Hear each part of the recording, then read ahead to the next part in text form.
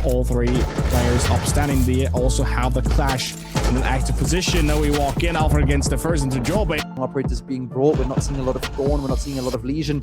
We are seeing as Alfred, though, who closes the sight line here, manages to get it. And I damnly hope that they win out this round now, because else it will definitely be something that they should be afraid of. And we have the core kill somebody. Just walks in and peeks that window, knowing roughly where she's going to be, as no one's rotated back from rafters. It's the third. It's the call by Bazooka, where the player is coming in, roaming in from all the way from deep east. Gets the kill on. Will also Devils decides to go for their stand up, and he gets dramatic, swings into the fire as Alod also picks off Nero, and that's all of the cut positions taken care to over-aggress themselves and try to play against as soon as possible. And as we speak, we're already on side as Kokosi yet again. I see the sense gadgets coming in here from Jobe. He's going to cut off all of the lines of sights that he needs to see the diffuse. Each other. We're going for the aggressive string by Maga. Does not be able to punish critical. It is a little bit unaware of that. Find anyone. Somebody makes the odds better looking as he gets crazy. Mag finds somebody though, so we have the refrag on the bank. Too long, gets the kill on the Shenza. Good read there, but we're on side on critical. We're putting down the diffuser. Throwing into Piano. Valentino taking the hit here.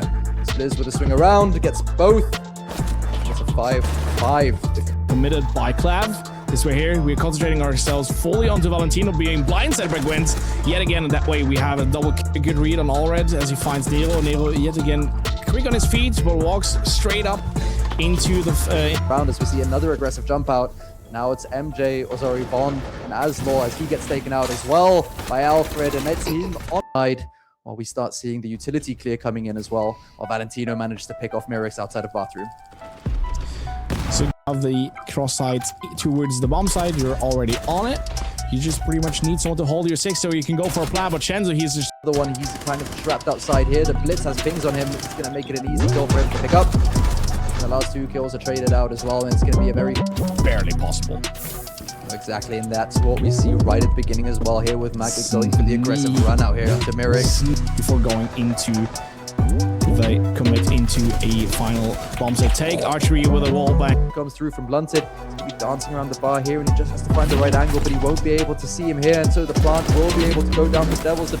That's also the player of the shield done and dusted for this round, and Alula finds the right. A little bit too aggressively at the beginning, at least.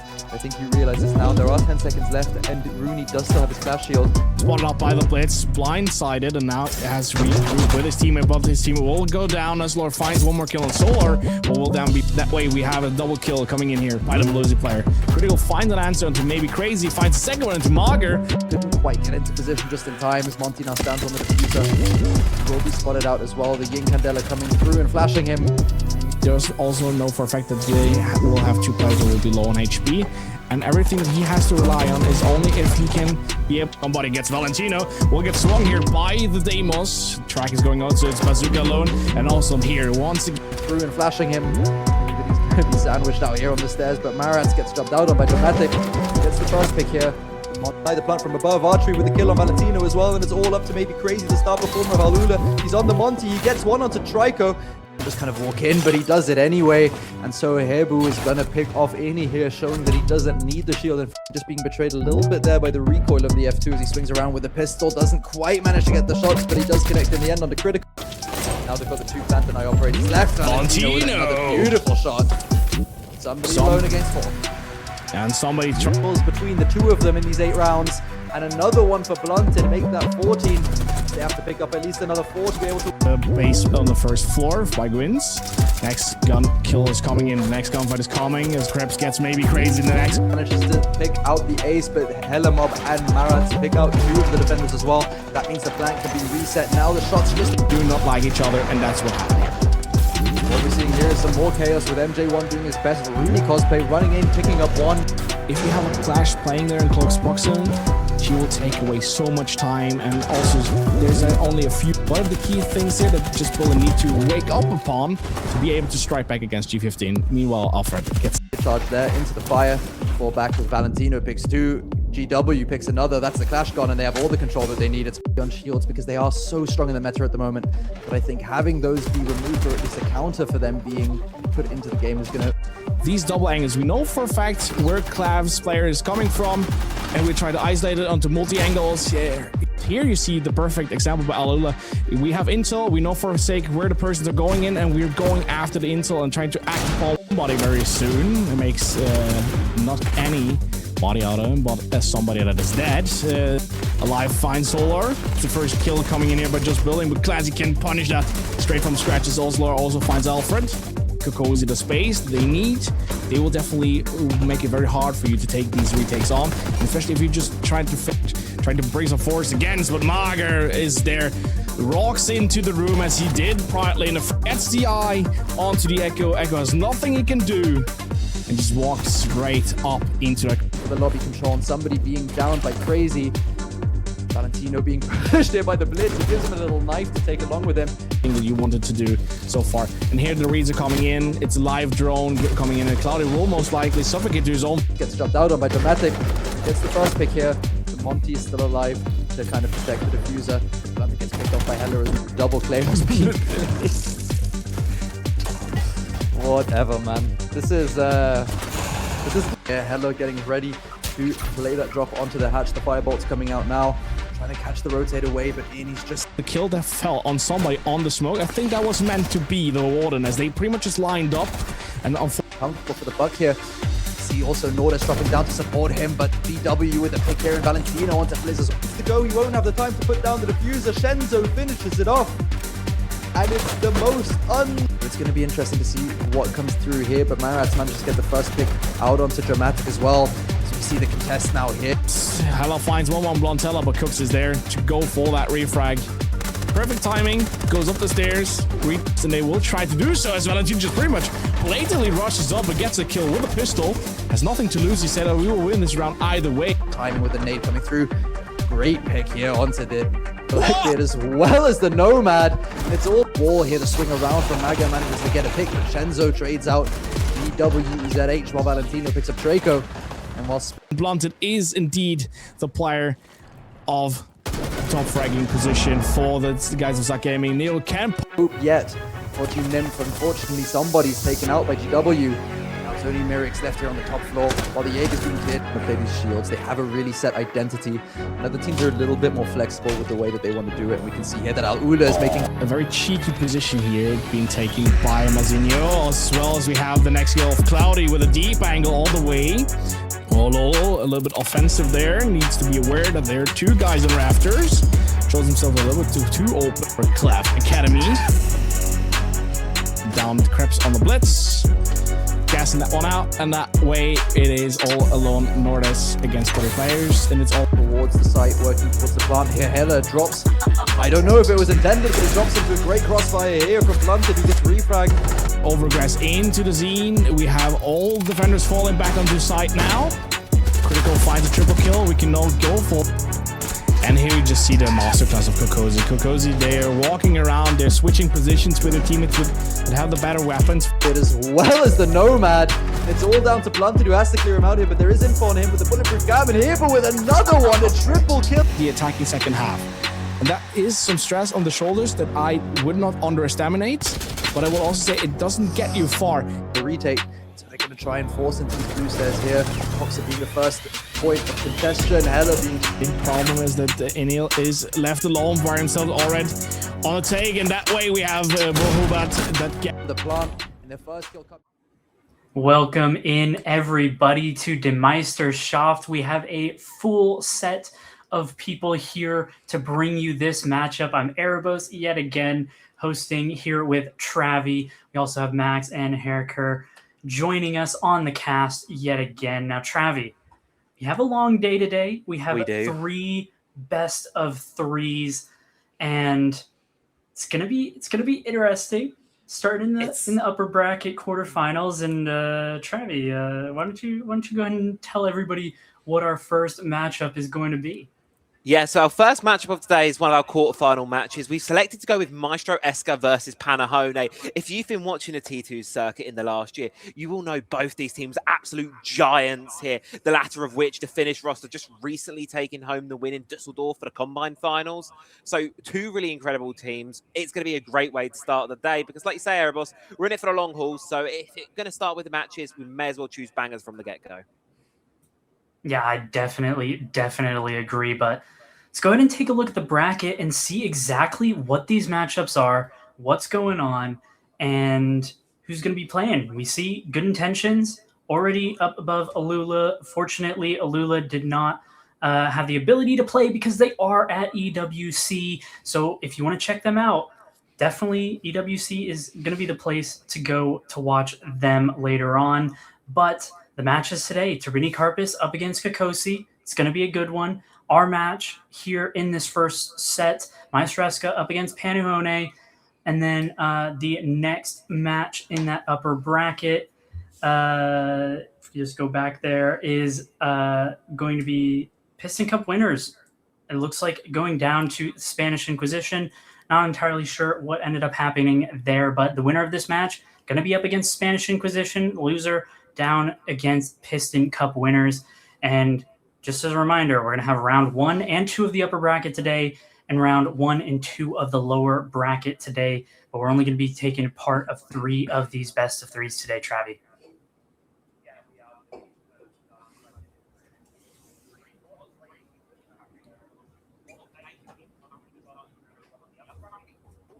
Home by the end of the day. We're going to play 2 of those lower bracket games. So therefore 2 teams in each round are going to be knocked out of the competition. As you said, Alula will unfortunately not be able to play, so they're going to be one of the teams knocked out with a top 8 finish. But as for all other 7 of our rosters, it's all up in the air for them today, really. And just because you have a good result in game 1 doesn't necessarily guarantee your safety through to game 2.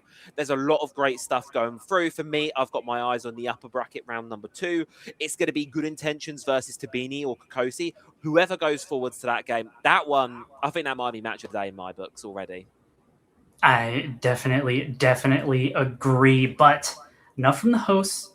Gonna welcome in Max and Heriker finally to talk their piece. Now, we have the map bans. Let's go ahead and take a look at them. And Max, go ahead and break down exactly what you see there.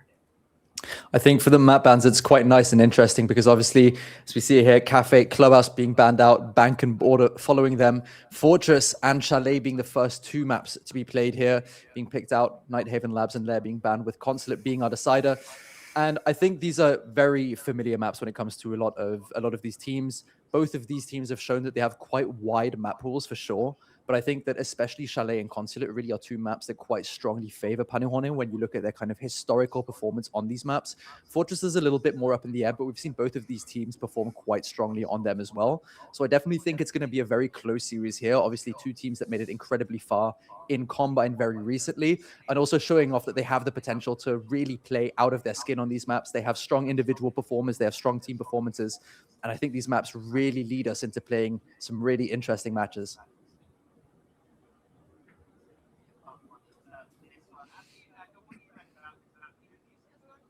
Going to get Consular, or do you reckon one of these teams have it what it takes in them to get it done in just 2?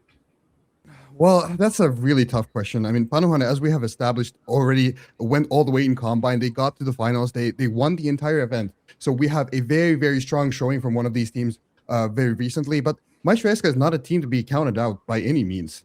I think it's going to be a good game. I think it's going to be a very close game. And there's a very, very strong possibility that we will actually see Consulate. Yeah, I definitely agree. Consulate would be absolutely fantastic to get to. I know, especially with our casting crew, you guys absolutely love the map of Consulate.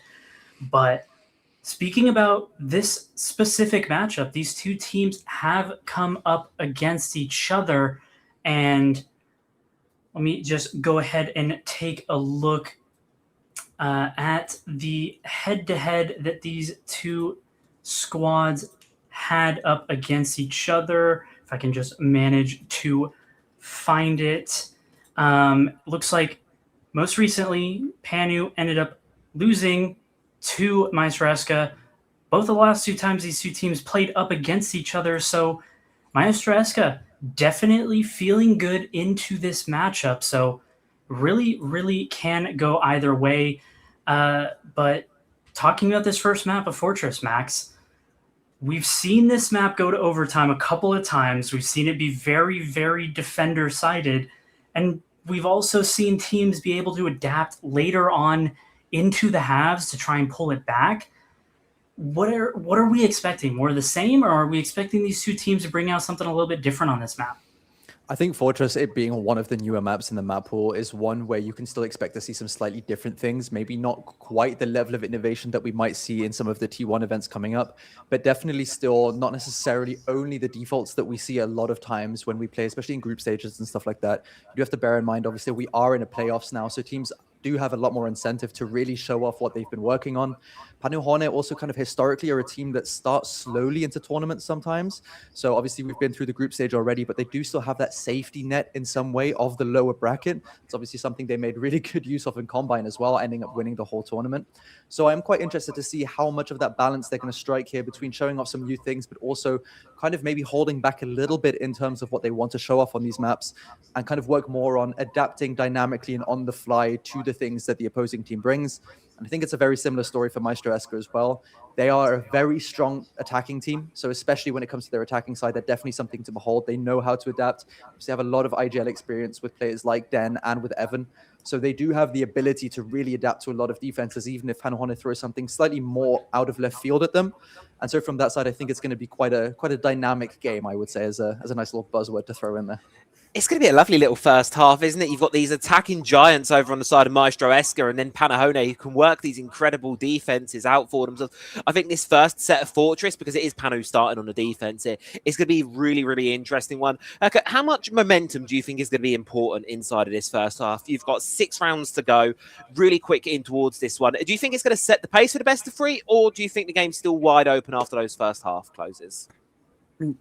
I gotta say, it'll be wide open. Both of these teams have proven to us that they can come back from ridiculous round deficits, ridiculous manpower deficits. They're very good under pressure, and both of these teams have that very, very strong foundation to fall back on should that cooking, that something out of left field not work for them, for example. They can go and try some of these things out in the first couple of rounds to get a little feel for the opponent, see what they're trying to do. And if that all fails, they can go back on that old familiar playstyle that both of these teams have and have practiced for so long. So I think it's anyone's game, honestly. Yeah, I think first map is going to be a bang out. I think that these two squads definitely have what it takes to try and upset that classic defender-sided Fortress that we've seen so much in Die Meisterschaft. But it's going to really come down to the adaptations between these two squads. Our second map, going to be Chalet. Definitely a strong map for the side of Panahone. They picked it. They're going to feel comfortable. They're going to feel confident. So I want predictions. Are we going to see an upset on that map too? Are we going to see an upset on map 1? Who do we think is going to be taking the first 2 maps, Max? I think it's difficult to call any result an upset, really, just because both of these teams are historically so strong when it comes to T2.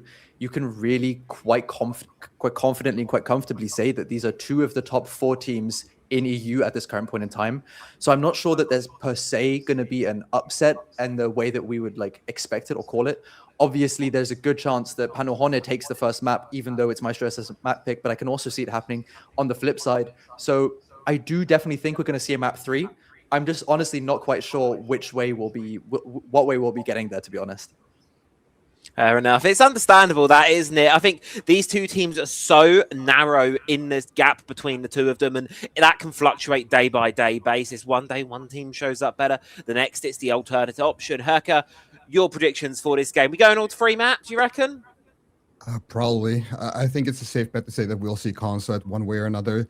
In which order these teams win these maps, that's still up in the air. It could be either way, but I think Concert is a safe bet, and I think we'll see some very, very close rounds, very close games. As you said, both these teams are very close in skill level and in performances recently.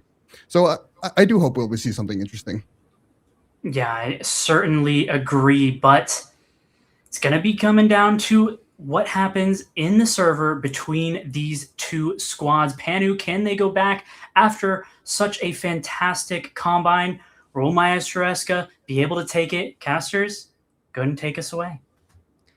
We are heading into our very first map here, heading over onto Fortress. It's going to be the very first map that we see here between Panahone and MEISTERSCHAFT. It is going to be an absolute belter of a match, like we've already said. I'm certainly looking forward to it. How about you, Herka? Oh, I am looking forward to it. As everyone here knows, Fortress is one of my favorite maps in the rank competitive pool right now. It was a nice addition. It was unplayed for a really, really long time until that rework came along and really shaped this map into the competitive shape that we expect from Siege Esports. And Panohana as well have taken a liking to this map. It's more formulaic, akin to that clubhouse, that Night Heaven Labs, that layer kind of look, where you can really rely on your basics while still experimenting a little bit. I'm looking forward to seeing what will Panohana do here on the defense, as they have played this map quite recently in MEISTERSCHAFT, so MEISTERSCHAFT does have that footage on them to analyze these defenses. Yeah, and I'm sure knowing Panohana as well, they will have watched those games. They will know roughly what MEISTERSCHAFT's up to here. Of course, they've had, the other way around even.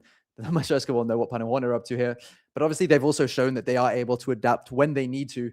So I'm sure that we can expect some really good things here. We're seeing some interesting bans coming out straight away. We're seeing that Clash being banned out and that Mirror being banned out. There's just two operators that can be incredibly annoying when you're attacking here onto Fortress, especially with those long hallways and such. That Clash is incredibly oppressive. And we're seeing the Solid Snake and the Glass being taken out from the side of Panohana, as they're going to want to limit the ability for MEISTERSCHAFT to take control of that map and push through those hallways, the Glass, those smokes being incredibly strong as well. Solid Snake, one of the most powerful operators that we can see at the moment in Rainbow Six competitive esports, because of the ability to give back so much information and take map control so incredibly quickly using that Solid Snake scammer. That operator is indeed very powerful. Another very powerful operator that MEISTERSCHAFT have decided to not touch at all are those wall denial operators, as we see Hava putting down the bandit batteries right now. If he gets that trick off on this Funk's wall, I believe, it could slow down MEISTERSCHAFT quite a lot. They have brought the shield on Evan. Evan, you know, as we all know, he likes playing these shields. These hallways are very easy to advance when you're on that Monty, when you have that full protection from the front. So I'll be interested to see in how Panohana layers this defense, how well they're able to fall back, what fights they actually do take on Fortress here. Yeah, and I think layering is really a key word when it comes to the map of Fortress, just because you have those hallways, you can fall back through them so effectively. Denster here being taken out early on by Lambe. That's the opening pick of the series, going the side of Panohana on the defense.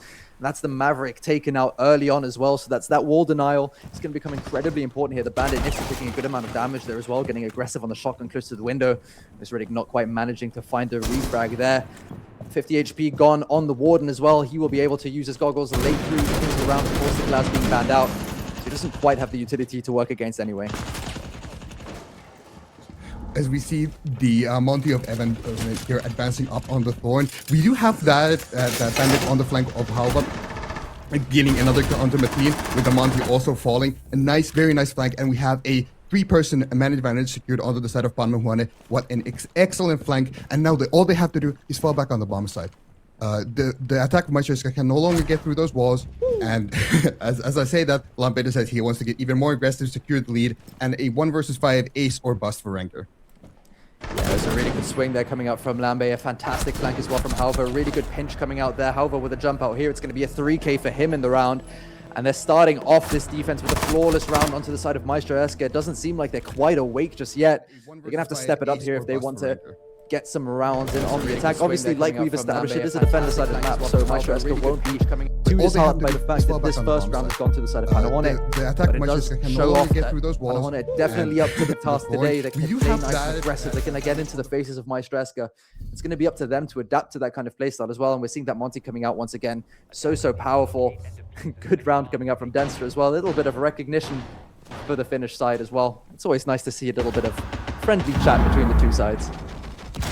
Sportsmanship is very important in this game, as I like to say. Sportsmanship is all, and that indeed was a very good round for Panohana. A flawless to start off the game, just keeping to those standard plays, those defaults. MEISTERSCHAFT couldn't really even dismantle the extension there. They couldn't even get near the bomb site, so we didn't even see the smoke come into play, that other plant denial come into play. A very early lead secured onto the side of Panohana, and I'm seeing they really want to take this apparently more aggressive. We have Halva on the scope, but we have Jex on that DMR. We have Lambe on a Scorpion. This is seeming to me like they want to take these gunfights very early and secure the lead again against MEISTERSCHAFT. Maybe they've watched back some MEISTERSCHAFT games and seen that when they're allowed to build up and go for these executes, that they are so very, very strong when it comes to those situations. And so they want to try and disrupt that as early as possible. Obviously, playing traps is going to be very strong when you do have to face into that Monty. But however, here, again, with an early pick against Denster this time. So it's another round with a man advantage to the side of Panahoane. It's going to be interesting to see how they decide to play out this map here. They'll be happy with that first pick. Denster's had enough of the day already, as he's picked off early, and it's only 30 seconds into the round here, already nice and aggressive from the side of Panahoane. That Skopos shield acting as a little bit of information, also just giving that security there on that jump in. The team will be looking to enter in below here as well on the Deimos to try and clear out anything through the verticality. Together with that Grim, getting information on the position of Halva. They're going to have to see how they end up clearing this position out here, Riddick, as well, with that Lion. Interesting that he's playing the holographic side on the DMR. They're obviously so powerful holding those pixel angles. It seems like he knows that he's going to be getting up close and personal to the side of Panahoane in these rounds. Up close and personal indeed is the name of the game, as we have Denster, as you said, Denster falling first in 2 consecutive rounds now. First on the Maverick and now on the Zofia, and that very much limits the ability to clear out these positions. You cannot go for that triple floor bang with the new and improved Zofia gadget anymore. You only have the vertical pressure from Dean on the Deimos here inside of medical, tracking onto Nifsu now. And with that shield from Evan, you have severely limited pushing power right now, as we have only 1 Lion gadget in pocket. Evan taking a lot of damage. Ranker going down to the Halva, who's on fire this game. Already 5 kills and not even 2 rounds deep into the match. Yeah, Halva is really showing off his talent here as Evan. He's lost a lot of HP from those smoke canisters, but there are none left in pocket. There will be all of the utility placed on the side of Panahoane, so they're going to have to work with what they've got here. What they do definitely also have is a 2-man advantage already. You see Mateen walking up the stairs slowly here, but there is an angle from Jegs. Yes, through this headline. He gets ADS by the Monty, and so that's going to be Jegs down. Not quite taken out yet. Evan taken out instead, as they're not aware of the player that's playing down here into Soda. A swing coming out from Nick as the flank comes out. And it's a second back-to-back flawless round from Panahoane. The finish are ice cold, and they're showing off why they are the winners of T2 at the moment, and why they are the team to beat. Evan, you have severely limited pushing power right now. As we have only 1 line. As we established in the pre-show, there's no really upsets here, but I do believe an upset would be beating Panahoane on that defensive half of console. If MEISTERSCHAFT to get a 3-free split, for example, here, which is looking by the round more unlikely and unlikely here. I think that would favor them a lot. As you have established that they are very good on the attack here, but not really showing it right now. Those pushes kind of falling flat. They're giving up these opening picks without getting trades in. And to be honest, that shield of Evan on the Monty didn't quite have that impact that we'd hope for of a shield player. We know Evan is very good on the shield. He likes to play them.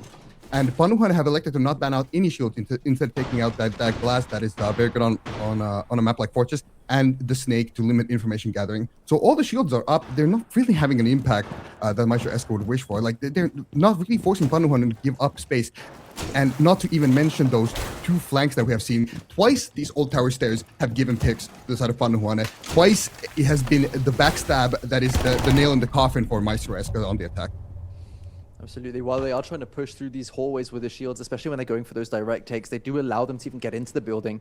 At the moment, it's kind of more what's happening outside of the building. That's the problem with these early spawn peaks, really taking away a lot of pressure from the side of MEISTERSCHAFT. It's obviously already difficult when you have a shield on your side. You're already kind of playing 1 gun down, but if you're then also losing someone early on, as we might see here again, not quite as the shots from Nifsu hit the side of the door frame, you're putting yourself in an even more difficult situation, essentially playing 3 guns against 5 from early on in the round.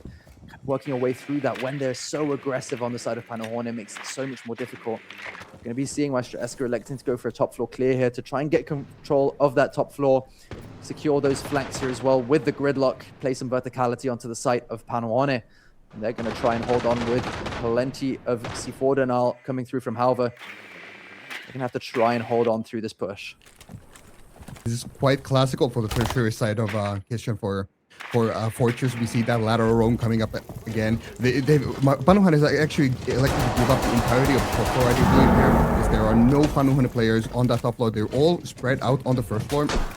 Hatch reinforced, but that will be opened up here. And C4 maxing is the name of the game here on the side of Halva to try to deny that plan. We have Yeg still 3 smokes in pocket, 1 minute 40 remaining on the round, and a kite claw still on the hatch now being opened up.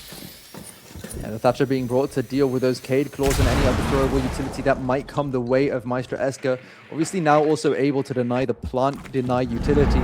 Say that 3 times in a row here, as we just about missed the flank here on the stairs. So this could be a really important position from Jegs as the shots come out, but it is a shield that he'll be facing. And so Evan manages to get away with his life there despite the aggressive positioning of Jegs. Verticality now being opened. Those verticals being held as well by the side of Halva. Evan losing 50% of his HP as well here. So he's going to have to be a little bit more careful as he pushes down these staircases here. Maestro Eska now going to have to work to clear out these key positions. Ranko also moving up these main tower stairs here to make sure that he doesn't lose his life too alone here. Lambe being called, but he's under no pressure, so he can hang up his phone while Ghost Riddick managed to pick off Nikas. And that's going to be the first entry pick for the side of Maestro Eska here, but with 45 seconds left to go, they don't have all of the time in the world. And that Goyo doesn't even have active utility in pocket. We still have seen Alambe with throwing out that final thorn trap, that final what is the utility? Anyway, it's a thorn trap, right? It's throwing out the final thorn trap. Yegs was 3 smokes still in pocket, ready to throw them out. Goyo traps are burning. Time is gonna become a problem for Maestro Eska very soon, even if they have now 2 picks from the side of Ranker under the Nifsu. But still, no active utility are taken off the board. Yeah, the position here of Lambe could become crucial as he manages to go for a little flank here, but Evan's going to be putting down the bomb here. Shots getting down him as well. That might have been the smoke canister as well. Ranko managed to pick up another, and there's 5 seconds left in the round. However, and Jegs both managed to get one. My team picks off one, and Ranko manages to get Jegs. And they go shot for shot here at the very end of the round, but it's just enough for Maestro Eska with 2 seconds left on the clock to clean up house. They managed to pick off their first attacking round here against the side of Panohorne as we go into the next round of bans. That is an individual performance to save the round if I ever saw one. Maestro Eska was in very dire straits there without the heroics of Ranker coming through. Just letting that SMG sing, letting that DMR sing, and absolutely saving the round, getting one on the board for Maestro Eska. And the split is looking a little bit better for them as we see the bans come out. It will be the Montaigne taken out. It will be the Smoke taken out as well. Smoke, a band that we don't quite see that often. Still a very, very good band. Very universal operator.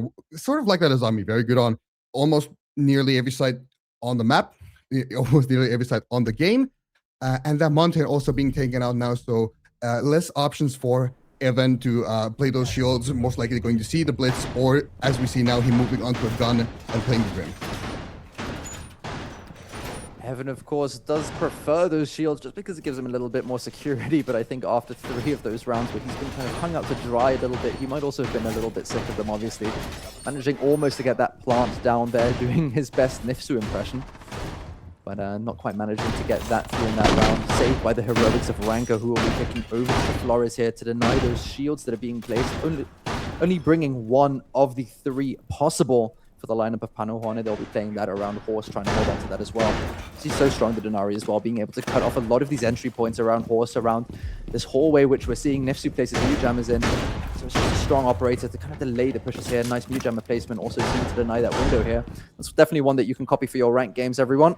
So keep that in mind, while Halva also placing the Bandit Wise here to deny this Dorm's breach early on. As you see another cross tick coming in from the side of Maestro Eska, as they'll be trying to slightly improve on their round last time as they got flawless here in the very first round of the match. And this time, I do believe we're not seeing any sort of breach. Actually, let me correct that. We do have the heartbeat charges from Denster, but no other breaching capabilities. So if, however, it does get that trick off, as I spoke about in the first round, actually not going for the active check, letting the breach come through onto Dorms, but still, that is some of their only breaching capabilities here. If Panohorne get the layering off, this could be very, very bad for the side of Maestro Eska, having them forced through those long hallways that we've spoken about, having them forced through single doorways that are easily, that you can easily hold a cross onto. So I think the game here is for Maestro Eska is hunting those picks out and destabilizing the cross holds for Panohorne, with maybe that Deimos from below, maybe that Twitch DMR that Evan has in his hands right now, holding those pixel peaks. Maybe that what's your Grim utility. My words are all over the place today. I apologize. But still. And Denso actually does trade out Jegs in a one-on-one trade, an equalized man count still. No breaching for the side of Maestro Eska anymore.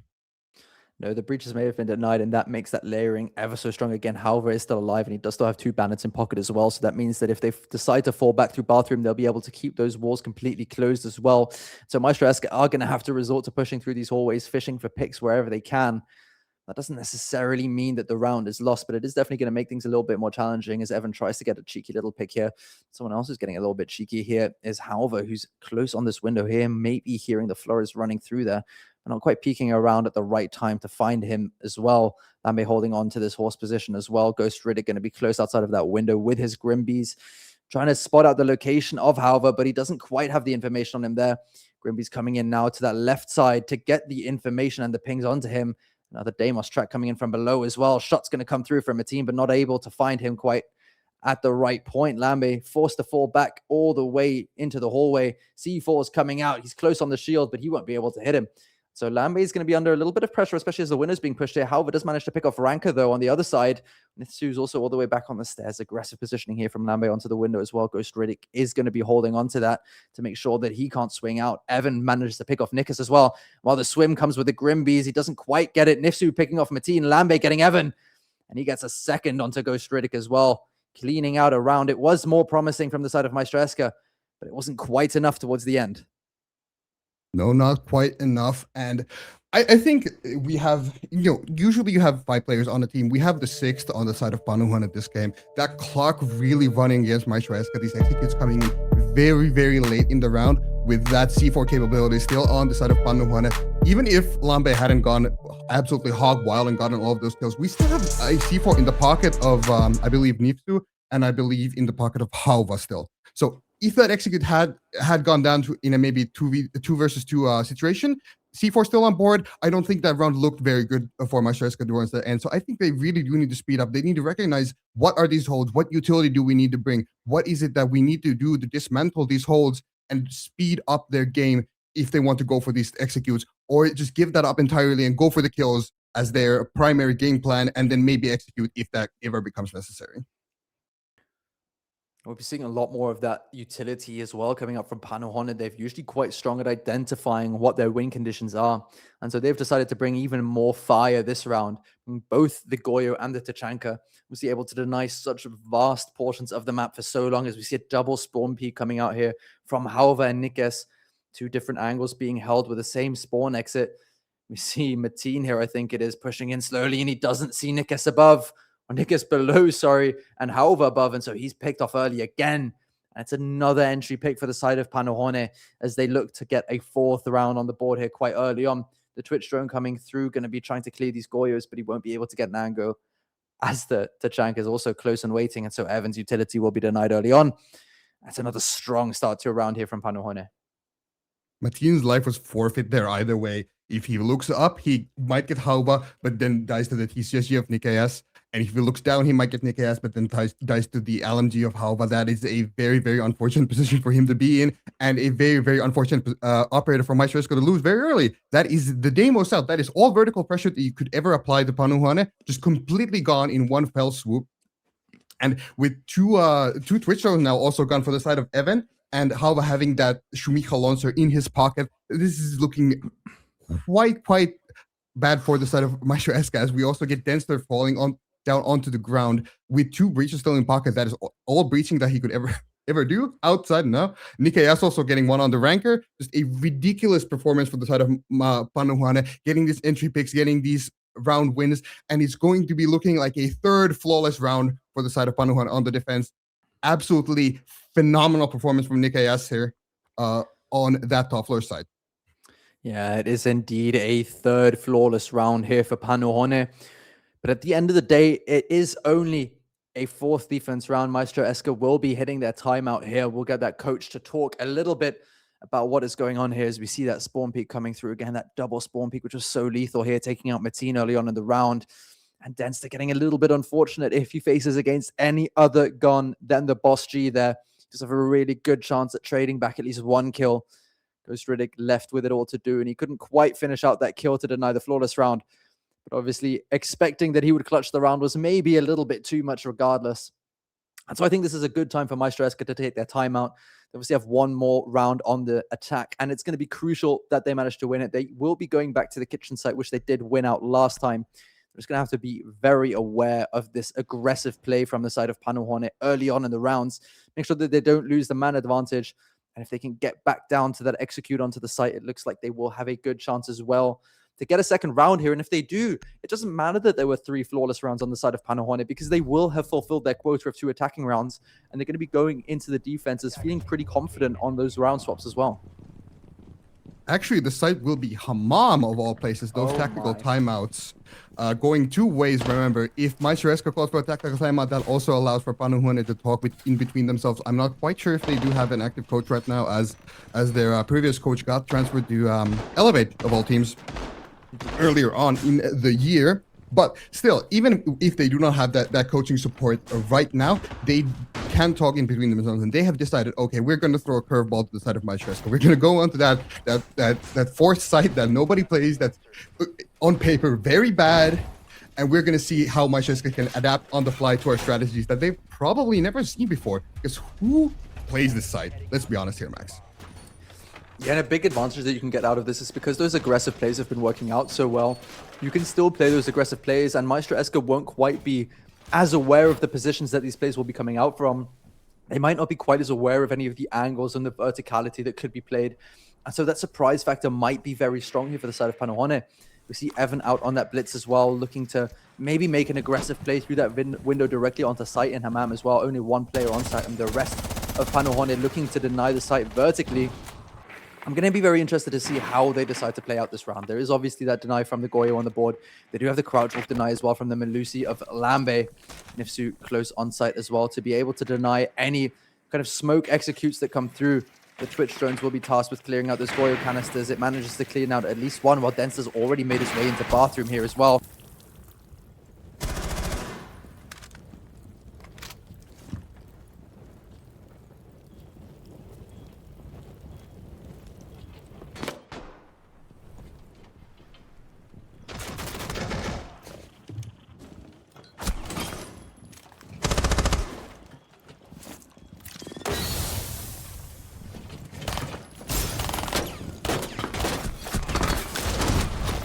We see the shield of Evan falling once again. Shield's not really having any impact. And Nikaya still showing why he's that good at the game. He's just going absolutely ridiculous this time. Lambe also picks up Mateen. Nikaya's picking up a 3rd in the round, if I do believe, and Yeg's finishing it out. That is just absolute dominance from the side of Panahonet, and they do get that in very, very important 5th round on the side of their defense. And MEISTERSCHAFT is just really not putting up the fight that we're usually seeing from them on that attack.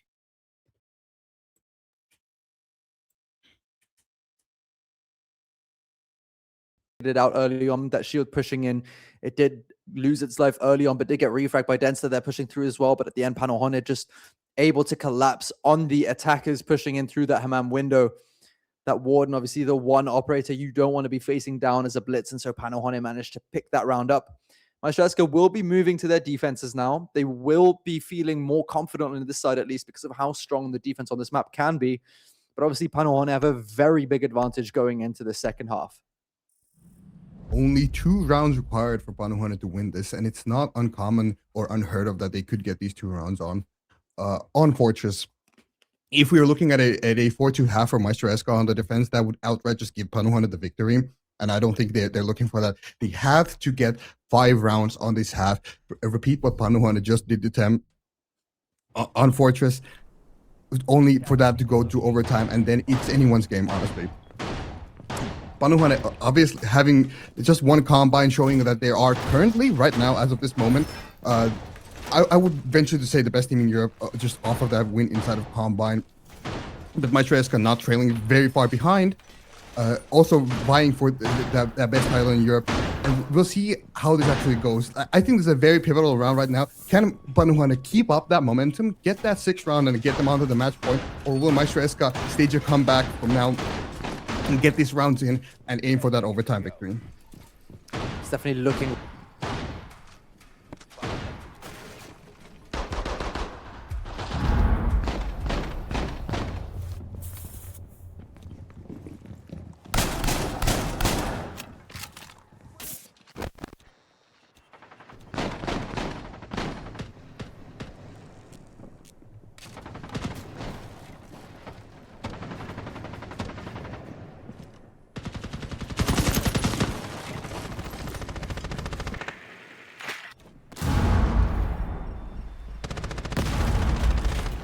haven't touched upon the bans yet this half. We have the Monty going out and the Snake going out. Kind of similar plans to what Panuhane did on the their own defense side, not wanting to deal with that shield, not wanting to deal with the information of that Snake. And then we have Zami going out for the side of MEISTERSCHAFT and the smoke, so not wanting to deal with that denial, as we see Nika getting onto Evan and going 1-7 this game. Not his matchup, and a match he'll surely want to forget after this one. But still, the glass open for Panuhane, the Dokkaebi open for Panuhane, the demos open for Panuhane. Lots of information and a lot of ways to push these long hallways and get these breaches open.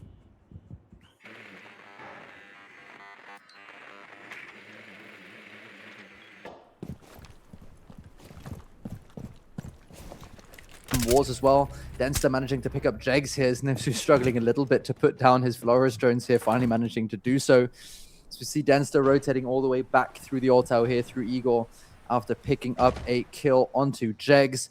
There's a Deimos taken out, the nades off the board as well for the side of Panuhane, and making it a little bit more comfortable for the side of MEISTERSCHAFT to play in these kind of power positions to make sure that they can hold on to what they need to.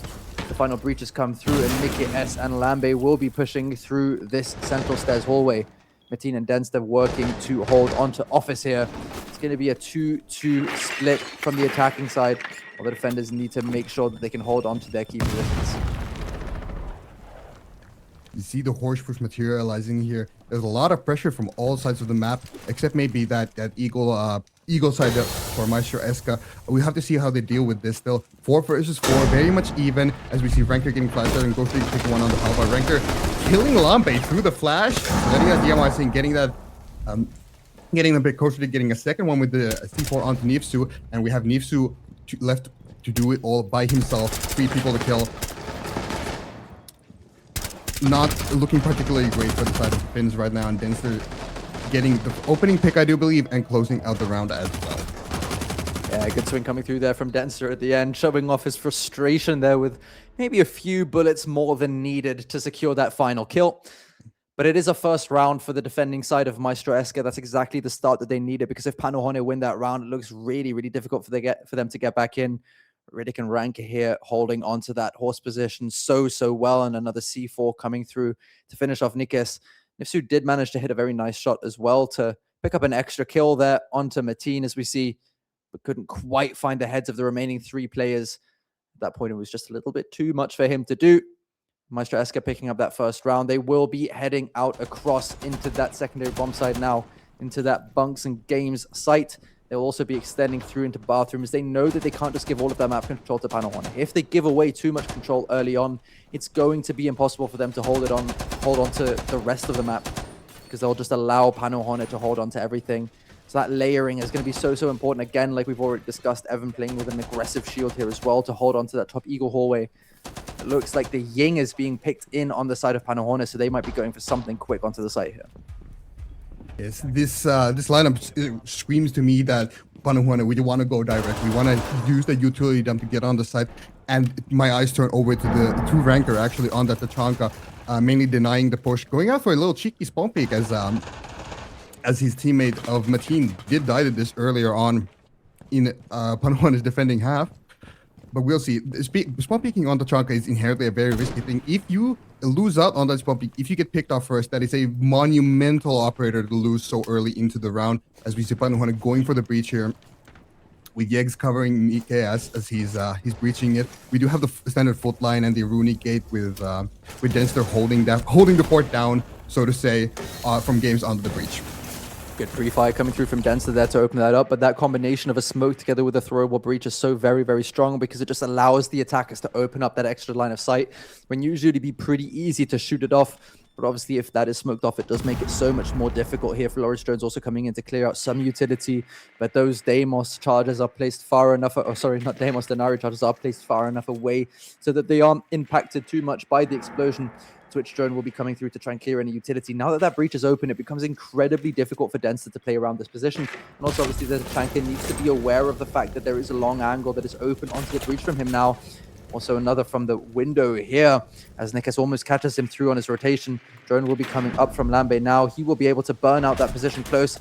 But Mateen is low and aware of Lambe's position, so he manages to pick him off And now that Ying is going to come through. Smokes are dropping. Ying Candelas are dropping as well. Nikes drops down onto the staircase. Thorn Gadget won't be enough to confirm anything. Shotgun coming through here, picking off Denster, and now they have control of Old Tower. Another smoke will be coming through into the rotates, but he's really stuck in between a rock and a hard place here as Riddick swings around. He knows that there is one on the breach. He's going to have to pick him off. Shots coming through, and a lot of players on the side of Panahono are low on HP here, but they do have all of the positions that they need to.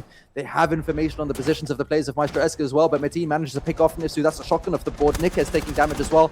50 seconds left to go. They need to make something happen here. Ranker is taken out as well by the ace of Nickers here. So now it's back to a 3 versus 3 situation.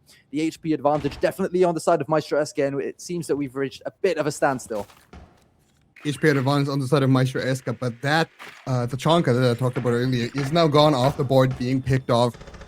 So very little plantinol available for the side of Maestro Eska. If Nikes can get tucked into that B chassis, into that corner, and get the plant down, and if the coverage works well from Halva and Jegs, we could be looking at a poke plant here with less than 20 seconds on the clock, as we see Nikes actually going down to Metin, going absolutely nuclear in this round.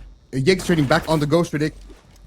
Can Metin get the 4th? Can he get the 5th? Already 3 deep in the round. Gets them all, and Metin is good for the ace. Phenomenal gameplay. Yeah, this is exactly the kind of round that they needed to get back in. Not only do they take the round for themselves, but also a massive confidence booster for the side of Maestro Eska, and specifically for Metin, being able to pick off an ace here against Panu Hone to get the 3rd round in for Maestro Eska. And now we're a little bit at that impasse, at that most important round for the defending side of Maestro Eska. If they manage to pick this one up as well on that tertiary site onto kitchen and waiting room, they will be going into the same round swap again, having played 3 sites that they have won, and it will give them so much confidence, which they'll already be so high on after what Metin just did. I can guarantee the vibes in the team speak are incredibly high right now, despite being 2 rounds down, and all of a sudden it doesn't seem quite so bad anymore. Maestro Eska are looking to mount that comeback here against Panahono. And even though the rounds are getting pretty close towards the end, Maestro Eska just have what they need at the moment to hold out. Because, like you said, with an incredible game so far, having enough kills to really put in a good challenge against most of the side of Maestro Eska on his own. But in these last 2 rounds, it hasn't been enough for them. We will be seeing another very interesting lineup as well from the side of Panahono, bringing in that sense, bringing the Blitz, bringing in the Thatcher, and it looks like it's going to be a very direct take here, and especially that I forget his name because I see him played so little. what's the cameraman's name? Zero. That's the one. Zero. I was taken out straight away. That's the Thatcher off the board, but at least we get to play Zero after I've just forgotten his name for a solid 20 seconds. Yeah, Denster giving back what he received on that attacking half himself. These picks going onto the side. And the momentum has completely flipped over the side of Panahono. Jegs and Nifsu getting a fantastic entry onto the site, closing in on the bomb site, actually being inside of the bomb site itself, I do believe already. That Zero, or that Blitz, that Sends already going for that execute, possibly threatening to push. And Lampe picking up that Zero gun, actually one of the highest DPS ARs in the entire video game. That gun is phenomenal if you haven't tried it yet. If you're queuing solo queuing rank, that gun will carry you far. Not so much probably in comp, as well Lampe just proved me wrong and picks on the Metin, having a fantastic round last round. And Nikes gets them onto that match point. That went from an advantage for Maestro Eska to an advantage to Panahono with an explosive play on the other side from a medical. It's an insane momentum swing, and we are on match point. Yeah, the Blitz doing so much damage there, just jumping into that medical window, taking off 2 together with the Nomad as well. And those kind of explosive entries are exactly what they need to be able to take these kinds of rounds for them.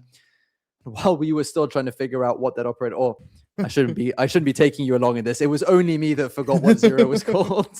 Didn't want to throw you under the bus there. I was terribly sorry. But while I was still trying to figure out what the operator was called, Panahono decided just to jump in and allow Nifsu to do what he does best, getting that diffuser down and winning the round off the back of it. Incredibly well played from Panahono there. Maestro Eska probably still a little bit confused about what just happened to them, as they have to go flawless on these next 3 rounds to bring us all the way into overtime. Yeah. That Zero still being a very much underrated operator, in my opinion, offering so much of that self-sufficient utility, those cameras being able to remove utility off of your path, giving yourself flank camera options that aren't as well noticed by the defenders as something like a drone sitting in the corner, when you can put that camera high up in the ceiling like a Valkyrie cam, hide them around the map, see what the enemy is still doing. And as I said, having hard breaches, having that very, very good AR and a Gun 6 that Lambe actually didn't elect to bring along, bringing the pistol, but still a lot of self-sufficient utility, but didn't need any of that. Used the gun, got the kills, and supported that push into the direct push into side with a fantastic backstab. And yeah, as you said, I think MEISTERSCHAFT is still reeling from that round, trying to figure out what just happened to us. What did we do? What did they do? What is going on?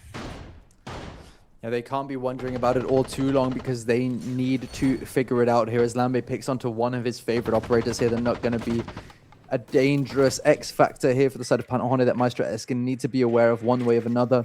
They do obviously have Denster here bringing the Legion, and more interestingly, the 612 shotgun, which is something that we don't see all too often. Ranka managing to pick off that play early on, and so Lambe won't be participating in this round. 30 seconds gone in the round, together with that knock as well. See, however, working to clear some utility from the roof here. The rest of Panahoné are just going to have to set up as they usually would to be able to bring this round back if possible. We saw that that opening pick going to the side of MEISTERSCHAFT last time, and look at how that round turned out. So by no means would we count out Panahoné here, looking for that victory. Already have 6th round, all they need is the 7th. As we see Nicky as the hero of the Finns right now, going down to Mateen, the hero of MEISTERSCHAFT, absolutely redeeming himself from that first round, going 1-6 a couple of rounds ago, now 7-7, getting those kills, going on that Scorpion, and just absolutely ripping Panahoné apart. We do still have a lot of utility for the side of Panahoné, but the 3v5 with less than 2 minutes down on the clock is ticking down, and it's Panahoné's turn to do something, get on the aggressive, really get these picks back, and wonder what they can do against MEISTERSCHAFT's defense. Yeah, the diffuser is down here in that old tower, so they will be able to just play around to hold that. Evan taking a little bit of damage here. That's 2 phones that have popped now in this round. Doka be becoming less and less useful as we continue. Ranka will be the next to receive a phone call, and he will probably let that ring through as well. So that's another phone popped. Ghost Riddick taking a good amount of damage here. Ranka actually electing to take that phone out. Ghost Riddick with a 2-piece, leaving only However left, who flashes himself here. Takes a good amount of damage while he drops, but Mateen picks him off.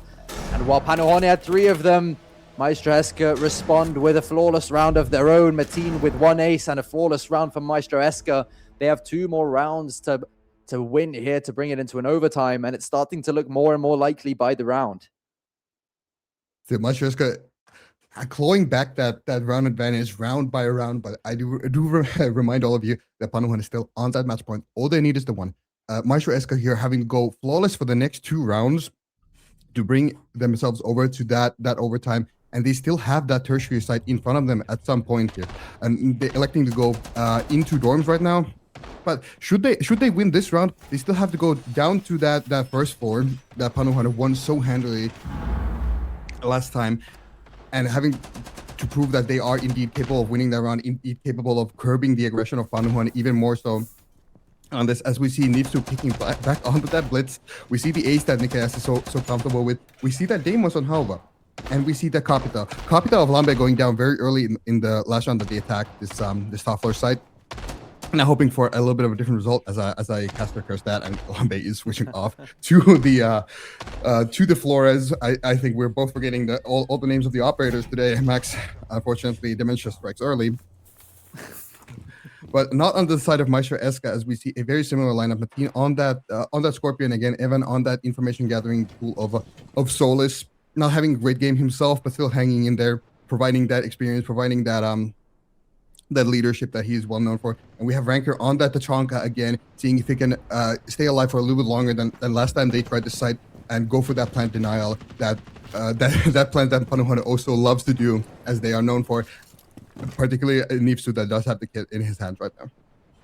Yeah, Nipsu's main goal in any given round will always be to get that diffuser down, as we see Denster trying to get aggressive with the C4 here, but it looks like no one will be entering the old tower that he is lurking in. And so he will not be able to get that C4 used. We see Lambe, as he does at the beginning of every round, getting rid of barbed wire, getting rid of shields, getting rid of utility where he can. Just making sure that Panahoné have a few more angles to push into as their pings come through onto the Solus here. And the push will be coming all the way through construction here from the side of Panahoné. They'll try and push across here using that information on the Deimos, using that shield of Nifsu to clear out positions where they can. And Evan's going to have to try and fall back here through Horse as well, through Bathroom.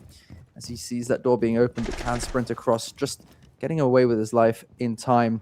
Aware of the positions outside of these windows as well, but none of the plays of Panohone will be challenging them aggressively together with Ghost Riddick here. However, taking a little bit of damage as well as he drops outside the breach. Ranka picking off Nifsu, picking off Nikas as well. The jump out coming through here. Ranka with a third onto Halver as well. He's going absolutely massive here. Lambe's been down 2, and it's only Jegs left all of a sudden. That one player's outside, one's jumping out of the breach. Evan gives him 1, but Meteen cleans it up. And a massive round there from Ranka on the Tachanka, taking out 3 before Meteen cleans it up to put us to 5-6, and it's one more round before we head into overtime. If we head into overtime, I like to play the devil's advocate here, but as we have the Panohone timeout and them graciously giving me time to talk, we are heading down that tertiary site right now. This game could either a very pivotal round right now. Some casters even favorite the 11th. We will see if we go into overtime if MEISTERSCHAFT can indeed get themselves over that line and getting themselves deeper into the game, giving themselves a chance to win, or will Panohone bring that tertiary site over to them as they did last time we played this? A very, very important round, and I'll be very interested to see what the approach here for Panohone will be. They now, MEISTERSCHAFT now knows that direct push for medical is a possibility. They'll be on the lookout for it, and they'll be sure to be prepared for that. So what is the approach that Panohone will elect to go for it now? They've intentionally chosen the timeout here to talk about the approach that they will go for, and I'm guaranteeing it will be something non-standard. Yeah, as we said last time as well, of course, these timeouts go both ways. And so we're going to be interested to see what comes out from both sides here on this last round. We will be seeing the cafeteria site this time. No second run back on Hammam. So we will be seeing something slightly more usual, of course, than what we did on the last round of the first half. But nevertheless, something that could definitely go beyond the norm a little bit. We know that they know that Panohone want to go for the plants. We know that they know roughly the lineup that Panohone is likely to bring, and we do see them again bringing the 0. I remember this time. Bringing the Sense again, bringing that Blackbeard, bringing that Thatcher, which was taken out early last time. But I'm sure that they will have made contingencies for in case Panohone go for a similar kind of take as they did last time. That doesn't mean that they aren't aware of any other possibilities. And so this really becomes a mental battle here. Do MEISTERSCHAFT expect something similar from the side of Panohone? Do Panohone think that they can adapt to what MEISTERSCHAFT are bringing? This really is a round for the brains of the teams to show that they can adapt and analyze the opponents effectively. And MEISTERSCHAFT have all the pressure here to bring it into overtime, you could say. But Panohone also have the pressure not to let a 5-1 lead slip. Both of these pressures are indeed very good under pressure, but as we see, correct me if I'm wrong, literally the exact same lineup from Panohone as we saw them last time. It seems that only MEISTERSCHAFT have really adapted, bring on the Goyo this time to hold that medical a little bit longer. Goyo canisters burning for 20 seconds, giving 20 seconds of time for MEISTERSCHAFT to reposition and think about, okay, what crosses do we need to hold? What control do we need to have? Where are they pushing? What is the win condition for this round? As we see Ghost Riddick and Evan upstairs, along with actually Meteen, 3 people on that top floor holding those verticals on the side. And we see a little bit of a different approach from Lambe, using that 0, as I said in the last time, not as that backstab, but information gathering, getting the intel on that top floor, seeing, okay, what are MEISTERSCHAFT doing actually? Where are the positions to be played? Do we have any flanks? What is going on? That 6 shots in that camera is quite a lot to gather information from, and a very underrated operator indeed, in my opinion. You can gather so much utility through those cameras, which 0 give. While you take away a lot of utility as well with the Sense of Nikas. You see the breaches coming through here. It looks like it's going to be more of a horizontal approach as the shields are above Jegs, taking out Evan here early on through that bathroom. However, being refragged and almost losing Jegs as well. He manages to escape just in time to make sure that Denster and Riddick don't pick off 2 from above. With 1 minute 15 to go, they're going to have to make a push onto the site here. Ranka taken out by Lambe as well. Now Meteen will be on the staircase to hold down the shield of the BB in the way, so he can't manage to find him here. Denster's still above. Riddick is relatively far away from sight as well. So they're going to work their way down for a plant here. Nifsu still in that medical. It looks like they're electing to take out Meteen here before they go for anything, while Denster is still playing above on that hatch to deny the plant. This tertiary site of cafeteria being quite interesting, as usually teams do not like to go for that top floor roam. You can only hold so much of that site from above, as we see a flank from Mateen again picking up 2 kills, just going absolutely nuclear in the round. Lambe picking up on the Mateen, goes for the getting Nifsu with the C4, and it is all up to Lambe on that on that fantastic gun of the SC3000K. That's an incredible pull. That's an incredible pull from you. Wow. I used to be a zero main back in the day when I was a wee bit of a starter in Siege.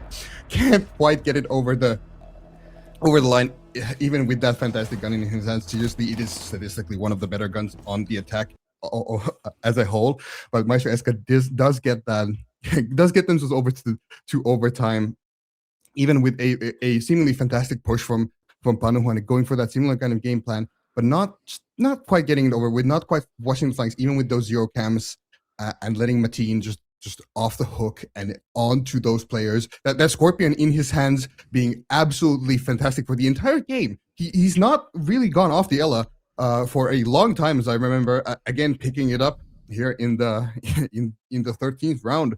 Just fantastic gun, fantastic gadget. An operator that Mateen clearly likes. Going 11 and 8, I remind you, up from 1 and 6. Really, really bringing himself up on this defense side of Fortress. And Maestro Eska have done this seemingly impossible. They've gone for a 5-1-half. So a very, very defense-sided game this beautiful Saturday. Yeah, and I mean, why would you pick off it when you've come absolutely alive on the defensive half and Panuhane don't decide to ban it out as well, so he will be allowed to continue on that Scorpion here, together with Evan as well, who isn't having quite as much success on the gun, but as the brains of the operation, he isn't necessarily there to pick up all those kills. I'm also quite interested by the alibi pick coming in from Denster here. Of course, the Solid Snake is banned, and so we won't see that lovely interaction between the two operators. Maybe just bringing in a little bit of confusion, maybe just picking out onto some comfort guns here, electing for the... If we can't clear them out with utility, let's just mow them down whenever we can approach. I'll be quite interested to see if that holds powerful and true for the side of Maestro Eska, as they do return over here to Bathroom, their primary site, with a very aggressive hold here from the two Scorpion operators. Alibi being a very interesting case of an operator. Ubisoft has recently done these buffs for operators that haven't gotten any changes for a long time, and that have maybe fallen off in the meta a little bit.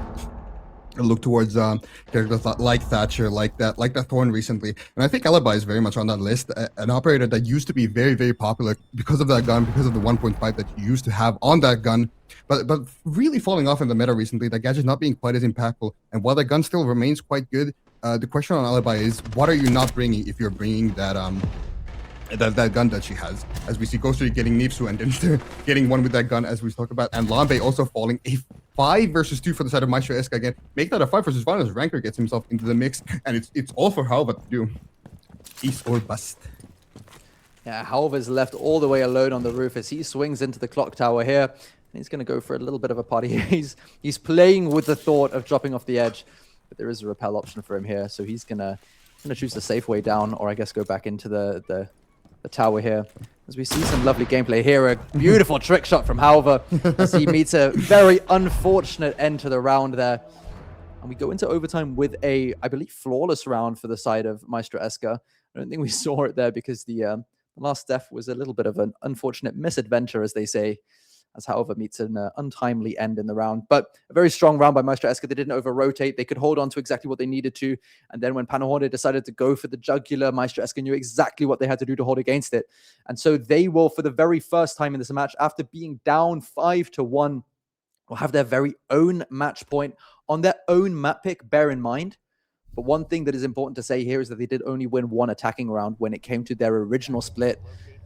And so they have a very big task ahead here if they want to finish it out on an 8-6. An 8-6 would be good for the side of Maestro Eska, and that is what they are surely aiming for. I, however, do think we're going to see all 15 rounds of this map. Panuhane being absolutely phenomenal on that defense half. It seems so far away now that we've seen the Maestro Eska resurgence, that comeback coming alive from them, but this is a very defense-sided map, and this is very much what we're seeing. Panuhane electing for a very similar lineup that they used in their own defense halves, bringing over that Warden, that Gnari, that Bandit that Halva also loves, and the Thorn of Yegs, going unbanned on this map. Also a very, very popular ban on Fortress. Getting that forward now, those traps are very lethal. Having them placed in these hallways also hampers progression heavily, and there are a lot of window jump-ins, and that Thorn just denies all of those. Also being able to use this as blind denial in a pinch. We'll see how Panuhane handles this, as we have an IQ coming from Evan to search out those traps. We have Nifsu dying to Denster in the very early seconds of the round, less than 30 seconds in, and we already have a secret man advantage for MEISTERSCHAFT, and that 8-6 looking a little bit more likely now. That's a very unfortunate way to start your defense round on the overtime, especially when it is so crucial that you pick up these rounds because of how strong the defense is. Definitely not what you want to see if you are a Panuhane supporter in the chat, but absolutely what you want to see if you are rooting for MEISTERSCHAFT here in the first map of this BO3. As we see Riddick walking down up to these staircases here. And that verticality is something that they need to be aware of, as Nikes is holding onto the staircase with that shotgun on the Warden. Such a powerful position to be able to hold there. We now have 3 operators of MEISTERSCHAFT all down here. Nikes picking off Ghost Riddick. That's the black bid taken out. That verticality or that staircase elevation being so difficult for Shields to challenge into. And now MEISTERSCHAFT have lost such a big portion of their push, but the double push up here from Evan as well as Mateen managing to clear out Nikes, and that's such an important position to be able to clear out, as the next step is clearing out the player in the tower. Evan clearly been hoarding some Rook armor for himself on that, surviving that SAS shotgun, very point blank actually as well. Put down to such low health, but Nikes just not believing in the shotgun as much today as he should. You know, it is very much of that that if you believe in the shotgun will believe in you, and you will get these kills with it. But a 3 versus 4 for the side of Panuhane here. 2 very important operators offline. I do believe 2 C4s as well, unused in the pockets of these of the currently deceased Nifsu and Nikes. Only 1 is still in the pocket of Halva. So that C4 maxing a little bit hampered on, and we have Evan being boosted back up to a reasonable health level by Denster, brings I think also an operator that we don't see quite as often anymore. Very popular in the meta in some early years, now fallen off a little bit, but showing why this health boost can be very important, as Evan can again take these gunfights with confidence, as his health has been boosted up by the health boost. Halva gets 1 on the Denster, as we see Evan picking off an Lambe, and 2 versus 1. Make that a 1 versus 1. Halva has it all to do for himself, and only 1 kill on to Mateen, the hero of MEISTERSCHAFT for this game, as we see 2 Titans battling it out in less than 15 seconds on the clock now. Mateen is going to have to go for the swing around here. The diffuser is down, so he's going to try and pick that up. He doesn't quite have the information on the position of Halva. He's going to push all the way through into the bathroom, through the rotates, try and put that diffuser down. Only 5 seconds left to go. A big advantage for Halva here, as he can just swing around, and Mateen is forced to stick. And the trade comes through, meaning Panuhane win the round. It's absolutely massive from Halva here, after falling off that tower so unfortunately in the round before. He manages to bring it back here and keep Panuhane in the game, even though it looked so unlikely, as Mateen crashes out of the game straight after that 1v1. He got so shocked by that swing around from Halva that he did just leave out of the game accidentally. And so we're going to go into a bit of a pause here. The round started off so strongly for MEISTERSCHAFT here, as we can see that double push up the staircase to pick off that power position, that swing around here. And it was such a big advantage in that 3 versus 1 before Halva went absolutely massive, going around for 2 swings, clearing out those positions one after the next, managing to deny the plant as well late on to get a 4K in the round, keeping Panuhane in the competition here, making sure that they get an opportunity to play round 15. And we will be seeing every single round of Fortress. When the Finns needed it most, a hero stepped up. That hero, of course, being Halva, just a phenomenal performance. As we saw Mateen usually being that very, very solid operator on that defense, playing that Ella, but not quite getting that over the line here on the attack. It's very, very close round, and a very, very heart attack inducing round, if I do say so myself. That got closer than it needed to be, but that trade, however, if there is a trade in the late round and the diffuser is not down, that round will go to the side of the defense, as attackers have not completed their actual objective of planting that diffuser. Yeah, absolutely. We saw it there, and we said Mateen probably shocked by that swing around as well, but really well played there as well at the very end by Halva, just knowing exactly when you can push, when the round is basically secured. He got a little bit lucky there, finding that headshot, that one-shot headshot mechanic coming in clutch for both of them, really. If Mateen had gotten the diffuser down, it would have been a round win for him. But the side of MEISTERSCHAFT will be finding themselves back on the defense, the side that has been so strong for both sides so far. So they will go into this last round with a technical advantage, but statistics are only statistics. What happens in this final round is exactly what's going to decide the game. What happened in the previous 14 rounds essentially doesn't matter anymore. Both teams have won 7 rounds. Both teams have won the same amount of attacks, same amount of defenses, and everything comes down to what we see in the end here. So I believe the players are back in the lobby, so we will be seeing that last round very soon. Who do you think is going to be able to take it out here and close out map 1? As you said, MEISTERSCHAFT have that advantage of being on the defense, as we see something a little bit cheeky, a little bit sneaky coming from the side of MEISTERSCHAFT. We see that Mira and we see that that Maestro coming out. Both operators that haven't really been played on this defense half thus far, and something that that MEISTERSCHAFT clearly have thought about of pulling out something a little bit unorthodox, something a little bit weird, meta set for the side of Panahonen to deal with these mirror windows. They haven't really been having to deal with them thus far. So a curveball very much thrown out to Panahonen. It is slightly out of the ordinary for sure, but what is back to the ordinary is Mateen running it back on the Ella for yet another round. Seeing the mirror coming out, something that we haven't seen too much from the side of MEISTERSCHAFT, and indeed that Maestro on the side of MEISTERSCHAFT, they've waited until round 15 to show their namesake here. Obviously an operator that isn't played all too much anymore. We'll be seeing some more standard lineups coming through from the side of Panahonen, and Nifsu on that shield, as he has been known to play and love. Lambe on that Flores to clear out utility. Nick is back on the ace. That Deimos on Halver, and that Dokubi on Jegs. Really just a strong lineup that you can use in pretty much any situation that you need to when it comes to attacking here. So we'll be seeing, again, a little bit of a split push coming through, as MEISTERSCHAFT will look to win their map pick in that round 15. I do need, Maxwell, I do need to harp on that Maestro as well. You, of course, being a tier 2 coach, having a little bit more professional experience than a humble ranked guru such as myself, I have personally fallen in love with that Maestro. What is your opinion on the viability of that character in these sorts of niche situations? Should you bring it out at what frequency, if at all? So I was about to say that the Maestro is fantastic because what you can do is you can use it there to deny the smoke breach that they went for last time. But obviously, the adaptation got adapted on by the side of Panahonen as well. Just opening up that breach far quicker than Denster could react to. And so his Maestro Cam ultimately being useless in the position that it was placed, really with that main goal being to deny that breach from being open so that we can play a little bit safer around that old tower position. So now what he brings is more information on the breach, sure, and a massive magazine in that Alder, but not exactly the utility that you brought it for inherently. As we see, however, dropping into the tower here together with the Blackbeard of Nifsu, all start making their approach from the other side, but we do already have 1 minute 30 being played in that round. And so Panahonen will have to start speeding up a little bit as we see another trade there coming through. A lovely trade, but Mateen picks up one onto Nikes. That is the breach gone. Evan gets a second. Another one onto Lambe. It's a 2v4 now. Nifsu and However, that pushing duo coming in from the side of Master Bedroom. They have it all to do against the 4 remaining defenders of Panahonen, of MEISTERSCHAFT, sorry. Not looking good if you're a fan of the Finnish team. We do still have the shield up, and we do have the Halva up on that AK.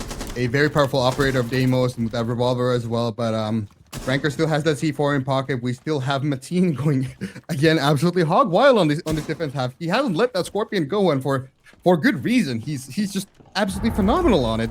That gun is ripping Panahonen apart, showing it round after round why he is allowed to play that operator really in these lineups, just going wild. As we have also Yegs being taken off the board quite early, as we have Mateen getting one on the Halva, Nifsu getting one onto Evan, not having the greatest game. Mateen also falling, as we have Nifsu almost pulling it out. Ghost Riddick better than him on that Mira. We're forgetting all the operators today, Maxwell, it seems, and a very, very close fought victory for the side of MEISTERSCHAFT on this first map, 8-7.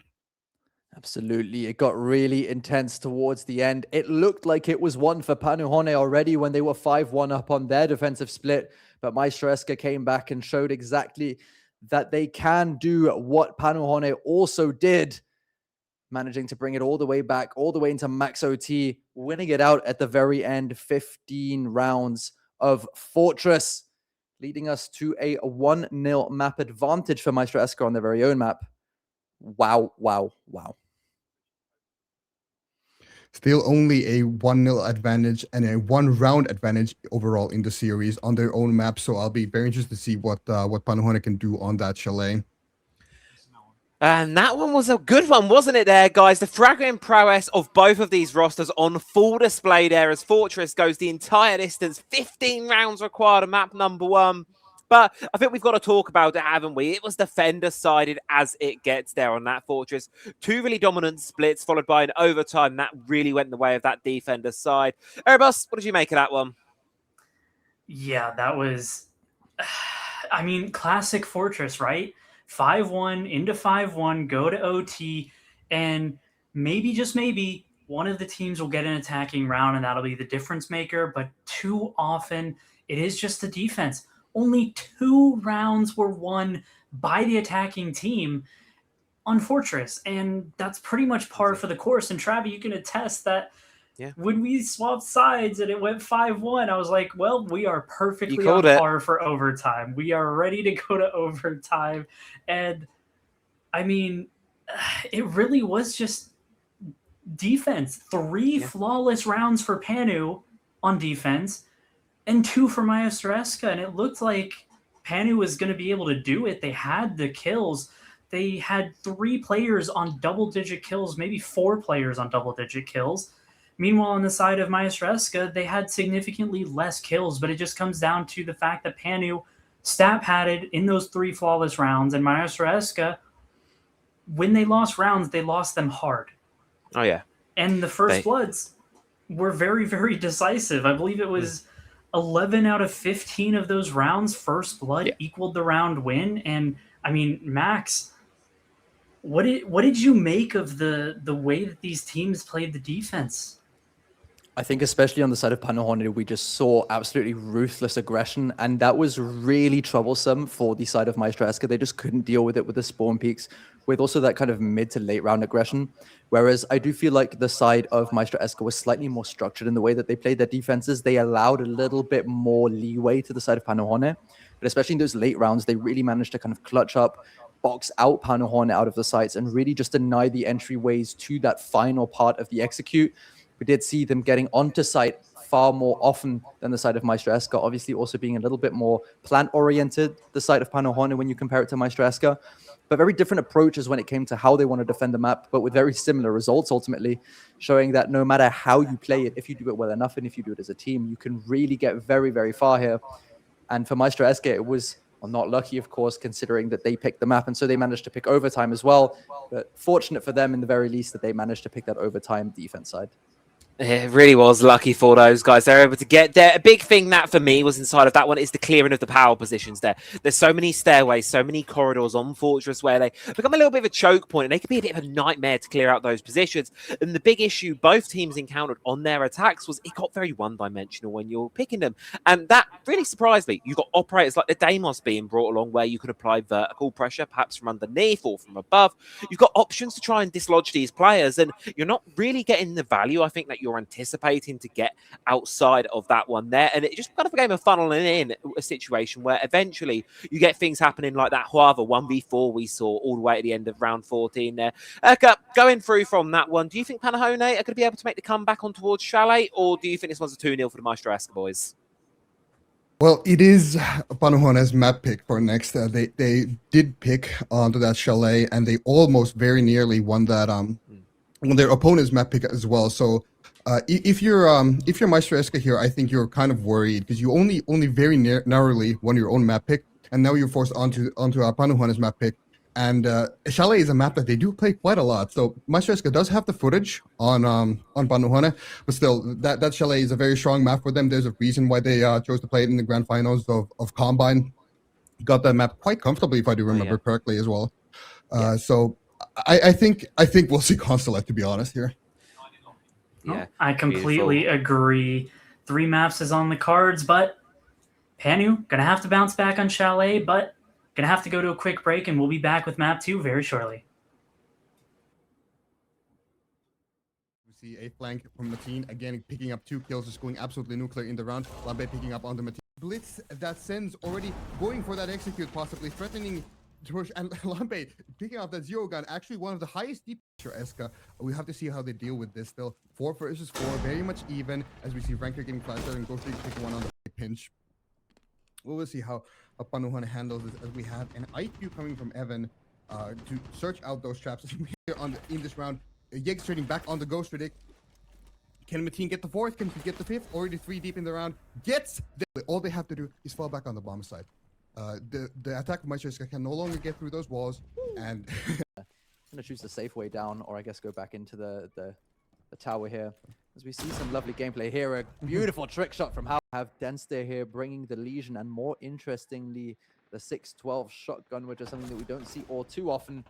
this is looking quite bad for the side of MEISTERSCHAFT, as we also get Denster falling on down Over left, who flashes himself here, takes a good amount of damage while he drops, but Mateen picks him off. And while Panuhane had 3 of them, MEISTERSCHAFT getting that getting a bit closer to getting a second one with the C4 onto Nifsu, and we have Nifsu left. Definitely also have as a 2-man advantage already. You see Mateen walking up the stairs slowly here, but there is an angle from Jegs. He has through this headline. He gets ADS. 1 minute 30 being played in that round. And so Panuhane will have to start speeding up. By the health boost. Halva gets one on the Denster, as we see Evan picking off on Lambe, and 2 versus 1. Make that a 1. Taking a little bit of damage as well as he drops outside the breach. Ranker picking off Nifsu, picking off Nikas as well. The jump out coming through here. Ranker with a 3rd onto Halva. I used to be a 0 main back in the day when I was a wee bit of a starter in Siege. Pick one on the Halva. Ranker killing Lambe through the flash, letting that DMI thing, getting that getting the big or that staircase elevation being so difficult for Shields to challenge into. And now MEISTERSCHAFT have lost such a big portion of their push, but the and a 1 versus 5 ace or bust for Ranker. Yeah, there's a really good swing there coming up from Lambe. A fantastic flank as well from Halva. A really good pinch coming. Halva and Jegs. We could be looking at a plot plan here with less than 20 seconds on the clock, as we see Nikas actually going down to Mateen, going absolutely new. His name, because I see him played so little. What's the cameraman's name? The Zero, that's the one. Zero. Oh, Now, and with that shield from Evan, you have severely limited pushing power right now, as we have only 1 Lion Gadget in pocket. out. He's close on the shield, but he won't be able to hit him. So Lambe is going to be under a little bit of pressure, especially as the winner's being pushed here. Halva does manage to pick off Ranker, though, on the other side. Nikas picking up a 3rd in the round, if I do believe, and Yegs finishing it out. That is just absolute dominance from the side of Panuhane, and they do get that. Not quite taken out yet. Evan taken out instead, as they're not aware of the player that's playing down here into Soda. A swing coming up from Nikas. The flank comes out. The bathroom through the rotates. Try and put that diffuser down. Only 5 seconds left to go. A big advantage for Halva here, as he can just swing around, and Mateen is forced to stick. And the Interesting, as usually teams do not like to go for that top floor roam. You can only hold so much of that side from above, as we see a flank of MEISTERSCHAFT as well, but Mateen manages to pick off Nifsu. That's a shotgun off the board. Nikas taking damage as well. 50 seconds left to go. They need to make. You haven't tried it yet. Go if you're queuing solo queuing rank, that gun will carry you far. Not so much in probably in comp. Quite early, as we see Mateen getting one onto Halva, Nifsu getting one onto Evan. Not having the greatest game. Mateen also falling as we down the bomb here. Shots getting down him as well. That might have been the smoke canister as well. Ranker managed to pick up another, and there's 5 seconds left in the round. However, and Jegs both of Lambe could become crucial as he manages to go for a little flank here, but Evan's going to be putting down the bomb here. Shots getting down him as well. That might have been the smoke canister. This almost catches him through on his rotation. Drone will be coming up from Lambe now. He will be able to burn out that position close. Dropping as well. Nikas drops down onto the staircase. Thorn gadget won't be enough to confirm anything. Shotgun coming through. in these lineups, just going wild. As we have also Yegs being taken off the board quite early, as we see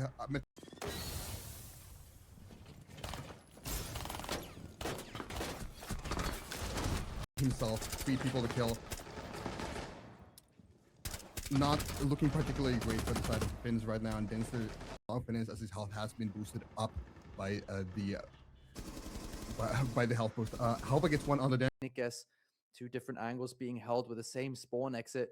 We see Mateen here, I think it is, pushing in slowly, and he doesn't see Nikas. But really falling off in the meta recently, that gadget not being quite as impactful. And while the gun still remains quite good, the question on Alibi is, what are you not bringing? Picking off Mateen, Lambe getting Evan, and he gets a second onto Ghost Riddick as well. cleaning out a round. It was more promising from the side of MEISTERSCHAFT. Here, Lambe's been down 2, and it's only Jegs left all of a sudden. That one player's outside, one's jumping out of the breach. Speeding up a little bit as we see another trade there coming through. A lovely trade, but Mateen picks up The Thorn. We do have that bandit on the flank of Halva. Getting another kill onto Mateen with the his name for a solid 20 seconds. Denster giving back what he received on that attacking half himself. These picks going on. Is going to be holding on to that to make sure that he can't swing out. Evan manages to pick off Nikus as well. While the swim comes with the Grimbees, he doesn't guess through this headline. He gets ADS. Ladies and gentlemen, we are back on map 2. We are heading to Chalet, the home ground of the Finns of Panohone. MEISTERSCHAFT managed to take their map picker fortress in an absolutely grueling 8-7 max overtime win, where the defense reigned supreme for most of those 15 rounds. Herka, we're heading into map 2 onto Chalet. What do you think will be standing before us here? I think what will be standing before us here is a very different match from Fortress.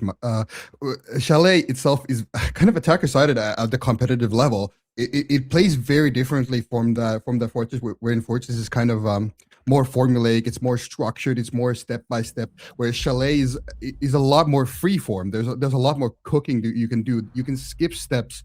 You can just play the map a lot more freely than you can the likes of Fortress. And I think we'll be focusing on the side of MEISTERSCHAFT on the attack here first, and we'll be expecting them to get a lot of these attacks in as we see the bans coming through.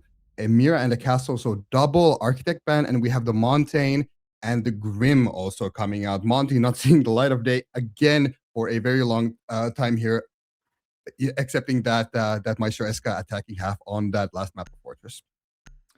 Yeah, and I think on the last map as well, we already saw that Panohone's aggressive defenses can really be problematic for the side of MEISTERSCHAFT, and that will be amplified even more here on a map like Chalet. There's obviously so many windows that you can hold. There's so many runouts that you can play for onto that big window, onto Soda, for example. We're seeing Halva here as well, taking an Echo with him. It used to be kind of like the hallmark plant and operator, one of the first like true plant and operators being brought into the game. But recently he's being played a lot more as kind of like a defensive drone almost, allowing the defenders to gather intel as well to make aggressive plays off of. So even though that might look a little bit defensive, do not be fooled, as we also see 2 DMRs coming out on the side of Panohone. This is a setup that they do play quite frequently, so this might be something that MEISTERSCHAFT have seen before and might have information on, as we see them bring that Solid Snake, one of the most powerful operators on a map like Chalet. Along with that Solid Snake, we do see the Dokkaebi and we see Deimos, so the holy trinity of information gathering operators. As we can say goodbye to that Dokkaebi immediately as Jegs goes out for a very aggressive spawn peek, using that DMR, a sliver of HP onto himself, but getting that kill, and that's all he cares for. Yeah, that's the Dokkaebi taken off the board, and we did see with Mateen that maybe the attack isn't quite his side, but he can be oh so powerful on the defense. So even if he goes out of this first half 1-6, do not count him out of the game. It's going to be another man disadvantage round to start off with here for MEISTERSCHAFT. Another explosive start for the side of Panohone as Lambe gets taken out here. The refrag a little bit late. Denster is dropped as well, though. So he will be down outside of main door with no one near him to pick him up. Ranker on that repel, of course, and Jegs holding on to this stock position down here. Pressured from Mud, pressured from the window. They won't be able to jump in. Nifsu managing to pick off Evan here as well. The nade will come through, but it won't quite be able to cut him off as Riddick manages to jump in and pick him off. So it's a 3v3 turned into a 3v2 as Nikus picks off Denster. Ranker also down here and goes to Riddick with it all to do. Deimo's a good operator, but is he a good enough operator to go on to 3? We do still have that echo information with that camera going into Fireplace. We have these traps. We have that DMR from Nick AS. It's not looking great for Ghost Riddick, even if he does have these scans and even if he does have these pings. Yeah, Riddick is going to gather a little bit of information on Nikus, but I think it's a safe assumption here at this point that all 3 of the Panohone players have returned back to site. Nikus just going to have to make sure that he's not on a floor bangable spot here so that he doesn't get taken out by that pistol from down below. Echo Cam being driven around by Halva to gather that info on the entry. Also to be able to take away the vision here of Riddick as he pushes up the stairs, baiting out the utility here from the Thorn. It's a little bit of information on a rough position of Nifsu here. He's going to decide to fall back. They still have a minute to play with, so he's going to try and get a little bit of verticality done here. Any point of damage that he does deal can be helpful to him as that round continues. The players of Panahoina just holding still in their positions, not giving away anything here. So we see a few spins coming around from Nifsu as well. Riddick still looking through that verticality. He's going to make his way up these stairs now. One swinging here, however, taking a lot of damage. However, Nikas both now 1 HP when it comes to that pistol. Riddick taking a bit of damage as well. Free fires coming through. He knows the positions of all 3 defenders of Panahoina now, but he's reliant on one of them over swinging. Those echo stuns coming through as well. They're going to be incredibly irritating as the round continues. We've whittled it all the way down to 20 seconds left to go. And it looks like Panahoina won't be giving me anything here. The floor bangs are close, but not quite where they need to be. The defenders of Panahoina managed to hold on still here. Riddick will hope that he can get at least 1 here, but Nikes will find him as we've spent an entire minute of floor banging just to lose our life at the end anyway. Very disciplined end of round coming there from Panahoina, and this is the kind of thing you expect to see from Chalet. I touched upon the fact that the map is attacker sided at the end of the day in competitive play, at least in tier 1, obviously. The individual skill of the team affects that heavily, but that is how the defense usually does play Chalet. We see that aggression coming out. We see these spawn peak. We see these DMRs getting played, because it is a sort of border-esque situation where you have to fight back onto that attack very early on in the round, because if you cede ground to the attackers, your life on the site gets very uncomfortable very fast, and Panahoina have displayed that excellently, just getting these early picks and then returning back when it is most convenient to do so, and just playing those crosses, playing discipline, not giving MEISTERSCHAFT the chance to come back. Yeah, that discipline is going to become so important whenever they manage to get those man advantages, that they work through those early picks. And for the side of MEISTERSCHAFT, it's going to be more of the same when it comes to attacking against Panahoina. They just need to make sure they don't lose any bodies early. We did say it's so good and so important to contest a lot of map control when you're playing on the defensive Chalet. That does also mean that it is possible to be cut off and kind of isolated in positions. Playing downstairs in that bar, for example, in that stock position in the previous round, I believe it was Jegs who was playing down there on the Tuberau after getting that spawn peak kill. It could be so powerful, but it can also be so dangerous to play down there. You're really just playing your life the entire round and kind of expecting to die there, just trying to take 1 or 2 plays with you. It's not always quite that simple, and so if you don't have teammates that support you properly or that kind of push with you into these positions, it becomes very challenging, as we see some interesting tech coming through here from the side of Ranker with some slightly more simple lineups, with a sense at least, but just cutting off that vision here so that players can play out on that balcony once those sense lines go up without having to worry about being peeked here. So maybe he's taking away his own vision a little bit too much. So now he won't be able to peek into highway or into bathroom, as Halva is playing aggressively here on that clash, just holding against that push, with Jegs all the way on his own, hiding out over in Solar. Mateen also being picked off very early last round, being put on drone duty for now. Evan picking up that Doka beam, hoping to get value out of the operator, being a very brave push, as Denster gets 2 kills onto Nietzsche and Lambe. And that clash shield now quite alone as Mateen picks up Jegs. Halva stuck in the corner with very little to do, as Evan does fall down. Denster also falls to the DCSG of Nikas, but Nikas has it all to do. Ace or bust again, as it was in the first round, contesting the Blackbeard inside of Stock, watching the hatch as well for that drop. And Mateen flanking him on that mezzanine side right now. Very touchy situation for Nikas right now, and does fall to the Blackbeard of Ghost Riddick. That almost brought that back for the side of Panahoina, but not quite. As you said, that extension being cut off very early, getting those picks done, getting that aggression, and leaving the upstairs players in a tough spot that they just couldn't recover from. Yeah, they didn't have the positions that they needed, with Denster with an explosive entry on that gridlock. Obviously not the fastest operator, but definitely getting 2 quick kills back to back there. You don't need to be quick when the opponents peek into you, and he can just hold down his mouse 1. As we saw at the end here, Nikas really being pressured quite heavily. The Blackbeard there was very isolated, so if he had managed to pick him off, the round would have looked a lot more promising than it did to the end there. But at the very end, it is a round on the attack for MEISTERSCHAFT. Not a lot happened there. I was a little bit worried for Evan when he jumped into library there and suddenly had 3 red grenade indicators in his face, just about surviving on 1 HP there from his own teammates, almost doing a Corey there, Denster, but getting 2 kills for his troubles.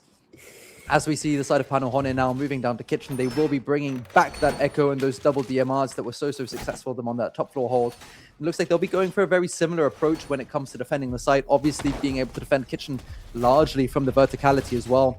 And so the strat will be very, very similar here. Lambe reinforcing off those head holes after the attacker repick phase for the attackers is done, meaning that they haven't brought a hard breacher, and if they want to go for something, they will have to try and push in through solar here, as it looks like they are setting up for that with those nomad charges being placed for the run out onto basement.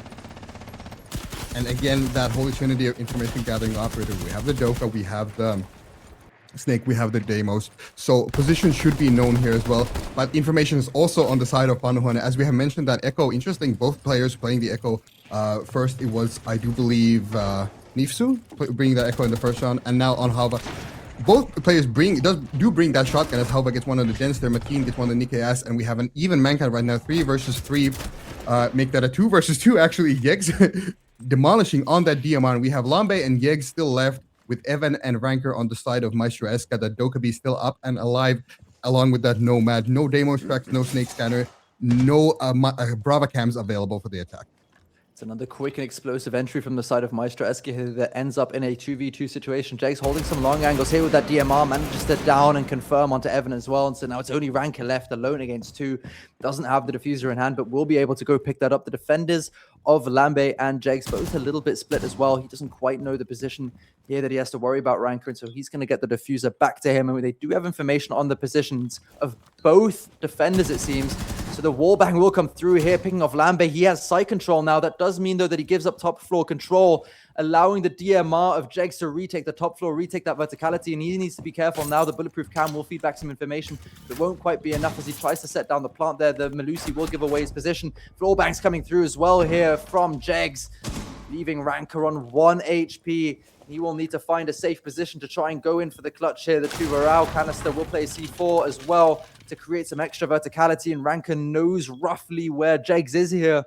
Now it turns into a waiting game. Will Ranker be able to bait him in with the diffuser here? He starts putting it down, and Jegs will have to swing around. So Ranker gets off the diffuser, shots go, and will bait that he has stopped putting down that plant. Verticality here being challenged, and it's one shot to the kneecap of Ranker with that DMR, which will be enough to seal the round. It was so close, but by dropping down, he just gave away that control, making it impossible to plant and giving a round back to Panohone.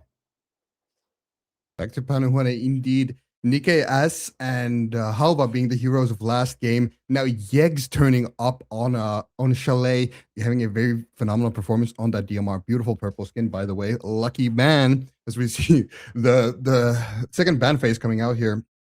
I'm interested to see what will be actually banned. We have that Wamai and Dokkaebi being banned out. Dokkaebi played a lot on the side of Maestro Eska, causing some problems with Panohone.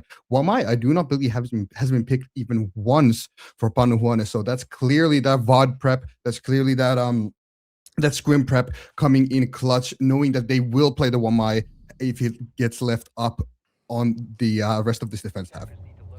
Yeah, the thing is as well with the Wamai ban, Maestro Eska have now shown that they do have a propensity to play into those solar takes. And especially recently, Wamai has been such a strong pick with that buff coming through. You can place that shield in the bathtub, and then you get extra Wamai gadgets now to hold on to that. So maybe this is a ban from Maestro Eska, knowing that they are more likely to play that Wamai in bathroom now, because they have shown that they want to take solar as much as possible, and just making sure that Panohone don't have the ability to adapt to those takes as they know that they can do. So this might just be a bit of a pre-fire ban, as I would call it sometimes, just kind of anticipating the adaptation and taking it away before it can become too late. Happens a lot with the Clash as well, where teams are just worried that maybe they're not showing off the Clash yet because they want to play it.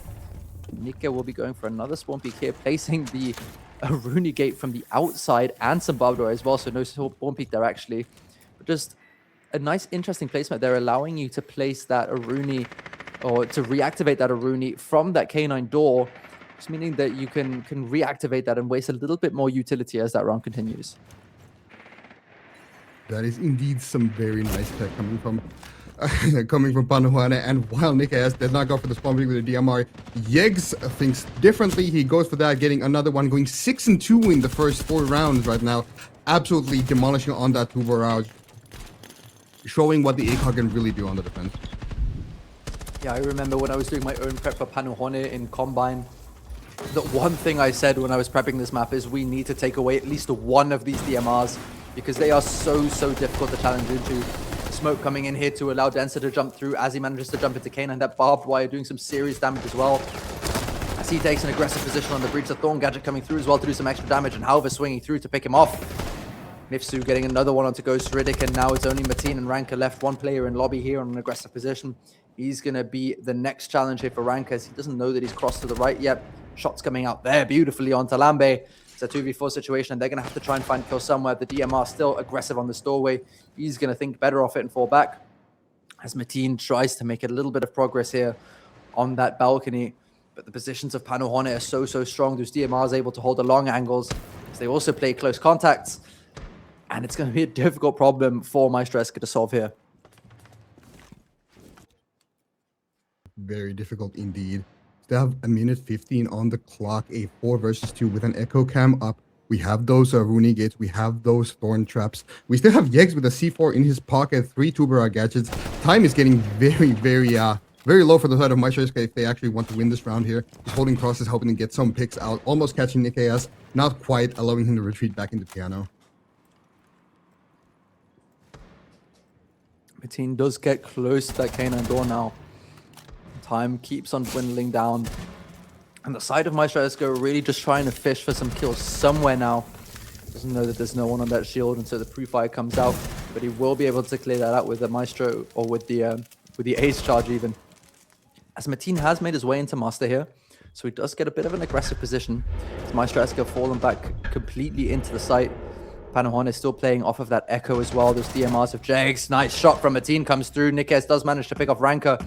So now Mateen needs to find another 3 with 15 seconds to go. Nifsu and the DMR of Nikes with the totem pole here. He managed to pick off one, doesn't quite get the spray transfer onto the second as he managed to fall back into bathroom. Mateen is going to run around here, proning with that pistol, but Halva will be close. And they will be able to deny the clutch for Mateen here. It was almost really close. If he gets that spray transfer and he's one-on-one against the Echo, it's looking really winnable all of a sudden. But the kick of the F2 just proving too much there. And it's another defense round to Panohone.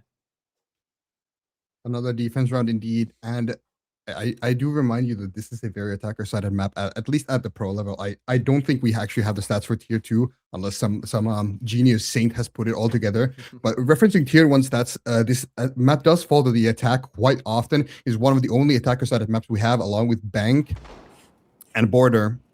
So kind of a weaker showing from MEISTERSCHAFT on the attack again here. They didn't quite get that over the line on Fortress. Now struggling a little bit on Chalet as well. Not sure if it's something in the coordination of MEISTERSCHAFT itself on the attack, or if it's that Panohone just being phenomenal on the defense. Could be both. Could be a mix of both. Could be either one. As we see Evan swapping onto the shields again here, playing that Blitz, playing that Blackbeard very well. So we shall see what MEISTERSCHAFT's plan is for the bar attack here again. Yeah, I think you can say with a lot of confidence that although we don't have stats about the attack and defense split on this map in T2, I think it's almost fair to say that this map is simply Panohone-sided when it comes to the T2 competitions rather than attack or defense specifically. But MEISTERSCHAFT will definitely have something planned here. So it looks like they're mounting up for that direct plant, that direct take, which has become more and more popular with Mateen electing to pick the Glaz. Goes to Riddick on the Thatcher here as well to deny any of that plant utility which might be coming through. But Panohone don't really have any of it. The only thing that they bring here to deny this direct plant is the C4, of course, of Nikes. Yes, that is a given. And it looks like they also have the beeper. What that means is that Nikke can throw that beeper first, bait out the Thatcher EMP, and then throw the C4 after, so that cannot be denied because of the cooldown of the Thatcher. Another thing that won't be enabled in this round is Ranka as he gets taken out. Denster managing to get the refrag onto Halva though, and getting a second as well onto Lambe. Evan picking off Nikes. Jegs managed to get Denster on the flank here. It's a 2v3 situation. The C4 has been denied. The smoke has come out, and Evan has control of Fastock here. He swings around, doesn't quite get the damage onto Nifsu, so he's going to have to drop off a little bit here. Ghost Riddick has to rotate all the way around as he wasn't close with the diffuser here. He jumps into the window now and starts putting down that plant. Top floor control can be had for the side of Panohone here as both of the defenders elect to go above. Never mind, Nifsu actually going back down here to challenge as well.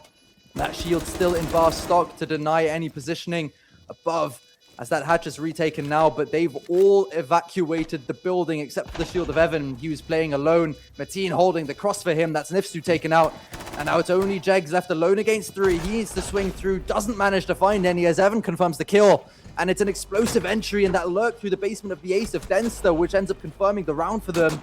Managing to get that plant down as well. Ghost Riddick jumping in there. That's that second attacking round for MEISTERSCHAFT that they were looking for. And if they manage to get a third round, they won't be too disappointed with that first half.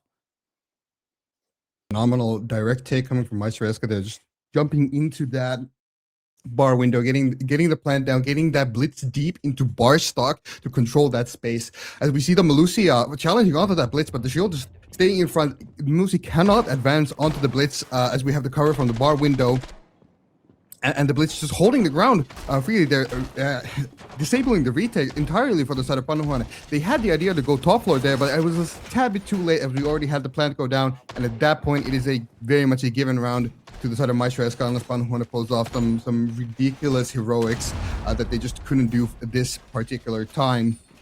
But Maxwell, I would like to leverage your knowledge as a tier 2 coach again a little bit, talking about those ACOGs on the defense. How important do you think it is on a map like this that enables these early gunfights? You have maps like Border and maps like Chalet. How much are you willing to sacrifice on the utility side to bring that ACOG on that DMR for you and go for these early picks? What is the risk to reward ratio there? Honestly, I don't even think that the risk-reward ratio is that bad just because the DMRs are so incredibly powerful. You just hold pixels as a defender and you can beam attackers off them completely.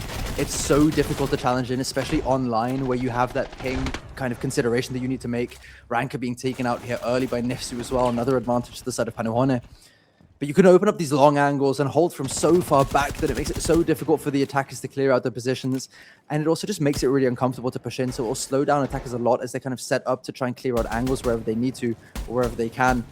That you waste so much time and you can do so much damage, especially when you feel confident there. Nikes with another kill as well.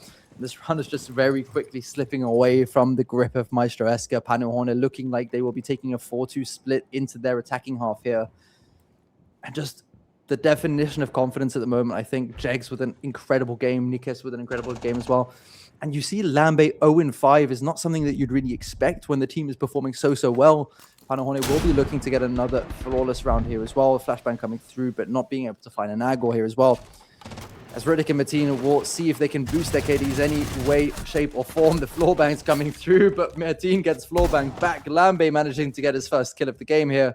He's going to be confident to pick into another here, trying to bait out the shots of Ghost Riddick. And I think it's quite fair to say that this is going to be a round to the side of Panahoane. Quite fair indeed. Now that we have an ace or bust situation for Ghost Riddick, I would like to continue upon my last question of these ACOG. Usually we see the talk being around Tubera and Rooney specifically, that DMR with very little recoil. What do you think of Nick AS ironically dying on the gun I was just about to ask you about, that TCSG ACOG? How important do you think that ACOG is for that gun in particular compared to the DMRs? I think if you're playing on controller, you become the single most difficult person to challenge in the entire game. For those of you that might have watched a little bit of NAT2 recently, you see Mingo going absolutely crazy on that weapon, just picking it every round because he's so good on it. On PC, it's a little bit more difficult because of the recoil, but it's obviously still so strong. It does so much damage, that slug shotgun.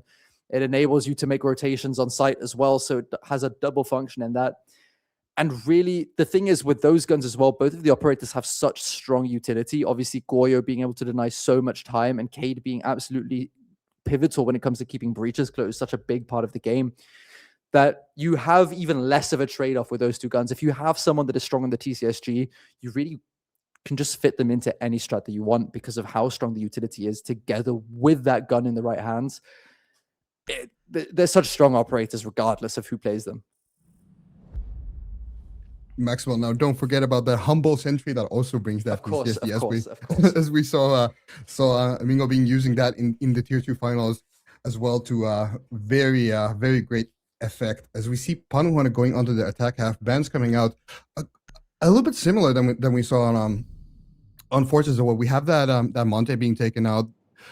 MEISTERSCHAFT clearly not wanting to deal with that shield. One of the strongest operators in the game right now. That self-sufficient, that intel, that full frontal shield that will protect you from most things, including C4s, as, for example, players like Nako has shown us, getting those impacts, getting those C4s thrown at him and just surviving by a hair's breadth. And we have that snake coming out as well, getting banned out as well. Just a very, very strong operator on this map, on every map, actually.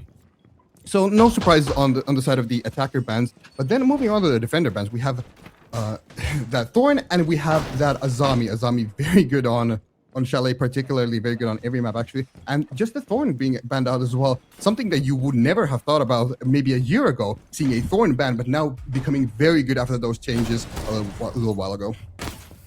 Yeah, we'll be seeing a nice little instant spawn peak coming through here as well. The timing a little bit missed there as we see Halva swinging around, picking off Ranka early on. He wasn't born yesterday. That spawn pick is definitely known to the majority of players at this T2 level, and so Ranka just overstepping his bounds a little bit there, giving a really big advantage to Panahoné early on as Jegs takes an aggressive position on these highway windows.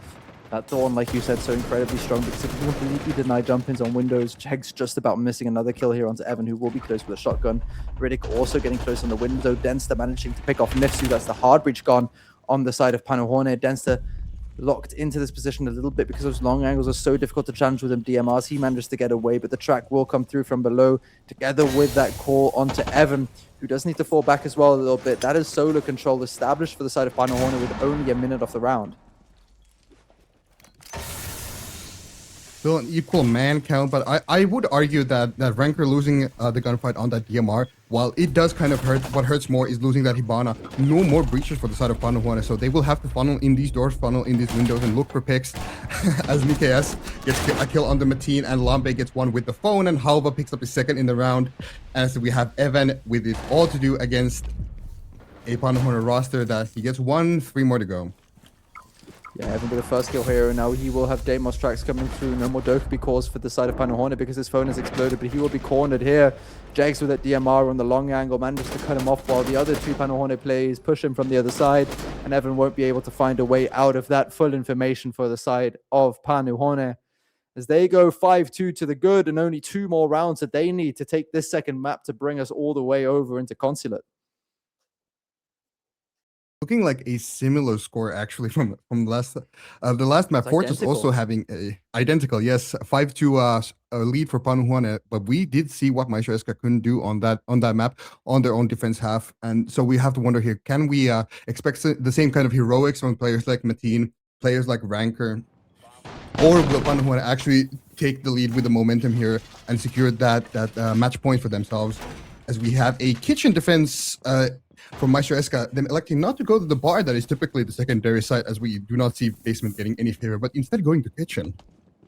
The thing is, with maps like Chalet, it's so much more difficult to have independently incredible performances on this map just because it's so easy to cut out and isolate players. Of course, we do see players like Jegs performing very, very well at the moment, but that's not necessarily because he's doing anything like incredible or extraordinary, but just because he's playing strong positions with strong operators and playing those positions very, very well as well. He's not running around kind of solo fragging out everyone.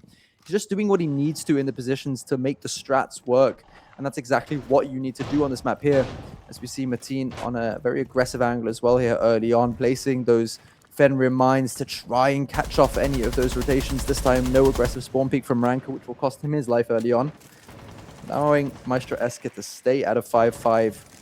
Even man count for a bit longer than they did last time. Nifsu here opening up that breach towards that solar wall, just making that closet position a little bit more uncomfortable to play here for Ranka, who does have the DMR, of course, as well as Ghost Riddick, who's moved into this aggressive owl position. If he'd been there a little bit earlier, could have cleared those breaches off, of course, but it wasn't meant to be in that round. So you see Jegs here on an aggressive position. The smoke's coming through here to deny the verticals, but Denster with a great shot onto Halva.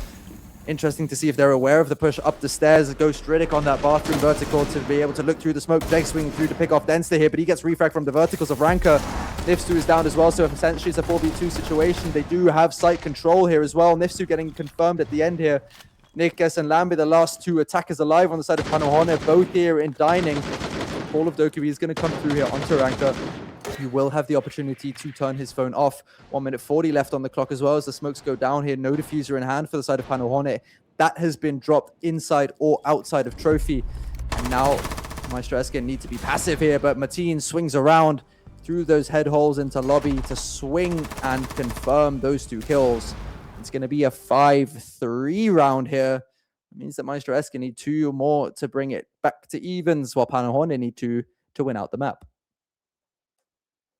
That is indeed Panahoane's goal. MEISTERSCHAFT already winning that first map, looking forward for the second as we move on to the bar and games room. Denari also being a very important part of oh, my good friend Herka. Of Chalet. It's an operator that I do want to pay more attention to. A fairly recent operator, actually making me feel kind of old because I do believe as of next September, Denari will be a year old in the game. To bring back another round, which is unbelievable for me. Here, an interesting thing as well on this site, just because it's not something that you see quite as often. I'm back. Well, Denari is seeing a lot of play recently. You know, teams really having figured out how to properly utilize that operator, especially on maps like Chalet. You can play it almost on every side, and it will have some sort of use for that gadget being getting these flank routes covered, or stopping the jump ins, or even disabling lurking. It's just a very good operator, and as we saw in the first map on the hands of Mateen, that Scorpion is just unbelievably good. Yeah, especially in the hands of Mateen, like you said, one of his favorite guns here. He does have a little bit of a kill advantage in this map when compared to the last time here. Seeing a little bit more of an interesting setup here with that Tachanka being brought, with that hatch being closed, as I'm sure you touched on as well, Jegs. Just driving his drone into a little bit of a laser there. Turns out they are not safe from those. To see how they're opening up a little bit of phantom pressure as well on that bathroom side of the map, just baiting that across take as well, while it looks like the majority of the side of Panahoane will be facing up to go for a direct take here, with Nikes putting pressure up on those windows above, and the blitz coming through here, that rush that they are so well known for up those blue stairs, but there's no one playing them this time here. There is one player close on the window. It is Mateen. As he gets caught out, he knows that he won't be able to rotate away here, so he decides to go through the outside of the map. Riddick being taken apart here by Halva. Mateen manages to drop down here. Nifsu managing to take control over Pickle here. Halva getting another kill onto Evan, and another explosive entry from Panahoane, giving them a big advantage into the round. Ranker does mow one down with that LMG. Mateen does get a Pickle on the Lambe with the Scorpion that I touched upon. Ranker does get a second one, and we are down to a 2 versus 2 right now, with quite low health totals on the side of the defense of MEISTERSCHAFT, with Yegs and Nikaya still on board. Very powerful guns in the hands of each of these players. We have 2 H charges still in the pocket of Nikayas and Yegs on that very lethal DMR, with still lots of utility to spend, and a minute and a half to figure out how to break this defense down. Yeah, it looked so promising for Panahoane there. It's a rush which they play so very often, so teams could really be prepared for it. In this situation, it did just catch MEISTERSCHAFT off guard ever so slightly. You see the first gunfights coming through into the basement here, some shots coming through from the side of Mateen and Jegs as well, as he gets put down onto low HP from that drum mag of the Tachanka. He's alone on site, and so he will be isolated. Nikes managing to take him off, and now they have to catch the rotates here as Mateen swings around. He doesn't quite manage to find the shots, and so Nikes takes the round here. They almost managed to fight it all the way back from a 5 versus 2 to a round win, but at the end, Panahoane just slightly too strong. And they managed to bring themselves to a match point here on their very own map pick of Chalet. Match point and a ban phase to boot, so Panahoane can really press on that advantage. Ban now, what MEISTERSCHAFT are using, what seems to be the operator that is breaking their back on these attack halves, and just getting every advantage that they have on that final attack that they hope to get this map over the line with. As we see a Twitch and a Denari being banned. Denari already I touched upon, very good on this map, and MEISTERSCHAFT banning out the Twitch actually. So if Panahoane had not elected to ban that Denari out, that Twitch ban would have been really problematic, as those tripwire lasers could have stayed on for a lot longer and not being taken out so early in the round. Early in the round will be the key here as well, as MEISTERSCHAFT need to figure out something to do here. Last time that they played on this master, they just lost out on those positions a little bit too early, losing out players in the very first few seconds of the round with Ranker on that bathroom spawn peak, for example. But they will be looking to bring it back here. Once again, they have the pressure of needing to go flawless for 3 rounds, but they have risen to the occasion before, and so I see no reason why they can't do it again here. 3 defense rounds on the map of Chalet. It's definitely doable. It's not per se likely, but like we've said before, statistics are only statistics. And we see another interesting setup here coming in from the side of MEISTERSCHAFT, that double reinforcement, and also bandit wires to deny the library-sided push, with a little bit of verticality being set up here as well by Evan. Another thing that the Twitch ban really enables is that bandit, as you said, those batteries being harder, not impossible, but way harder to get rid of without that drone. As we also have Mateen going back on that Fenrir, and we have Denster on the Goyo. All these operators that really benefit from not having that pesky drone driving around, destroying all of your utility, and letting the defense play off the utility themselves. As we see Jags actually getting rid of Ghost Riddick very early on. Yeah, Jags picking off Riddick here, and so that's the bandit off the board. Denser managing to find one back onto Nifsu, and they've exploded into bathroom here. Ranker and Evan holding onto that site here, while Evan and Mateen are fighting back from the blue side, trying to push back into Piano. Ranker picking off Nikas here as well. Mateen managing to get another one onto Jags here, and so despite them exploding onto site here, looks like MEISTERSCHAFT will be able to fight back. Ranker has to answer his phone here really quickly, while Halver gets swung and taken out by Mateen as well. That's a double kill for him in the round here, and now it's only Lambe left in that bathroom position. Information is gathered onto him as the swing comes around with a shotgun, and Evan manages to pick off the Dokubi here, bringing us to a 4 and 6. Those two rounds are looking more and more likely as we keep going. It does indeed, but then again, on the flip side, Panajuana does have 2 rounds to get it over the line to a 7-4 or a 7-5 victory. They tried to go for something a little bit cheeky there on a rush into bathroom. Clearly, MEISTERSCHAFT recognized that late round pressure being their win condition, bringing over that Goyo and the smoke to stall out late plants and banning the Twitch to enable the utility to stay up longer. Panajuana having none of that, going for the rush, deciding that indeed we want to do this early on in the round, but not quite getting the picks that they needed there as we go back into Kitchen that MEISTERSCHAFT won pretty handily last time. Yeah, Kitchen can be such a strong site just because you were able to defend it so vertically as well. We have these kinds of sites on a lot of maps, of course. You think of things like Cafe, for example, where you can deny sites basically completely vertically. You think of maps like Lair or Nighthaven Labs, where you have those things as well, especially on the tertiary sites. Typically, the Kitchen being one of the strongest examples of being able to play that top floor to deny vertically as well. You have 2 choices on the side of Panajuana or on the side of the attack, really, when it comes to that. Either you clear through the entire top floor, or you only really work to clear out that half-wall position so that you can go for a plant down into Kitchen. And it'll be one of those 2 things that Panajuana elects when they go for an across take. There is, of course, also the option to just go directly for Solar and kind of work into an execute, and not working for as much utility here. Especially Nikas will be working around that lobby side first, clearing out that Melusi gadget early on to enable the lurk onto K9, while Lambe also opens up some angles. And Jags looks to maybe make a quick entry here into Trophy. Speaking of Jags, actually speaking of Mateen, finding a pick onto Nick AS, the Lion is scanning now down, that DMR down, that pressure onto Trophy down. But Jags, interestingly, has been hovering over a Thermite for a majority of these attack rounds. So I do believe MEISTERSCHAFT have been known to do something a little bit cheeky, going to that basement. So maybe Panajuana are kind of expecting that. MEISTERSCHAFT not really deciding to play that placement set now. Playing the standard rotation, and Panajuana having a little bit of trouble with that right now. As we have Denster also on the Legion, forbidding these rushes to go through, holding that Trophy side very well. Yeah, it's nice to see Denster back on the Legion and back on the T5 SMG, especially after he did play it once on Fortress, but choosing to play the shotgun then, as I think he might have forgotten to take that off after we played ranked yesterday. So nice to see that he realized that in time. This time, he managed to switch that around. C4 coming out here as well from Evan onto Lambe, not able to find anything. Well, not from Evan even, sorry, as the smoke obviously does not bring C4s, but Ranker being down here as well as the aggressive push comes through from Lambe, and they take control. Evan is taken out as well here, and so we've gone from a 5 versus 3 situation to bringing it all the way back down to a 4 versus 3. Technically, the Ranker being downed here above as well, and it looks like he's going to be left to die by his teammates. So we're brought back down to a 3 versus 3 confirmed now, as Lambe's phone call manages to take out the Melusi. And look very strong here for MEISTERSCHAFT early on, but they are struggling a little bit in these man advantage situations to convert them and kind of make sure that they play as safely as they need to. They don't quite know when they can drop off control and when they need to fight for it, as Mateen is taken out here by Jags on the windows. And we see, however, push through into Piano here, taking the aggressive positions here to take that top floor control. Jags on 16 kills now, as he will be looking to win out this map for Panajuana. Track coming out as well onto Denster. He's taken out by Halver, and now Ghost Riddick is going to have to work against the side of Panuhone here.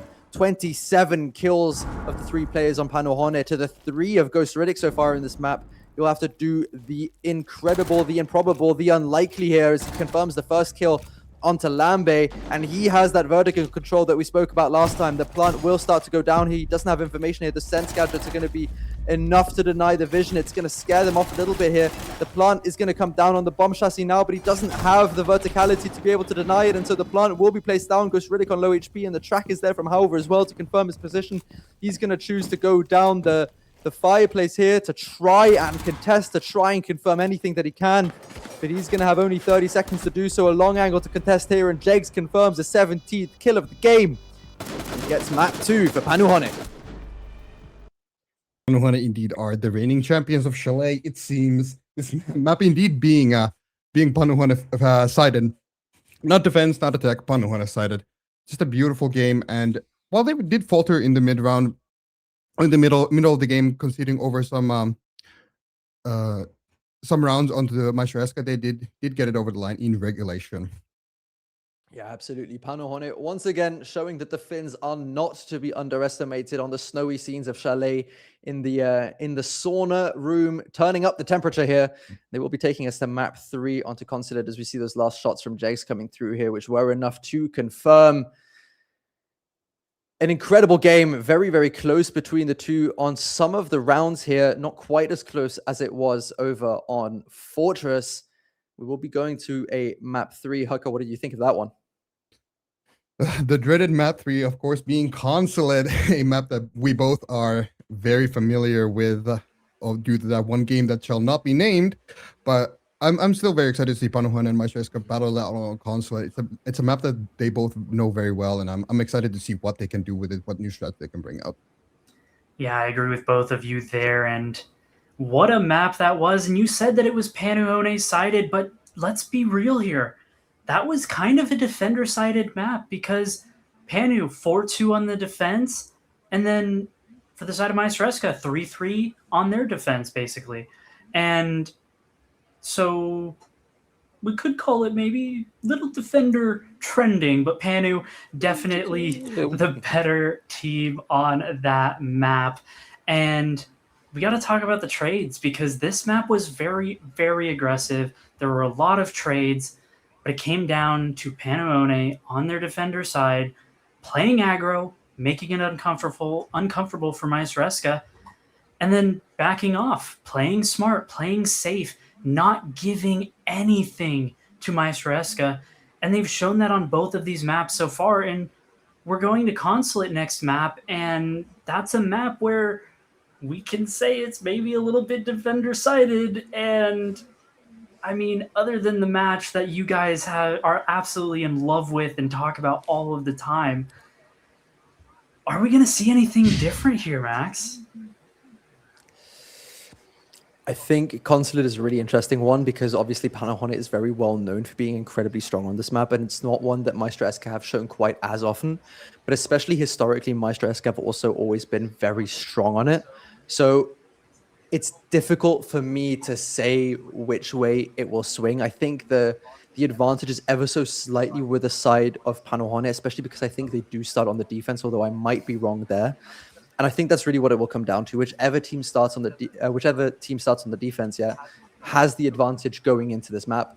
And I think that's really what a lot of it is going to come down to. Whichever team manages to kind of crack the code on the attacks ever so slightly more quickly and more efficiently, that's going to be the team that wins this map. I can confirm, Max. So it's going to be Panuhone starting this one off on the defensive side. Look at the top of the screen. So they're going to get that advantageous side to go with things. And I think you're right on the mark there in terms of it's really about who can crack those attacks, who can just get that little extra round, because we're not asking for a favourable half of our attackers at this point. We're just asking for them to maybe get more than one round in the half. With the way this series has been going, we know these teams can defend. We know these teams have a brilliant ability to stall out these attacks. It's looking at the inverse side of that and going, right, what can we do with this weaker side? How can we maybe turn it into something workable? Herka, what do you reckon these teams have got to do to try and get something going on these Consulate attacks? Well, Consulate is a map that is kind of like Chalet as well. You know, you can skip those those step 1, step 2, step 3. It's not that formulaic. You can go for these insane kind of plays, and I think we'll come down to these solo plays from both sides. Like, which team will have the better individual performance? Can we see somebody from Panuhane fragging out of their minds and just opening their round on the attack and forcing the defenders back? Or will we see Meister fragging back onto Panuhane on their own attack halves and forcing those rounds open? As we know, it's defender-sided for a reason. So we need to see somebody stepping up and doing the impossible to get these attacks open. I completely agree with you. Map 1 was all about the defender side. Map 2 was about who could gain an advantage on the attack. Map 3, I guess we're going to have to wait and find out exactly what the theme of Map 3 is going to be, but we'll be back with Map 3 after this very short break. Out stairs, they're not. Panuhane getting these entry picks, getting these round wins, and it's going to be looking like a third flawless round for the side of Panuhane on the defense. It holds so much of that side from above, as we see a flank from the team again, picking up 2 kills, just being absolutely nuclear in the round. Lambe picking up ultimate blitz. That sense already going for that execute, possibly threatening George, and Lambe picking out the zero gun, actually one of the highest for Eska. We have to see how they deal with this though. 4 versus 4, very much even, as we see Ranker getting faster and go for the on the bench. We will see how Panuhane handles this. We have an IQ coming from Evan to search out those traps. We're on the team this round. The Gig trading back on the go for it. Can the team get the 4th? Can she get the 5th? Already 3 deep in the round. Gets! All they have to do is fall back on the bomb side. The attack measures can no longer get to the wall. And choose the safe way down, or I guess go back into the tower here. As we see some lovely gameplay here. A beautiful trick shot from Hal. Okay, that's Halva gets one on the Denster, Mateen gets one on Nikkei S, and we have an even mankind right now, 3 versus 3. That Sims already going for that execute, possibly threatening George and Lambe, picking out that zero gun, actually one of the highest Explosive entry from Panuhane again with a big advantage in the round. Ranker does more 1 down. One in taken out by Mateen as well. There's a double kill for him in the round here, and now it's only Lambe left in the bottom. It's Gavin on wins. We do have that on the flank of Halva, getting another kill onto Mateen, but really falling off in the meta recently. The guy is not being quite as impactful. And while the gun still remains quite good, the question on Alibi is, what are you not bringing? To take control over Pickle here. However, getting another kill onto Evan, and another explosive entry from Panuhane, giving them the get bigger from the window. They won't be able to jump in. Nifsu managing to pick off Evan here as well. The nade will come through, but won't quite be able to cut him off as Rick. Nikkei S ironically dying on the gun I was just about to ask you about, that TCSG ACOG. How important do you think that ACOG is? Now he's close on the shield, but he won't be able to hit him. So Lambe is going to be under a little bit of pressure, especially as the winner's being pushed here. However, does manage to pick off Ranker though on the other side. Dropping as well. Nikesh drops down onto the staircase. Storm Gadget won't be enough to confirm anything. Shotgun coming through here. As Riddick and Mateen will see if they can boost their KDs any way, shape, or form. The floor bangs coming through, but Mateen gets floor. You haven't tried it yet. Go if you're queuing solo queuing rank, that gun will carry you far. Not so much in probably in comp. Not quite taken out yet. Evan taken out instead. They're not aware of the play that's going down here. Coda swing coming up from Nick. The Gig straight back on the ghost for Nick. Can Mateen get the 4th? Can he get the 5th? Already 3 deep in the round. Gets the From the side of the Texas was. He gets put down into low HP from that drum mag of the Tachanka. He's alone. He might have got to take it off after we played rank yesterday. So nice to see them realize that in time. This time, managed to switch that around. C4 coming out here as well from Evan onto Lambe. Hold on still here. They will hope they can get at least one here. I guess pinch. We'll see how Panuhane handles this, but we have IQ from Evan to search out those traps. Verticals potential, great shot onto Halva. Interesting to see if they're aware of the push up the stairs. Ghost Riddick on that bathroom vertical to be able to look through the... Taking a little bit of damage as well as he drops outside the breach. Ranker picking off Nifsu, picking off Nikish as well. The jump out coming through here. Ranker with a third onto Halva. The bathroom through the rotates. Try and put that diffuser down. Only 5 seconds left to go. A big advantage for Halva here as he can just swing around and stick.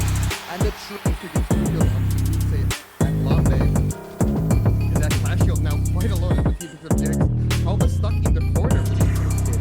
off, of course, but it wasn't meant to be in that round. As you see Jags here on an aggressive position. Smoke's coming through here, set up to try and clear on angles where they need to, wherever they can. That wastes so much time. On the left, he flashes himself in, taking a good amount of damage while he drops. But Mateen picks him off. S. Usually seems to top goal. It can only hold so much of that shot from above as we see a and with that shield from Evan, you have severely limited power right now. We have only one line gets in pocket. First of all, here, now we will have Game Must back coming to normal ghostly pause for the side of Van Hornet. His opponents exploded, but he'll be cornered here. 1 minute 30 to play in that round. So Van Hornet will have to start speeding up. I used to be a zero main back in the day when I was a starter. Ranker left one player in lobby here in the best position. It's going to be the next challenge for Ranker. So he know that he's crossing the right there. And pick him off. Nick has picked up Denster. Ranker also. While it does kind of hurt, what hurts more is losing that Hibana. No more breaches for the side of Panahuana, so they will have to funnel in these doors, funnel in these windows, and look prepared. Down the bomb here, shots getting down him as well. That might have been the smoke canister as well. Ranker managed to pick up another, and there's 5 seconds left in the round. However, Jegs both have yes through this headline. He gets ADS by the Monty, and so that's going to be Jegs down. Not quite taken out yet. Evan taken out instead as they're not. In these lineups, just going wild. As we have also Yegs being taken off the board quite early as we have Speeding up a little bit as we see another trade there coming through. A lovely trade, but Mateen picks up playing alone. Mateen holding the cross for him. That's Nifsu taken out. And now it's only Jegs left alone against 3. He needs to swing through his name because I see him being so little. What's the cameraman's name? Zero, that's the one. Oh.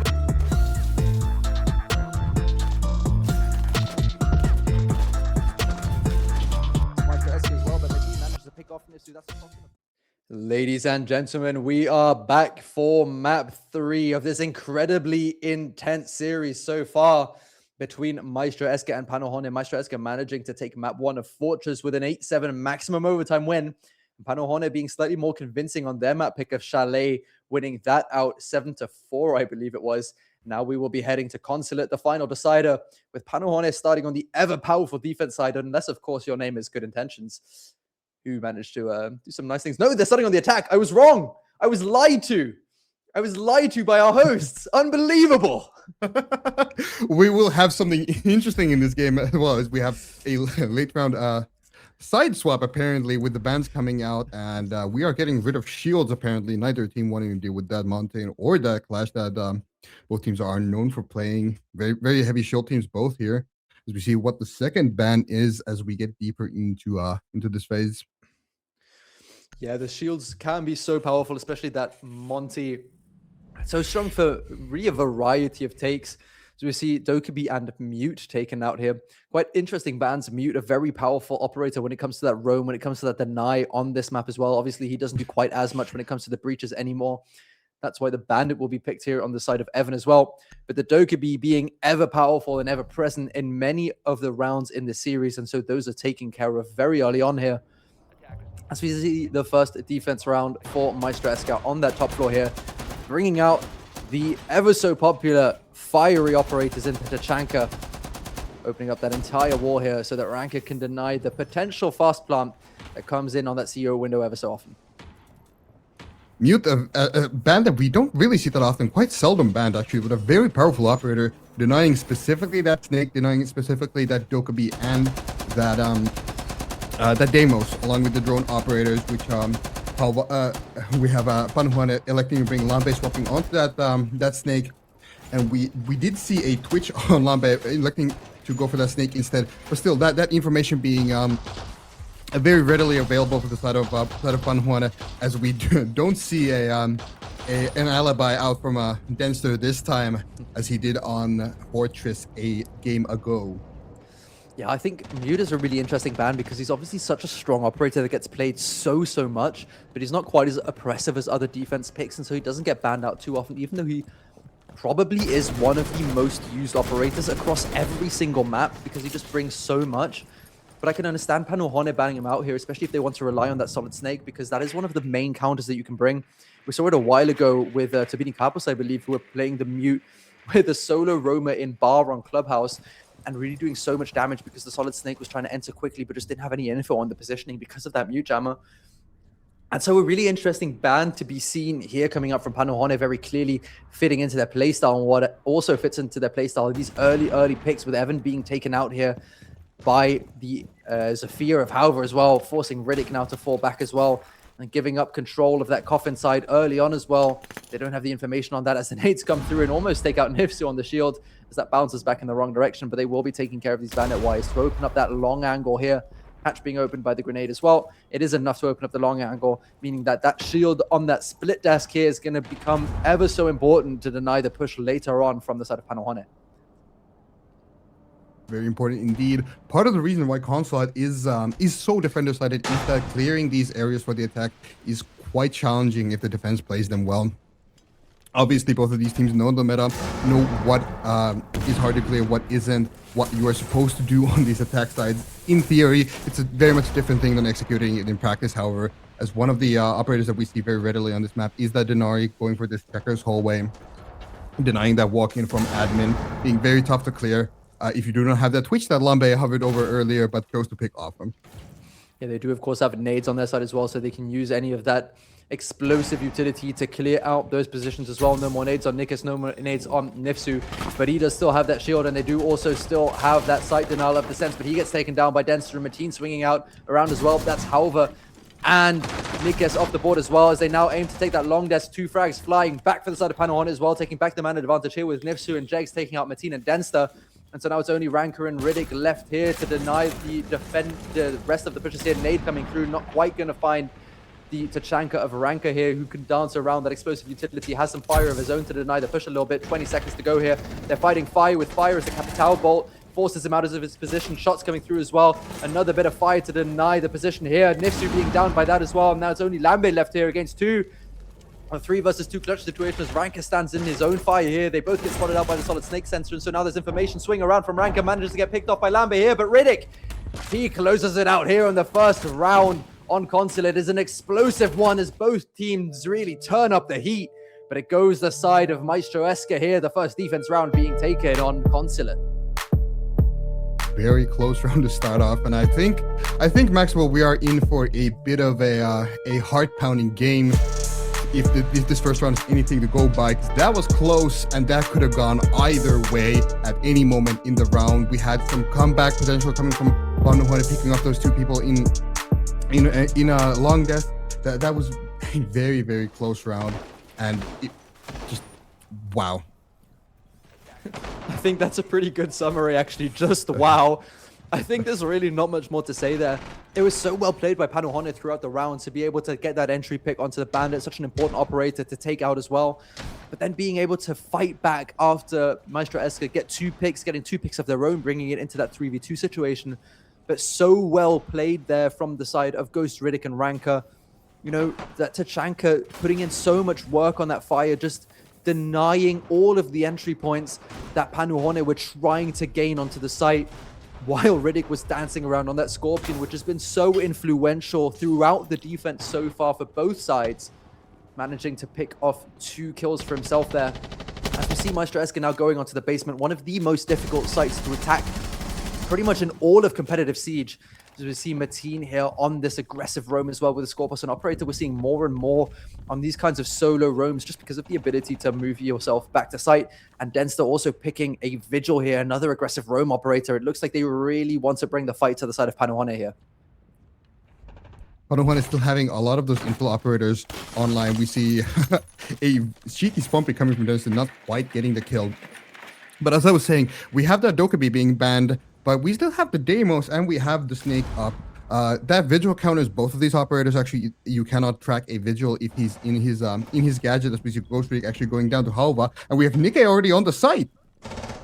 Yeah, Nikke with an explosive entry here. Halva picking up a second onto Evan as well. And this is not what Maestro Eska expected. They invested so heavily in the roam that their defense of the site was just too weak. Now Mateen here slowed down by those track stingers as Denster manages to pick off 1 here on the flank down into Visa and into Server. He might be able to pick off a second here with the information, but the mirror is picked off. That's Ranker falling down to Lambe as well, as Denster's going to try and work his way back to side. The wallbag's coming through here. Halva picking off another, and Nikke S managing to confirm it onto Denster. That Scopa's shield didn't quite do what it needed to. The wallbang's coming through here, doing a lot of damage on the first attempt already. And once that hole was there, they managed to find the shots through, and Panahonet take that first attacking round. And they've almost fulfilled their quota as well. If they manage to find another attacking round here, they're going to be incredibly confident once that round swap comes around in 4 rounds. channeling their inner good intentions. I see Panuhane look at that roam and decide, no, we don't really want to deal with that particularly. That's a scope of, that's a visual. That's too difficult to deal with. Let's just go over to the side. Let's just get control of that side. And that is exactly what Halva and I do believe Nifsu or Nikkei did on that Gridlock. Gridlock is the operator name. Apparently continuing on from the trend of Fortress, I'm forgetting operator names. But just going direct, saying, screw it, we don't need to deal with the roam. We are on the site now, and that's your problem to retake. We're the defenders now, and we have better guns than you guys do. Yeah, MEISTERSCHAFT quite clearly decided that they need to be less passive when it comes to defenses, take the fight a little bit more to the side of Panuhane, and I like the approach, absolutely, because it just makes it a little bit more uncomfortable for Panuhane. It doesn't allow them to set up as much as they could over on Chalet.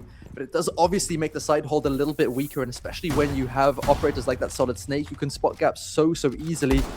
He won't be available in this round, however, or he won't be taken at least from the side of Panuhane. So maybe they don't have quite the explosive entry potential as they did before based off of his information.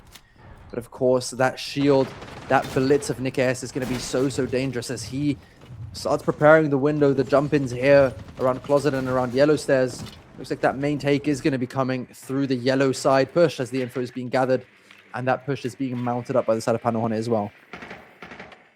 See the site rotation being completed from the side of MEISTERSCHAFT, not electing go back to that basement, seeing that their defense wasn't quite up to snuff. They're going to the tertiary side of piano and piano and display is that site, I do believe. As we see a very quick entry from Nikkei. This site being very much hold up from that top floor, so we will see if the plant does indeed go down with all of this top floor control still in the hands of MEISTERSCHAFT. Yeah, Nikkei has to get off the plant here because of the thorns that are being thrown out to deny him. Another thorn is going to be floated. He does manage to deny it just about in time. So he's on 1 HP. The smoke canisters coming through, but they won't be able to find the damage that they need to. Nifsu manages to pick off Denster here, so he won't be able to deny the plant anymore, which is going down now. Nikkei's doing exactly what he needs to. While Mateen finds out Lambe here, the defuse is down now. And MEISTERSCHAFT are going to have to play the retake here with 2 attackers on very low HP on the side of Panuhane. It is an absolutely outrageous plan to get down. All of the smoke's missing. Nikkei tanking one of the thorn traps, shooting one out, and getting the plant down, and now hiding in the corner on the blitz. A nearly impossible retake from the side of MEISTERSCHAFT as Mateen looks to make the impossible possible as Ranker also gets one pick onto Halva. Nifsu gets Mateen, and we have a round win for the side of Panuhane off of an absolutely ridiculous plant that Nikkei gets down. Just phenomenal gap spotting, getting the plant down and working the post plant. Yeah, Nikkei's doing what he does best. This is what he is so well known for. I love bringing out the stat from Combine where Nikkei's had 40 plants and the next closest 3 other players only managing to bring 14 plants to the table. So if you add up all of the plants of the next 3 best planters, they managed 2 more than Nikkei did alone throughout the tournament. And he just has that faith in his teammates as well when he needs to. So he said, I'm going to stick this no matter what and get that plant down. And those post plants, they're so difficult to deal with here. MEISTERSCHAFT just not finding the response that they needed to. They will be able to go back to that top floor site that they managed to win out, albeit not the most convincing defense when they did so. And so they will be starting to worry a little bit here because the attacking prowess of Panuhane just seems like it's a little bit too much. And this map is really starting to remind me of a certain other game that I really don't want to think about, but it's difficult not to. Please don't, Max.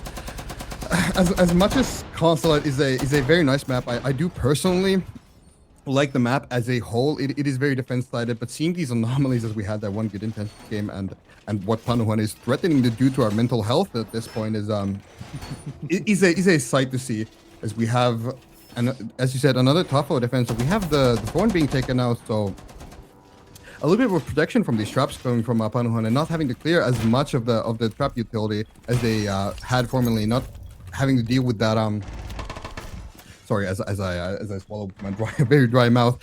That plant denial that MEISTERSCHAFT are bringing on, they have the Tachanka, now they no longer have to worry about the Thorn, and we have the Snake being taken off on the side of Panuhane. All shields except the Montaigne still available, and Nifsu is using that to his advantage, being the Blackbeard for this admin side take. Yeah, Lambe does get taken out here with the spawn pick of Evan, so he gets revenge for the entry death that he brought us in round 1, picking off Lambe. That is a very important pick to take off here. The Flores early on, that's a lot of utility that will be able to survive this round as a result of him being taken away. That drone just being taken out by the electricity as well there. So Evan managing to pick off a player and a drone there, even though that might not quite have been as intentional. And Panahoné are going to have to figure out a way here to push through because they have lost that ability to clear out that long desk position quite as effectively. The Blackbeard of Nifsu will be rotating around Evan with another aggressive swing here, clearing out Halver. He was playing up on that spiral skylight. Wallbang's coming through here, not quite managing to find the head of Nifsu as he has a shield in front of him. And now Evan is going to try and work to fall back here, but he's deciding to stay and to fight for his life here. Wallbang almost finding the head of Nikas here, who's pushing through. Now nading out Evan as well. Mateen with a wonderful shot, getting the trade back on the Blackbeard, putting us in a 4v2 man advantage situation for MEISTERSCHAFT, and this looks to be a very solid defense from them so far. Very solid indeed. Not quite repeating what how much success Panahoné had on that first round of attack. They almost got the round over to themselves. Not the case this time. I do expect MEISTERSCHAFT to bring this to a 2-2 score. As we still see that the Chonka with 19 Shumika losses make the 18 Shumika losses in his pocket. Mateen on the Scorpion that we've touched upon a lot. And Denster C4 maxing on the on the Warden with Nikas throwing all of his Sense Walls into the wind, kind of maybe showing a little bit of frustration here. Not being able to execute this attack as well as they could have wanted. Yeah, and this is where we see the strength of Consulate defenses, just being able to shut down those hallways with those smokes, with those Shumika fires here, and still having the two guns up as well for Mateen and Denster. It's now just a matter of holding power positions, holding crossfires, holding contacts. Riddick here will be playing the shotgun close. That sense wall is going to make it more difficult here as Nikas pushes through and picks off the smoke as well. He gets down while doing so, and so Jegs is effectively in a 1v3 situation. He's taking an aggressive position here in meeting as he'll be working around that desk. Fire coming through as well, but Mateen manages to confirm him as well with that powerful, powerful shotgun that the Denari does bring. And so we go into a 2-2 split here. Another top floor defense successful for MEISTERSCHAFT, exactly as they would want to. But to be able to go confidently in their attacks, they need to win these next two defenses as well. Where Panahoné just managed to find very strong gaps using that solid snake. He obviously is no longer on the board. And so they'll need to find a different way to do so. And it looks like MEISTERSCHAFT will be electing to go for a similarly aggressive roam setup here. This time still bringing the Vigil, not bringing the Skopos here, the Robocop, as I call him so lovingly, and electing to bring the Mirror instead, just to be a little bit stronger when it comes to holding that site. Unfortunately, just a little bit of a correction there for you, Maxwell. I believe it is the Ela that is being brought instead of Skopos, the Mirror being brought in the first downstairs defense. So otherwise, a very similar lineup, but that Ela being brought out to deal with the shields that Nifsu and Nikas do like to play, with Halva also being very capable of them, as he showed in his time at Fnatic. But I do think we're going to see another very direct take, as we have Jegs swapping onto the Thermite of all things. We have Nifsu on the sledge, so I do believe this is going to be a piano frontside garage take, pushing into that and that side hold and ignoring the roam again. Yeah, one thing they do need to be very aware of is the control that they need to get over that kind of piano portion of the map. Of course, Mateen playing above, and honestly, I see Mateen on the Scorpion, and I just kind of assumed that that was the plan all along, especially in that first round as well. So that's where the slight confusion came up from my side here. But we see the drones being denied early on here, that mirror window being popped on that main breach. That means that Jegs will no longer be able to effectively breach that. At least the smoke grenade coming through here to make the C4 a little bit more difficult to land. He's going to start working towards placing the breach here. C4 comes out, and that manages to confirm the kill onto Jegs. That means that there is now no more breach ability from the Thermite. At least they do still have the Ivana, of course, but she won't be quite as effective when it comes to breaching up that main breach, especially considering that she is occupied on the complete opposite side of the map as they try to go for a split take, but losing that breach pressure will make this considerably more difficult for the side of Panahoné. That's the real risk with playing Thermite. Those breaches are bigger, and you have some different utility than the Ace, mainly the smoke, but you do have to get up and close. And when you try to get up and close, that C4 maxing might happen onto you, as MEISTERSCHAFT have brought 3 C4s with 2 still in pocket. So 2 possible kills still off of C4s, and a Boss G on the hands of Denster. You know, that Fragger looking for those kills on that very powerful weapon. And Nifsu will look to go for an entry here as well onto that Visa hallway. Landbase already made his way into there as well. as we do still see top floor control being held from the side of MEISTERSCHAFT. They know exactly what they need to do here. Evan being isolated down at the server as well. Drone coming on him, scan coming through as well. Floor baggers won't be able to find him, and so he manages to find his way back towards the site as well. As we still see Danster on the roam here with that Vigil utility, making him a lot more difficult to spot out. However, manages to pick off Evan towards the end here, and Danster getting more and more aggressive in this hallway. He has that boss G, but that drone will be able to spot him out. He does fall back through spiral stairs. Lambe just about missing the swing out, missing out the flashbang as well, as Mateen picks off Nikas as well. It's another kill here for the Yellow as the swing comes through from the mirror and confirms Nifsu as well. And we're back down to a 2v4 situation as we were in the round before. However, and Lambe this time will be the Panohone players tasked with bringing back this round from the clutches of MEISTERSCHAFT. Alva has been so good for but the Bashi shot misses and Lambe pushes down, getting Denster. But Halva has been so good for the side of Panohane this entire series, continues to find some kills, and this round isn't over until it's over. Panohane still got the 2 rounds that they can. They're everything that they gain from this point onwards is just a bonus. They're happy with 2, maybe 3 would be best. If they can get 4, I think that's a phenomenal result for them. Yeah, I mean, 4 attacking rounds is something that you really don't expect to come through here. Halva's managed to find his way all the way through into kitchen. He doesn't manage to find the head of Ranker. Lambe with a knife kill here onto Riddick. He only has 4 seconds left. He needs to get the diffuser down or confirm the last kills. The diffuser is too far away, and he doesn't manage to confirm the last kill. It's the last remaining player of MEISTERSCHAFT elects to go for the safe option, winning the round here just by staying alive. That's another defense round for MEISTERSCHAFT, as you probably would have expected, especially after that breach got denied so early on. Very well fought back from the side of Panohane, nevertheless, bringing it so close to a 1v1 towards the end there. But just not having the positioning, the player, the man count to bring it back towards the end. We'll be seeing that piano room once again, where last time Panohane worked so effectively to place down that plant. Nifsu putting so much trust in his teammates. No more Thorn to deny those plants either, as Denster goes back onto the Vigil, which he seems to be enjoying quite a lot at the moment. The Bashi is a very powerful gun after all. It's at most, at closer ranges, I do believe the cutoff is around 19 to 20-ish meters. That Bashi will down quite literally, I think, anybody that it gets hit on, excluding the legs or the arms, I do believe. But if you hit center mass, that is a guaranteed down on the Bashi. It's just a very powerful gun in the hands of a roamer like that. And it does have that ACOG that we've been talking about today a lot.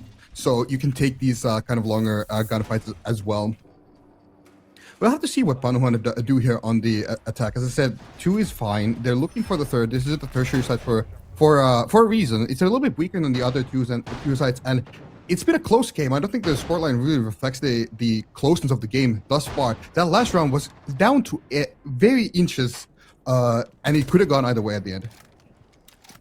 Yeah, if there was just a little bit more time on the timer for Panohane, you can definitely see that round going the other way, and then MEISTERSCHAFT would really be in trouble. And one thing that I'm seeing here with this round is that there's not quite as much verticality as you'd probably expect from the side of MEISTERSCHAFT as well.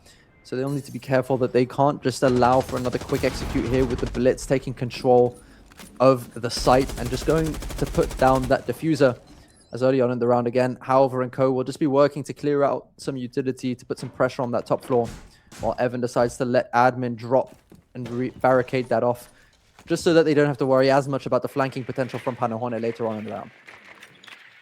Panohane might have a chance on this round, though, as Mateen has decided not to play the Scorpion, went onto the P90 on the Solus, so a little bit of a less lethal gun in his hands. So we see Jegs already going to benches on the square hold here, having a direct line of sight onto site itself. Yeah, and they know as well that Denster's sitting in behind that piano, so if he overpeaks one way or the other, he will be in a lot of trouble here, as Lambe will be looking to put some pressure onto Mateen. Breach is being opened here as well to get some pressure onto the site. With Nikas close as well here, the line scan is going to come through, and it looks like they might be pushing onto the side here. Evan using the Deagle to confirm the kill onto Lambe as well. Mateen is on low HP, and Nifsu once again putting down that diffuser. Denster confirming the kill onto Jegs, but they can't deny the plant here, it seems. They do have pings, they do have information on it. Mateen in the very last second taking down the plant of Nifsu. Denster gets put down to low HP as well. Evan just swinging around with that Deagle. You do still have an MPX, Evan. You can use that as Nick S manages to confirm Denster here. We see Halva pushing his way onto the site together with Nick S. He picks up one onto Riddick as well. Halva gets one onto Evan, and we're down to a 2v2.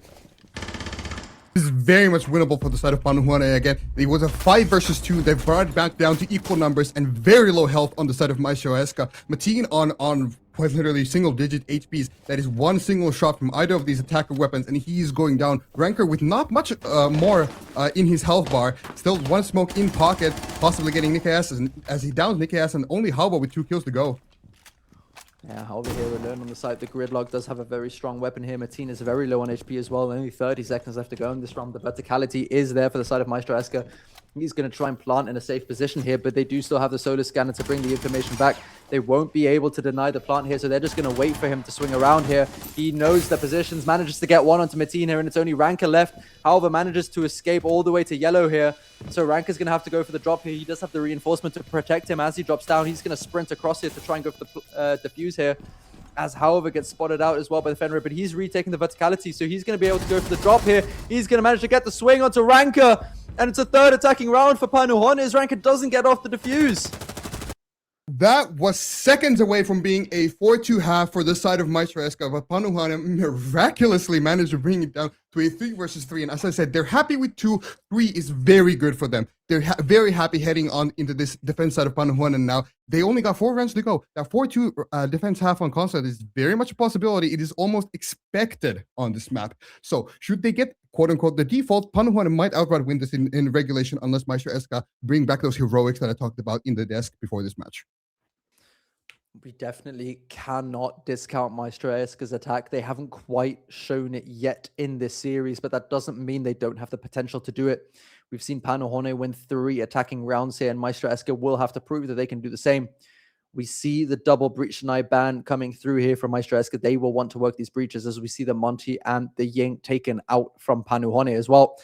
As we move to top floor, and we see those double DMRs coming out once again already for the side of Panuhon, together with a plant deny of Tachanka, that ever-present mute that we spoke about, as well as the recently buffed Wamai to hold on, I'm presuming, onto that soda position with that increased utility. He's going to be so difficult to clear out here for the side of MEISTERSCHAFT. But these are the kind of problems that they will need to solve if they want to win out this map and take the series for themselves.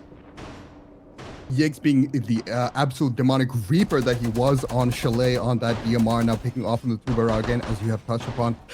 Very interesting. I do want to touch upon these bans as well. That Kite and Bandit ban being very common in maps like Clubhouse and Lair and Nighthaven Labs, not that common in a map like Consulate. What's your opinion on the fact that they're leaving these very powerful operators like the Tachanka, like the Mute, like the Wamai alive still, and deciding to pick these regional operators that aren't really all that impactful on console? It really just comes down to what the teams are more comfortable problem solving against. Obviously, those regional operators can be strong when it comes to the basement side, especially making it difficult to open up the breaches.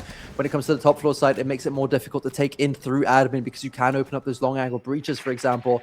So they do still see play. We obviously saw Evan play a lot of Bandit on those defensive rounds.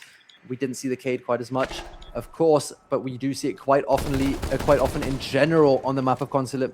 So maybe they're not quite as strong on this map as they are on others, but it's definitely just something that maybe MEISTERSCHAFT aren't quite as comfortable dealing with. Maybe it's something that they identified that they're struggling to play against, that they just don't want to deal with here. So at the end of the day, it does look like it's slightly more within their comfort zone to get rid of them. So you see the utility coming out here to clear out Lambe from this aggressive position here, but Nikias manages to get the first pick out onto Denster.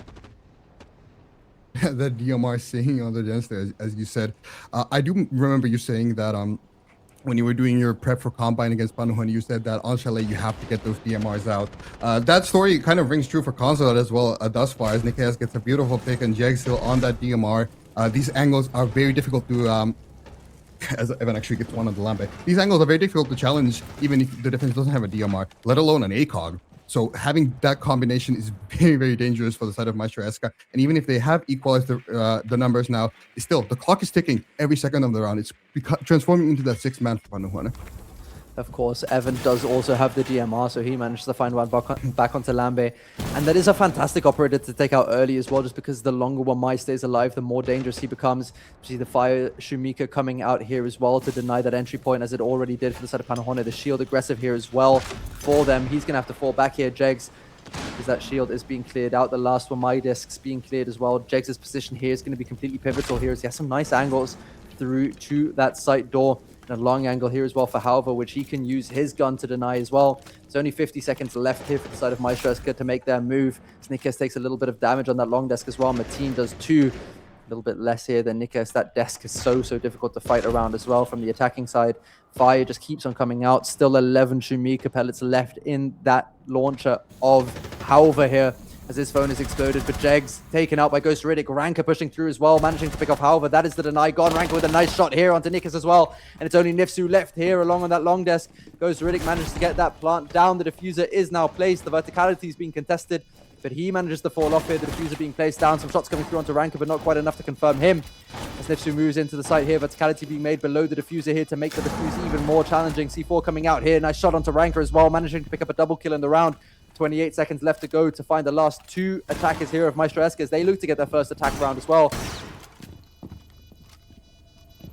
And this retake just seems kind of, I don't want to use the word impossible, as Nifsu does the impossible, gets Mateen from the verticality. 13 seconds left to defuse, and I don't think Ghost Riddick is in a position to contest. No way he is. He's in coffin right now. Does he get that shotgun? No. And less than 7 seconds now on the clock. Defusing is impossible, even if he would get that kill, but Ghost Riddick just confirms it out in the end. It looked for a second like it could become possible here for the mute of Panuhone.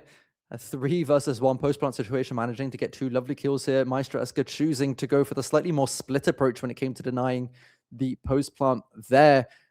That does obviously allow the defender to pick off and isolate the 1v1s, as he did wonderfully there, but it wasn't quite enough towards the end there. And it's the first attacking run for MEISTERSCHAFT as well, proving that they can do what Panuhone did as well. And we were speaking about how important it's going to be to win these attacking rounds, to take these picks wherever they can. And despite losing the entry pick with Denster dying early on the Zofia, they managed to bring that round back. So Panuhone will be moving into the basement here, electing to bring a comparable lineup when it comes to the idea behind it, at least not so much the operators per se. Obviously the mirror being brought here as well, and the rest of the operators being completely different.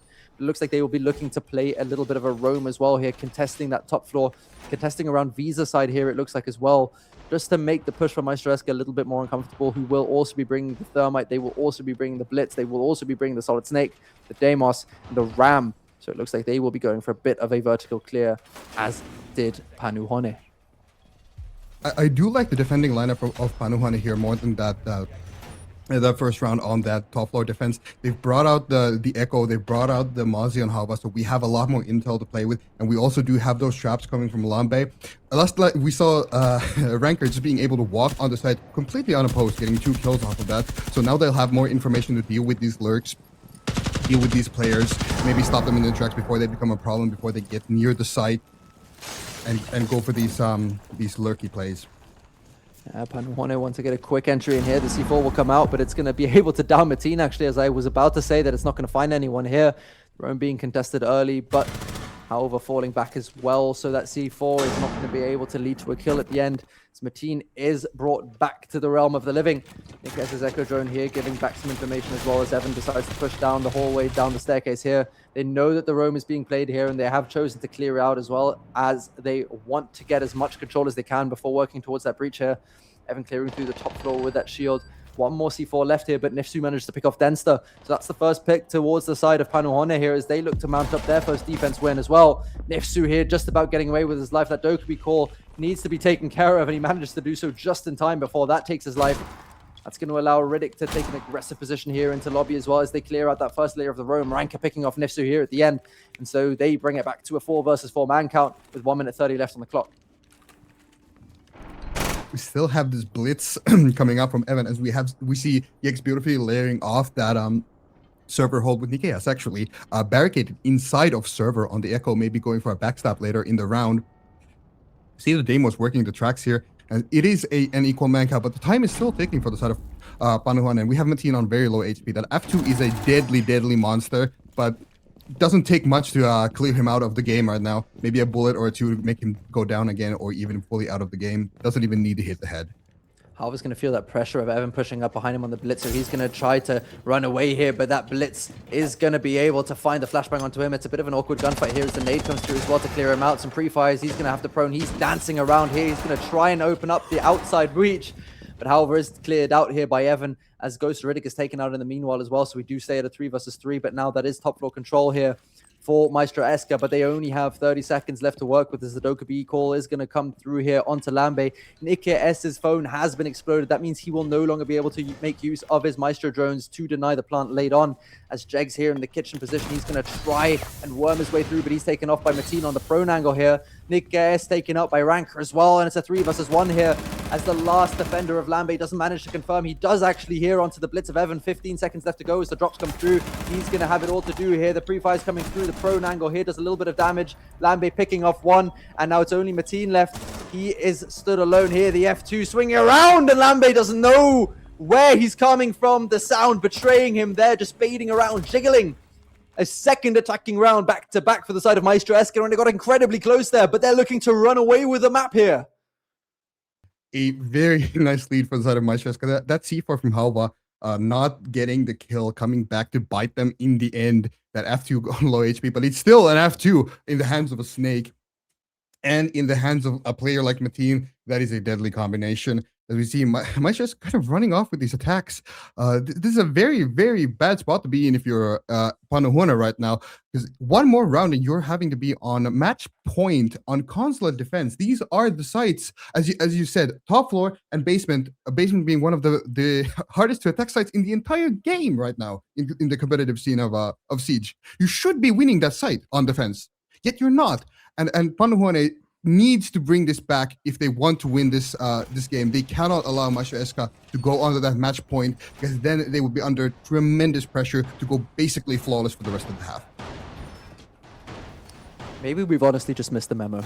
Maybe something happened. I already said this in the game that shall not be named. But maybe we have just missed the memo. Maybe suddenly this map is maybe it's just been solved recently.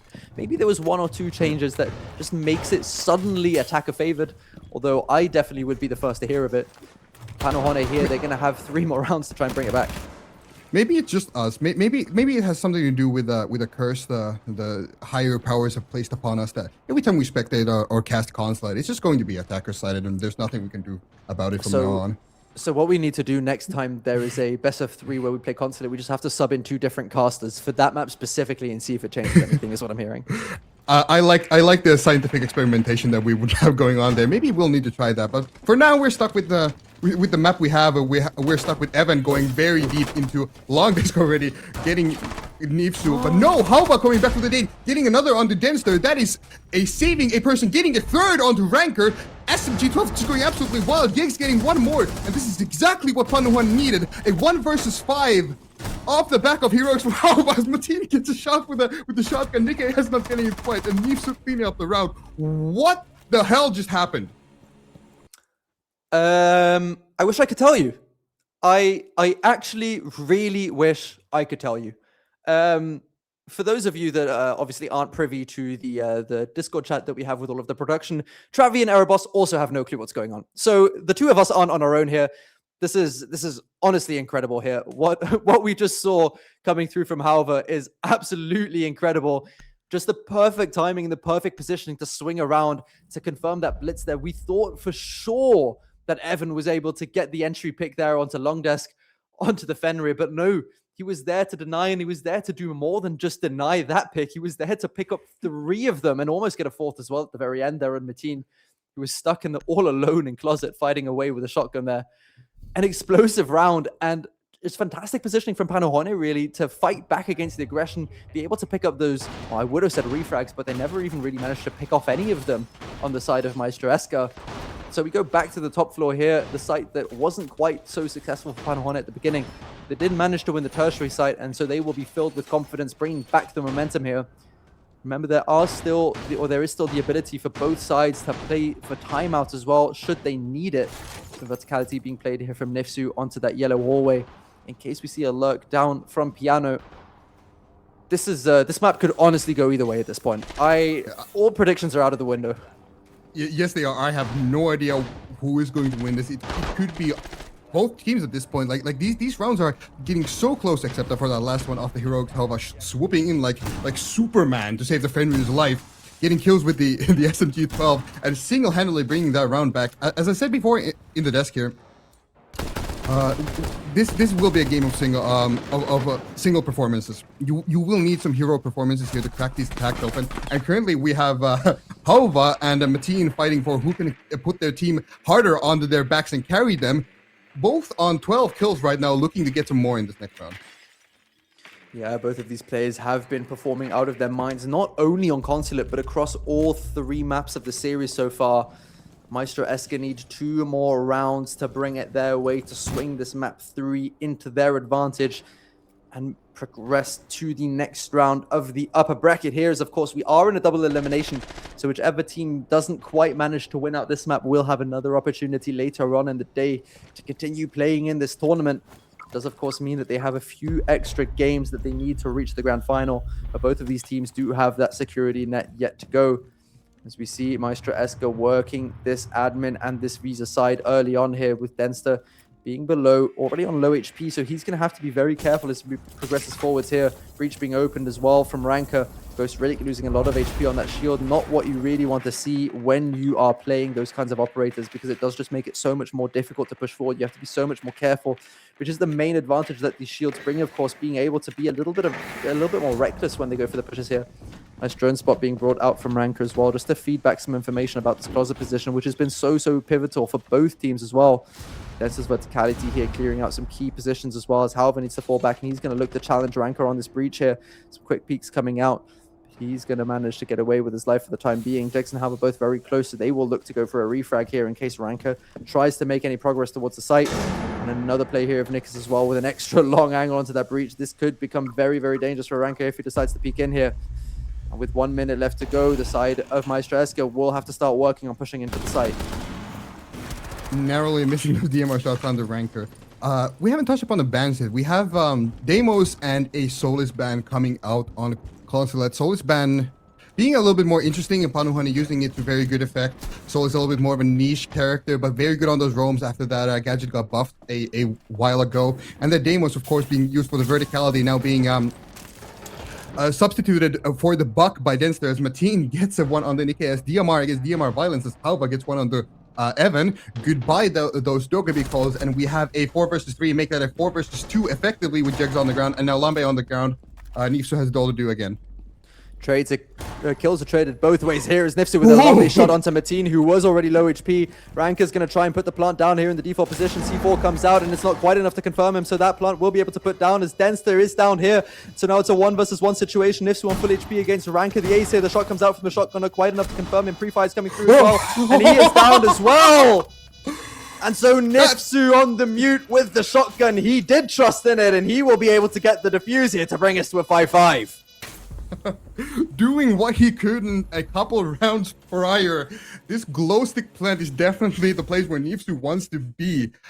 Pulling that over with the shotgun, as he said, believing in it. And I said in the last round that we have Mateen and Halva battling for the carry. Well, no, Nifsu is swooping in and saying, no, I'm the carry now. I'll get us over. Getting a 4K in the round and the counter defuse on top of that. Just what an insane play. Yeah, they really are showing off that there's no one person specifically who needs to bear all of the pressure, and it's so nice to know that you can rely on your teammates here, as we see those swings coming out so beautifully from Nifsu, managing to get a 4K actually to confirm this round at the very end. That shotgun doing so much damage even on long ranges here, just enough to down him. The shots not quite enough from Ranker to win out the round. The quad kill from Nifsu to secure the even round swap. As we go back to basement here now, however, out on that roam on the Mozzie, looks like the side of MEISTERSCHAFT might try and go for a bit of an explosive play onto the breach here. The thing they need to be aware of is that mirror placement. If Jegs elects to go for the same mirror placement that they did when they were defending, that whole plan could immediately become foiled just by the placement of one simple piece of utility. We do still have the Thatcher coming in from Ghost Relic, so maybe denying those C4s on the data, that plan keeping Ranker on the thermite safe, and we still have a glass inside of a team. They could use that mirror window against the defenders of Panuhani. If you smoke that off and peek it with the glass, it's a risky play, but it could work out, especially when we have no warning coming in from inside of Panuhani and no mirror window on the breach as of now. The vertical holes here over the breach, being prepared to throw that C4 out to be able to confirm the kill onto Ranker if he goes for the breach here. So he's going to have to trust in his teammates to cover him here, but it looks like Jegs has fallen back, although he is in position to throw that C4. It is going to be denied by the Thatcher here as well of Ghost Riddick, and Evan close on the breach here with that shield. Smoke's coming out now. The reverse plant of Evan early on as well. Howard's going to have to drop into sight here to throw that C4, but there is another EMP on the side of Maestro Eska, and so the plant will just about go down as they don't manage to bring the echo in time. Nifsu does now manage to get the C4 onto Evan. Mateen through the smoke onto Jegs. Nifsu onto Riddick as well. That's no more EMPs now on the side of Maestro Eska. Panuhone getting another kill here. Nifsu managing to get another. However, going for that counter defuse. Nothing left to deny it here, and so they manage to bring it through. And despite Denster getting another kill, the long arm coming through here, and it's a match and series point for Panuhone.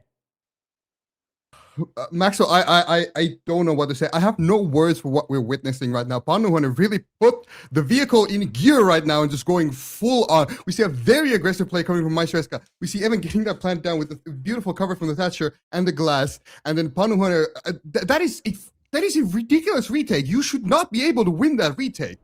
By all rights, that should be a round for Maestro Eska and match a series point to them. But no, Panuhone have just decided that we're going to get that round and put ourselves on match point. They do now have to defend the statistically worst defensive site on the map. Maestro Eska managed to get 2 attacking rounds early on. They looked like they were really in the driver's seat when it came to the second half here of Consulate. But Panuhone have just been reeling these defenses back, post-plant after post-plant. Some absolute heroics coming through, especially from Nifsu here, who's now 16-8 across this final map, really showing that he is the player to put them on their shoulders, to bring them through. He was the star player in Combine, and he looks to be that star player once again here in the MEISTERSCHAFT, trying to bring Panuhone as far as they can go. This piano defense now is going to be the most important round for them, because if they do win it, they advance through the upper bracket into the next round here, while Maestro Eska will drop into the lower bracket and need to work hard to stay in the tournament. Absolutely ridiculous performance coming from Nifsu and Halva. A little bit of a quieter game on the side of Yegs and Lambe, but that doesn't matter when your teammate is going 16-8. As well, we have a little bit less fragging power from Evan and Denster, particularly going 5-9, but still that doesn't matter. They're still, Maestro Eska could very well get this over to that overtime. They could get this in overtime still. One more attack is all they need, and they're probing in for this piano side attack. This is the tertiary site, so it's a little bit easier to attack than the 2 primary sites on this map. But Maestro Eska still very much a horse in the race, as we like to say. Yeah, for sure. This is the site where you really do trust yourself to be able to do something. So they are absolutely still in this here. Dancer on the roof here with the Grim. He will be able to try and find as much information as he can together with Evan. He will be able to gain so much information on the positioning here of the players of Panuhone.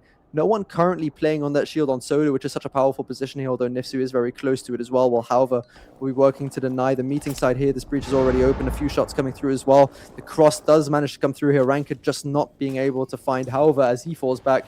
Solid Snake Scanner will be able to feed back the information here now, as Halva deals a lot of damage on the cross, but he managed to get away with his life. The Fenrir gadgets feeding back information as well, as Evan manages to confirm it. Now, that's the opening kill here, while Nifsu manages to trade back onto Riddick on the Blackbeard here. It's a lot of very powerful utility taken out here. Now the next gunfight will be Nika S stuck in this corner here. Smoke grenade coming through. He prone in the corner. Ranker picking off Nifsu as well. That's the star player off the board. Nika S taking a lot of damage as well. He is locked in this corner here. Those smoke grenades are going to force back Ranker though. The shotgun comes through. Doesn't quite manage to confirm it as Evan and Mateen, the 2 F2 operators, manage to pick it back here. And it's Jegs now in a 1 versus 4 situation. Finds the first kill onto Evan, but he needs to find another 3 to be able to bring this round into him and manage to confirm the series for Panuhone. Maestro Eska cannot let this one slip, as they let the 2 previous rounds slip before. Jegs does have 4 verticality, and so he will be able to get some shots onto the Thermite, but it's not quite enough to confirm the kill. Site control now for the side of Maestro Eska, as he needs to use the verticality to deny the plant. More shots coming through here from both sides as well. Ranker put onto low HP. Smoke's coming through now to allow for a safe plant. Some pings coming through, but they don't quite have the positions that they need, and Denster manages to confirm confirm Jegs here. And so we're going into overtime once again, as we did on map 1. I mean, I don't think there's any other way this matchup could have ended, but overtime on the 3rd map, these 2 teams are so very evenly matched. Just performance after performance, and Maestro Eska did indeed get that tertiary site over to them. Panuhone, however, starting on the defense here. So pressure is very much on MEISTERSCHAFT to get more of these attacks, keep that momentum going now that they've gotten one attack, that one pivotal attack for their side. So can they get more is the question here. MEISTERSCHAFT are starting on that attacking side now, and that might not be quite the death sentence that we would have expected it to be on Consulate, as we have shown that both teams are more than capable to win attacks on either side here. As Panuhone elect to go down into basement as well on this first round of overtime. It was previously so well played with MEISTERSCHAFT going for that direct plant. They managed to do everything that they needed to get the diffuser down, but the long arm at the very end from Howler just being too much for them to contest, making sure that Panuhone got into the overtime here, even with a match point, to be able to have an opportunity to win it out here. So we see another aggressive roam coming through them. That Mute and Mozzie combination being so oppressive when it comes to clearing out, especially a map as big as Consulate here. They have the mirror windows on site as well to deny, together with the Echo that can feed back information. It looks like there will be a slightly different approach from the side of MEISTERSCHAFT here, bringing that double hard breach, as Panuhone did before as well. Denster will be looking to open up that main breach, while Ranker will look to work the backside, as they want to kind of compress Panuhone back into the site as much as possible before working and execute. No Thatcher this time as well for MEISTERSCHAFT, so these C4s will be a lot more effective. Panuhone bringing 3 of them, C4 maxing, as well as Lambe with 2 Thorn Traps still in pocket, and NKS on an Echo Drone. So that Thatcher will be sorely missed for the side of MEISTERSCHAFT for denying these plans.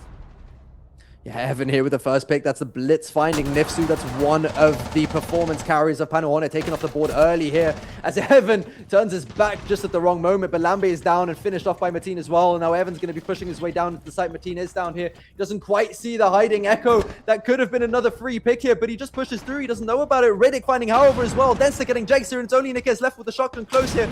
He has the position that he needs. Ranker swinging through and finding him. And it's an attacking round for MEISTERSCHAFT, giving them match and series point. The other way around, it was unexpected. But the quick push down into the basement side through Visa office is exactly what they needed to do to get that 7-6 round advantage.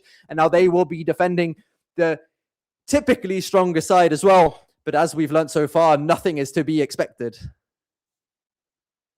That is exactly what MEISTERSCHAFT wanted and needed there. They get that. They continue the momentum they had on that attacking side. They utilize the shield to very good effect, get that round over, and now they are in the leading position. They are the defense side now. Panuhone are on the back foot now. They need to get this attack if they want another chance at winning this game. Otherwise, if the defense proves too much for Panuhone to overcome, MEISTERSCHAFT will run away with the series.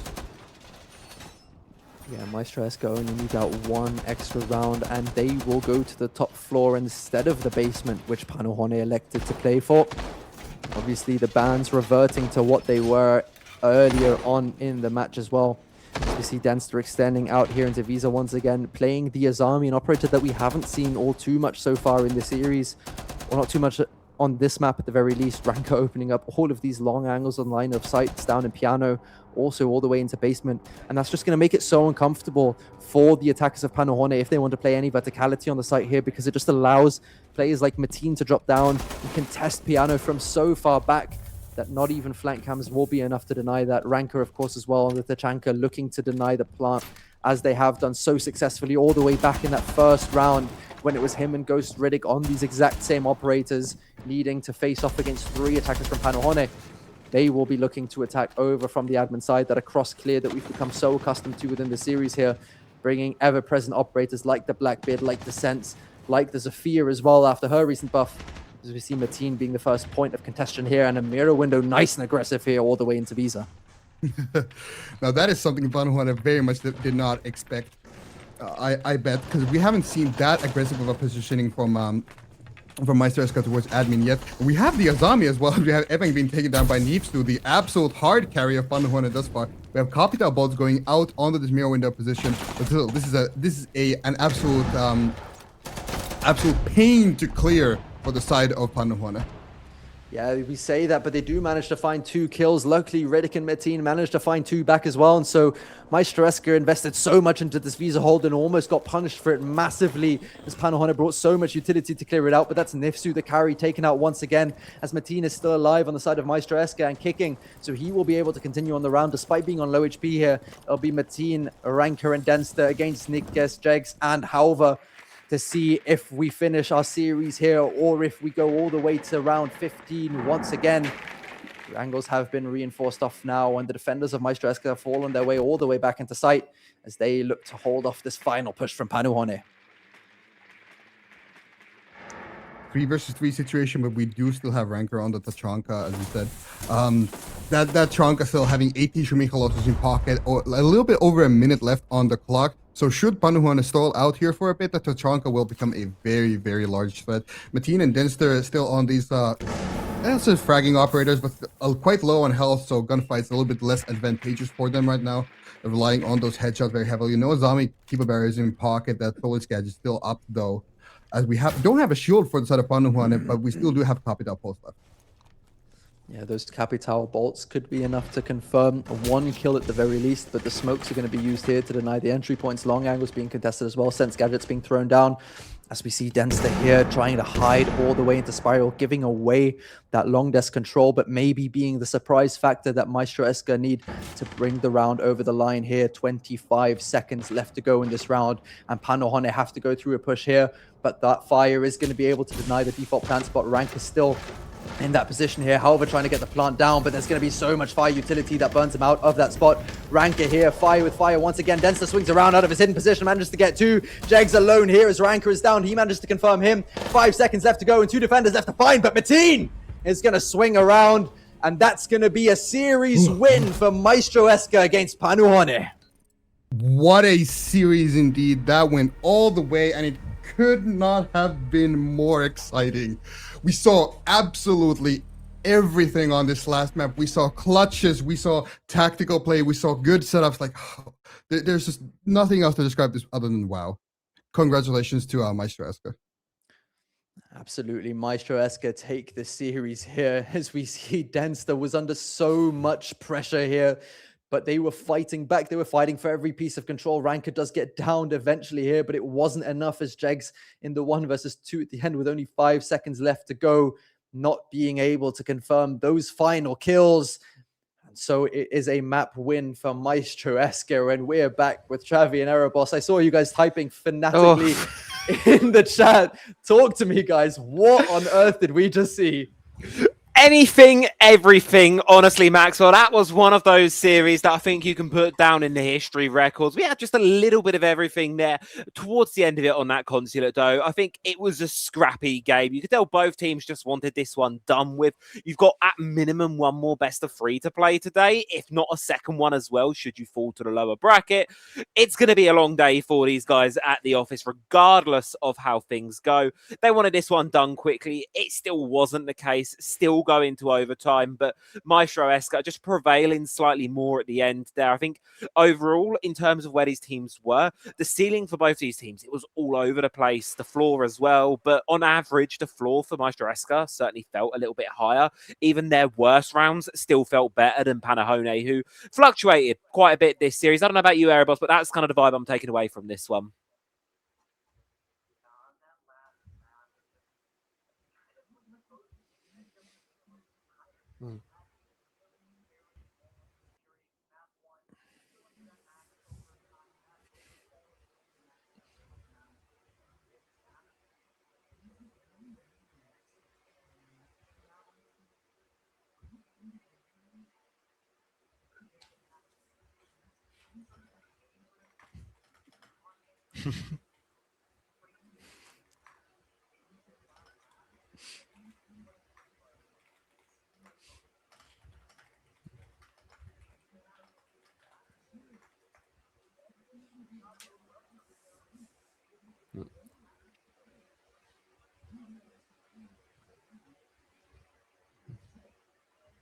Gonna be a long one.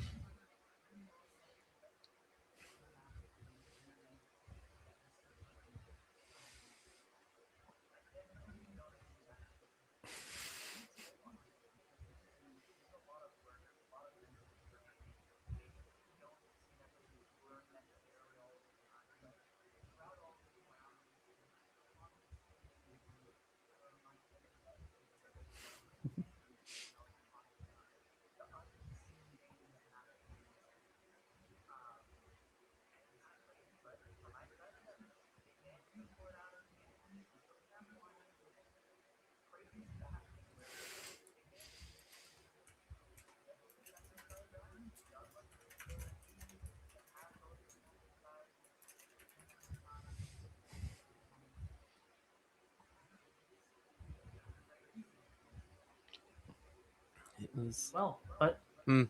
it's going to do it for the first series. Our next series is going to come up very, very shortly. We're going to head to a short break and we'll be back with series number 2.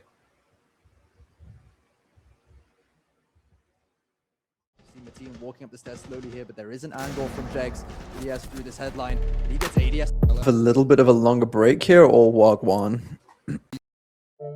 See the talk being around Tuber and Rooney specifically, that DMR with very little recall. What do you think of Or attacking rounds is something that you really don't expect to come through here. Halva's managed to find a way all the way through the kitchen.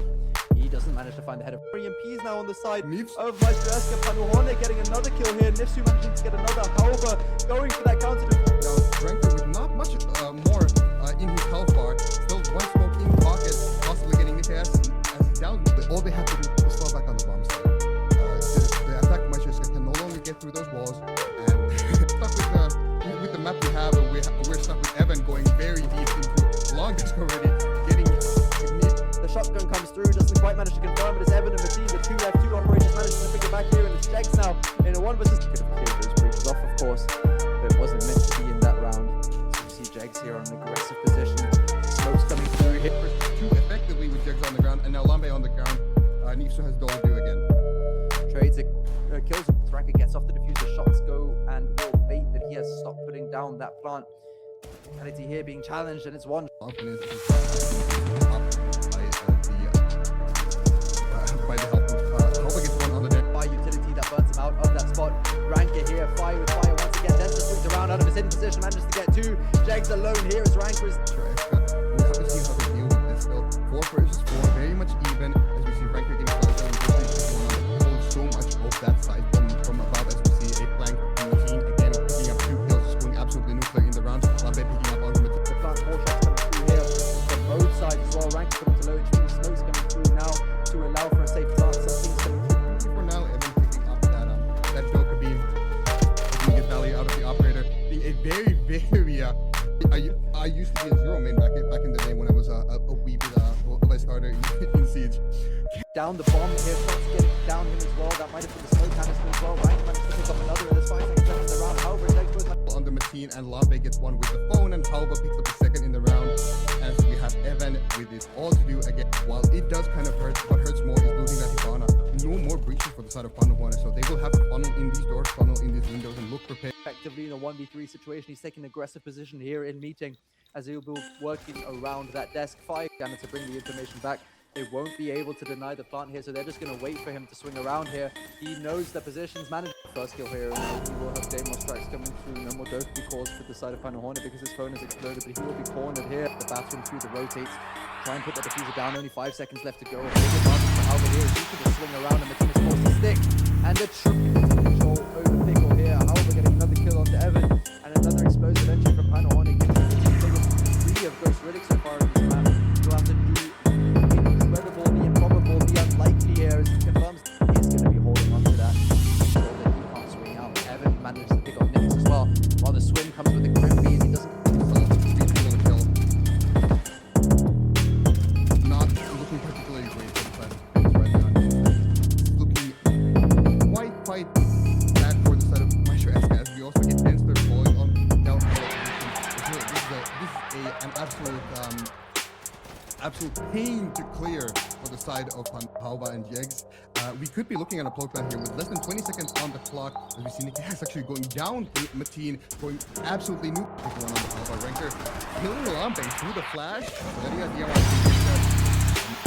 Getting a big side of MEISTERSCHAFT, so the plant will just about go down as they don't manage to bring the echo in time. Nifsu does now manage to use the fireplace here to try and test, to try and confirm anything that he can. He's going to have only 30 seconds to do so. A long angle. Halva is one of the Evan. Goodbye those Doga defaults, and we have a 4 versus 3, make that a 4 versus 2 effectively with Jegs on it. Wasted a little bit more utility as that round continues. There is indeed some very nice in these lineups, just going also Jegs quite early.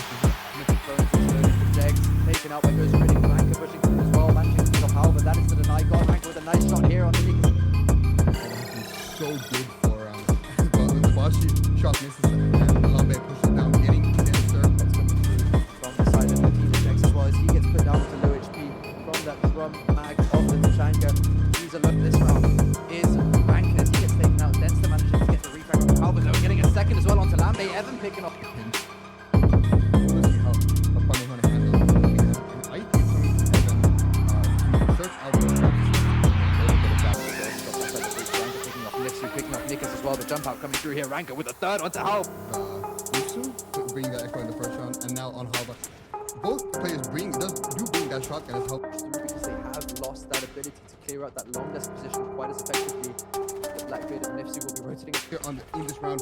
Yeggs trading back on the Ghost Riddick. Can Mateen get the fourth? Can he get the fifth? Already 3 deep in the round. Gets the coming out. Still 11 Shumika pellets left in that launcher of Halva here as this phone is exploded. But Jegs taken out by well as they want to get as much control as they can before working towards that breach here. Evan clearing through the top floor with that shield. into long disc already, getting Nipsu, but no, Halva coming back from the day, getting another on the Dempster. That is a safe glitch that sends already going for that execute, possibly threatening towards and Lambe picking up that zero gun, actually one of the highest DP With 15 seconds to go, Nifsu and the DMR of Nikas with the totem pole here. He managed to pick off one, doesn't quite get the machine on the prone angle here. Nikas taken out by Ranker as well, and it's a 3 versus 1 here. As the last defender of Lambe doesn't manage. This is exactly what Panuhane needed. A 1 versus 5 off the back of heroes from Halva. As Mateen looks to make the impossible possible, as Ranker also gets 1 pick onto Halva. Nipsu gets Mateen, and we have To fight for Eska as well, but Mateen managed to pick off Nifsu. That's the shotgun of the board. Nikas taking damage as well. 50 seconds left to go. They need to make here to take that top floor control. Checks on 16 kills now, as he will be looking to win out this map for Panuhane. Track coming out, taking out Mateen and Denster. So now it's only Ranker and Riddick left here to deny the rest of the pushes here. Nade coming through, not quite. interesting, as usually teams do not like to go for that top floor roam. You can only hold so much of that side from above, as we see a flank. Here while Evan and Mateen are fighting back from the blue side, trying to push back into piano. Ranker picking off Nikas here as well. Mateen managing to have Denster here, bringing the Legion, and more interestingly, the 612 shotgun, which is something we don't see all too often. Speeding up a little bit as we see another trade there coming through. A lovely trade, but Mateen picks out of the game. There's going to be another man's advantage round to start off with here for MEISTERSCHAFT. An explosive start from the side of defending Panuhane, and managed to hold on still here. Critical hope that he can get at least one here. Yes, From MEISTERSCHAFT towards admin, yes. We have the Azami as well. We have Evan being taken down by Nipsu, the absolute hard carry of Panuhane at this part. dance around that explosive activity. He has some fire of his own to deny the push a little bit. 20 seconds to go here. They're fighting fire with fire as it comes Cow Bolt. Forces him out as it. Panuhane want to get a quick entry in here. The C4 will come out, but it's going to be able to down Mateen actually, as I would kill onto Jegs, but they can't deny the plant here. It seems they do have pings, they do have information on it. Mateen in the very last second taking down the plant of Nifsu. And the chaos on an echo drone. So that shot will be sorely missed for the side of MEISTERSCHAFT for denying these plans soon now. And with that shield from Evan, you have severely limited pushing power right now, as we have only one line get in pocket. Explosive entry from Panuhane, giving them a big advantage into the round. Ranker does more one down.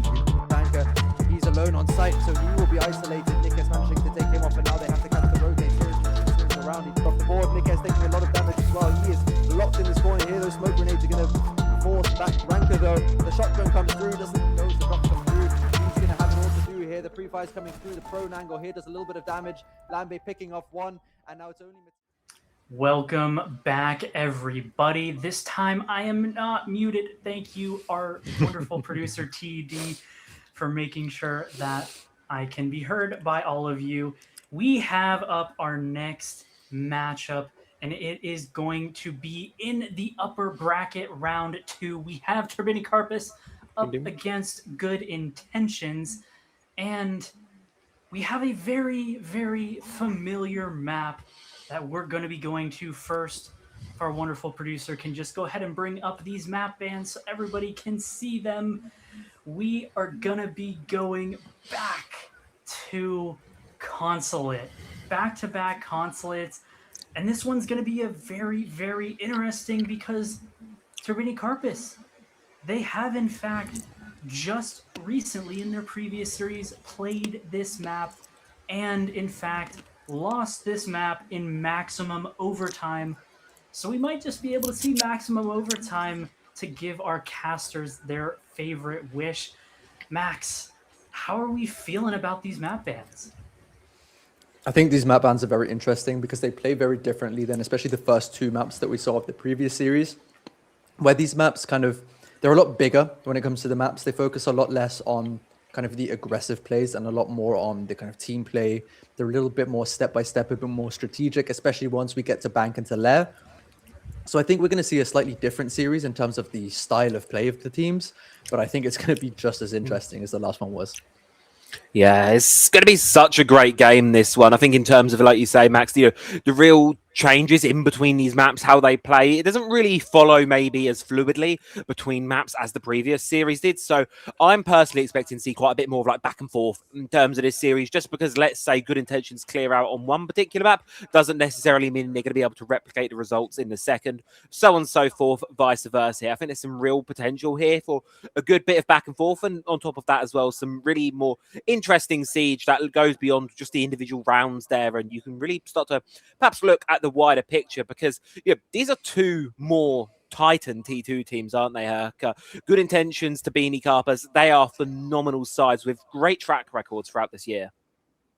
Oh, yes, they are. These are the cream of the crop of the T2 circle here in Europe, along with our last map, Panajuana, of course, winning Combine, as we've already touched upon. But this should be a very good game. These are two very, very experienced rosters altogether. They have some star players, individual fragging power. They have the strats. They have the composure for this series. So it should be a very close game, close matchup. And I'm very interested to see what they do on these maps, that how they try to one-up each other on these sides. Yeah, I agree. It's all going to be about the difference makers in this matchup.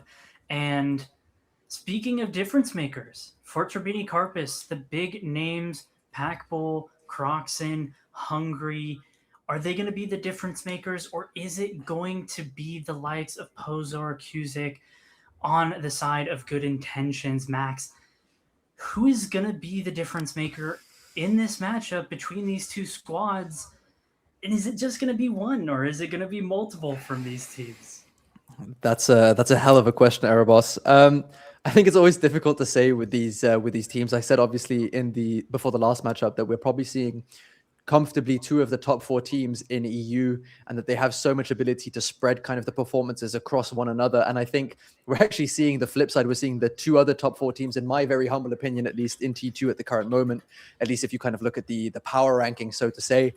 And so I think once again, we'll be seeing something very similar, where we'll probably have one or two kind of standout people throughout the series. And it just comes down to who's really performing on the day. I think everyone on these rosters has the ability to do so. Obviously, you're probably looking at certain players like a Noodle maybe, or a Croxon. Those are the kind of players you would look to on the side of a team like Tabini Carpos. Similarly to how on MEISTERSCHAFT, you're probably looking at like a Mateen or someone, not so much the Evans, the Packballs, the Hungries of the lobbies, not so much the Kusicks, maybe a little bit more the Pozos. But there are so many people here. We're really talking about 20 of the best players in T2 that we've seen so far today, or that we will see at least. And so as much as I know it's a nothing answer, I think it's impossible to say who will really be the few people that will kind of stick out above the rest. It's the cream of the crop of T2, like you guys say, isn't it? You don't get to be in the very top echelon of our challenger circuit without having 5 incredibly talented players on your roster. Everyone in these lobbies can perform. I think you hit nail on the head there, Maxwell. There's not an easy way to predict who's going to have a good game, because, we looked at the previous game we just saw. Nifsu, he came out of nowhere. Yeah, he was having a decent series. And then on map 3 on Consulate, I don't know what he had in between maps, but all of a sudden he was popping off. He was going crazy. There's that potential for any one of these players to step up when they're needed most at any given point. So it's going to be really exciting to see what exactly goes on through. Now, I want to dive into Consulate a little bit more. I know we've just seen 14 rounds of it, and both these teams have played it already today. What are we expecting to see from this Consulate? At least if I'm to be trusted by the clean feed again, which, last time didn't go too well.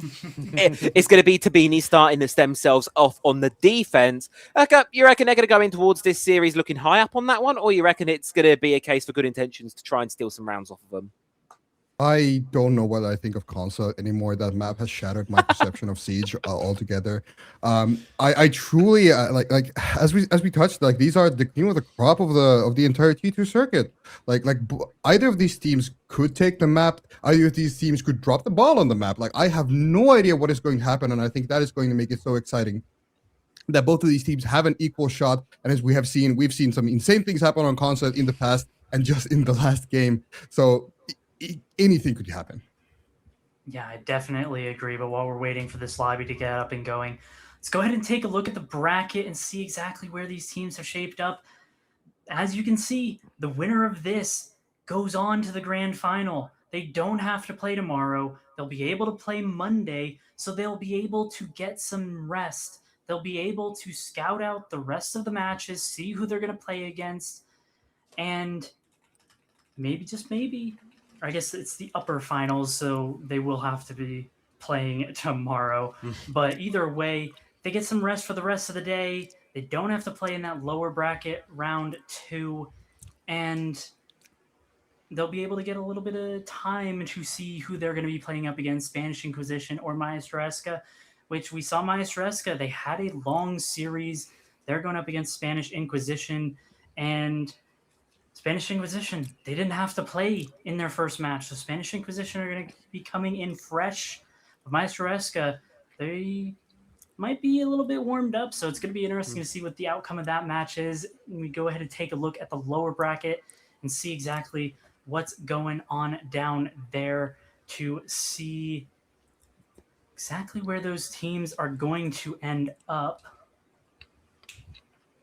Hey. So it looks like Panu is going to get the FF win. They're going to be awaiting one of these teams, as well as Kokosi. They're going to be awaiting the teams to fall here. So fortunately for them, they do get a little bit of a break. So it's really nice for them.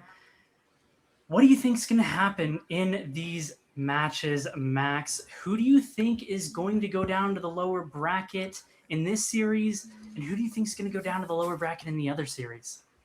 I think I'll start with the MEISTERSCHAFT Spanish Inquisition game because I think that one's a little bit easier to break down. I do think that MEISTERSCHAFT, despite having just played an entire series that was very tiring as well, I think they have the advantage going in because it can go both ways, right? Obviously, not playing, you come in a little bit fresher, but it also means that you're not quite as warm. And a lot of times we see teams, especially at the beginning of best of threes, kind of struggle in a little bit. So I do think MEISTERSCHAFT have the advantage here. When it comes to good intentions to Beanie Carpers, it really is a coin flip. Two, like we said, incredibly talented rosters. And I think over the next 3 maps, because I do think it will go to all 3 maps, we will see who moves on to that upper bracket final tomorrow. Well, Maxwell, you couldn't want a game anything more like that, could you? A game that can go either direction. You know with almost certainty it's going to go to distance. It's going to go to 3 maps. This one is another T2L Classico. We've got ourselves up here. Who's going to be going towards the upper bracket final here in the MEISTERSCHAFT EU 2026? Well, lads, it's Consulate. Good intentions to Beanie Carpus. Let's go and see what happens. We are heading right back to where we just left off, onto Consulate. We had an incredibly turbulent round, and for those of you that weren't there for it, the last time Good Intentions played on this map, it was one of the single most confusing series that I have ever experienced in T2 Siege, or any level of Siege for that matter. Herke, you were there on that cursed day as well, as I will call it for now. Do you think it's going to be something similar, or do you think this one's going to be a little bit more standardized? Well, Good Intentions are starting on the attack again, so we'll see if they can replicate that miraculous game. I have no other words for that other than miracle, because it was truly a miracle. Getting that many attack rounds on console, it should be borderline impossible, but Good Intentions still pulled it off. So we'll have to see if Turbini Carpus can shore up the defenses against a team that has been proven to be very good at attacking this map. And as we see these bans come in, we already see Turbini Carpus taking away a Snake and a Blackbeard from the side of Good Intentions, with Good Intentions removing that Kaid and removing Azami off the board. Now, we touched upon these Heartbreach bans that we had on the last half of Consulate in the last game of Panuhona versus Maestresca, Kite still being a very important operator, but the bandit's still available to trick these outside breaches, or even in the admin side to get these walls electrified. So we'll have to see how Good Intentions deal with this top floor hold. Absolutely. And last time they played this map, we did have a lovely interview with Bumsy, I believe it was, at the end of it, where he told us that they simply wanted to practice their attacking side a little bit, and so they threw away their defenses just so they get a few more opportunities to play out their attacks. So let's see if they go for a similar approach here today, or if they've decided that it's time to lock in and really make sure that they sweep this out as much as possible. Obviously, Turbine Carp was struggling on this map a little bit historically, and so they will feel like they are fighting against the beast here of Good Intentions. They obviously have been going through a little bit of a rough period as well when it comes to their T2 journey in general. Their combine performance not quite as strong as they would like it to, as we see Packball here early on with some very interesting lineups. Maybe he's been doing some browsing on TikTok early on to get some lineups there for his Thorn gadgets. Very interesting. Usually you see that on the top floor of Cafe, throwing those Thorn gadgets out of the hatch, out of the skylight onto that roof. So somebody repels up, they die immediately, and there's nothing they can pretty much do about it. As we see Pozo beautifully displaying to us here. You repel onto that spot, you get downed. Not quite getting the kill, still revival and on the roof, but should somebody like Teb on the Wamai throw a C4 out of that yellow skylight there, that could be a kill confirmed with just utility, no gunfight needed. And Bumsy, as he did that last time, here aggressive already with that shotgun on the sledge on these yellow stairs. He's going to push up here to see if he can get a pick here onto Packball, who's playing close on that Thorn here. He's really lurking in this aggressive position. It does not look like Packball is aware. He swings around and in the hip fire manages to confirm the kill on Bumsy. That would be the second kill for him, but Pozo was revived here. And so Packball managed to get away with his life as well as a pick. That is just that is a sight to see. I think, as you mentioned in the other, in the interview, Bumsy said that they kind of threw their defense so they get more attack reps in. I don't think there's any throwing capable to be done against Turbine Carpus. This is an opponent you have to take very seriously, as Packball has just demonstrated. You have to lock in, as you said, to try to get these attacks, because you are not getting 5 rounds of attack against Turbine Carpus. That is just not a thing that is going to happen for the side of Good Intentions, no matter how hard you wish it into existence, as we see Croxon falling early. As you say that, though, Kusik does manage to pick off that kill onto Croxon. Of course, that Goyo doesn't bring as much utility through the middle of the round, and so that won't be the biggest loss there. But of course, having one gun less is never good for the defensive side, as it's one angle less that you manage to cover here. You see Noodle falling all the way back, the combination of Deimos and Dokubi making sure that he falls back and has to tank that damage there on the phone call. Obviously, Bandit, not one of the operators that relies on his phone to be able to use his gadget or his utility. And so the only thing that he loses there is 40 points of HP as the smoke grenades come through, and they're met with fire here as Teb does manage to turn his phone off as he isn't under any pressure. But those Deimos tracks will continue to come through. Creed's picking off Noodle here, pushing up on that long desk, managing to get the man advantage here for Good Intentions. And they're looking to push through with 30 seconds left to go. Tachanka Fire coming out to deny their push any further. And we do still have Teb below with that brand new C4 on Wamai. He will look to deny the plant. So it's a 4v2 on the site here. The diffuser is down here. The Tachanka Fire is coming through. YMK is going to try and put it down, but that Tachanka Fire is going to do enough to deny the plant spot. So they're going to have to push deep for kills here. They do have information on the positions of the players of Turbine Carpus. Packball here behind the table has to turn his phone off as Hungry elects to take out his gun here to push out or to clean out the aggressive push here. Packball managed to pick off Creeds. The plant does go down here from YMK though on that desk position. And so they're going to have to push through here. Hungry with a beautiful shot onto the Deimos, manages to pick him off. Teb has to rotate back upstairs as well. The 3v2 retake here as he jumps in to clear out the Thorn gadget here. The angle from Hungary as well onto Pozo. And so now it's only Kusik left. He has to try and deny 3 more defenders at the side of the Turbine Carpus. As they go for the retake, they are pushing in on his position. Shots coming out here, now giving away his position. He has to flick between 3 different angles, but it is not enough as Packball gets a 3k on the round, and it's a first defensive win for Turbine Carpus. I was starting to have flashback there for a second, Max. I don't know about you, but that was looking like a very good effort for the attack for a hot second there. But Turbine Carpus do manage to bring it back with a beautiful 3k from Backball, as you said. That just that evoked something in me. As I said, like I don't think we're going to see 5 attacking rounds from this side of Good Intentions, but for a second I believed. For a second. I believe for a little bit more than a second, to be completely honest there, although after those first picks went the way of Tabini Kapos, it did look pretty dire for Good Intentions early on. They did manage to bring it back quite nicely, but a good round from Packball to bring it out at the end there in the 3v1 situation. Just too much for Kusik to be able to hold on to that diffuser there.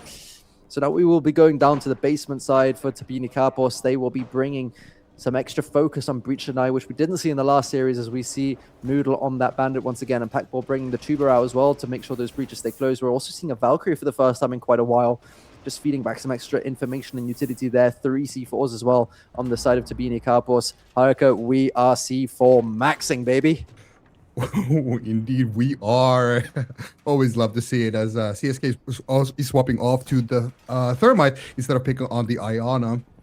And Iana would be a little bit something interesting here. We don't often really see that operator, not in the meta, but I'm very interested about the Valkyrie pick. Like, as you said, we are seeing the C4 maxing, and this is very much target of, we're going to play off these Valkyrie cameras onto the top floor. We're going to C4 upwards from basement, upwards from that first floor, and try to deny the verticality. That way, we have to see if it actually pans out as well as Turbine Carpus wants it to. And Bumsy will be starting the approach here through the Visa side to open up that hatch, opening up a little bit more pressure towards basement. Not quite being successful there, as the breach is a little bit bugged there, so he's going to have to just return that back on. It doesn't look like Croxon will want to swing all the way around to deny that, so as soon as he sees it on the drone, which he should do now, he will be able to reactivate his gadget and open up that hatch, as it should have done at the beginning, as YMK works towards that top of Visa and admin here to go for that full clear from the, I believe that's the west side of the map. I'm not entirely confident on that one, to be completely honest. But either way, the drones will be coming out here through copy to clear out that top floor hold. But as we see, Tabini Kapos are playing that mainly off of the intel of the Valkyrie to try and play for C4 kills as they hold onto that mid floor specifically. We see Creed's already in the map on the top floor, getting soda position.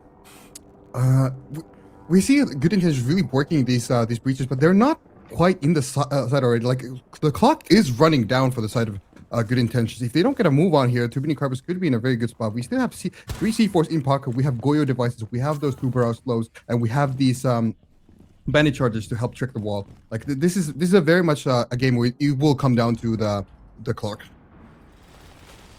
Absolutely, these rounds will all be incredibly hardly fought for. As Bumsy opens up the second hatch here, Hungary is still in a really aggressive position here. It looks like they've overdroned him. They don't know that he's prone in exposition here. And he's just going to hold on to this position as long as possible. Pozo with a floor bang here onto Tab, as they had information on the Valkyrie, but not onto the Goyo. He's going to be able to do so much damage here if he remains undroned. As we see Bumsy pushing in here, the Valkyrie cam taken out now, so they don't have information on the positions of Bumsy anymore. Doesn't necessarily matter as the wall bangs come through here. Croxon as well in an aggressive position down here. Going to fall back down to server as well with 40 seconds left to go and a man disadvantage. They don't want to give away any more bodies, as Hungary has decided to get active here. YMK playing the verticality, and they're going to be very confused here in a second as he gets taken out. The Ram is close to him as well. Flashbang comes out to deny the side of Hungary. He does a little bit of damage to Pozo. Pozo does a little bit, back flashbang comes through, they're now both low on HP, but Hungary will be flashbanged here, so he manages to get taken out by Pozo, and with 20 seconds left to go, they have to work down towards the site now. It's an amazing lurk from Hungry. He got the 1 kill he was looking for and wasted so much of their time having to clear out that operator. As you said, 10 seconds on the clock. We still have Croxon up, threatening a retake. We have Noodle falling on the side to Creeds, though, with Goyo devices up, and we have Creeds getting a second on the pack. Well, that side is free, however.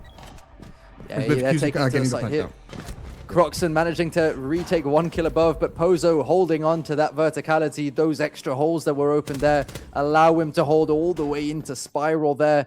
And so while the plant is going down, he managed to clean off the last defender above, and Good Intentions managed to get their first round win here on the attack once again.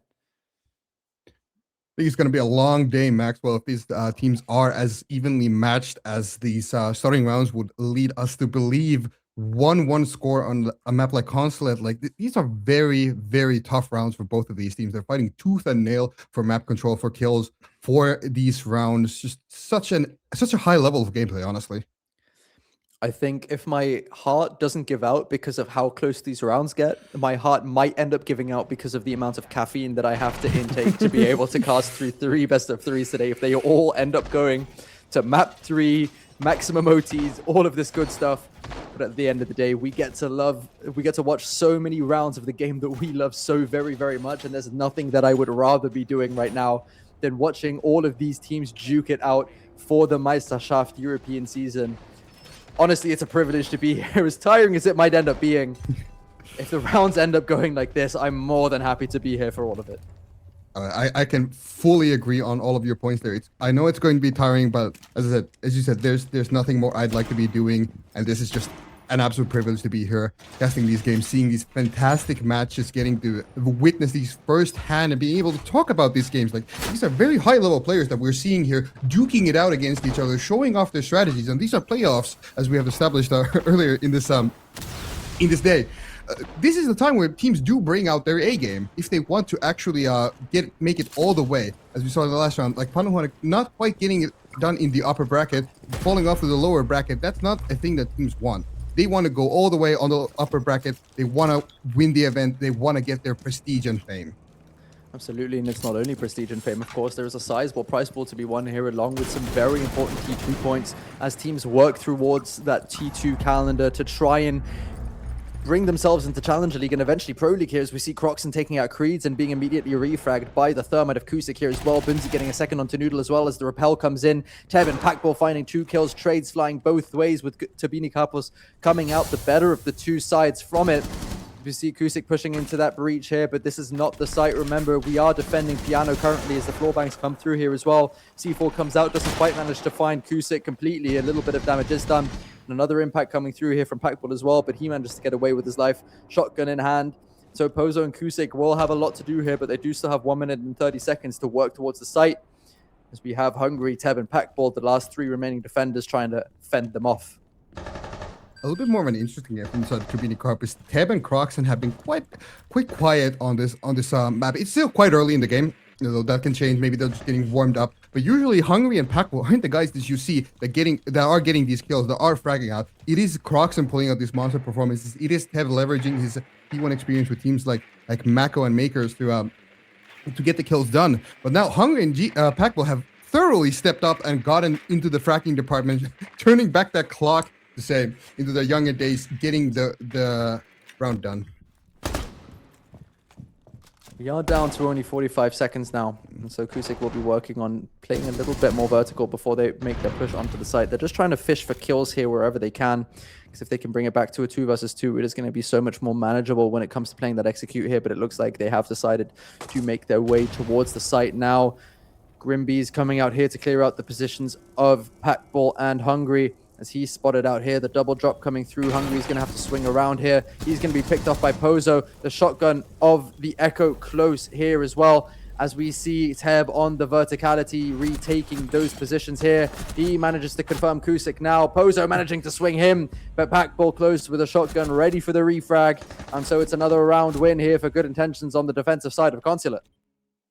Echo shotgun doing so much damage. It's a very versatile, very good gun after all. These shotguns, they have a tendency to have a life of their own, getting those kills, getting out. But today, the shotguns have been very good for the side of defenses throughout all of the maps that we have seen. We have seen the Glaz and Teb's favorite, the Valkyrie, being taken out in the second ban phase. Talk to me about the Glaz ban on this consulate. You see it a lot often on Fortress with these long hallways. Is the Glaz a meta ban on a map like Consulate? How impactful is that actually? I think Glaz is generally an operator that can always be very strong with teams that know how to use it. It just makes it so difficult to kind of hold on to anything when you can throw down a smoke and have so much threat within them, because you cannot peek into those smokes, and you can't kind of deny plants that go down in them as well, because there's so much threat coming in from that Glaz and there's just nothing you can do about it. And so I think the side of Tabini Kapos just want to take away one of the more threatening options that Good Intentions have. It's not necessarily that this is an operator that was really costing them rounds per se, but it is an operator that, if gone unchecked, can do an incredible amount of damage to any defense, really, just because of the pure nature of the gadget, you not being able to do much about it as a defender, unless, of course, you bring a Warden, for example. From there, I can understand the ban and the Valkyrie obviously taken out here so that it doesn't feed back that information that it has been giving here in the previous few rounds. So we will be seeing another top floor defense here once again. That Wamai being brought, that Tachanka being brought once again. So strong on the site, the double fire operators, as I like to call them as well. But the Goy also being brought. We see another admin across clear here from the side of Good Intentions as well. Very similar type of hold that we saw in the last map of the last matchup that we had. Panuhone also facing up against this admin hold a lot of the time. So Turbini Carpus may be taking a book off a page of Maestro Eska's book for this defense. We see Packbull going onto that Thorn again. That was a very influential operator as we see Croxon going for a brave run out on the CSK with YNK trading it back. So Croxon's getting his one, getting their opening pick, having those gadgets already placed down, getting value out of the operator, and then picking up C cameras for the rest of the round. Absolutely, and because he has that place and forget utility, it's not as big of a loss for the side of Turbini Carpus as it is for the side of Good Intentions.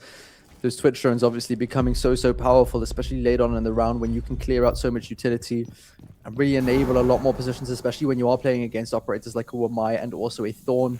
Two operators which can have their utility cleared by that Twitch if it so manages to find it. With 1 minute 30 left to go on the clock here, Good Intentions do have to start working more closely towards the site with YMK down below, looking to play verticality, especially on that Tachanka, who can do so much damage. But he is the one that will need to take the diffuser and bring it back, and so he won't be able to be downstairs the entire time where he can be most effective. As we see the Bandit peeking up closely here together with the Thorn as they try to get aggressive and make sure that Good Intentions cannot set up the execute that they want. I do still love seeing that Tachanka seeing as much play as it does on a map like Consulate. It's almost every single defense that the top floor has is seeing the Tachanka playing in similar kind of positions, denying that glow stick plant. As we see Noodle actually falling 0-4 in the first 4 rounds of this match, actually. Having a little bit of a quieter time playing that support role. Still capable of fragging out with a tremendous amount of experience. We see Teb throwing out that brand new shiny Nitro Storm, fighting off Creeds. Diffuser still in the hands of YMK. Bumsy getting one onto Packbull, throwing out. Bumsy actually going down. So with Posedown is all in the hands of YMK unless he can get these two revives. Yeah, it's a dangerous angle here coming out from the Wamai of Teb. 2 of his operators down in the corner. He does manage to confirm one onto Pozo here. And such a difficult angle here for the attacker to contest, and he's kind of a little bit too focused on the Wamai, maybe almost manages to get the res through here, but that second defender of Hungary managing to deny the resurrect here. So MK is going to try and crouch his way through, clear out one position after the next, but they do have a fantastic crossfire setup here. So Hungary will be able to confirm this kill and this round as well, as Turbini Carpus look to extend their lead on the defense. Just a well-played round overall from the side of Turbini Carpus, that Tachanka really showing why he is broad and denying that plan a lot. Teb also doing work on that C4. Just a fantastic hold overall. We see a little bit of a hugging competition from the down players of Good Intentions in that one corner, getting the one revive off, but then immediately killed by Hungary, the Tachanka, that LMG dealing a ton of damage. Speaking of LMGs, Hungary's onto that Maestro, as we have Teb on Pulse, Hungary on that Maestro, and Packbull on the Echo. There's no lack of intel for the defense of Turbini Carpus on this basement defense. No, absolutely. Maybe, you know, Hungary's a little bit older. Maybe his trigger finger isn't quite as quick as it used to be, so he's electing for the large magazine operator, so he can just hold down his mouse one button and kind of be set for a few seconds. More interestingly, even than only the Maestro, is that we see the observation blockers coming in from the operator as well. Not only is Maestro an operator that we don't see very often, but that secondary utility is something that we see even less, I would argue. And so I'm quite interested to see what we are going to be cooking here on the side of Turbini Carpus, as we see Packbull preparing an aggressive Echo drone to spot out the spawns here early on and just gather as much information as he can early on in the round. The pings coming out as well, so that they can get a little bit of information on the operators on the side of Good Intentions. And now they've realized where that Echo drone is shooting up from, and so he's going to have to retreat that back to site. Cooking, I think, is the correct use of the word here for the side of Good Intentions, actually, because Creeds will be looking to cook the phones of the defenders here. The thing about bringing so many camera operators is that you kind of have to answer these phones. You can, of course, let that phone blow up, but then you lose access to that camera. Of course, it's still working as an observation device, but not having that that laser available, that stun available for Echo and Maestro respectively, if they would lose that camera altogether. So this Dokkaebi will be quite impactful in here, as Dokkaebi takes off the head of Bumsy. Goodbye breaching from the Hibana. Hello, Corey. Welcome to the lobby. As you see Creed's getting out the team kill here. Bumsy won't be all too pleased with that one. C4 is going to come out, but it's not going to find anyone here as the Pulse elects to use his own C4 rather than coordinating with Noodle, who also has one in pocket. So that'll be one of those 2 C4s gone as the phone call comes through as well onto Teb. He's going to have to answer that phone to make sure that he doesn't lose any HP. But obviously now Good Intentions do have the man disadvantage once again, giving the advantage over to the side of Turbine Capo, so they don't need to extend. They don't need to worry too much about trying to fish for kills wherever they can, while Pozo starts working on that verticality over that breach so that they can hopefully go for a bit of a plant here. We see Kusek approaching the breach as well with Thermite, with the diffuser in hand. Yellow has been barricaded off, and so currently Turbine Capos won't be worrying about that all too much. There's so much defensive utility on the side of Turbine Capos. We see Hungry tucked all the way in the corner. We see Packball tucked in the corner. We see Teb and Noodle holding the backside while Croxon is kind of left to do his own thing wherever he so pleases. And it just means that Turbine Capos can really rely on this utility, and you'd think denying a plant for 1 minute is impossible, but watch them try. I don't think we'll have to watch them try. I think they will be doing it. Those Maestro cameras and those Echo cameras. Echo alone can juggle the plant for quite a while, let alone add the Maestro into that mix. It'll be very hard to get the plant down and start taking damage, actually. We're down to a 3 versus 5 situation for the side of Turbine Carpus, and Turbine Carpus has... They have 40 seconds on the clock. This time is working well for them as Croxon gets one on the Kusik. 2 versus 5. Good Intentions have to find these picks back in order to battle in. Yeah, that's diffuser down as well now. Noodle allows his phone to explode as he has no more use for that, or the 40 HP that he loses for it. Creeds is down here in server, but there's only 20 seconds left to go, so he can use his phone call to get a little bit of information here, catches the timing, but not the kill. As he swings around to pick up another, Croxon also lets his phone explode. The aggressive angle here. Croxon and Noodle finding the last 2 kills here. And it is yet another round for the defense of Turbine Carpus. We might not have bullet holes anymore, but those punches will definitely still put holes in those softer walls. This is more akin to what we're seeing from Consulate, a 4-1 lead for Turbine Carpus on the defense now. I have a strong faith that if Good Intentions do not battle back and find that last attacking round, if they do not get the 4-2 half going onto their own defense, I think this map will be over in quite a short fashion. Turbine Carpus just being very dominant on the defense right now. So this particular round is quite pivotal for the side of Good Intentions, and they really do want that final attacking round for the attacking half. Absolutely, they do. They have shown that they can attack this map here, but they're not quite finding as much success on this map here against Turbine Carpus. Obviously, also one of the strongest teams in T2, as we've already mentioned. So it's not all too surprising necessarily that we're seeing Good Intentions struggle here, especially on the supposedly weaker side. Of course, this is the first time in the Meisterschaft that we've seen the map actually kind of end up being played out the way that we're expecting it to. But for the time being, we will be back down to this tertiary site here as they're holding the top floor just as aggressively as they do when they're defending it as the site itself. Not quite extending all the way out into Visa. But we see those deny operators that we have been seeing all the way through the series. Packball over on that Echo. We're seeing that Pulse down in the basement here on Croxon hiding out. We're seeing Hungry back on that explosive operator again as Kusik managed to find the first pick onto Teb.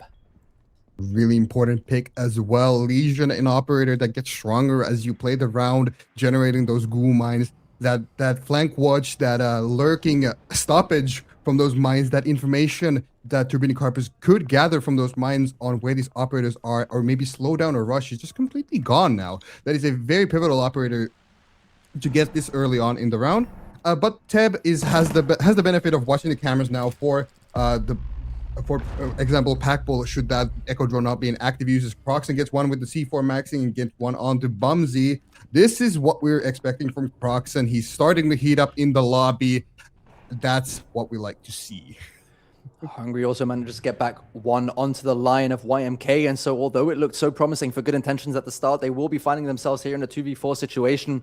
They now have to try and fish back these kills somewhere as Creeds is pushing down the basement. Here he manages to find a kill despite the Echo drone being in the way, but the fire pipe being enough to confirm him here as Pozo's going to try and put down this diffuser to get something out of the round at least. That post-plant situation will make the round winnable as now the defenders of the Turbine Carpus have to fall back onto the site.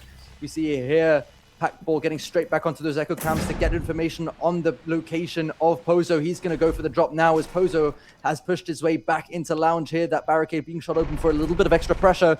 He doesn't quite know where the defenders of Tabini Carpos are coming from. The defuse hasn't been started yet. So that barricade is open. He has to go for the swing around to pick off one. These 1v1s need to be isolated one way or another. The first being successful here against Noodle. He managed to get the first down, but Packball with a shotgun will be able to find him. And he has more than enough time to confirm the defuse and the 5-1 round swap here for Tabini Carpos. But when indeed, this is not the same kind of good intentions that we saw on that one accursed match of Consulate a while back. We see a 5-1 very comfortable defense half going to the side of Tabini Carpos. Now we'll have to see if they can replicate that success on their attack, or do good intentions bring it back. We saw on Fortress in the first map of this day that indeed that 5-1 deficit for good intentions isn't quite as bad as it would seem initially. You can very much claw yourself back up from there. It only takes 4 of these rounds to equalize the round count, and it'll be completely winnable from there on. So we'll have to see how well good intentions defend this map from now on. Yeah, we've seen so many reverse sweeps when it comes to the defensive side, especially even just today on the first map between Maestro Esker and Panohane. We saw so much potential to bring back maps that looked like they were completely lost, and good intentions have shown before on this map in this tournament that they can do it as well. We will be seeing slightly different operator bans coming through this time. The Okabe and Solid Snake being taken out for good intentions. That's so much information taking off the board for Tabini Carpos, as well as Goyo and Wamai. Wamai obviously recently being buffed. We saw how strong he can be, and Goyo having the potential to deny so much time as well. That won't be available for the side of good intentions when it comes to their defenses. So they need to come up with slightly different solutions. We are seeing even more Pulse being played, an operator that usually isn't played all too much. We've seen in so many rounds back to back now. It's very, very strange that both teams favor the Pulse so much on here. Maybe it's some console attack that I'm currently not aware of, that Pulse. Just a very niche operator in my opinion, but both teams putting it to very good use here. Tabini Carpos, of course, landing that C4 in the hands of Crocs and do some real damage. But as I was just about to say that, with these bans, we are seeing the shields be available as we see Hungry swapping off the Montaigne and Tip swapping onto that Blackbeard, never mind, onto the Grim. As we see Packball getting onto the Montaigne, actually. So shield will be fading here, and we did have that Deimos being threatened by Crocs or Noodle, I believe, but not being picked out in the round as well. That double information pan from the side of good intentions, leaving still the Deimos playable, and arguably one of the stronger information operators on this map in particular, due to all of that verticality that you can create. Absolutely, but the Flores is so key as well, because there's so much utility on the side of good intentions that needs to be cleared out. That Azami alone really almost forces you into playing at least one of the Zafir or the Flores. They've elected to go for both here, just in case one of them loses their life early on. One of them will, but it's not quite one of those util operators as we go for an aggressive swing around here, and Creeds gets a second as well onto Croxon. You can also deny the breach, and this is the exact start that good intentions will have hoped for when they went onto their defensive rounds, managing to pick off 2 very important operators very early on for Tabini Carpos. Yes, this is, as you said, exactly what good intentions wanted. This is a defense-sided map after all, and good intentions are showing why they're in a very, very strong position now, 5 versus 3, and usually that Montaigne working into the favor of the attackers, now being in the favor of the defenders instead. That is not a gun up that you have. This is 2 guns versus 5 and 1 shield, as Creeds also runs out on Hungry in the front door, turning into 1 gun versus 5 people, ace or bust, with Packball also going down. Noodle is going to be sitting on this upside down rappel here, seeing if he can pick off any more picks for himself, padding that KD a little bit wherever possible. But I think it's fair to say that this round is gone, and I think we're going to be seeing a very similar approach from him here as we were seeing from However over on Fortress. Potentially, at least, he's baiting us into it a little bit here. Noodle, put us out of our misery, please. But maybe Tabini Carpos are just taking this opportunity to speak about it a little bit, kind of recognizing that good intentions are going to be bringing the fire, so to speak, in these defensive rounds. They will be trying to play aggressive. They will be playing for the swings. And I'm sure that we can see Tabini Carpos, who is such an experienced roster as well, looking to adapt wherever they can. A little bit of clay pigeon shooting. Doesn't have aim labs open at the moment, but that will have to do as Noodle just plays down the last few seconds of the round here. But like I said, we'll be seeing some more aggressive plays from good intentions. Tabini Carpos need to adjust to it here. Do you think that they can bring it back here, good intentions? 2-5 now. They need 3 more rounds to bring us to even. if there's any map where it's possible, it would be this one, right? It would be this one. We've seen, I hate to keep bringing it up, I really do, but we've seen insane things on this map altogether. Anything is possible and nothing is written off. It could be a 7-5 for good intentions for all we know. There is really no telling what will happen here with the experience that both of these teams have. Still, this is a very unpredictable, very even matchup altogether, all things considered, as Noodle is almost ready to finish his impromptu tactical timeout on the roof, with Creed's actually playing the role of attacker for now, taking a gunfight with Noodle on the roof. Yeah. No one is going to be able to win that out there. As Noodle decides to keep his KD, well, I mean, I guess it's not quite positive yet, but he doesn't elect to do anything to change it there. At least Good Intentions managed to take this defense round convincingly with 2 very early picks. And that aggression is exactly what they're going to try and replicate later on here as we see those aggressive swings coming out around that Visa area. We'll be heading down to the basement now. Mira being brought on the side of Good Intentions as well, together with the Valkyrie, which was banned out. We're not seeing quite the same approach to information, but still a lot of operators that give vision on the approach of the attackers here. And that kind of bodes that they will be playing this round just as aggressively as they did the last. Well, if the aggression works, why not keep doing it? Now that Turbine Carpus is a little bit more, maybe wiser to the antics that Good Intentions are bringing, they will be bringing that early round of pressure. They'll probably be more ready for it. But if you're hitting those shots, if you're feeling confident like Creed surely is right now, why not keep going for it?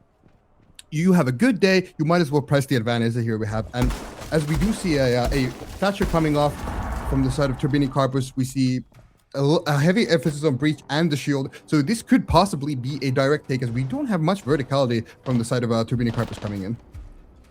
The main thing you need to be careful with here for Good Intentions is that knowing and realizing that the team you're playing against in Turbine Carpus is incredibly experienced. They would have been in situations like this before, and they know how to adapt to this kind of early aggression that Good Intentions showed, and especially with that kind of makeshift tactical timeout that they gave themselves. They should be more aware here, but Krebs continues where he left off in the last round, picking off Packball early on, as he looked to go for a very quick entry here onto yellow without enough information.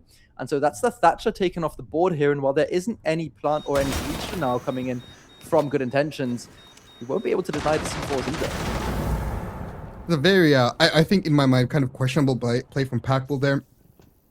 Taking that diffuser into the hands of the defenders here on an important operator like Thatcher with CSK possibly picking up 2. No, Croxon denies him the pleasure of taking 2, but does get Teb off the board. And we have 2 very important operators off already. We have that Deimos not being in play anymore. We do not have that Thatcher of Packball. So it's not quite looking good for the attack of Turbine Carpus, even if they do still have time on the clock.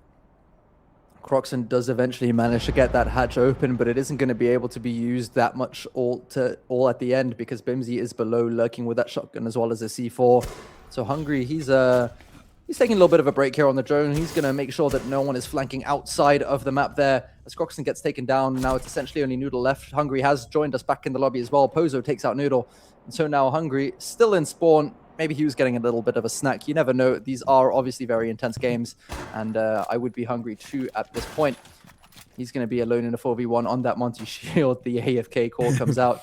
Maybe we'll be seeing Good Intentions entering the spawn again, but as we see the defensive Dokkaebi coming out from the side of Good Intentions here to counter out Hungry, and very interesting round there. So he's going to have to try and attempt a 4v1 clutch here. But it looks like it might be another very, very, very dominant round from Good Intentions. Yeah, they've really... I said that if Good Intentions couldn't bring it back, we might be in for a short map. I was completely wrong, in fact, because Good Intentions can indeed bring it back on the defense. They've had some very good rounds here. As we see a little bit of banter coming in the chat from Croxon. And Hungry kicking for his beak, but talking about Creeds here, like going absolutely nuclear on these entry picks, taking the gunfights, playing aggressive, just not having any resistance from the side of Turbine Carpus on the gunfights. Hungry would almost have the ability to clutch this here, as he does have a little bit more, if he just had a little bit more time. But the 20 seconds, I think, are going to be what R is undoing at the end here, as he managed to pick off 1 at least. The Valkyrie not quite being able to be confirmed, and only 10 seconds left to go now. He might be able to get 1 more for his troubles here, but the C4 of Pozo is going to take him out at the very end. And so despite bringing all the information operators, the thing that ended up giving them the most information in that round is Croxon in the all chat, but it wasn't quite enough for Hungary at the end. And so it's another defensive round for Good Intentions, kind of as you would expect here on the two more dominant defensive sides. They will be going into Exposition and Piano now as that tertiary side on the defense as well. And if they manage to win this round here, it's suddenly not looking quite as rosy for Turbine Campus anymore as it was at the beginning of the round split. No, absolutely not. But still, this is the tertiary side. And as I said in our last matchup on console, tertiary side is easier to attack than the other two primary sides. That's why it is the tertiary side, slightly weaker for the defense. So if Turbine Carpus are getting an attack round, it's here or never, I think. And on the flip side, if Good Intentions are able to defend this tertiary side with confidence, that is not boding well for the side of Turbine Carpus. That is almost equalizing the round count, and that is looking very bad should they want to win this first matchup. See a bit of an extension coming out here with the castle as well towards that Visa side, just blocking off the entry routes there, so that there isn't as much lurking potential for the side of Turbine Campus around those Visa stairs. Just kind of limiting the options that they have for points of egress when it comes to their early entries. Creeds will be off on a bit of a solo mission again, as he was in the previous two rounds, so successful in getting those early picks. And it looks like he's going to be making his way all the way down into Secret, as he's going to try and pick off anyone going through that Visa, as we see Teb going for that same entry that Pakpo went for last round. Slightly more successful here as his teammate was. He's just going to sprint through this basement here, spotted out on the default cam, and so they're going to have information on his location now, and I wonder if he knows where Creeds is, or if it's only Creeds that has information over onto Teb, as Noodle starts losing a little bit of damage from the runouts here as well, coming out on the top here from Bumsy. Overall, a very brave play from Teb, but that's what we expect from a player like this. He's going to go for these insane plays and these low percentage chances of working out, but he has very much the skill and the knowledge and the experience to pull plays like this off, and they've managed to isolate Creeds into that secret position with two operators actually, and the Grim utility coming out. So Creeds is in a very tough spot here. Should he be able to trade himself out, I think he'll be happy with the performance he has wasted here. Yeah, and even if he does lose his life, he's wasting so much time here as another Grim gadget comes out. So that's all of the Grim utility gone as he vaults over, but doesn't quite manage to find a kill. He does take a little bit of damage off of Teb and Croxon, but the more important thing is that he's taken 1 minute 30 off the clock. And so they will have to work towards the site now to try and put that pressure on, but they haven't really established much map control apart from that. And so although they have the man disadvantage here, you can almost say it's a job really well done by Creeds, as now they have to work on gathering utility throughout the rest of the map. They still have these mirror windows to deal with, they still have the castles to deal with, and at the end there are still 2 C4s as well on the sides of Good Intentions. And that time waste is really it's going to bite Turbine Carpus in the back here. They might have gotten the pick, they might have gotten the man count advantage, but there's only a little bit over a minute on the clock now to work the rest of these defenders, to work the rest of this map control. So we'll have to see how Turbine Carpus actually deals with this. CSK does get the pick back onto Teb, avenging his teammate of Creeds, as we have the Monty advancing onto that secondary position. YMK will be feeling the pressure here as Pakpo loses a lot of HP as well. YMK and Bumsy gonna have to fall back here. That's the last Grimby, actually. Sorry for that. Pakpo taking up Bumsy as well here.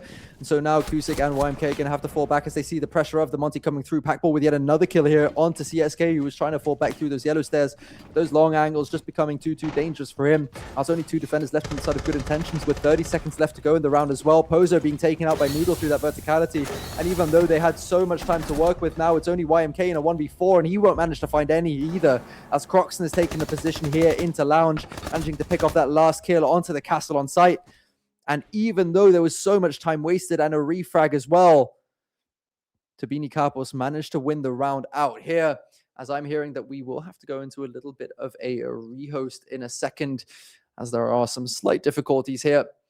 But that does mean that Turbine Campus are on a map point here for the next 3 rounds. And we have already seen this a few times. We have been here before. The defensive side needing to win the next 3 rounds to stay in the game. And it has happened quite a few times. The question is, will Good Intentions be able to pull off the same? By no means is it an impossible task, and Good Intentions has played console a lot in the past. It is a map that they do play a lot. So it could still be in the hands of Good Intentions. By no means is this a done match yet. Turbine Carpus obviously had the advantage, only 1 round for them to get on the attacking side, but it ain't over until it's over. No, absolutely. And I think Good Intentions, they will start to feel the pressure now for sure. But by no means are they a team that is known for crumbling under the pressure. Like we've said so many times already, this really is the cream of the crop when it comes to the kind of T2 teams that we see so frequently.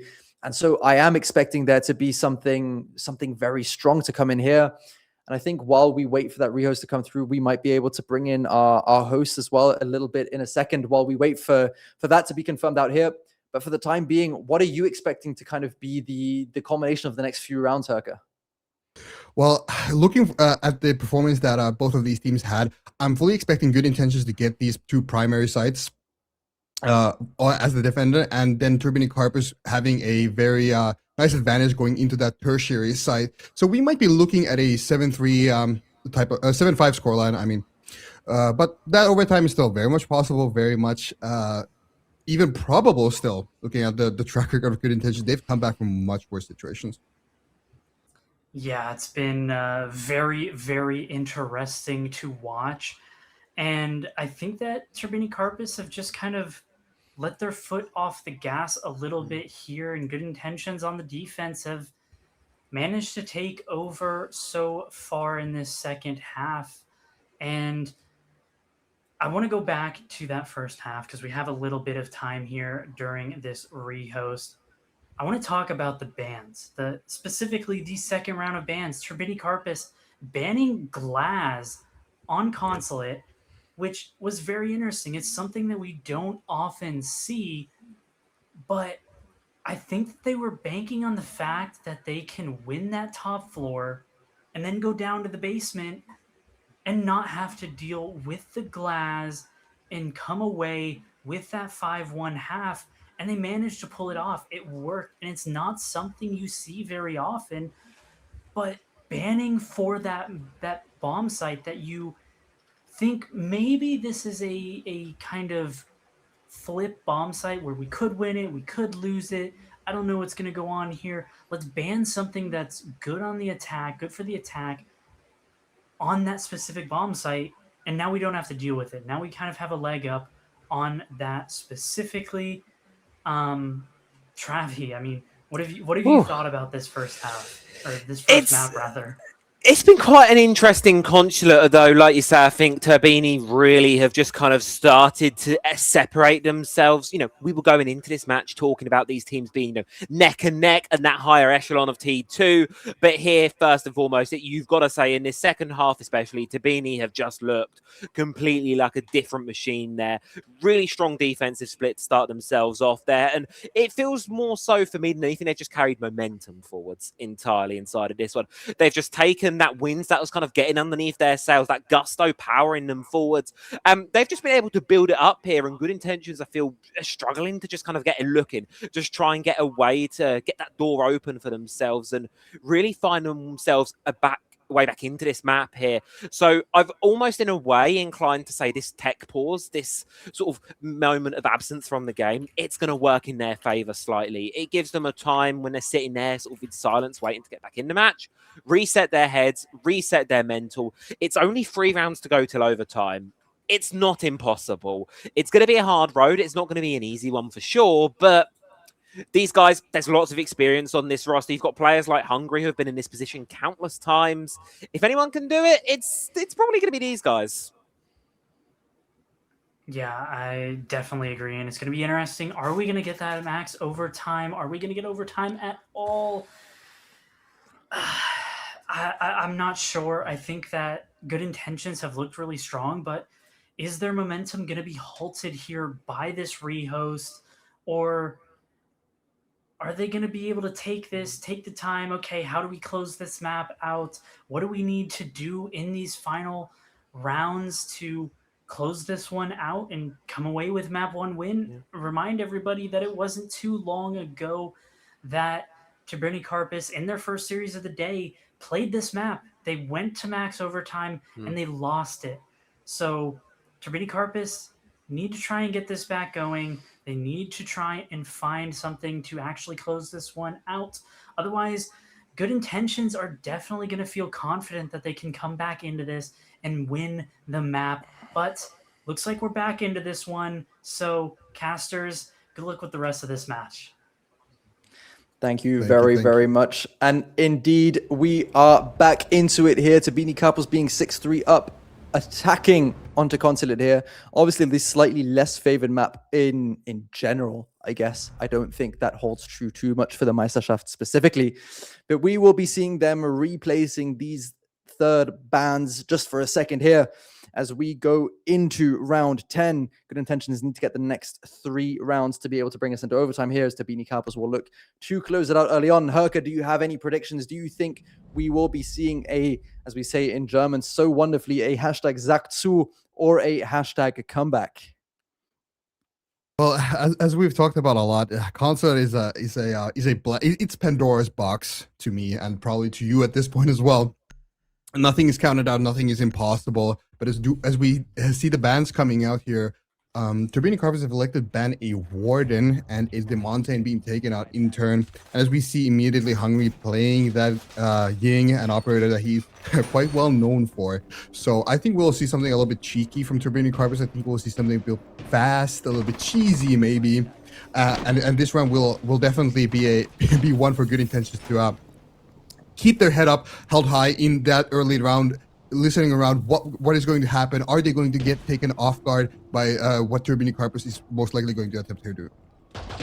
Yeah, for sure. And of course, that Warden ban does kind of signpost a little bit what is to be expected from Turbine Carpus, and so Good Intentions will be aware of roughly the idea that Turbine Carpus are going for here. Obviously, we see that Ying coming through, but we also see the Glaz, which we spoke about at length, being banned in that previous half here. And so Good Intentions will need to find a ways to adapt. They did bring 3 or 4 even trap operators here in this round to be able to deal with that pressure coming in from those execute operators on the side of Turbine Carpus. That Elamine there going to be specifically for this direct plant that it looks like the side of Turbine Carpus will be setting up for here. That Grim will be able to clear out the position on the desk here as the drone comes in for a little bit of information, a little bit of scouting to see that the Elamine has been placed above, as well as the bulletproof cam, which can feed back information here. That Ella will be completely pivotal to the round as we see Hungry on that connector window with a Ying. He's going to try and do put a lot of pressure on as well, as Noodle goes for that execute over on that CEO window. Yeah, and as I predict, we will be seeing something a little bit cheeky. Hungry chucking in these Candelas, maybe baiting a little bit out, baiting that plant out a little bit. Good Intentions not quite sure where that diffuser is right now. It is in the hands of Packbull outside of Yellow and Spiral, so that execute actually not being threatened, as Good Intentions might think. And Creed's getting one on the Noogle, but Hungry on that shotgun, getting bumsy, and that is the Ella that you just spoke about. Out of the round, onto cams, goodbye.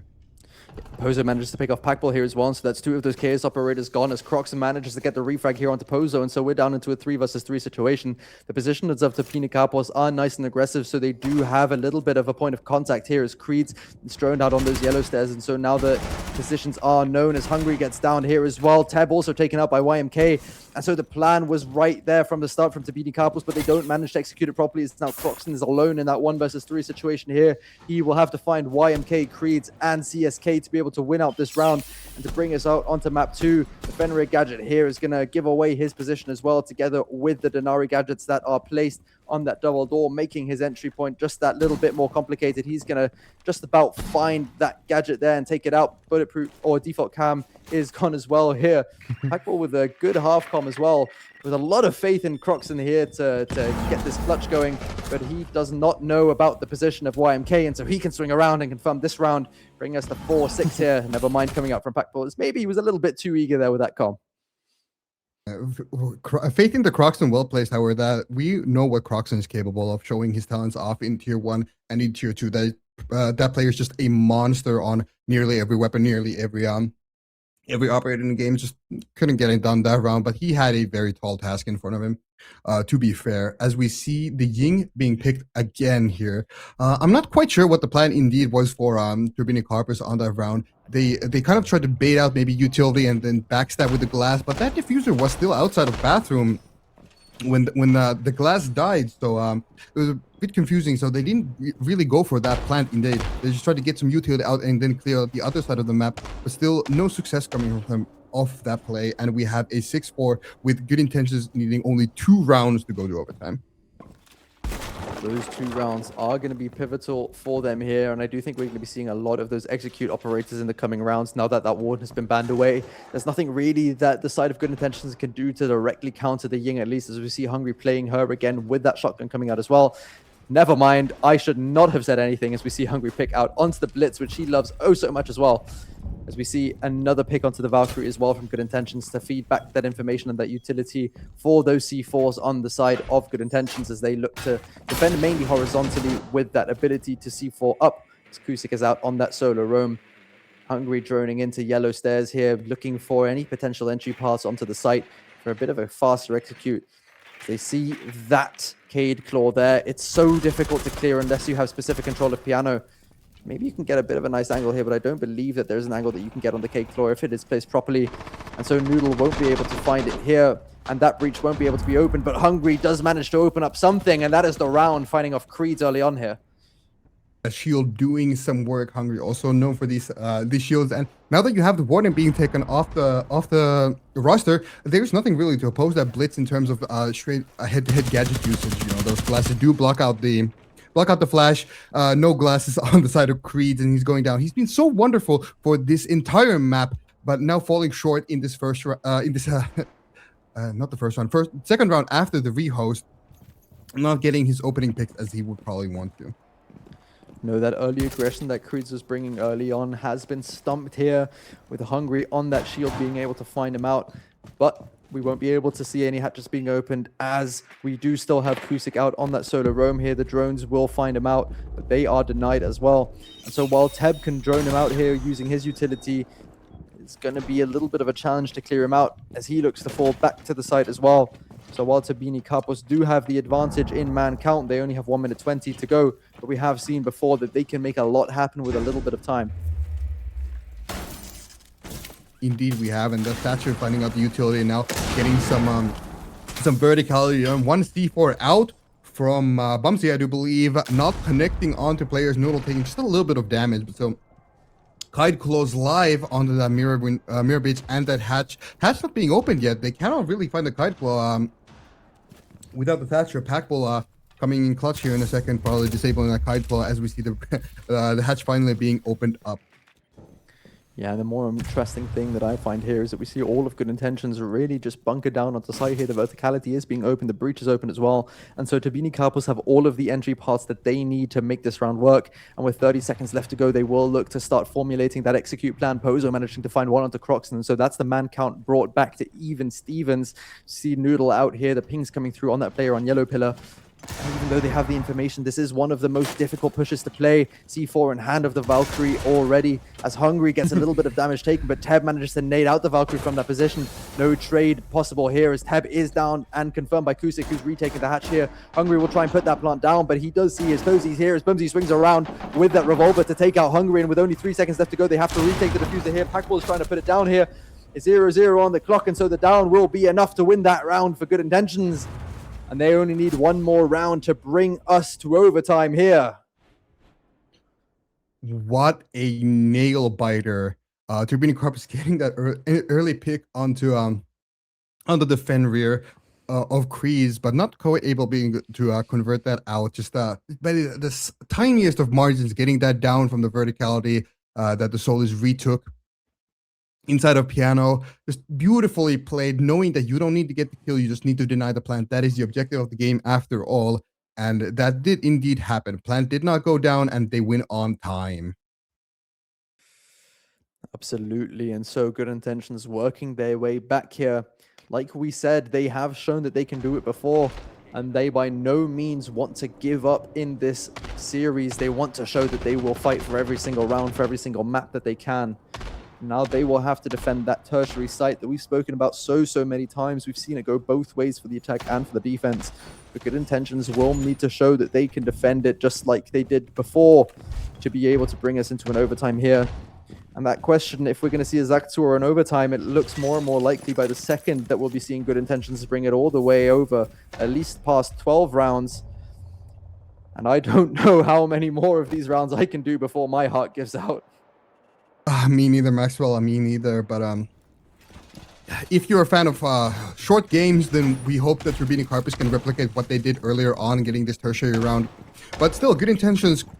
They're a smart team. They're a very well-disciplined team. They can look at that previous round and see, okay, what did we do wrong? What really happened here that made us lose that particular round of defending piano, and what can we learn from it? Same also goes for Turbine Carpus, but they don't really have that same sort of introspective into this side, because good intentions can swap up this and bring something a little bit unexpected on the side of defense, and it is the job of Turbine Carpus to find that information out and deal with that on how to counter it itself. Absolutely. We'll start by seeing these breaches being opened as we usually do, trying to pressure out this top floor hold from good intentions, but they will be steadfast in their positioning as we see a lot of attackers from the side of Turbine Carpus preparing themselves here on that yellow skylight, looking to drop down and go for a push here. That Shuri MP will signal them to drop down as the utility is cleared. The Blitz shield here going to be the first point of contact. The glass right behind him to be able to see through that smoke which has been dropped down. As we see the attackers of Turbine Carpus executing onto the site now, a repel in, a C4, and Kusik managing to find one. Noodle does pick him off though with his glass weapon through that smoke, as we now see Hungry pushing through here on that blitz. He does have information as to the locations of both of the defenders that are above here, but he won't be able to push any further forward without exposing himself to that crossfire, and so he has to back off a little bit. He will find that last defender who is lurking down on the site as well, as Packball goes onto that rappel to try and clear out the position close here on that desk. I believe it is Creeds who's playing there. It is indeed, as he holds a crossfire with Bumsy to hold off that Blitz who's swinging through. We see the glass in bathroom as well, taken out by Creeds on the swing, doing a lot of damage to the shield here as well. Bumsy with a knife, but the shield drops down. That's Hungry down onto the site. He's now being faced by two. Creeds picks up another on the double kill, and it's only Packball left here. He gets a lot of damage dealt to him by the pistol of Creeds, and it's gonna be the pipe to confirm it as we go all the way into overtime once again. And I don't think, however, even these teams are, I don't think there was any other way than overtime that we could have gone this map. It is the accursed map of Consulate after all. So overtime it is. Turbine Carpus being a little bit more quiet on their attacking side. I'm really looking to players like Teb and players like Croxon to really pick up some of that slack that they've been giving good intentions here on the defense, not quite showing up on the attacking side as much as they'd want to. Croxon in particular, usually the star player of this already star-studded roster of Turbine Carpus, being very quiet and not quite getting value out of the operators that he's playing. I think that's the main thing, is that even when you aren't performing as much when it comes to the fragging department as you would like, you still need to find ways to be useful within these rounds, and that's something that a lot of the players on Turbine Carpus are struggling with a little bit at the moment. And so when they're taken out of the game in terms of their fragging ability, they can't currently affect the game in a way that they would like to. Obviously, Hungry plays the shields. Those can always be very impactful even if you don't get the kills. But for the rest of the roster, they've been struggling a little bit. And Good Intentions have that same advantage that MEISTERSCHAFT had in the last map, as they managed to start the overtime here on the defense, and they will be looking to build out their advantage as they did early on. We've seen that shield before. It's a little bit echoes of previous years, previous seasons, placing those shields to deny the pushes through, forcing them into vaulting animations where possible, or just denying the door entry as a whole. So if they don't bring anything explosive, they might struggle a little bit, and it looks at the moment like the only thing they have is Hungry's nades here. But it looks like Turbine Carpus will be looking to work from the other side of the map anyway, as they spot out Creeds aggressively in lobby here once again. And Packball does find out Creeds here, that DMR prevailing over the MP7 that Creeds has. Creeds still putting up a fantastic performance on the Fenrir that he's been playing, but not good enough for this round, as we have the advantage for Turbine Carpus on the top floor side that they're trying to attack. Croxon on the glass actually here, so a little bit of a more of a cheeky playstyle coming here, I think. The glass was banned on the attacking side of Good Intentions, and probably for reasons. We see Teb picking up another one onto Pozo. That is now a 5 versus 3 man count advantage for the side of Turbine Carpus, with a lot of execute utility in their hands. It absolutely is, and you really just have to ask the question, where was this from Turbine Carpus for the previous 6 rounds, as they struggled so much on the attack, and they're starting to make it look easy here now. They're making it look like attacking is what they wanted to do the entire time, but they waited to bring us all the way into overtime. You make it think, are they just doing this for the tension, for the comedic effect? Are they only doing it because they want to see us suffer, Herka? But nevertheless, they do find the pings here onto the positions. They only have 1 minute 30 left, and this position of YMK is still very, very strong. So they will have to find a way to clear it out with only 2 nades in the pocket of Hungary. They have no other utility to clear this shield besides maybe that last breaching charge from the ace. But when you have that weapon, that AK, you don't even need the breaches. They take out another player here, and it's only YMK and CSK left in the 2 versus 4 now. As Kusik finds the first pick out onto Noodle with 1 minute left to go and only 2 smokes in the pocket. It's going to be difficult to hold off this push for all too long. As we see Croxon swapping weapons at a very unfortunate time, as YMK almost equalizes this round, as we see Packbull running up and getting another with the DMR onto CSK. Now YMK has it all to do here in a 1 versus 3, does find 1, does find 2, equalizes it to a 1 versus 1 against Hungary, who is getting the diffuser down now. What is it with this top floor side? And Clutches Hungry swinging around to deny it, though the timing is just off there for YMK. And so the experience of Hungary seals the deal here on an attacking round for Tabini Karpos, and it puts them in the driver's seat as they get to defend now. The early aggression from Good Intentions, which was so effective during regulation, is what comes back to bite them in the first round of overtime as we see the bans flip around once again here. It was a great attempt at the clutch situation from YMK especially, but it wasn't enough at the end. He managed to pick up 3 of the attackers after we see the smoke cleared out here. It would have, I think it might have even been an ace if he managed to clear it out here. I'm not quite sure who got that first pick on the defensive side of Good Intentions. CSK did pick up 1 inside of that round, so it would have been a 4K. Nearly, but not enough. But moving on to the next round, Maxwell, would be so kind as to read the score out loud for the viewership right now? If you want to have someone else to cast the next BO3s with, I will refuse to oblige you there. I'm terribly sorry. Just some banter. But as we do head down into the basement side of Consulate, we see a very similar lineup than we saw in the first half of this game with the Pulse, with the Echo, with the Maestro again coming out from the side of Turbini Karpus along with Croxon on that Ella. Still quite quiet on the fragging department, but at least these traps providing some relief, some utility, some intel for the Turbini Karpus of these flanks, and maybe denying a shield if there is one. However, in this round, there will not be a shield from the side of Good Intentions, them all deciding to go onto this verticality, this breach, and the Dokkaebi for intel. Absolutely. We saw how oppressive that utility can be late on in the round. Noodle with some aggressive positioning here as well, seeing if he can spot out any drones to deny that entry through secret early on. Obviously, that being one of the more favored points of attack for a lot of sides on the attacking side. As we see Pozo clearing out that top floor, making sure that there are no defenders hiding above. But especially when you see this lineup of Tabini Karpos, you do have to assume the majority of defenders will be playing out on that basement floor, except for maybe Croxon, who will be contesting Visa just like he did in the rounds before. But all the remaining defenders of Tabini Karpos are down on that basement site, playing around those C4s, playing around that utility, as Noodle has already used his. And so it is only the C4 of Teb left here, and he will have to work with his own utility or with his own information to try and hold off that as long as possible. As we see Pozo starting to work towards the verticality here, removing those bandit wires to enable Kusik to go for that main breach.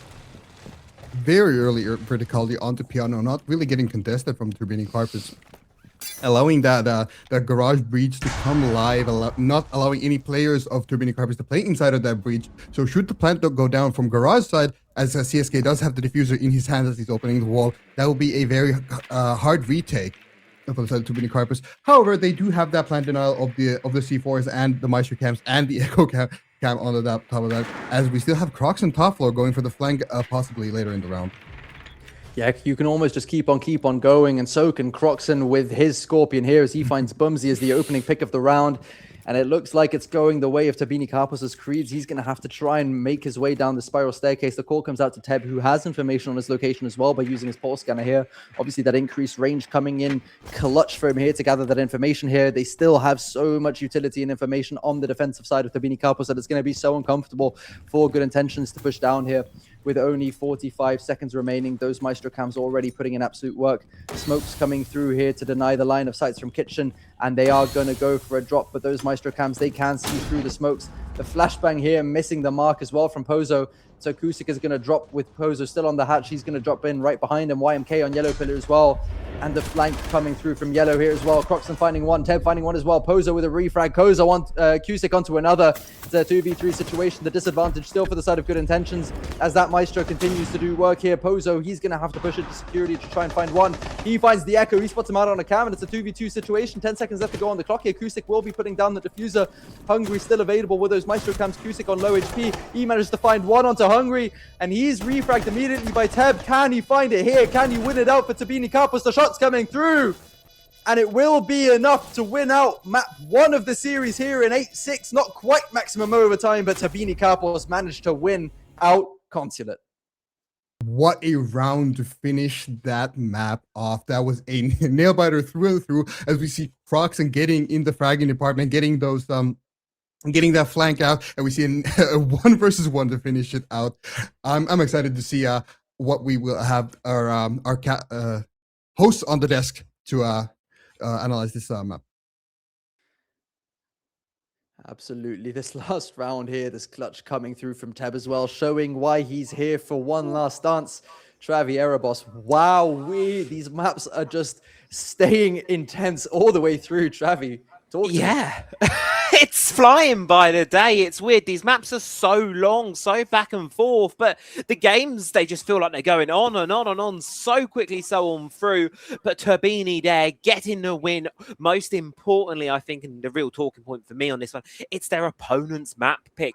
Good Intentions chose to play Consulate. They chose to go towards that battleground, and it was a gamble. It's a strong team for Turbini, so playing it was a bit of a risk, and unfortunately, it just didn't quite pay off there. Losing the map, even though it was an overtime, that doesn't get you anything that you took it to overtime. You're now 0-1 down in the series if you're Good Intentions. You now have to play Bank, which is a map that plays entirely differently to Consulate.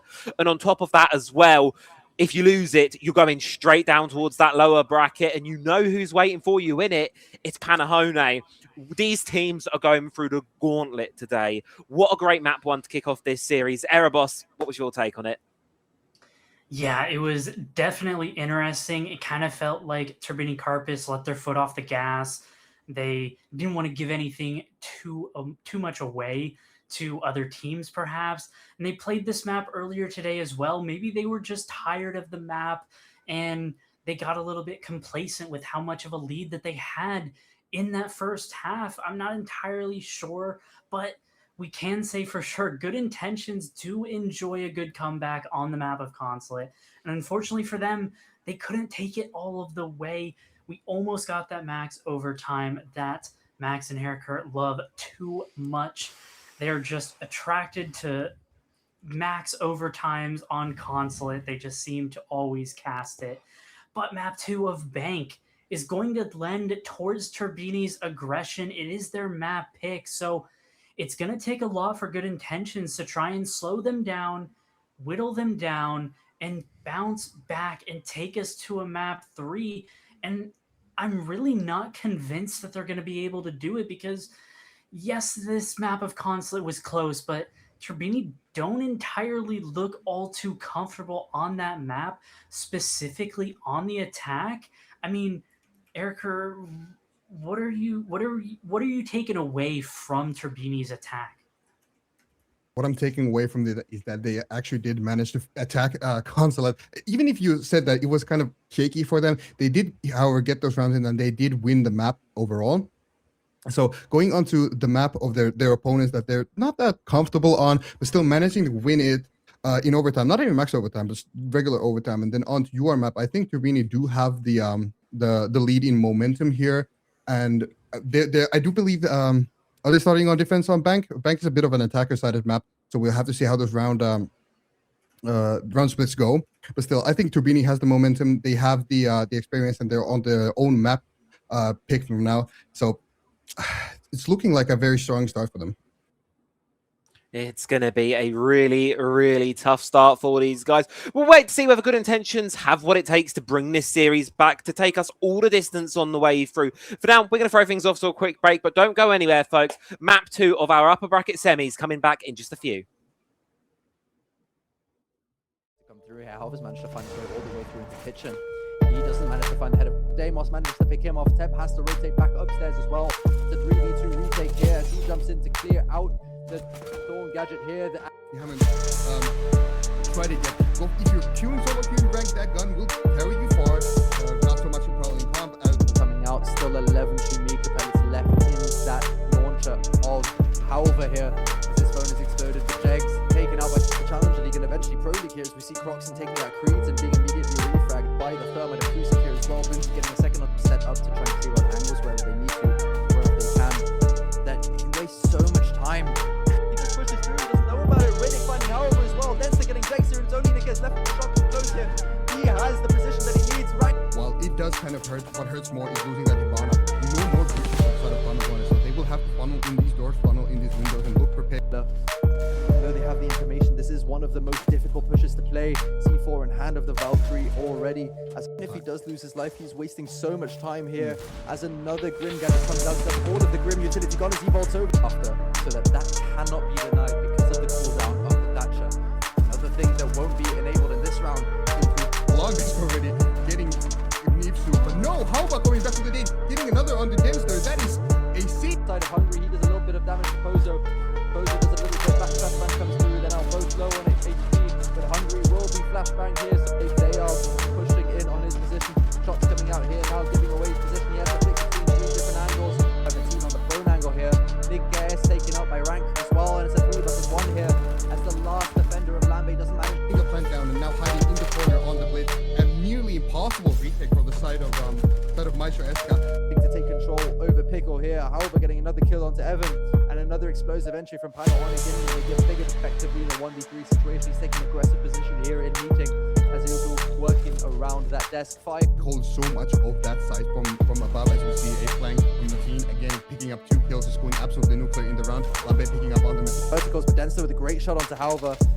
Interesting to see if they're aware of the push up the stairs. Ghost Riddick on that bathroom vertical to be able to look through this. Taking a little bit of damage as well as he drops outside the breach. Ranker picking off Nifsu, picking off Nikas as well. The jump out coming through here. Ranker with a third onto Halver. The way to clear it out with only 2 nades in the pocket of Hungry. They have no other utility to clear the shield besides maybe that. him on that mezzanine side right now. Very, very touchy situation for Nick AS right now. And Halver left, he flashes himself and makes a good amount of damage while he drops. And the team picks him off. While Panawan had 3 of them, MEISTERSCHAFT is going to be holding on to that to make sure that he can't swing out. Evan manages to pick up Nikas as well. While the swim comes with the Grimbees, it doesn't. And the 1 versus 5 ace for Buster. There's a really good swing there coming out from Lambe. A fantastic flank as well from Halver. Really good pinch coming from Bonus exploded for Jegs. Taken out by Ghost Riddick. Ranker pushing through as well, managing to pick off Halver. That is the deny. God, Ranker with a nice shot here on the Nikas his name because I see him do so little.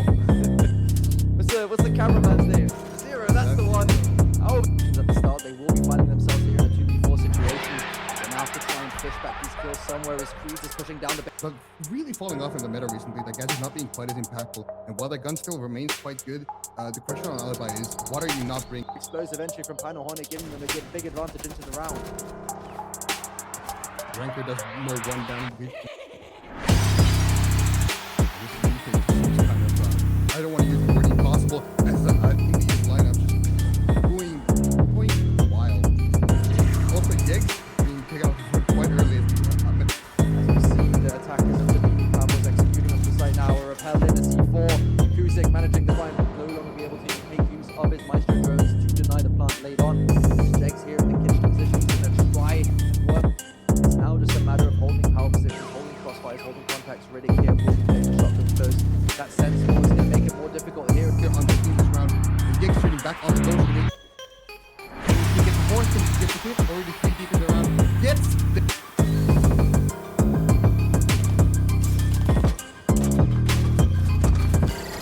off the board. Nick is taking a lot of damage as well. He is locked in his corner here. Those smoke grenades are going to force back Ranker though. The shotgun comes through. Just the fireplace here to try and contest, to try and confirm anything that he can. But he's going to have only 30 seconds to do so. A long angle makes a little bit more utility as that one.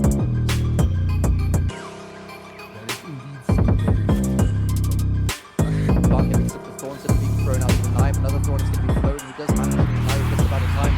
He's on 1 HP. The smoke canisters coming through, but they won't. stuck with the with the map we have, we're stuck with Evan going very deep into long disc already, getting Contact the glass right behind him to be able to see through that smoke which has been dropped down.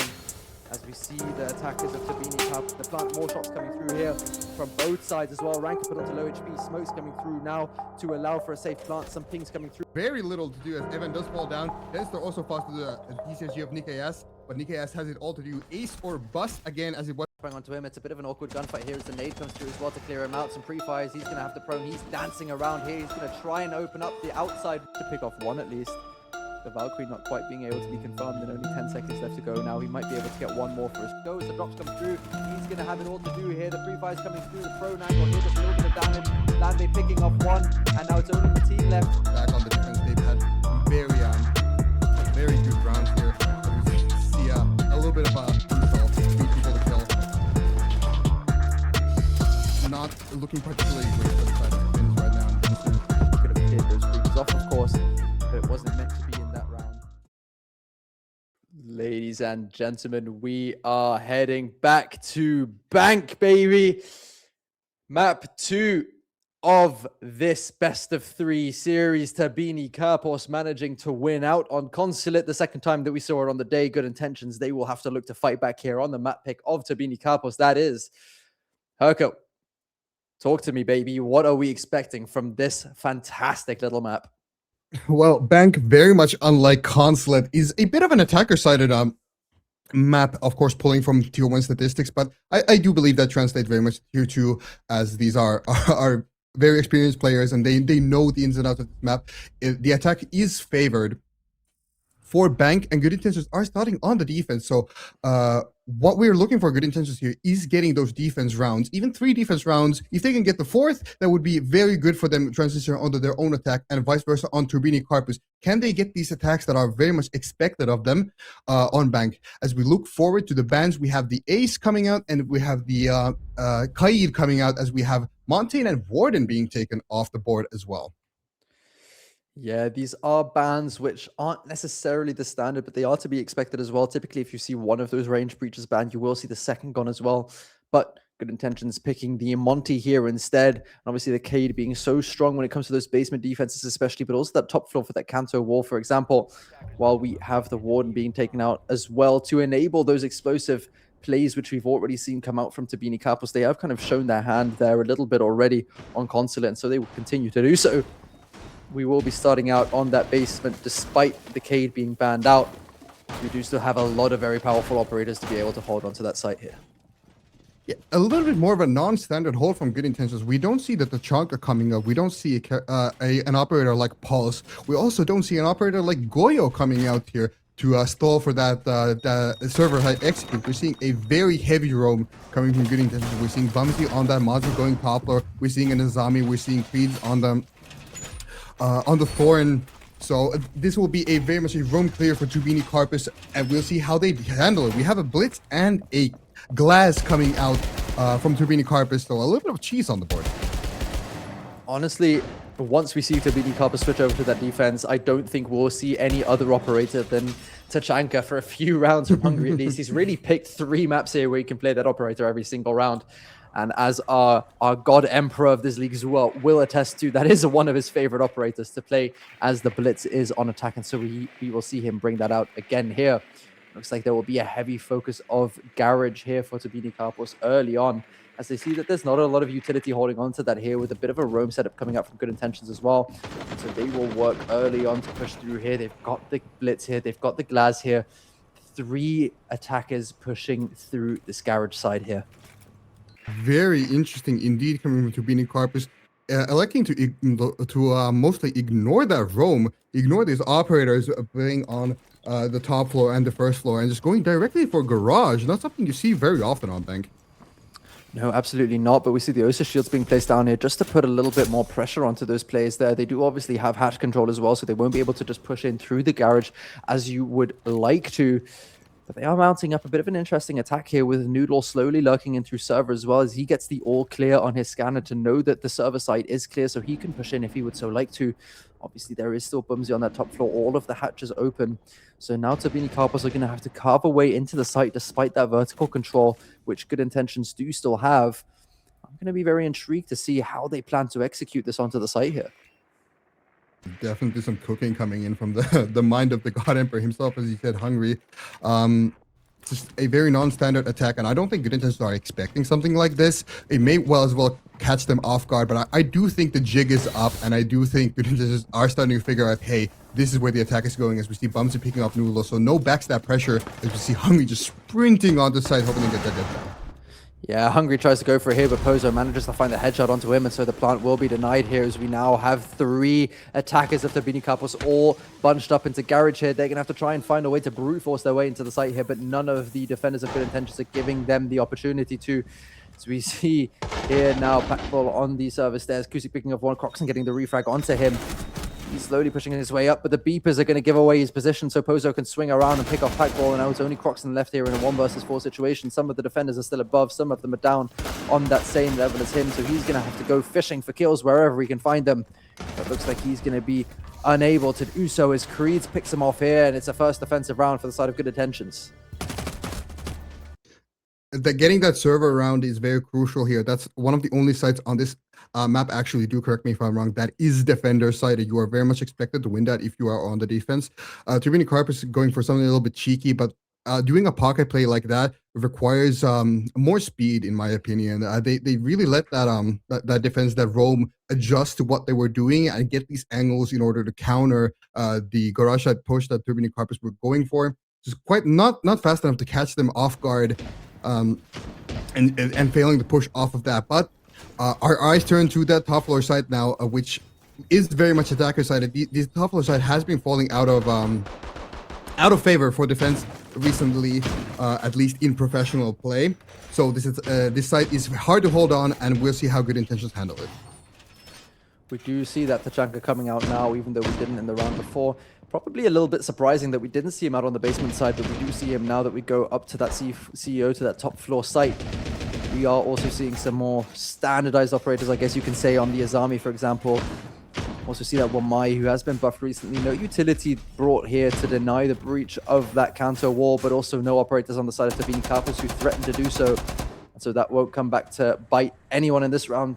So we see more of these heavy execute operators being brought on the side of Turbini Kapos, that Blitz, that Thatcher, that Glaz. All of these operators, it looks like they will be going for a quick entry into stock here. Kusik swinging in as well, but he's going to fall back to not risk anything here. As Croxon's going for an aggressive angle onto that top square hallway. The Thermite, also an operator that isn't very often seen on bank. This screams to me that we are going for a square side execute. We're trying to get these walls open. We're going to smoke in and get the plant down. C4 going out, but barely not getting tabbed, as he actually does die inside of the window frame with that breach still closed. Yeah, and that breach is going to stay closed as well. The Thermite charge is placed, but it won't be able to be opened up anymore. And so now advantage Good Intentions once again, as Turbini Kapos will find it a lot more challenging to actually push their way onto the site itself here. As you see YMK still holding onto that stock position here. Those armies obviously so strong when it comes to holding that position. Croxon kind of isolated on that top square, while Hungary is just sat in the corner here trying to figure out what the next steps will be. Packbull on the other side of the map as well on those windows, seeing if he can fish out any kills. But for Good Intentions now, the main key point here is going to be not to give away anything that they don't need to, as we see these armies slowly being cleared here by the Flores of Noodle. But Turbini Kapos, they really have it all to do here, and Good Intentions can just kind of sit and wait. Sit and wait is exactly what they're going to be looking for to do. Turbini Carpus have lost the very important breacher here, as we see. Hungry going for a little bit of a smoke play here, rushing onto side, maybe trying to get that diffuser down again as he tried last round inside of the smoke. Nothing to dying for now. Tachanka Fire is missing. Hungry taking a little bit of damage, taking a little more damage, but the diff will be going down. Yeah, the diffuser is down here. Noodle managing to get one. Kusik managing to pick off Hungry here with the fire of that Shumika launcher as well. And it will be a post-plant situation for the side of Turbini Kapos. Now, Good Intentions do have the man advantage, but that will be reduced very quickly as Packball finds Creeds here from those windows, from that rappel angle. And even though it looked very unlikely for a second, Good Intentions just gave Turbini Kapos the opportunity to reassemble themselves as Kusik needs to get off the plant here. Croxon finding YMK, but immediately being refragged. Pozo finding another onto Noodle as well. Now it's only Packball left on the windows here. He's going to be occupied with a play player out in lounge, but he needs to swing out here to get the defuse deny, but Pozo managing to find him just in time. And so it will be another defensive round win here for Good Intentions, who managed to claw it back from the fingers of Turbini Carpos. That is a fantastic retake from Good Intentions. Getting that diff down on that top floor is usually a death sentence for the side of the defense. Those window positions very hard to contest unless you have that pivotal lobby control that the Aruni had in that round for the side of Good Intentions. Just fantastically played, sticking the defuse, trusting that your teammate will get the guy on the rappel. Well done as we move on to the tertiary site of open area and cafeteria now. Yeah, this open area site, the tertiary site of choice for the side of Good Intentions. This is obviously, like we've said so many times before, the site where you would expect Turbini Carpos to be able to take something away from it. They got so close to it last round as well, despite being at such a big disadvantage when it came to that early pick onto the Thermite. But I think this was also a bit of a warning sign to Good Intentions that if they just let Turbini Carpos set up, that IGLing experience that they bring with Hungary and Packball will be able to figure out some kind of a plan to, at the very least, be able to get the diffuser down. And what happens after that is back into the hands of Good Intentions as they need to re-aggress and retake control of the round.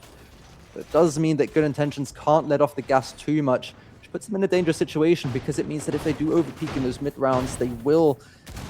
They have the potential to do more harm than good, really. Yeah, I totally agree. And we see have a little bit more of a standard lineup coming from side of Turbini Carpos now, going for a more standardized take. You know, trying those a little bit cheeky plays for twice in a row now, not quite finding success on it. That top floor going a little bit better than the basement pocket play, but clearly the call being let's try to do this the more traditional way and just clear out these positions, as we have Proxing hiding a camera inside of stock and Hungry going down very early with Bees still in hand. Yes, but Noodle does manage to get the refrag straight away onto Bumsy as well here, and so the man count will remain even. As I say, that Packball is picked off and we have an attacker aggressively here already in Printer. Noodle, he will be fighting for his life as he tries to remain within the building. The man disadvantage will be working against the Turbini Carpos here. Some shots coming out onto the smoke as well. And a beautiful flick here onto Creeds. Ted managing to pick up Pozo, but being refragged by the Castle of YMK. Noodle now forced out of his position by the smokes, but he manages to find Kusik here as well.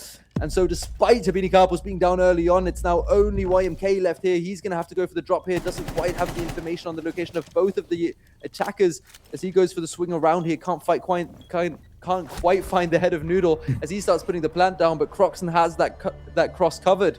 And so they will be able to find their first attacking round here. And it's 2-1 to Good Intentions still, but Turbini Carpos showing signs of life finally. I should probably not speak of the side disparity between these maps anymore, as I said that Bank is a very attacker-sided map. Well, Good Intentions are proving me wrong once again. Turbini Carpos only getting that tertiary site done while they were very close on that top floor. Only 2-1 score for the side of Good Intentions right now, continuing on the defense. And they do like to ban out the Glass and the Azami, actually. Azami, of course, being very good on this map as it is on many other maps. These architect operators like Castle, like Azami, like Mira being just particularly good on Bank. And then we have that Glass being taken out. So no more cheese plays for the side of Turbini Carpos. No more smoke plants covered by that very powerful thermal site. We will be heading back down to the basement here.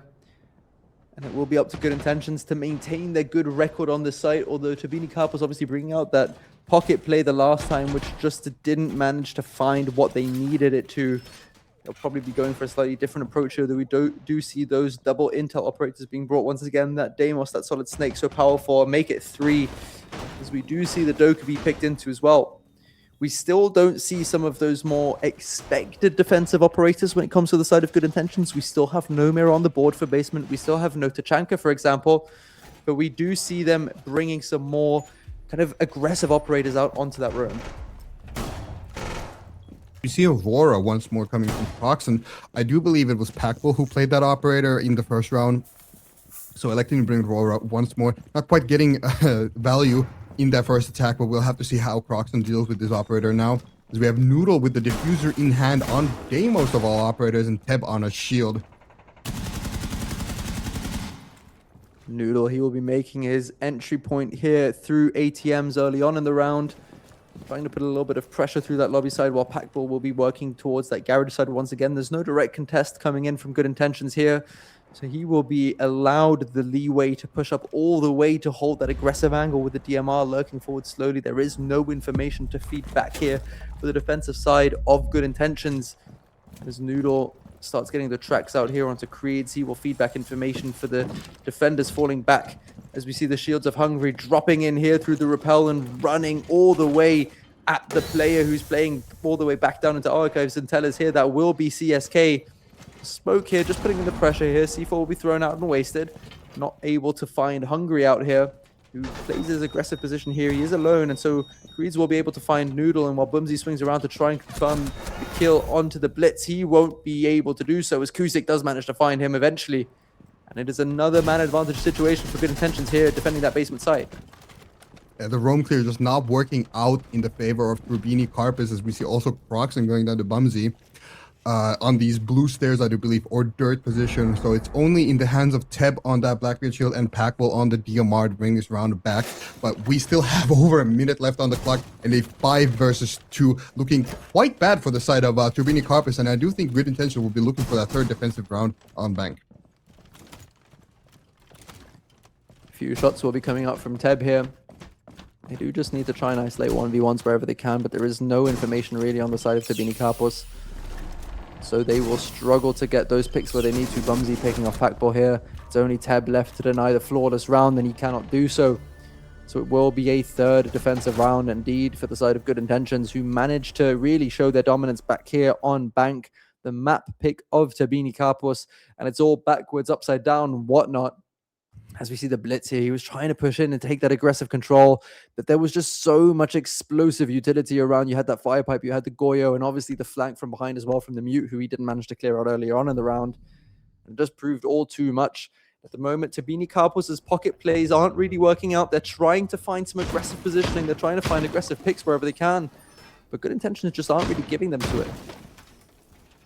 No, they are not. As we head back to the top, but we have a little bit of a swap in operator who are playing the Bandit now for that counter wall, along with a DMR in the hands of CSK and a Wamai of going unbanned here. Another DMR in hands of Poser actually as well. So very much looking forward to contesting these long angles, contesting these pixel peaks on the windows.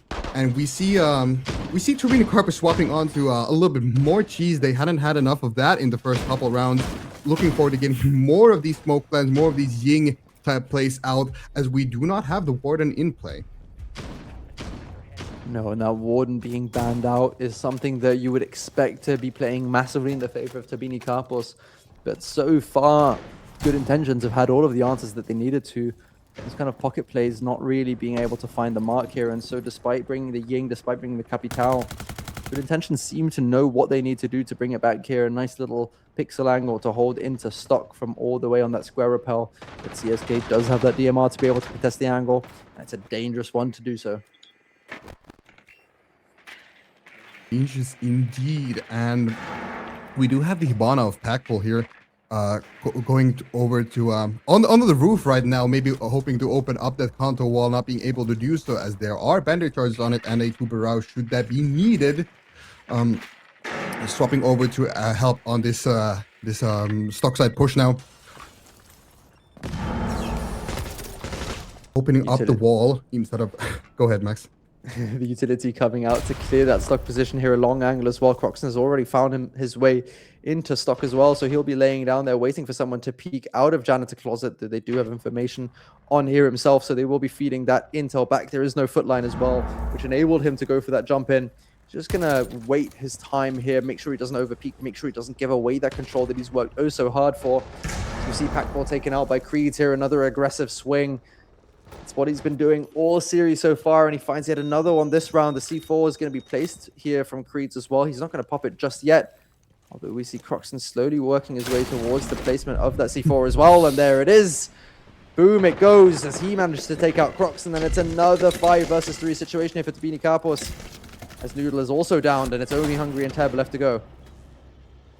Make that only Hungry on the Ying. 0 and 4 outside on Rappel. Just Good Intention showing absolute dominance on the defensive half of bank as we see YMK going for a little bit of a of a brave play jumping out of that CEO window. Bungie does confirm the kill on the Nulo with the shotgun, as we see another one of Good Intentions players jumping out of that window. CSK hoping for the kill, not quite finding it. But I do think we'll see the rest of these defenders bunker down on that side. We don't have very much utility on the side of Hungary, and a mean crossfire to break with 3 operators versus 1. Yeah, he does need to find something special if he wants to bring this round back. Smoke grenade comes out to allow him to repel in here. They do have pings on one of the positions of the players of Good Intentions at the very least. So he's going to use his last Candela to try and bait out any peaks that he can here. A few shots coming out as well from the long angle. They're going to play it passively now. The wallbang's coming through, manages to find Bumsy here. It's a triple kill in the round for Hungary, and if he manages to clutch it out, it will be the ace. He's incredibly low on HP, and both Poser and Creeds will be able to secure the kill with only 1 bullet. As there's only 3 seconds left to go, he will start setting down the plant here, forcing the defenders of Good Intentions to swing in. And Creeds doesn't manage to find him. No KD saving from Hungary here today, as he will try and win out the round, but unfortunately cannot do so. Yeah, just Good Intentions really showing what they're made of on this defensive half. As I said, this is in theory supposed to be a very attacker-sided map. The scoreline, by all means, should be reversed right now, with Rubini Carpus leading 4-1. That is what we've come to expect from this map. But Good Intentions showing that they do not care what expectations are on Concert or on Bank, apparently getting that 4-1 lead. And even if they do lose this tertiary side defensive to Rubini Carpus and walk away with a 4-2 half, they'd be very happy with that going on to their own attacking half. No, absolutely. This is something that you can definitely be positively inclined towards. So Good Intentions, if they manage to win even this last defensive round here, obviously on that tertiary site, they'll be feeling incredibly confident to take us to yet another map 3. And Hooker, it does look like we're going to be having a very, very long night if it continues like this. But obviously, all at the benefit of seeing some more incredible siege. So I'm definitely not opposed to it. It's Good Intentions to Bini Kapos is bringing up to be yet another incredible series here. Incredible is the correct word, with Good Intentions turning heaven and earth upside down on these maps. I don't know what it is about this team that makes them go ahead and say, like, oh, we're not supposed to win rounds on this half of the map. Screw that. We're going to win rounds on this half of the map. The question is, are Turbine Carpus going to do the same, and will we have a reverse consulate match on our hands where the defense wins these matches, these sites on a map that is very attacker-sided? We shall see. If anything, this will be a very interesting game. But on towards the attack on the tertiary side, we see Noodle getting a ping, but not quite getting the kills. We see Beats getting one onto Packbull, again dying on that Hibana very early in the round. And that's not what you want to see from your hard breacher, especially when he's the only one being brought here. Bumsy with the C4 kill onto Teb as well. That's the repel pressure gone. As we see Hungry, Croxon, and Noodle pushing through aggressively now, managing to find one onto Pozo here as well. As he gets taken down, Kusik managed to find the refrag onto the blitz of Hungry. And so now it's another 4 versus 2 situation. And it looks like Good Intentions are massively in the driver's seat here. Bumsy finding Croxon and Kusik finding Noodle. It's a 5-1 round swap on the attacker-sided bank for the defending side of Good Intentions here. And they will be full of confidence and full of hope to bring us all the way into map 3. Yeah, map 3 looking more and more likely. Yeah, that's a very nice cushion that Good Intentions have built upon themselves on that, again, on that half that they're not supposed to win this many rounds on. They have, however, done it, and now they're on that, in theory, more favorable side of the attack. We'll have to see if the momentum carries through, or will Turbini Carpus claw themselves out from the pits of a 5-1 deficit on Bank and claw themselves onto that, at least the equalization of the rounds. As we see the bans come out, very similar bans. We see the Monty being taken, and we see the Kite being taken, and we see the Echo and Dokkaebi, actually. Echo, not a ban that we see quite often, but a lot more on Bank than any other map. Why would that be, Max? I think especially when you take into consideration the context of the map that we had before, obviously that Echo was such a powerful operator in the hands of Packbull in so many rounds, feeding back so much information and also being used so effectively when it comes to plant, deny, etc. It enables the more aggressive plays of players like Croxon, like Noodle, like Teb, for example. So I can understand why they've taken it off the board here. Obviously, of course, on a basement, you really do not want to face into an Echo if you can avoid it at all. And so I understand the ban coming through from Good Intentions here. And the rest of the bans do kind of speak for themselves as well. Not really all too surprising there, I would say. Good Intentions, they know exactly what they need to do to be able to win out this map here. to bring us to a map 3. They're going to try and do so in the next 2 rounds. And we'll be seeing a fuse of all characters along with a sense coming out from the side of Good Intentions, clearly going for this server-side execute with the tons of utility. We saw Demos as well, but Turbine Carpers are very much prepared for that. They have brought the Goyo, they have brought the Smoke, and they have brought the Tachanka, as you touched upon. Hungry, loving that operator and playing it every chance he gets, at least on a map like this. So we'll have a lot of plant denial, even with that Echo being banned out. Turbine Carpers don't really seem phased by it, picking off onto the Fire operators and the Toxic Babes in the pocket of Teb. Croxon going to be going for a bit of a ratty play here, as we like to say. They'll be hiding underneath that desk within the CEO office. Just waiting for Pozo to rappel in here, hopefully overdrone him, because if he does see him underneath that desk, then it could end up pretty badly for him pretty quickly. It does look like Pozo will be missing out on that position here, and especially now that Solus takes out that drone, he will no longer be able to gather information on the position of Croxon. So as long as he stays hidden here for as long as he needs to, he will be able to be very impactful in the round, as Bumsy starts working towards clearing that main size position here, which is being held quite aggressively by the side of Turbine Carpus as well. Quite aggressively indeed. As we see the fuse gadgets coming out, hoping to destroy some of that utility that they have for plant denial, mainly that those Goyo gadgets that Noodle has in his pocket. Noodle going to very low HP. Croxon does pick up Bozo, going miss-drone inside of that desk as Creeds equalizes the man count, taking out Packbull once again. Creeds and Packbull just having a feud on this map, with Packbull being on the losing side more often than not. Yeah, Packbull definitely not finding the success that he wants to so far on this map of Bank here. Creeds will be scanning out Croxon as well to try and clear out that roaming presence, which they showed off early in the round here. So you can see him slowly lurking up Banana here. The track is going to be there, so they do have information. It picks on him a drone, also feeding back some more information as the swing comes around from Kusik there to confirm his position as well. Good Intentions now with the advantage when it comes to the man count at the very least. But they do still have to execute towards the site, and there are still 3 operators on the side of Turbine Carpus who can do something about it if they really, really want to. Yeah, mainly that Tachanka being one of these operators. You know, we've had the clock tick below a minute right now, 45 seconds left on the clock. That Tachanka can deny all of that 45 seconds if that utility is placed correctly, as we see a sense wall coming down from here, and that Tachanka fire going out. 17 shots still in pocket, and we have smoke as well. 30 seconds on the clock, and we have Cusick planting on default, maybe getting away with the plant. Actually, he's trying to stick it. No, he does get off, and the clock is still ticking down and down, even without these smokes in pocket of Dev.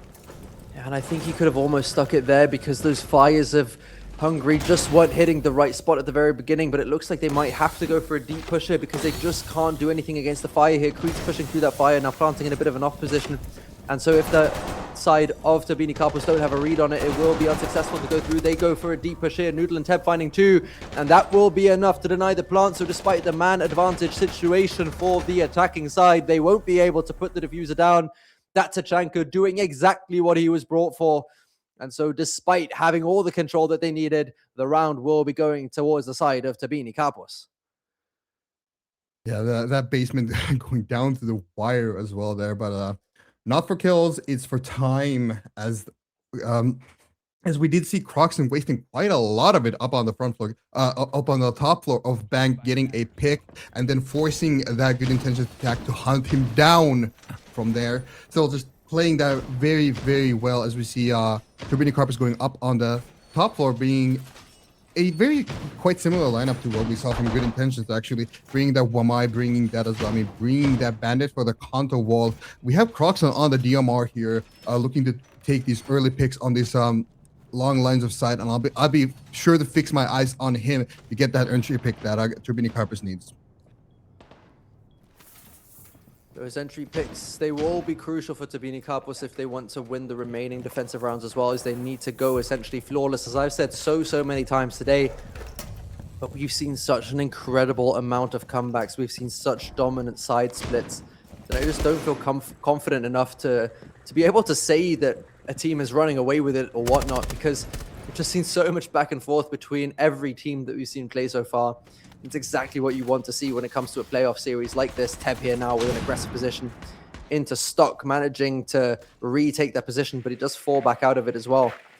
As we see Kusik hitting the deck outside, realizing that he won't be able to clear out those or open that breach up just yet because of the Bandit Wires, which are taken care of by Creeds here. So now he can attempt to do the same once again if Bandit doesn't manage to replace them. As we see those Flourish drones being utilized further to clear out as much utility as they can early on in the round. Still, Good Intentions on good pace clearing out this utility, as you have said, opening up these walls, getting rid of these my gadgets. Still 2 minutes left on the clock. It's pick Cusick, but that breach will be going live if Death doesn't get it. That line of sight created, not walkable though, don't need it to be line of sight good enough for the side of Good Intentions here. Even if they lose a man in the process. Pozo feels that run out from below as the opponent is spotted, but Hungry managing to get away with his life, and better for it as well, because they have managed to establish the man advantage elsewhere on the map now, as we only have the 3 attackers on the side of Good Intentions left against the 5 defenders of Tabini Kapos.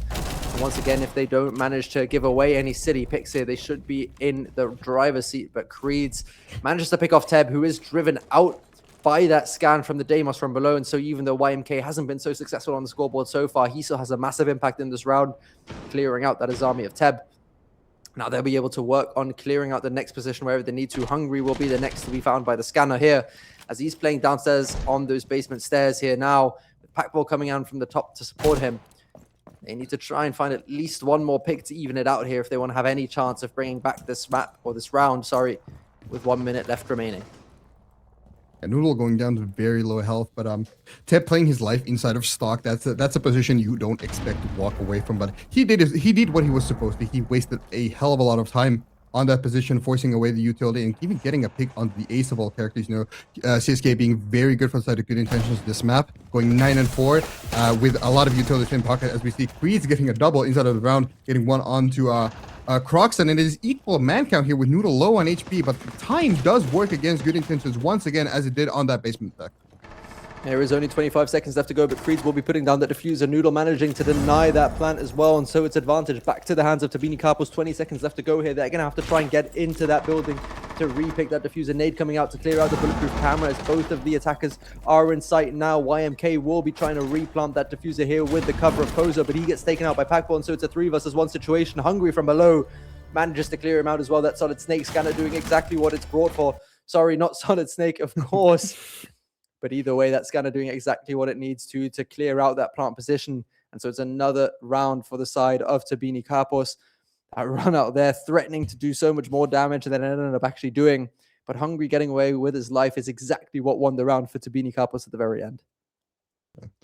You know, MEISTERSCHAFT has given me many things, wonderful experiences to name more, but it also taken away some things, mainly my ability and confidence to analyze these games, as Tabini Kapos are seemingly mounting a comeback on the defensive side of Bank, getting 2 very nice rounds under their belt right now, going off of the tertiary, and with a clash coming out from the side of Packball and a Valkyrie camera. So we have a little bit of C4 maxing from Hungry, and that scanner coming out from Noodle as well. So aggressive place to be coming for sure.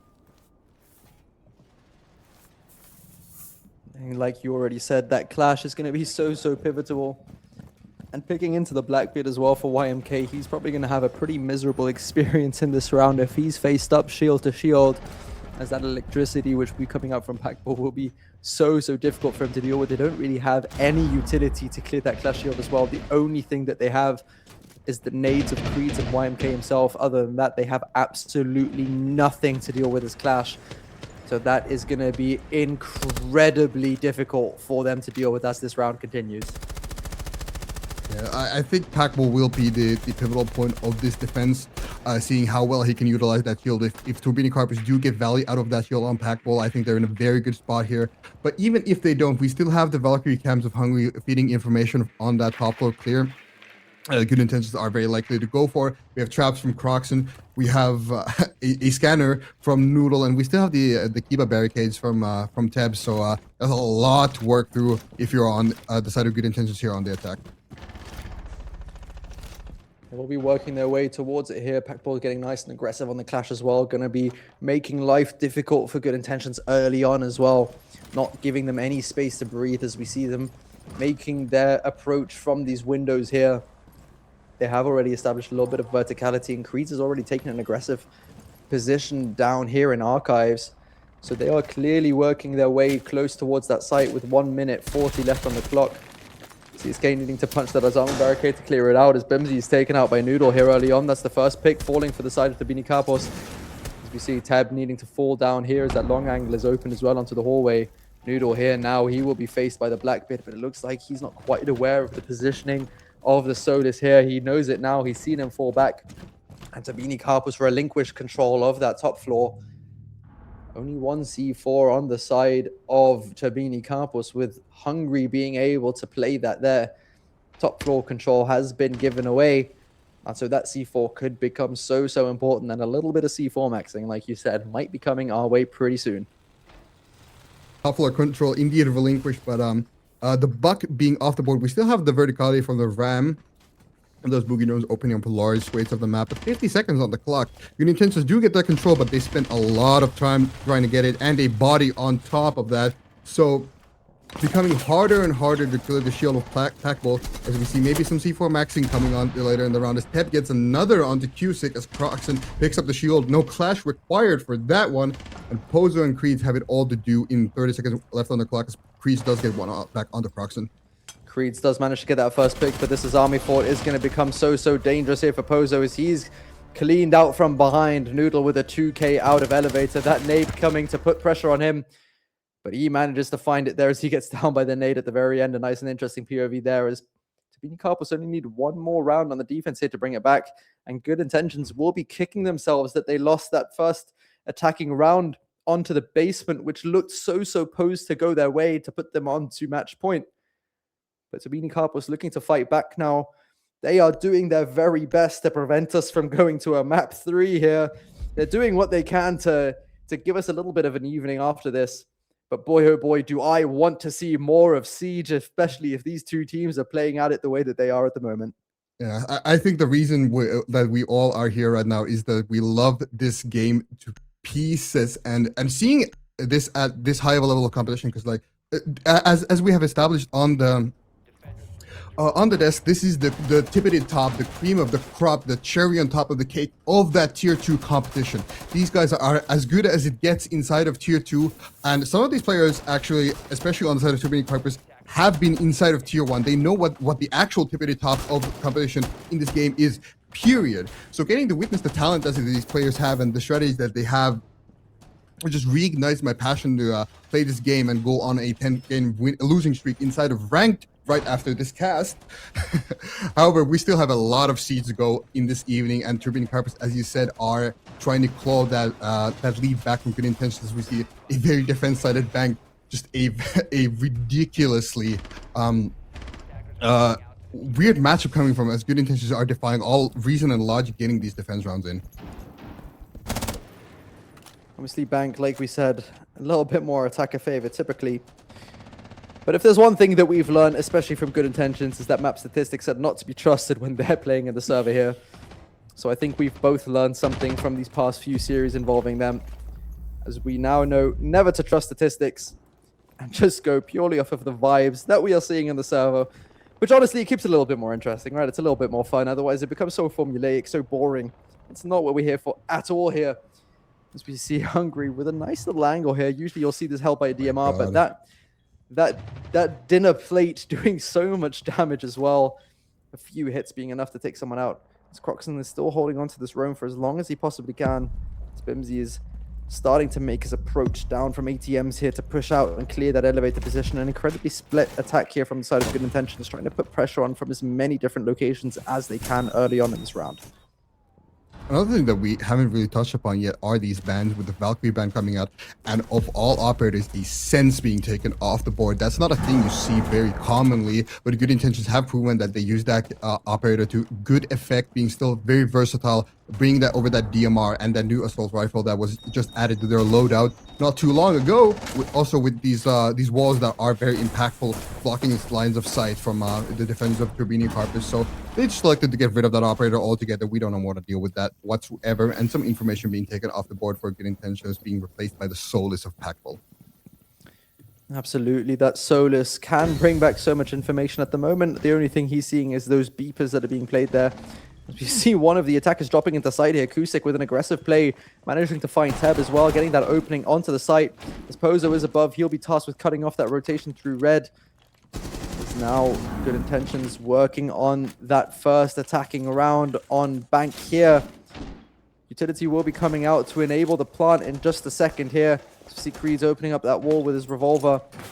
And now it is time to push in. A nade coming out to clear Hungry from his position, as he will be working to deny with the fire here. The first Goyo is being popped as well. 25 seconds of deny. Goyo being pinged as well. But there is still so much fire on the side of Tabini Kapos, and that is what was problematic for Good Intentions the first time that they attacked the site. This all seems all too familiar. They are going to have to go for an aggressive push through here to try and get kills, but only 25 seconds left to go. They're going to have to get active here really, really soon. Yeah, time running really low for the side of Good Intentions, as Bumsy does get one onto Noodle. And Croxon does go for an equalization, but the diffuser is down for this side right now. And Bumsy does get another one with the pistol. A 4-2 side for the 3-2 lead for Good Intentions. Croxon does get one onto Bumsy. Going to retake up from main stairs. Still 30 seconds on the clock. Diffuser is down. Croxon going all the way to top floor with Packwool holding down in CCTV right now, trying to go for the defuse. Croxon looking down the hatch, doesn't really find anybody. Packwool going for the counter defuse actually. With no cover right now, does get picked up by Kusik. Packwool down. Croxon does have it all, and a couple seconds to get all of these kills. And as the time runs down to below 7 seconds, Croxon can no longer get this round. And I do believe we're going to map point actually for the side of Good Intentions. Absolutely, I understand the idea of Croxon there to retake the top floor to try and deny that hatch control so that Packball can go for the defuse on site, but the one thing that he didn't account for is that timer ticking down, and so he didn't leave himself enough time to be able to actually do anything there, as the attackers of Good Intentions all relegated themselves back to holding that server, holding the defuse from above and deep in server as well, and so that flank ultimately being without any fruit. And so Good Intentions managed to win that basement round that they struggled on last time to execute, putting them, like you said already, onto match point here, one round away from taking us to a second map. And we'll be seeing Packball back on the clash here as well. He'll be running it back on that operator, hiding himself early on here. He will be in cams early to try and spot out where the drones are placed to see if he can get any information on the locations of the attack of Good Intentions. But one thing that is important to note with that is that if you're on cams in prep phase and the attacking side see it, they will know that you are hiding an operator. And when it comes to Tabini Kapos, that can only really mean one thing. But we do see YMK picking off that one operator that can be so difficult for the Clash to deal with. We do, of course, still have the Capital. But I'll be interested to see if they have brought the tools that they need to crack the defense of Tabini Kapos to bring us to a map 3 here.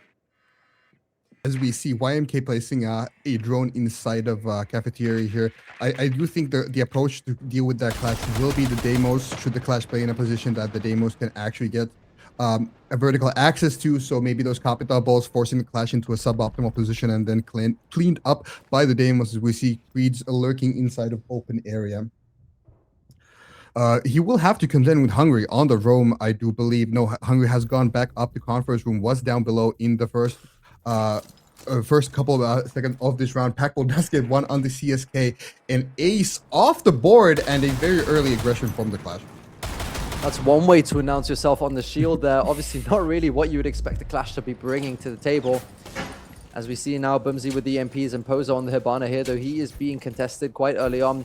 The Firebolt's coming through to stop the Bandit trick from Noodle, and the EMP to clear out that Bandit wire as well. Pozo not quite finding the angle that he needs to place those Hibana charges, as well as it looks like the Bandit wire hasn't actually been denied by the EMP, and so that breach won't be opened here, as the fire has gone now, and Noodle does have the ability to work back on that breach deny, but YMK manages to find Packball somewhere else on the map.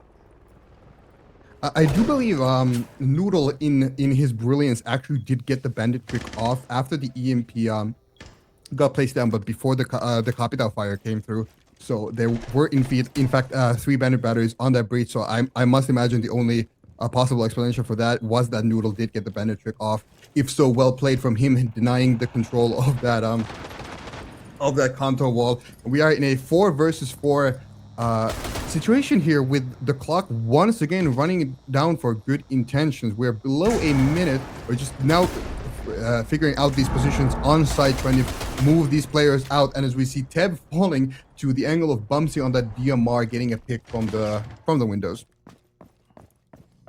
That puts Tabini Karpos on the back seat here as Kariza's going to rotate back outside of the map to help the rest of his teammates on that horizontal push.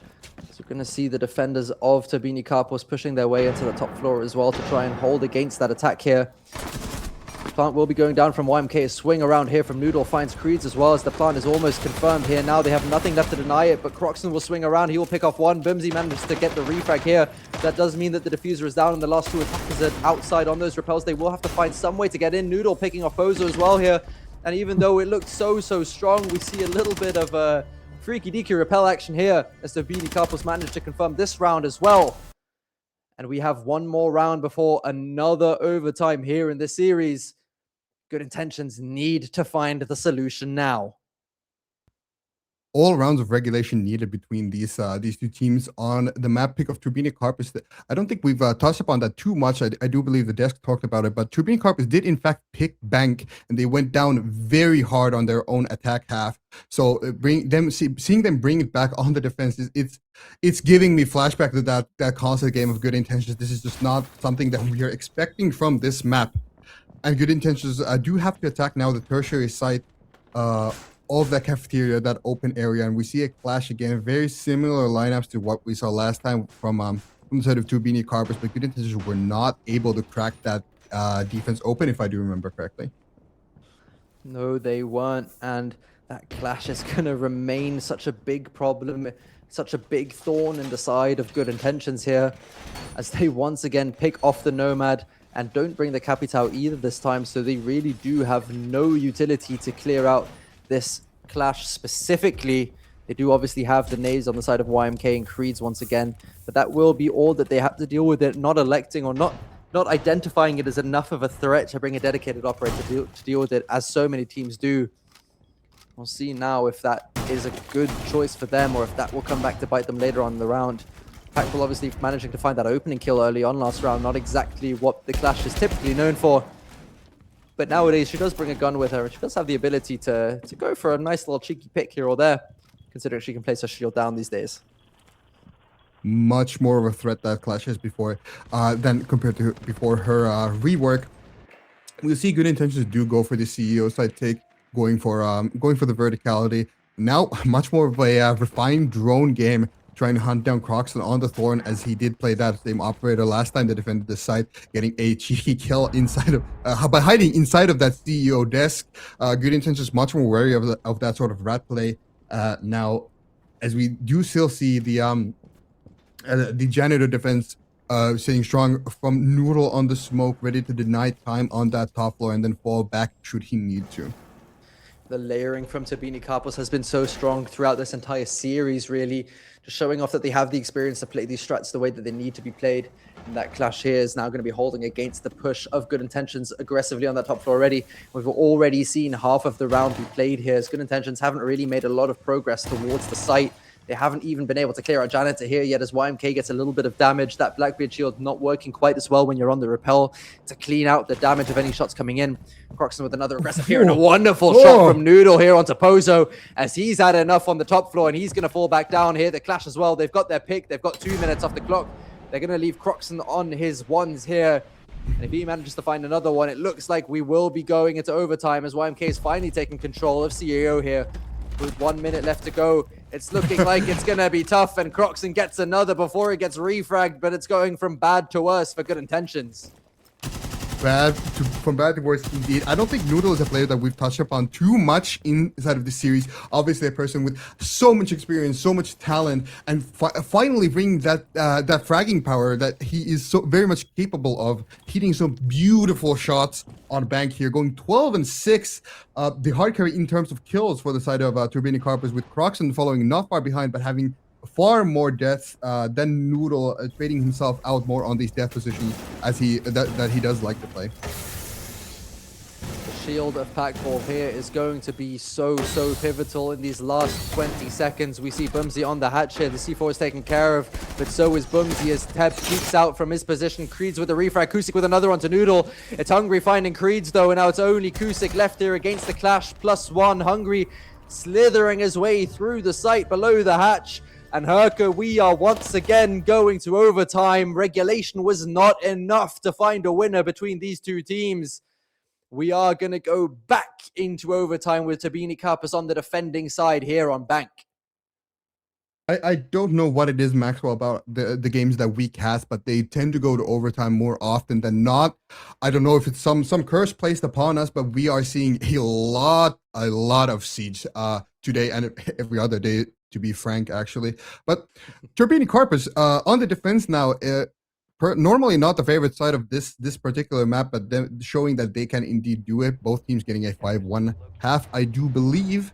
So Turbine Corpus looking forward to keeping that momentum back on the defense. They're actually deciding to go into the tertiary site of cafeteria and open area, not going basement as common sense would dictate. That, of course, being statistically the strongest site on the map for the side of the defense. And I am quite interested here by the choice of Tabini Karpus to go back to the side. It looks like they've elected this to be their most powerful site when it came to their defensive split so far. We see that clash being brought once again, of course. One thing to note is that they did win this map twice based largely off of these rat plays by Groxon around that CEO and admin area. So I'll be interested to see if that's a trend that will continue throughout these rounds as well, or if they have maybe overplayed themselves a little bit here, because if they do lose out this defensive round here, they're going to be massively disadvantaged going into the second round of overtime, with Good Intentions being back on the defense as well. But for now, we need to wait and see what happens here. The lineups remain largely the same for both sides as well. The Twitch being brought this time here. Creeds and that Solid Snake to gather a little bit more information as well as he can. So we see Kusik here on that long angle rappel, waiting to see if he can cut any rotations out from that stock office. You know the saying, fool me once, shame on you. Fool me twice, shame on me. Fool me 3 times, maybe we're starting to look at the fact that Croxon's may be drone-proof. As Pozo does get Noodle, not having any of that action on the windows, this time from the smoke. Noodle going down very early, and it is a man advantage lead to the side of Good Intentions here. So maybe Good Intentions have looked at this defense that they just went up against last round and seen that, hey, we know what we did wrong. We were ready for this now. We know what they're going to bring. Let them bring it. We'll know how to handle it this time. Maybe Croxon may be drone-proof, but Noodle nor Bumsy are bulletproof. That's for absolutely sure, as he manages to pick off one here, but Pozo catches him back on the rotate, and so man advantage is restored for the side of Good Intentions here, as Creeds takes a little bit of damage. Packbull is falling his way back to side as well. They're going to have to try and hold on to these positions here. Teb with a wallbang coming out, not being able to find the head of the attacker here on top square. The Blackbeard also putting pressure onto Teb, forcing him to drop back down. So now all defenders have returned back to site with 1 minute 20 left to go. Good Intentions are making very good time here. A little bit of C4 maxing potentially coming out from Hungary as well. He's going to have to find one if he wants to restore the man count here as well. Otherwise, this round is starting to look a little bit more dangerous for the side of Tabini Karpus, who did elect to go back to this tertiary site. There must have been an idea behind it. The C4 doesn't find anyone, and so now it's only the guns on the side of Tabini Karpus left to be able to bring this map back for them to get this overtime advantage on the defense, because otherwise Good Intentions will absolutely be in the driver's seat as they open up these bottom square walls, and it looks like they are mounting up to play for yet another execute. The more that this clock ticks down, the more powerful the Shield of Packbull does get. As we see Creeds laying down on the ground with a gunfight, one for the ages. How the hell does Hungry get that kill? Equalizing the man count for the side of Good Intent, for the side of Turbine Karpus, getting another one actually. How is Hungry alive inside of that death position? But now we have a 2 versus 3 with a clash still on board. 20 seconds left on the clock. It's not looking good for the attacking of Good Intentions right now. Kusik and Pozo, they need to make it happen here. They won't have a rotate ability to get into the side. Only 10 seconds left to go. Pozo is taken out by Teb, and the heroics of Hungary will prove to be enough for Tabini Karpus here. It looked like they were going to give it away, but it turns out that they had all that they needed here. Hungary and the aggressive off position manages to find 2 somehow, and that is enough to win out the round for Tabini Karpus. The tertiary site proved too difficult for Good Intentions to deal with here. And despite the early picks for the attackers, they can't convert that man advantage into a round win. Some beautiful shots here from Croxon before he got cut off back on the rotate. We get to see it here again, the heroics of Hungary. Please do not ask me how we got away with not just 1, but 2 kills in this position. That's exactly what Turbine Carpus needed here. As they go on to the attack now, Good Intentions will be hoping to bring it into a max OT here as well. But if the last few rounds are anything to go by, then expectations aren't something that we should be relying on here. Oh, absolutely not. And I think it's fair to say at this point that Turbine Carpus do have the momentum squarely in their pocket right now. They've been winning round after round after round on this map of Bank. And they'll be looking forward to continue that as we do actually go, Good Intentions do actually go to defend the basement of Bank. You know, as I said, expectations are out of the window, but still, I have to mention it. Normally, I think all sense of normalcy is not expected anymore. But normally, that side is the best on the map for the side of the defense. We'll see how Turbine Carpus do handle that as we see a sense coming out from Croxon, Noodle going on to the Twitch. We have some information from Teb. We have that Hibana from Packbull again and Hungry on a shield. So quite standard for the side of Turbine Carpus. We'll see how long Packbull stays alive this time on the Hibana, losing out this entry game more often than not to players like Creeds in the past.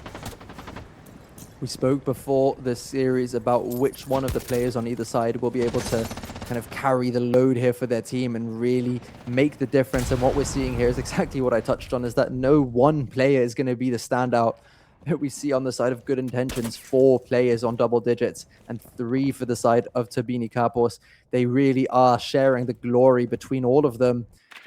And it's just proving once again that to be playing at this level, to be competitive at this high level of competition, you need a roster of people who can hold their own. Everyone is pulling their weight, and even the players that aren't so high on the scoreboard, like Packbull and YMK, for example, they're making such influential plays, be it on the Clash, be it on the Deimos, putting people out of positions. And they're showing exactly why Siege is such an interesting game, why it can be so difficult and so competitive between these teams. You see Packbull making his entry towards top square here. 1 minute 20 already off the clock, and Turbine Carpus only just making their entry towards that top floor of Bank.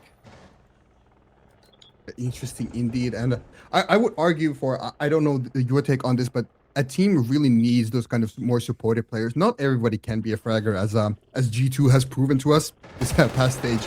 You need somebody to hold down the fort on that supportive operator, somebody to hold the cams, somebody to not get the kills, but to lay the life down for the team. As I said, Packbull once again, the early opening death for the side of Turbine Carpus going down on that Hibana, as Croxon also goes down to Creeds, and we are in a very positive manpower advantage for the side of Good Intentions, as Cusick makes it a 5 versus 2 getting tapped down, and it's all in the hands of Hungry and Noodle right now.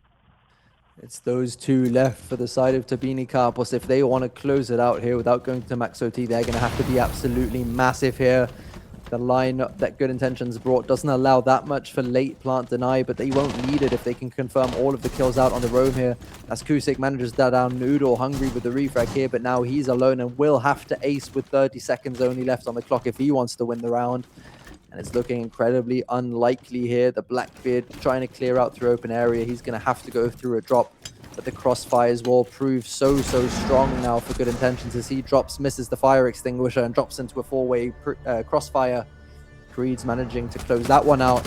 As we go to max OT, we will need all 15 rounds to find a winner here. And Turbine Carpus don't only have the ability to win the map, but also the entire series. On that defensive side that Turbine Carpus has been winning a grand majority of their rounds on. I think this maximum overtime really just proves how closely matched these teams are. You know, we've talked about the fact that that this is the cream of the crop of Europe, and it truly is that. These teams are so evenly matched, they cannot get it done in regulation, nor even in the first 2 rounds of overtime. They need all 15 to decide, and it is a nail biter every single time. These rounds are down to the wire. That they are, and the advantage that Turbine Carpus gained by playing that tertiary site first is that they had both of the stronger sites available, and this basement fortress that they've held so effectively once already will be the final battleground here on Bank. Croxon extending out, reinforcing those top floor hatches, showing that they will be working to hold on to open area where the hatches will be open. Noodle as well, reinforcing the walls here to signalize the hold onto main stairs. They will be fighting for as much control on the map as they feel is necessary to bring the round back, while also having so much utility to deny the plant.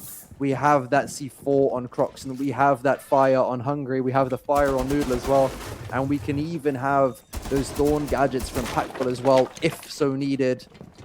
And with 2 minutes 40 on the clock, Good Intentions need to find some way onto site.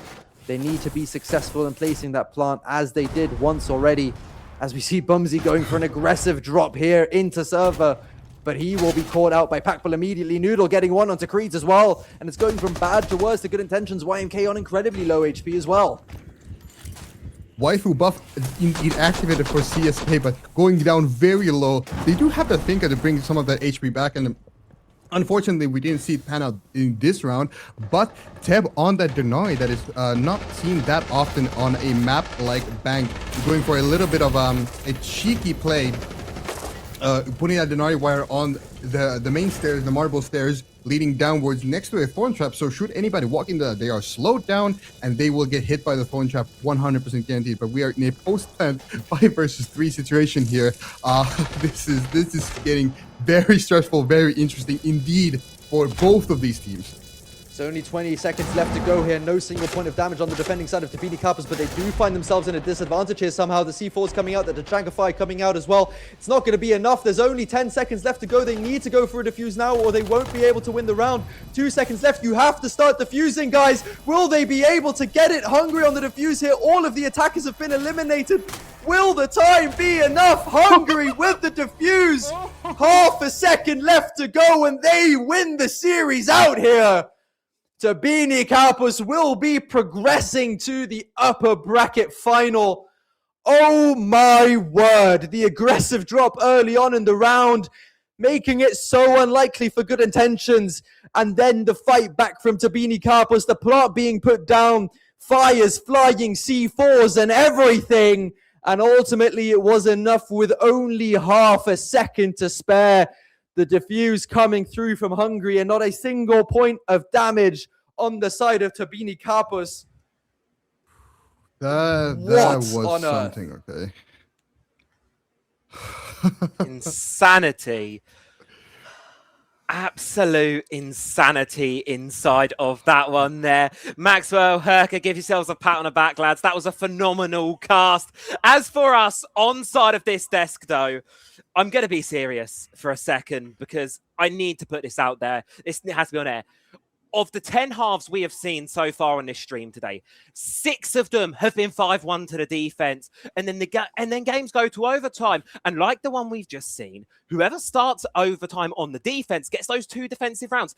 They just win it by default. These are 4 of our best teams in the T2 circuit at the moment, and we can't string attacks together. Sure, it's partially the defenses are great here. These teams are really quality on the defensive side, but we're facing problems of these power positions, flanks, utility dump executes, you name it. These defenses are raising these problems. And the attackers, they're bringing the right things to deal with them. They're bringing these problem-solving operators, but unfortunately, they can't seem to problem-solve with them. I've got to question what we're doing.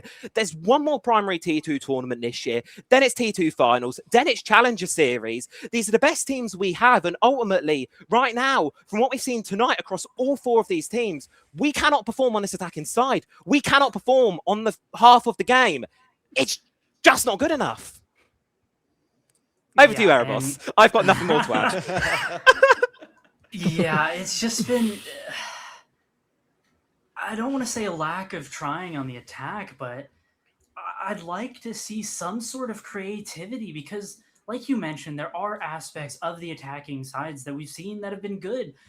Yeah. But I'd like to see a Jackal here and there. We haven't seen Jackal in so long, but with the way that these roamers have been working throughout this tournament and throughout these matches, especially today, the attack has not been able to deal with them, and we've seen first blood after first blood after first blood out of these defenders, and the attackers just keep letting the defense get away with it. And I'd like to see better roam clear. The shield play has not been up to par, and I am a believer that shields should be deleted from this game, but it's in the game. You need to use it to the full advantage. But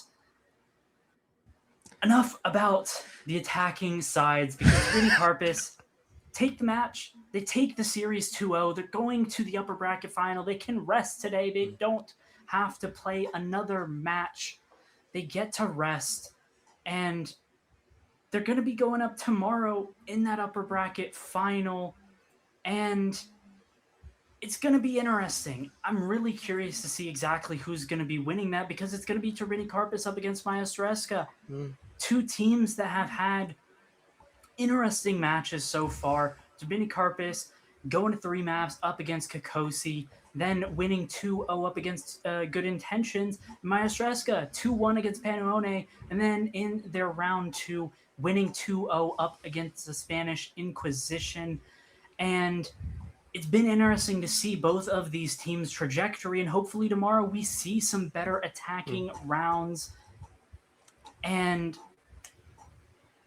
see one of those teams really cement their place in that grand finals and give a showing that makes us believe that they're going to win it.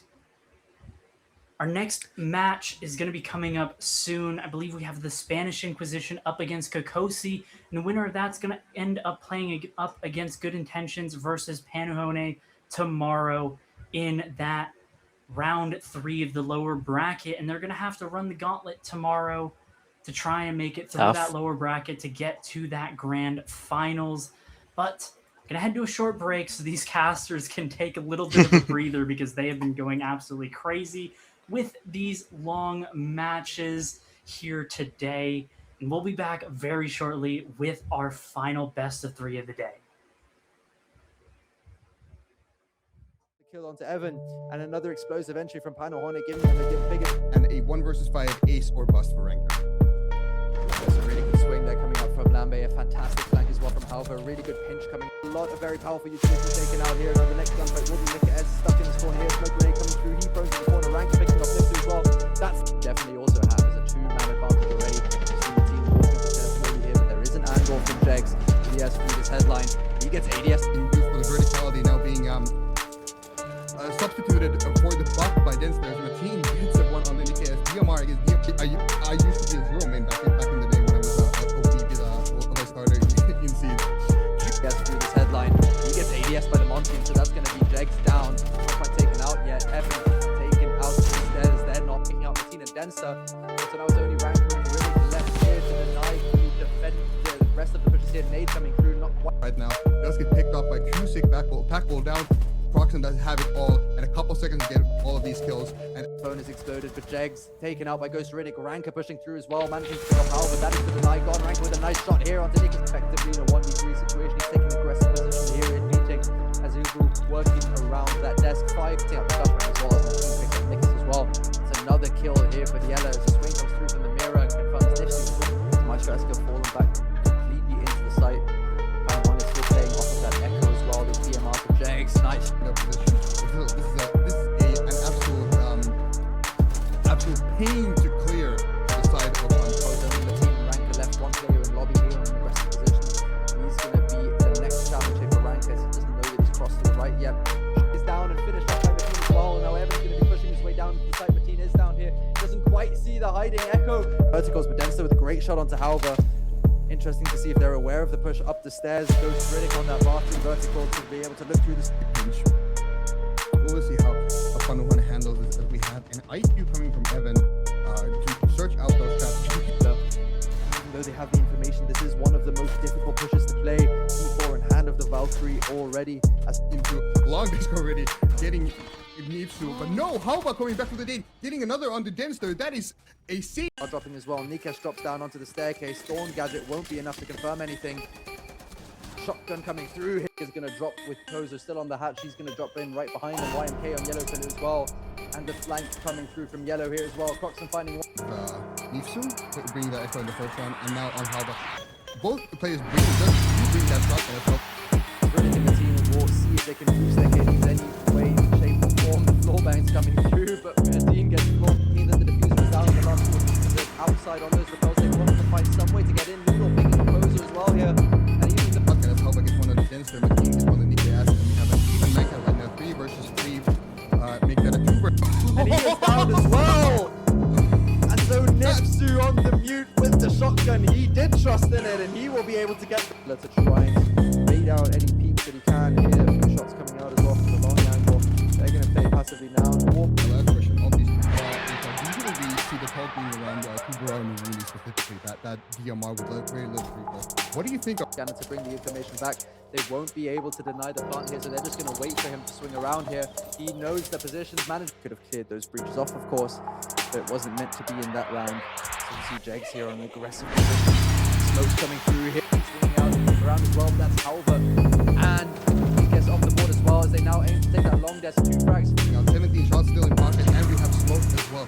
30 seconds on the clock, and we have using time on default. Maybe getting away from He's now on the side of MEISTERSCHAFT. Panuhone getting another kill here. Nipsu managing to get another. Halver going for that counter defense. Ranker with not much more in his health bar. Still one smoke in pocket, possibly getting Nikkei Acid as he's down. Fire utility that burns out of that spot.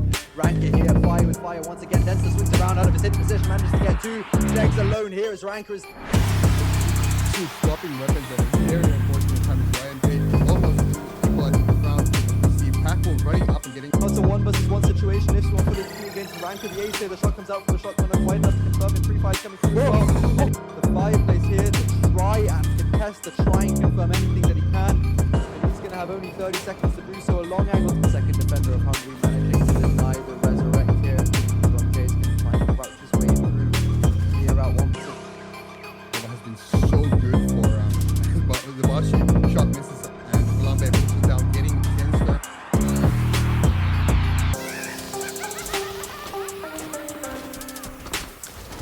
Back on the defense, they've had very good rounds here. As we see a little bit of a, we're down to a 3 versus 5 situation for the side of Turbine Carpus, and Turbine Carpus they have 40 seconds on the clock. This time is. So he's going to get the diffuser back to him, and they do have information on the positions of both defenders, it seems.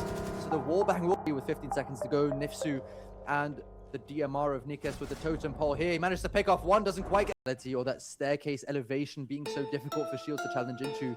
And now MEISTERSCHAFT have lost such a big portion of their push, but the Bumsy swings around with that revolver to take out Hungary, and with only 3 seconds left to go, they have to retake the diffuser here. Packball's trying to put it down here. Zero. I don't think Ghost Rick is in a position to contest. No way he is. He's in coffee right now. Does he get that shotgun? No. And less than 7 seconds now on the clock. Diffusing is interesting, guys. Usually things do not like to go for that popcorn drone. You can only hold so much of that side from above, as we see a flank. Ranker gets off the diffuser, shots go, and will bait that he has stopped putting down that plant. And is he here being challenged, and it's 1. Getting that, getting a big Ghost Rick, getting a second one with the ball onto Nipsu, and we have Nipsu left. Back here, but he's deciding to stay and fight for his life here. Wallbang almost finding the head of Nikes here, who's pushing through. Here on in this round, Yanks trading back on the Ghost Rick. Can Mateen get the 4th? Can he get the 5th? Already 3 deep in the round. Gets the Don't want to give away any more bodies as Hungary's decided to get active here. 1K playing the verticality, and they're going to be very confused here in a second as he gets taken out. This will be a game of single performances. You will need some hero performances here to crack these attacks open. And currently, of a brave play jumping out of that CEO window. Bungie does confirm the kill on the Nulo with the shotgun. Here while Evan and Matina fighting back from the blue side, trying to push back into piano. Ranker picking off Nikes here as well. Mateen managing to get Very early in the round. It's not what you want to see from your hard breacher, especially when he's the only one being brought here. Bumsy with the C4 kill onto defusing, guys. Will they be able to get it? Hungry on the defuse here. All of the attackers have been eliminated. Will Taking that diffuser into the hands of the defender here on an important operator like Patrick with CS Banker, he's alone on site, and so he will be isolated. Nikes managing to take him off, and now they have to catch the rotate here as he swings around. He might be able to pick up a second here with the information, but the mirror is picked off. That's Ranker falling down to Lambe as well. As Denser's going to try and work his way back inside the wall. He was Packball here behind the table, has to turn his phone off. As Hungry elects to take out his gun here to push out or to clean out the. Swings around out of his hidden position, manages to get 2. Jegs alone here as Ranker is down. He manages to confirm him. 5 seconds left to go, 2 defenders left to find, but Mateen, who can down, so around that explosive utility has some fire of his own to deny the push a little bit. 20 seconds to go here. They're fighting fire with fire as the Capital Bolt forces him out of versus 2 clutch situations. Ranker stands in his own fire here. They both get spotted out by the solid snake sentry, so now there's information swing around from Ranker. Manages plant here because of the thorns that are being thrown out to deny him. Another thorn is going to be flown. He does manage to deny it just about in time, so he's on 1 HP. The smoke canisters coming through, but they won't. Taking off Packball here. There's only Teb left to deny the flawless round, and he cannot do so. So it will be a third defensive round. Drax Stingers as Denster manages to pick off 1 here on the flank down into Visa and into server. He might be able to pick off a second here with the information. With the mirrors. The defending panel managed to hold on still here. But he will hope that he can get at least 1 here. He gets the position. No trade possible here as Teb is down and confirmed by Kusik, who's retaking the hatch here. Hungry will try and put that plant down. These lurky plays. Panuhone wants to get a quick entry in here. The C4 will come out, but it's going to be able to down Mateen, actually, as I would believe that there's an angle that you can get on the cake floor if it is placed properly. And so Noodle won't be able to find it here. And that breach was his name, because I see him did so little. What's the cameraman's name? Zero, that's the one. Over the side of Hungry, he does a little bit of damage to Pozo. Pozo does a little bit, flashbang comes through, they're now both low on HP, but Hungry will be flashbang here, so we'll wait to clear it out with only 2 nades in the pocket of Hungry. They have no other utility to clear the shield besides maybe that 3 of Ghost Riddick so far in this map. We'll have to do the incredible, the improbable, the unlikely here as he confirms. The shotgun comes through, doesn't quite manage to confirm it as Evan and Mateen, the 2 F2 operators, manage to pick it back here, and it's Jegs now in a 1 versus 1 coming out onto the smoke as well. And a beautiful flick here onto Creed. Teb managing to pick up Pozo, but being retracked by the Castle of 1MK. Noodle now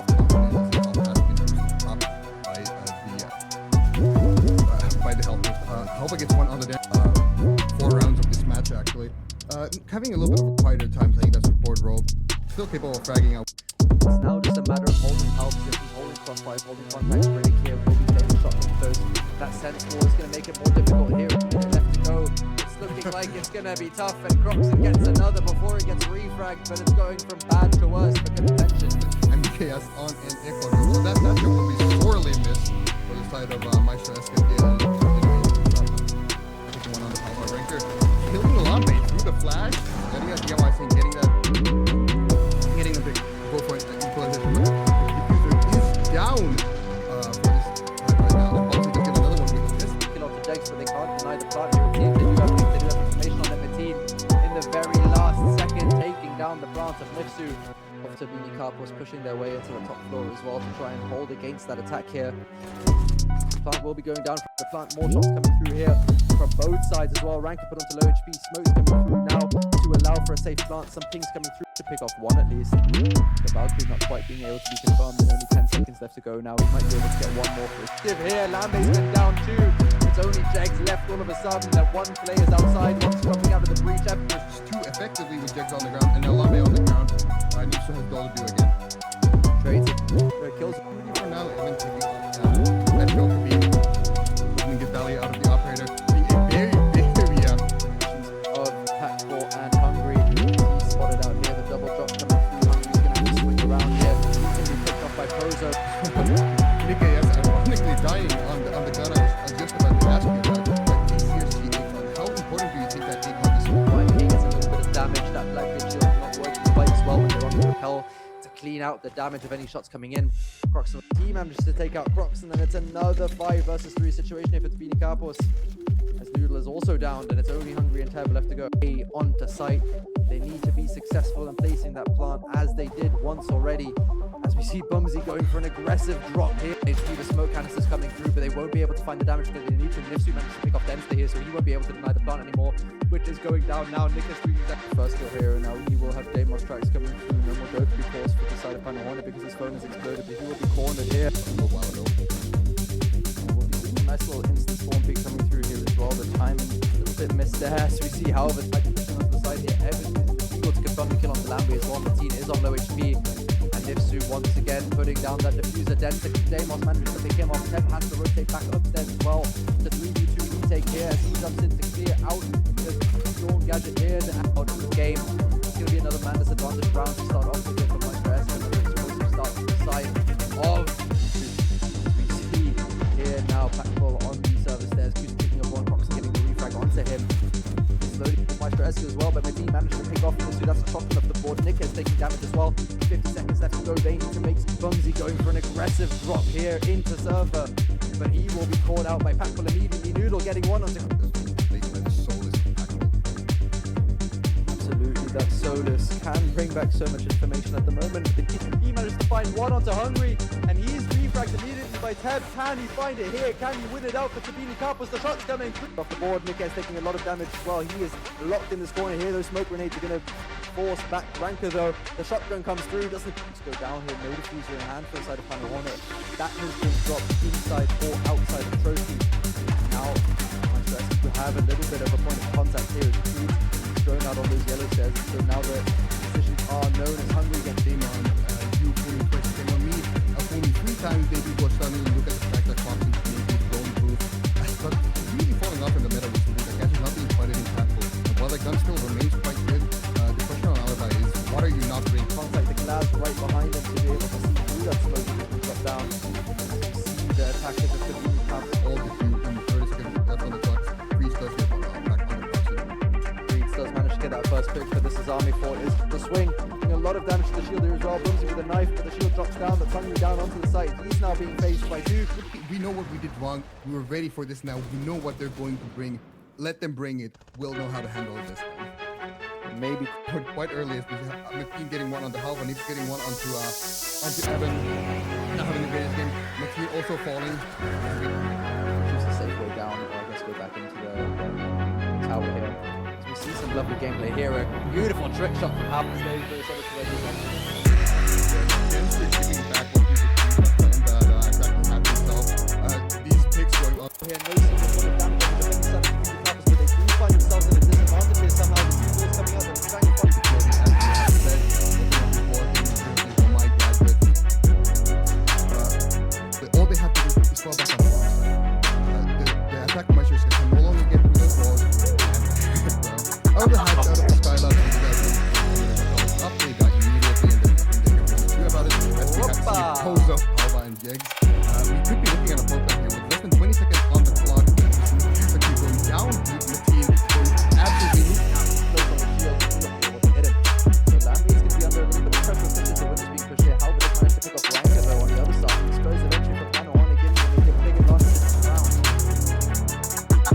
Ranker does slow one down. You see Bumsy on the hatch here. The C4 is taken care of. But so is Bumsy as Teb peeks out from his position. Creeds with the reef and another one. It looks like we will be going into overtime as 1K is finally taking control of CEO here. 1 minute left to go. Cameras, both of the attackers are in sight now. YNK will be trying to replant that diffuser here with the cover exposure, but he gets set up to try and clear on angles where they need to, where they can. That takes so much time. It's Hungry finding Creeds though, and now it's only 2-6 left there against the Clash +1. Hungry slithering his way here. Lambic could become crucial as he managed to go for another flank here, but Evan's going to be putting down the bomb here. Shots getting down as well. That might have been so nice. They are pushing in on his position. Shots coming out here now, giving away his position. He has to pick between 3 different angles. Proctor looking down the hatch, doesn't really find him. And back going to the counter, he's actually with no cover right now. Side of MEISTERSCHAFT, so the front will just about go down as they don't manage to bring the echo in time. Mitsu does now manage to... They're going to smoke in and get the plants down. People going out, but they're as they want to get as much control as they can before towards that breach here. They do control with that shield. But even though it looked very unlikely for a second, good intentions just gave Tabini Kapos the opportunity to reassemble themselves. Welcome back, everybody. We have our third and final best of 3 of the day. As you can tell, Max and Haircur look a little bit tired, but it's been quite a long day. 6 hours up until this point, but they are primed and ready because their favorite map is gonna get played again for the 3rd time in a row in these series. Let's go ahead and take a look at these map bands and see exactly where we are going. What's gonna be our battleground between these two teams of Kokosi and the Spanish Inquisition. Going to Consulate as our first map. We're getting Lair, which is a different one, but then Bank as the deciding map. Gonna see that one again. Hopefully we're not gonna see a defensive masterclass. Hopefully the attacking sides take precedence on a map that is more commonly known to be attacker-sided. Herker, take this one away. What are you feeling about these map bans? Well, I do have to mention mine and Maxwell's favorite map of Consulate. It is the third time we're seeing this map today, so we'll be very familiar with it, and everyone in the audience will as well know how Consulate plays out now. It'll probably be a defensive masterclass, taking all things into consideration. However, I must mention the fact that Kokosi was one of the teams involved in that cursed Consulate matchup that got a 5-1/2 of attack for both teams. So there's never any telling what we might see on that map. And then Lair, another very defense-sided map, and as you already touched upon, Bank, traditionally a little bit more attacker-sided. However, that was nothing like we just saw in our last matchup with a very, very defense-sided Bank. Yeah, it seems like we're going to be seeing a bit more of what we've seen quite a lot of tonight, and that is going to be some more defender-sided dominance. But I've been clipped and shipped being negative about this entire situation. So, you know what? Let's put a positive spin on things. The attacks so far today, what can we say that's good about them? There's been a few that have been put on the board. That is certainly some good that can be said about the attacks tonight. As for what we can do to improve the attacks, Max, that's what I want to ask you. How can we actually start to see some of these teams get some attacks on the line? Because Kokosi, they're an experienced roster. They've been around the circuit. They know Consulate is one of their favourite maps here.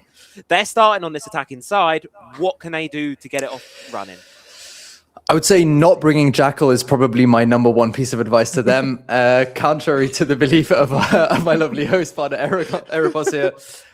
No, I think especially when it comes to maps like Consulate, that kind of moment of surprise is what we've seen be so successful for a lot of those rounds, even if they weren't converted. Those quick plants on the breach, for example, are typically something that can be quite successful, catching the other team off guard there. Obviously, Consulate is always going to be difficult when it comes to the attacks, but really just playing the basics of Siege. I think that's something that we've been missing out on a little bit today. Getting in surprise factors, yes, here and there, but for the rest of the rounds, really just making sure that you have your flanks covered, making sure you have refrags available, playing around the utility that you have available, bringing what you need to clear out the defender's utility as well. That's something I'm missing a little bit at the moment. Teams are very set to kind of execute their own plans, but not really taking into consideration what the defense is doing. And I think that's something that needs to be considered a little bit more as well.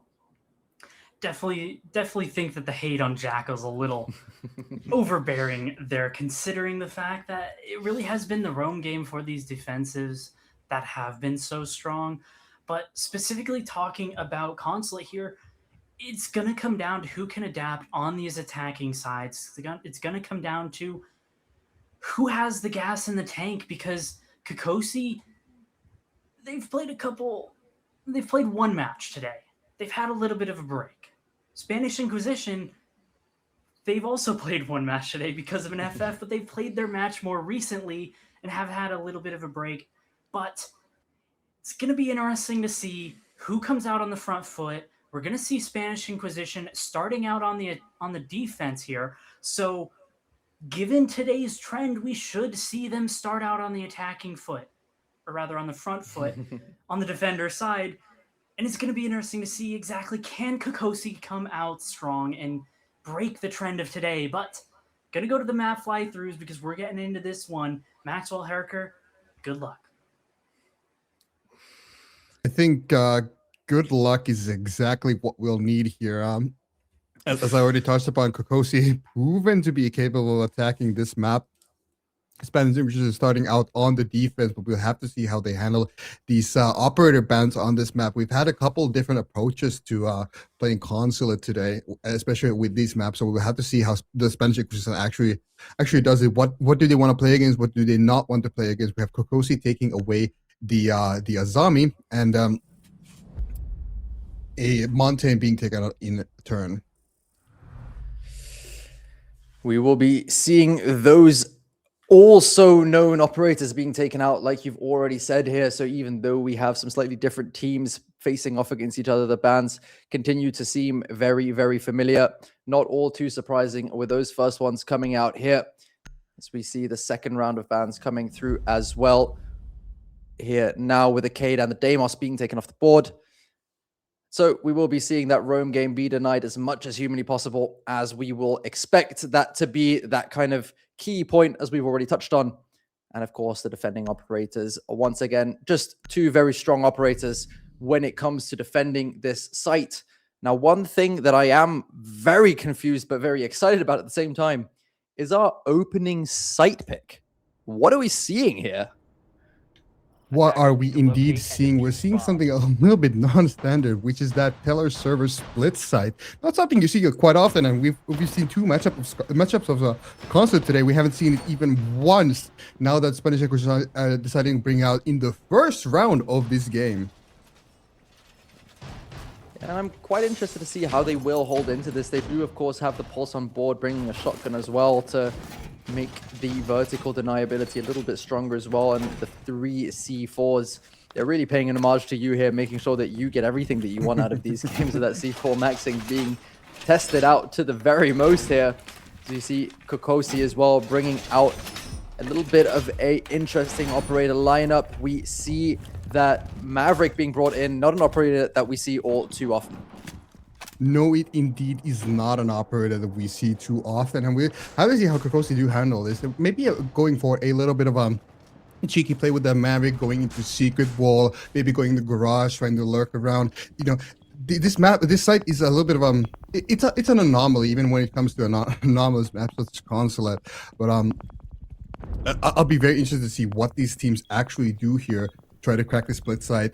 Usually, you do try to attack that server side. The Teller side is very hard to attack itself because of all the C4 maxing that you just mentioned. You cannot quite get that plant down if there is a Pulse on board, if there is that C4 from the Tubarão on board, if there is C4 from the Mute on board, as the Mute decides to yeet himself out of the window, getting 1 kill being traded back out in turn.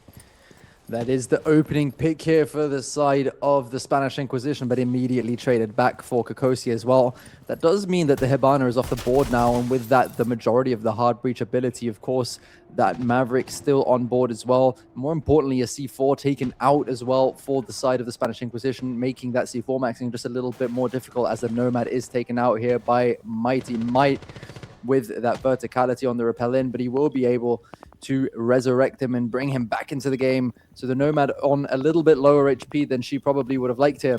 And all of that information is being fed back by the Pulse as well, as we see the Castle and the Ella here roaming around the lounge side to try and contest that push into site from a little bit further away, leaving all of that top floor site to be available to Kokosi, only contesting them from below, but also from further back on the map. As we see Devils opening up a breach here, but a double C4 from Joe here. C4 maxing indeed onto Devils, and already. As I said, that push from the Maverick inside of Secret did come to pass. Not quite successful though, as Joe had some other ideas on where those operators should go. Turns out they won't be going Secret, they'll be going Sky High, and Joe gets his third in the round onto Marat, and Hella having the almighty job of getting the round over, but OnFalls does get this round open, and we are looking at a defense-led concept on a site that we don't see quite often. No, it's good to see that the Spanish Inquisition managed to win out that round here, despite it being a little bit of an unexpected one, but maybe that's exactly what they needed to do here to kick us off in the right way, with the defense leading here once again, as we see them now moving down to that basement site, which is the site that you would typically expect them to be playing on a little bit more. As we see that Pulse coming out once again with support of the Mira and the Goyo as well as a Vigil and a Solis to be our roaming operators here.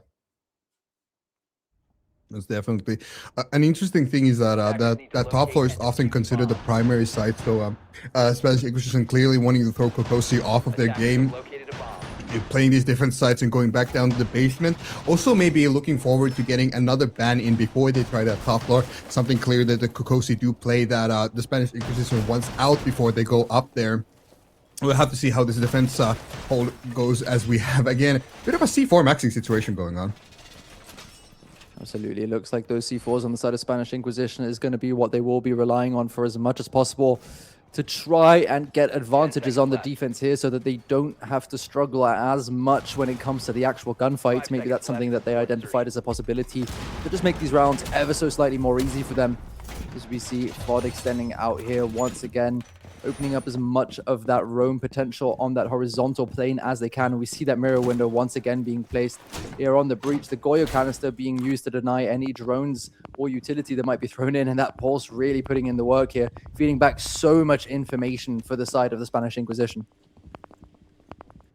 Yeah, Pulse kind of not only for kills, but to see where the push is coming from. And I'm very sure Mighty has communicated the fact that, hey, Kokosi's going for a server side take. Maybe you should go for that. And Unfalls does get the pick onto Devils, with Mighty also getting a C4 maxing on already not having a very great time this game. Dying to 2 C4s in the 2 opening rounds. It's a 3 versus 5 for Kokosi to claw their way back up from a very, very tall ask on a map like Console, and even more so on a site like Basement. We haven't even played a full 2 rounds, and I'm already quite confident in saying that the Pulse is probably what will be banned out here from the side of Kokosi, just because it's feeding back so much information here. Hello trying to find the man kind of re-evening, picking off Pizza here. That's the Vigil taken off the board, and so a little bit more of that roam presence has been removed. Fod is still playing on the stairs here. Ping's coming out as well, so they are aware of his position, while the Hibana of Hella will be working forward a little bit more here. This horizontal push is going to be the chosen mode of attack for Kokosi, as they do still have this roaming pressure that they need to be aware of.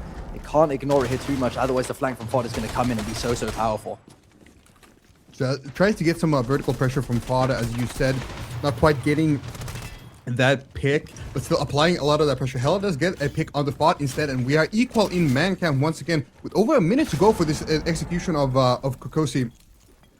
Yuto dumping side clearly having a very good read on where Joe is, but Mighty gets one, Unfalls gets one, and it's a 1 versus 3 for the side of Kokosi, with Hella having it all too. Yeah, he's going to hold an angle here to see if he can maybe catch the over-peeking mirror of Joe. But alas, he won't be able to find that there. The swing comes through, and Unfalls manages to pick off the last remaining attacker on the side of Kokosi. And it's a dream start to the defenses here for a team that maybe a lot of people will have been seeing as the underdogs going into the map here. But so far, the Spanish Inquisition are showing that they are not to be underestimated. Absolutely not. You know, it is the Spanish Inquisition, and you never expect the Spanish Inquisition, as the classic saying goes. But focusing more on what is actually happening in these rounds. Of course, we have the C4 maxing, but as Erebos said on the desk, that roam clear is just not being good enough for the side of Kokosi. They're not even really trying to touch the room, and it is costing them dearly. The vertical pressure coming onto servers is a lot to deal with when you are already down in man count. And the flank from Unfalls here really sealing the deal in the last round. So, and now that we are actually going up to the top floor, side rotation, not waiting for those extra bans to come in through. And having one that split site early on as well means that the Spanish Inquisition do still have those remaining strong sites left to go. Puts them in a really good situation as these rounds kind of keep on playing out. Despite not even having played the round yet, they will be feeling confident because they know that they are on a strong site here to defend. And it gives them kind of a little bit more leeway when it comes into those later rounds, just because they do have that tertiary site already in the bag, that surprise factor being what we spoke about a few times already here. But they do still, of course, need to actually win these rounds. It's not enough to feel confident. You need to also back it up with the way that you play these rounds. As we see Joe dropping down below here, he's going to be looking to deny, and we see 3 C4s once again on the side of the Spanish Inquisition. How many C4 kills do you think we'll be seeing this round? Oh, I'll be betting we get at least 1. The C4s have been going perfectly for the side of the Spanish Inquisition thus far, and I don't expect that to change. As we see, for example, Marat's rappelling on that admin side. If he jumps in too early, too hastily, he might get C4 maxed on by Mighty, who's been throwing those C4s out. Never mind, I have caster cursed him, and already does get the kill with Mighty still C4 in pocket. That is the bandit down and admin control relinquished to the side of Kokosi. Fod is going to be trying to play for the retake here, but the drone spots him out, and so he's going to drop back down onto that soda position here. C4 comes out, but can't find already. The refrag won't be given away quite so easily, as Joe is slowly approaching for the flank down below the Visa stairs. A few shots coming out from Fod here as well. The first smoke will be thrown out. It won't be able to find any damage here on any of the attackers, as he needs to drop back down the hallways. He's being slowly pressured out here, trying to hold this aggressive angle onto the Capitao here of Marat, who will be holding that angle to try and catch the overextension here. But so far, Spanish Inquisition are showing that they do have the discipline that they need to be able to hold off on these swings when they aren't being called for. The breach coming out now from Marat as well to open up that long angle here onto the split desk.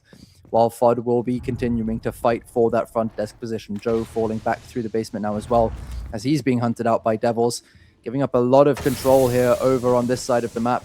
Last few smoke canisters coming out, and Unfalls with a great kill here on the long angle out onto already.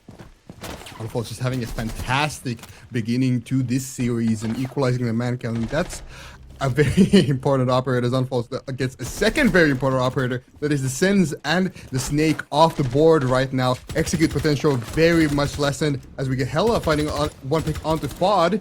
Not many Toxic Babes still in pocket, but Murat gets one to the Joe, and Unfalls gets the third inside of the round onto Murat. It is a 2 versus 2, but less than a minute time on the clock here, and still a C4 in pocket of Unfalls going for that ace that he could possibly get here. Yeah, Hella will be working with his drone here to spot out the positions of the 2 remaining defenders. One has been spotted close on the site, that shotgun being so powerful on that position here.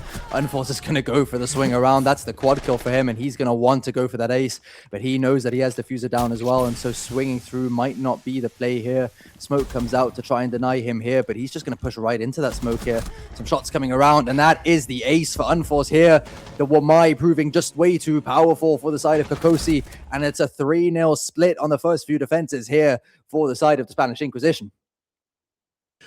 You were telling me about Kokosi possibly wanting to ban that pulse out. Well, I do think the Wamai is kind of on that ban list as well now, bringing some of the utility. Still having a C4 in pocket, even if that round gets closer to the time running to 0, a C4 still could have made a difference there, but no need. Unfalls has the gun in hand and knows how to use it. As we see the bans come out, actually Mira and the Blackbeard that Murat does love to play. So 2 shields out for the side of Kokosi, along with the Demo still leaving a lot of these information operators countered by the mute from Pizza Parker, as we see Devils being on the Solid Snake, and a Mira out for the Spanish Inquisition that they did play on that basement defense on the outside main breach, so making the job of the attackers, getting that step 1, getting these breaches open, getting the control a lot harder. They will be going back to the split side as well, showing that it wasn't just a one-off round for them, but they do actually enjoy playing this site. They know exactly what they're doing here if they need to do it once again. They will be trying to win a 4th consecutive round on the defense here, something that not a lot of teams have actually managed to pull off here recently, with the splits being a little bit questionable sometimes. But they seem to know exactly what their plan is, as Kokosi see what the setup is and start formulating their plan to work through the attack here. They're bringing that verticality again. Marat has moved his way away from the blitz, actually, onto the Solid Snake here to be able to gather a little bit more of that information, while the Thatcher is being brought here to counter the many C4s on the side of the Spanish Inquisition. Unfalls here going 9-0 in those first 3 rounds, averaging 3 kills per round. Of course, having that ace in that last round as well. An incredible performance here to kick us off in this final map here, as we see them now loading into the round. And that pause, he's going to be putting in a whole bunch of work once again. I do find it very interesting, Maxwell, that the Spanish Inquisition does not elect to play that tertiary side of piano and display at all, as we have touched upon the fact that that Pizza Park is getting aggressive on already. Not having a great time. Getting another one onto Murat. Oh, these individual plays are just out of this world right now.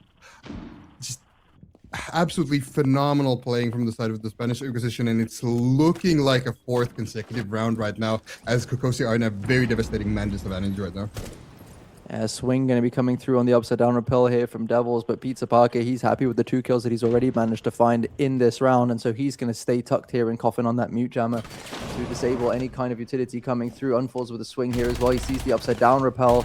Yeah, he manages to pick off Hella as well. That's another kill for the Ella, going absolutely unchecked here, and Kokosi just don't have any answers. You said it already, the individual plays in the individual class of the Spanish Inquisition just absolutely shining through at the moment, and there is no answer for Kokosi here. Marat, he's going to try and push his way into Visa here, but he won't have any information, while Devils is also challenged through the verticality. Unfalls has been down now, but he can be rezzed, so he will not be finding any deaths on his scoreboard all too far. As Marat gets down by FOD here, and it's only Devils left, he doesn't manage to get another, and it is a flawless round on round 4 here, as the Tubarão cleans off the last remaining attacker. The Spanish Inquisition proving one of the most dominant games so far today. 4-0. And touching back on my point that I wanted to make before we saw that absolutely amazing play from Pizza Parker is that I do actually want to get your input on this as well. How often do you in scrims or in official matches as a tier 2 coach, how often do you go up against that split side? Is it something that you actually have a definite plan of how to attack, or is it something that you see so rarely that you're kind of taken off guard when you do see it? Having played in a team for the last 7 months that have permanently banned this map, I'm probably not the right person to give an opinion on this matter. But typically, you will know roughly how to attack these sites, just because, I mean, it's not unheard of that teams go to these sites, right? You always need to know what you have to do just in case it does get played. You also have things like the kitchen site, for example, on labs as well. It's played so rarely, or I guess bar on Clubhouse, for example. These are sites that are played so rarely, but they are played every now and again, that you need to have a general idea of how to attack them when they do come up. And so I don't think that Kokosi will have been completely stumped by the way that the site is played, because obviously there's a reason that they are the fourth preference of a lot of teams, right? There are obviously reasons why they are seen so seldomly. But in this case, the Spanish Inquisition seem to have kind of figured out how to play the sites. They have the keys to the castle, as you can say, and they're denying Kokosi the entry here, as they will be going down to this basement site here, playing that Echo that we've seen a few times already come out, especially from the side of Tabini Campus earlier on in the day. The mirror has been banned out now, and so they won't be able to play that on the breach here as the C4 comes out, and it just about gets stopped by already on the Thatcher here. So Marat will be able to get away not only with his life, but also with an open breach, as we see Unforce here on the Vigil, lurking around the Visa stairs here. But Devil's managing to cut off the mute on his rotation, and that's Pizza down early on in the round. Yeah, with no heroics for the mute this time in the round, but however, there is still Unfalls holding that SMG-12 in his hands, ready to meet whatever resistance he meets on this top floor. We do still have an Echo as well on board, so still a lot of work for Kokosi to do, even if they have this man advantage right now secured. It could turn at a moment's notice. So we'll see what will go on in this round. Still 2 minutes left on the clock. 2 minutes left, exactly, and Unforce is looking to make a bit of an aggressive push here. Up on the top floor, clear of the Spanish Inquisition, that Vigil Scanner, of course, being one of the abilities that can counter the play of the Solid Snake here. Those Echo Cams being used aggressively as well to feed information back to the roam of Unforce here. And so he will know about the position of the Solid Snake. He falls all the way back into Coffin here. The question is whether or not Kokosi are aware of him, or maybe they think that the Vigil could be down below. And so he's going to be playing for a late flank here, and that could become so devastating for the side of Kokosi if gone unchecked. Marat's taking a tiny bit of damage on the breach here. As we see Fod on the castle also contesting out through the Teller side, and they don't want to fall back from their roam here, and that could become lethal as Devils manages to find the head of Fod, and it's a 5v3 situation here. Kokosi look to be in the driver's seat, but Unforce could become very dangerous on that vertical retake. I do think the pressure is on the shoulders of Unforce here to find a couple picks. Kokosi is still all 5 operators up, but Unforce is whiffing on that vertical angle. Do they have they realized that Unforce is still up on the top floor as Marat finds one onto Joe, and we have Mighty finding one onto Marat itself. The attack closing in on the site with a Vigil still holding up, going down into servers right now to help that Echo, as the Echo does get picked off and Hela finds one round, and it is a 4-1 split currently for the side of Kokosi, managing to get their first on the board. Yeah, and it was so crucial that the attackers managed to hit the site on time there. It was a little bit unfortunate there with Unforce just not quite managing to hit a shot on the SMG-12 through the verticality there. Obviously, it is a favored gunfight for him, but it is a little bit awkward to take those kinds of gunfights through the verticality when someone is sprinting at full speed. Maybe he needs to turn up his sensitivity a little bit, but at the same time, I don't think I should be giving advice on what to do with your sensitivity to someone who's got 10 kills so far in 5 rounds, including an ace. But Mighty there almost putting in the work on site already, just managing to take him out in time. And then the falling back Vigil also being cleared out just enough. And so we will be going back to top floor here. The only attacking round so far on the side of Kokosi. The Spanish Inquisition look to make it 5-1 here on their defensive split. We've talked a lot about these 5-1 defensive splits today, as our beautiful desk had a lovely crash out over the fact that the attacks are just not coming through today for some whatever reason. Maybe the particular skills of the defending teams or the ineptitude of the attack. We'll never know. But still, this is very much looking to be headed in that direction of Spanish Inquisition, possibly threatening a 5-1 split, and then Kokosi going on the defense and seeing if they can do something similar to this. But it's looking like another very defense-sided concept, unlike what Kokosi is maybe used to, getting that ridiculous game that I keep mentioning, even though I should probably not. I would definitely appreciate it if that's the last time that we had to throw back there. Every time that I hear that being mentioned, it takes a few years off my life, I think. Either way, Devils, you'll be looking to make the entry here, gets a nice angle onto Coffin, but unfortunately for them, there won't be anyone there to find, as they do get the information here on the aggressive play and already manages to pick off Mighty early on here, and he does manage to get it down on yet another as he swings around and cannot get refragged by the aggressive Wamaya. C4 comes out and does a little bit of damage onto already, but it looks like Kokosi have finally figured out what they need to do on the attacks here, managing to get 2 out already, but another swing around from Unforce on his favorite operator, it seems, on the Wamai. He might even be able to get another ace here, and if he does, it might be one of the all-time performances, really.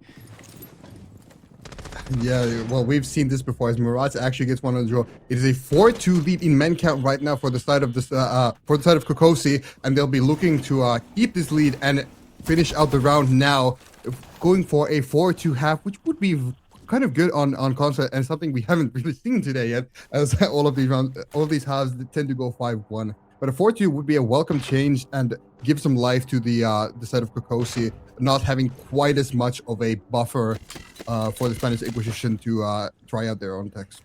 It absolutely is, but Unforce alone has more kills than all of the remaining players of Kokosi, so he will feel confident that he can do something, and he does something as he picks off the first here. Fod managing to pick off Devils as well. The swing comes in now. He managed to pick off Fod, and it's only Unforce left here on 1 HP against 2 attackers. Marat and Marat, the brother duo here, gonna be the last 2 remaining. And the shotgun manages to swing around and confirm it, and for a second it looked like there was going to be an incredible comeback from the 2 defenders of the Spanish Inquisition here. But we will be going into that 4-2 split, and even though Spanish Inquisition started off so dominantly here on the defense, Kokosi managed to find their way back into it just in time. And so they will be confident going into these defenses now, 2 attacks finally being found for the attacking side as well. Yeah, Kokosi really exploding onto admin in that last round, getting that shotgun kill to start off the round and getting a shotgun kill to finish off the round. You know, Marat's number 1 and Marat's number 2, never count him out. That really did look dicey there in the mid round, but Kokosi did convert the opening kill, got it over the line, and they're now on the defense, looking forward to getting some of those rounds in on their own, maybe equalize the lead. As we see these bans come out right now, we'll have a Ying band and an Azami band, and we also have a Glass and a Wamai. A Ying, a Glass band is very clearly targeting these sorts of smoke plants, this sort of kind of a cheesy plays that, for example, we saw very much in our last matchup, I mean. And then for the side of the defense, we have the Azami being taken on, that architect operator, creating these angles, slowing down windows, doing all of that good stuff, just a ubiquitous operator to play on every map. And then we have a new and improved Wamai being taken off the board as well. That C4, we've seen what Unforce can do on that operator. I don't think there's any more need to sing the praises of how good Wamai is now after the buffs. Absolutely not. And I do think something that is interesting to note here is that we see a lot of these teams with a lot of players coming over from console, which the Spanish Inquisition is largely a team of players that have come over from console, adapted their way they play to PC, and relearned the game, as it were. These are the kinds of teams that will play very heavily on these execute operators. We saw it a lot with Good Intentions when they first moved their way over to PC and started competing in these T2 tournaments. They had a kind of similar progression through their playstyle. They're playing a lot of these very hyper-aggressive kind of preset plant attacks. It just seems to be the style of teams that come over from those console kind of tournament scenarios. And it does work out very well for a lot of them. So it's very nice to see here the Spanish Inquisition bringing those things as well, but even more so Kokosi knowing what to expect and banning those operators out before it even becomes an issue really for them. So we'll be going into that first defensive round here on the top floor. We see a lot of known operators. We see that Mirror being brought out on the top floor, maybe not the most commonly played operator, but we see the DMR on the Tubarão. We see the lovely, lovely Goyo as well. And the smoke, 2 operators that are so strong in denying that plant. And denying plant is what they will want to do here. Not quite sure where this push will actually go for now. The Spanish Inquisitor positioning outside of admin, hopping in with the Blackbeard. We'll have to see if C4 maxing pans out here from the side of Murat's number 1, we'll say, and Devils having that C4 in their hand right now. More and more players hopping inside of admin. C4 going out, not catching anybody right now, and revealing the position of Devils to the side of the Spanish Inquisition. That is a good almost opening pick falling here. Mighty losing a lot of HP as well. As they open up these breaches here, opening up those long angles, Mighty will be that point of contact, of course, as the mirror window is placed flexibly. Depending on where the push is coming in from, a nade will be rolled through here to clear any utility that might be placed around that soda machine. With 1 minute 30, they need to start working their way towards site as Parker loses even more HP. And that shotgun of Marat's will be enough to confirm him through the vertical holes here being played. Not aware of that angle being present. And so it's a disadvantaged situation for the Spanish Inquisition. And with 1 minute 15 to go and a lot of utility to work against, it's looking more and more difficult for them, more and more precarious as the seconds tick down. We will still have, I do believe, 3 toxic breaks in the pocket of Murat's number 1. Or threatening to throw one out, you know. You see that player icon hovering over the gadget, seeing that the Toxic Babe is indeed in their hands right now. And the more that clock ticks down, the stronger that smoke does get. And it will force Spanish to go for a desperate push here if they do not get some picks back very soon and get some map control, especially on this side of the long table. As Devils gets 1, already gets 1. And Mighty is downed by Hella, and on falls the hero of the Spanish Inquisition has it all to do, but the smoke swings out with the shotgun, confirms the kill, and confirms the round, and we have a defensive win for the side of Kokosu right now, bringing it to a 3-4 score. This is exactly what you want to see if you are a supporter of the Russian side of Kokosi here. They managed to win out that first defensive round as you would expect. Still no joy here on the attacks. So I'm hoping maybe that our lovely hosts on desk will get something to celebrate at least. Obviously, Kokosi already showed 2 very strong attacks. So they've been given a little bit to enjoy here. And we'll see if we can find any more joy on the attack for the side of the Spanish Inquisition, as they will have to do so if they want to take map 1 here in this best of 3 series. And it is crunch time for them, of course, down here in that lower bracket already. One thing that's important to note is that whichever team loses their game here, their journey will be over. And so it really is go time for both of these teams.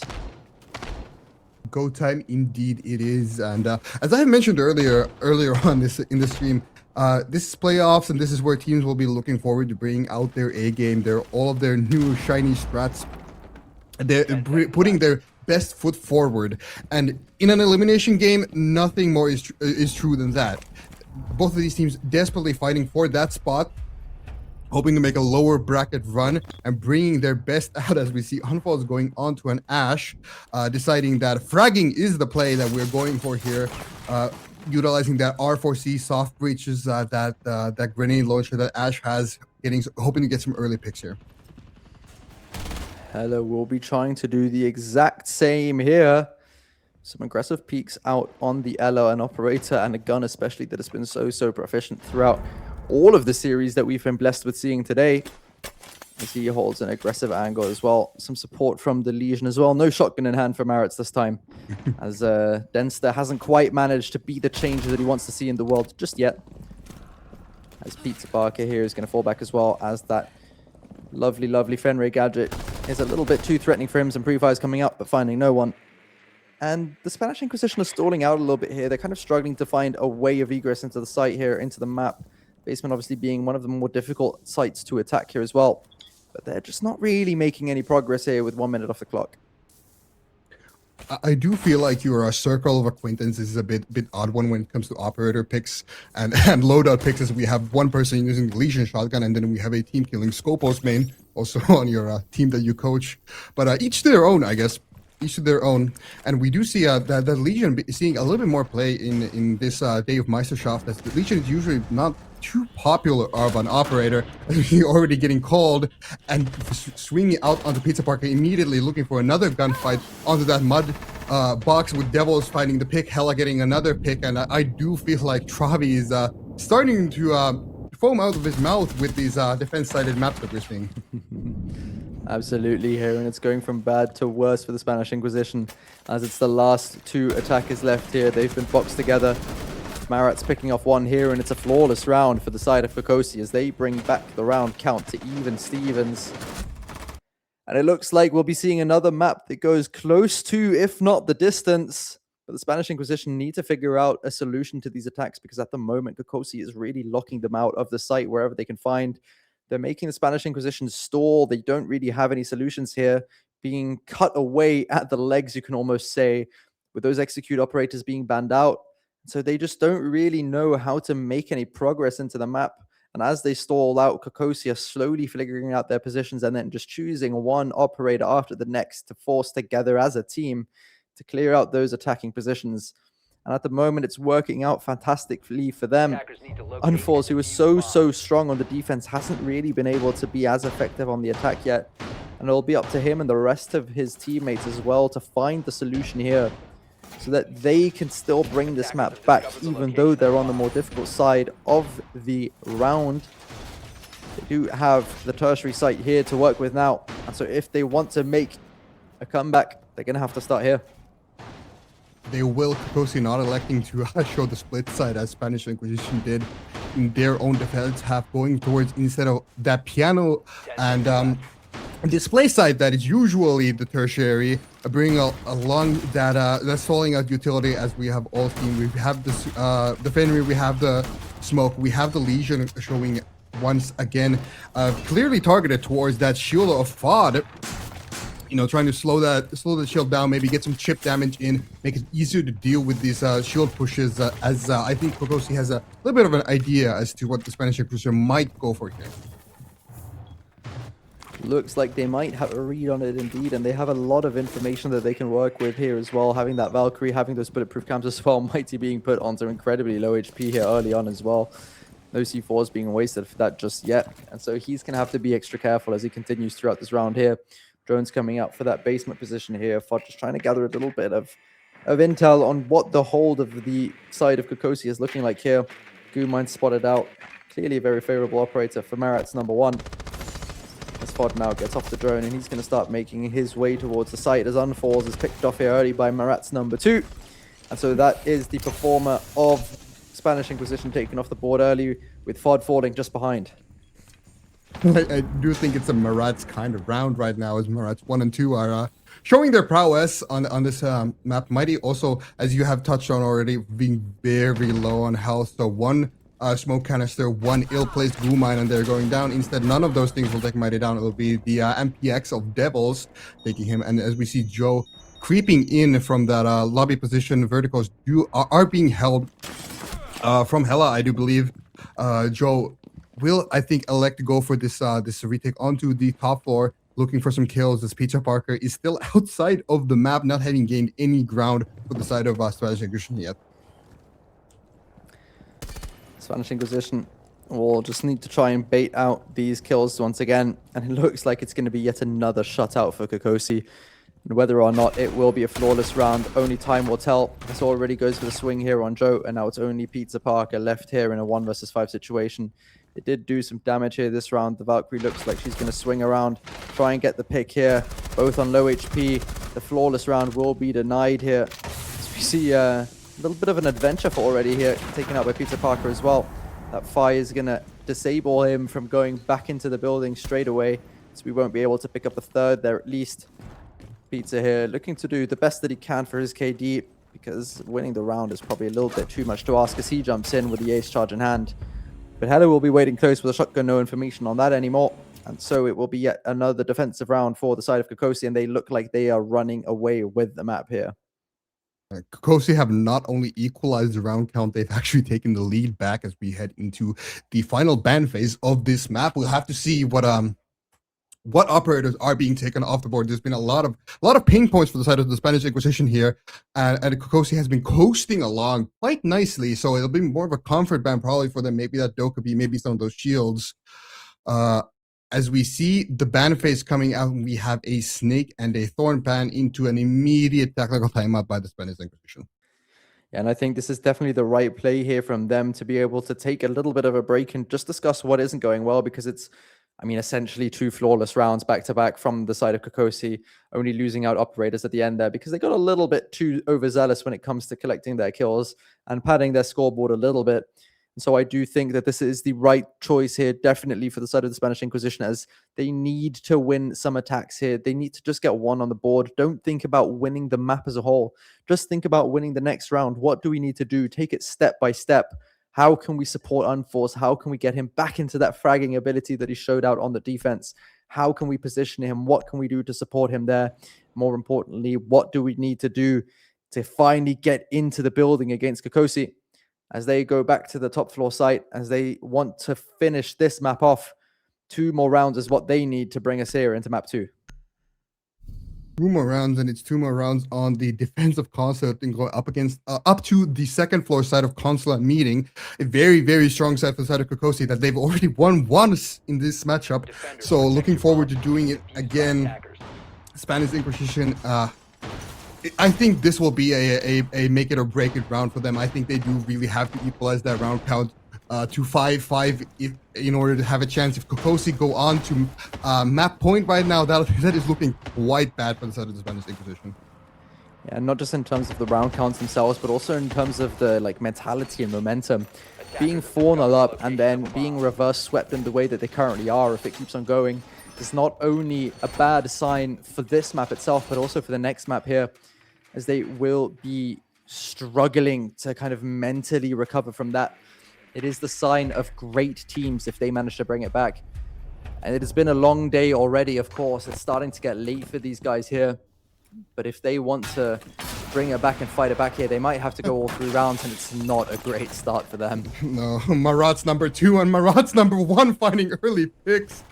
The very similarly named let's say brothers in this match are going for this, almost finding a 3rd pick, showing the C4 out, narrowly missing. This is very much not good for the side of the Spanish Inquisition, as the DMR Sings and the Mirage brothers get into the round very early. This is not what you want after taking your tactical timeout. You had so much time to discuss what you need to do, and then you get caught out by these spawn peaks. This is really a classic of Siege competitive. Hey, they just took a tactical timeout. Let's be hyper-aggressive this round and catch them off after they took a little bit of a breather. Just put them right back into that meat grinder, and that's exactly where the Spanish Inquisition find themselves. Parker now will be working with that shotgun to push up these yellow stairs, trying to get a bit of a surprise factor here.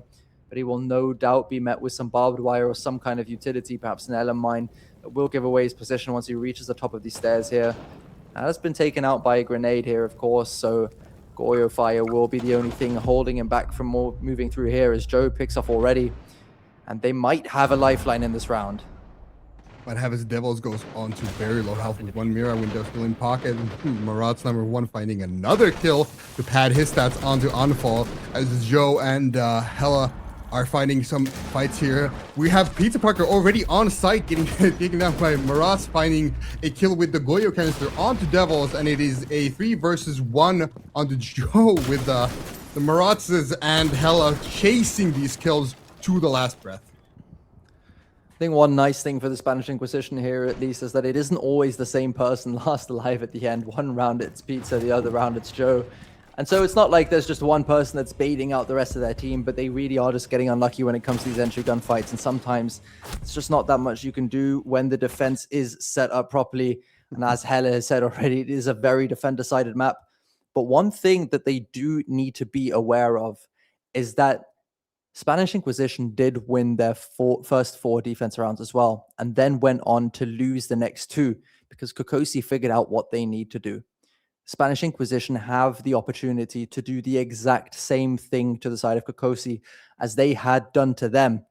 And that's exactly what they're going to need to do to bring us into yet another overtime.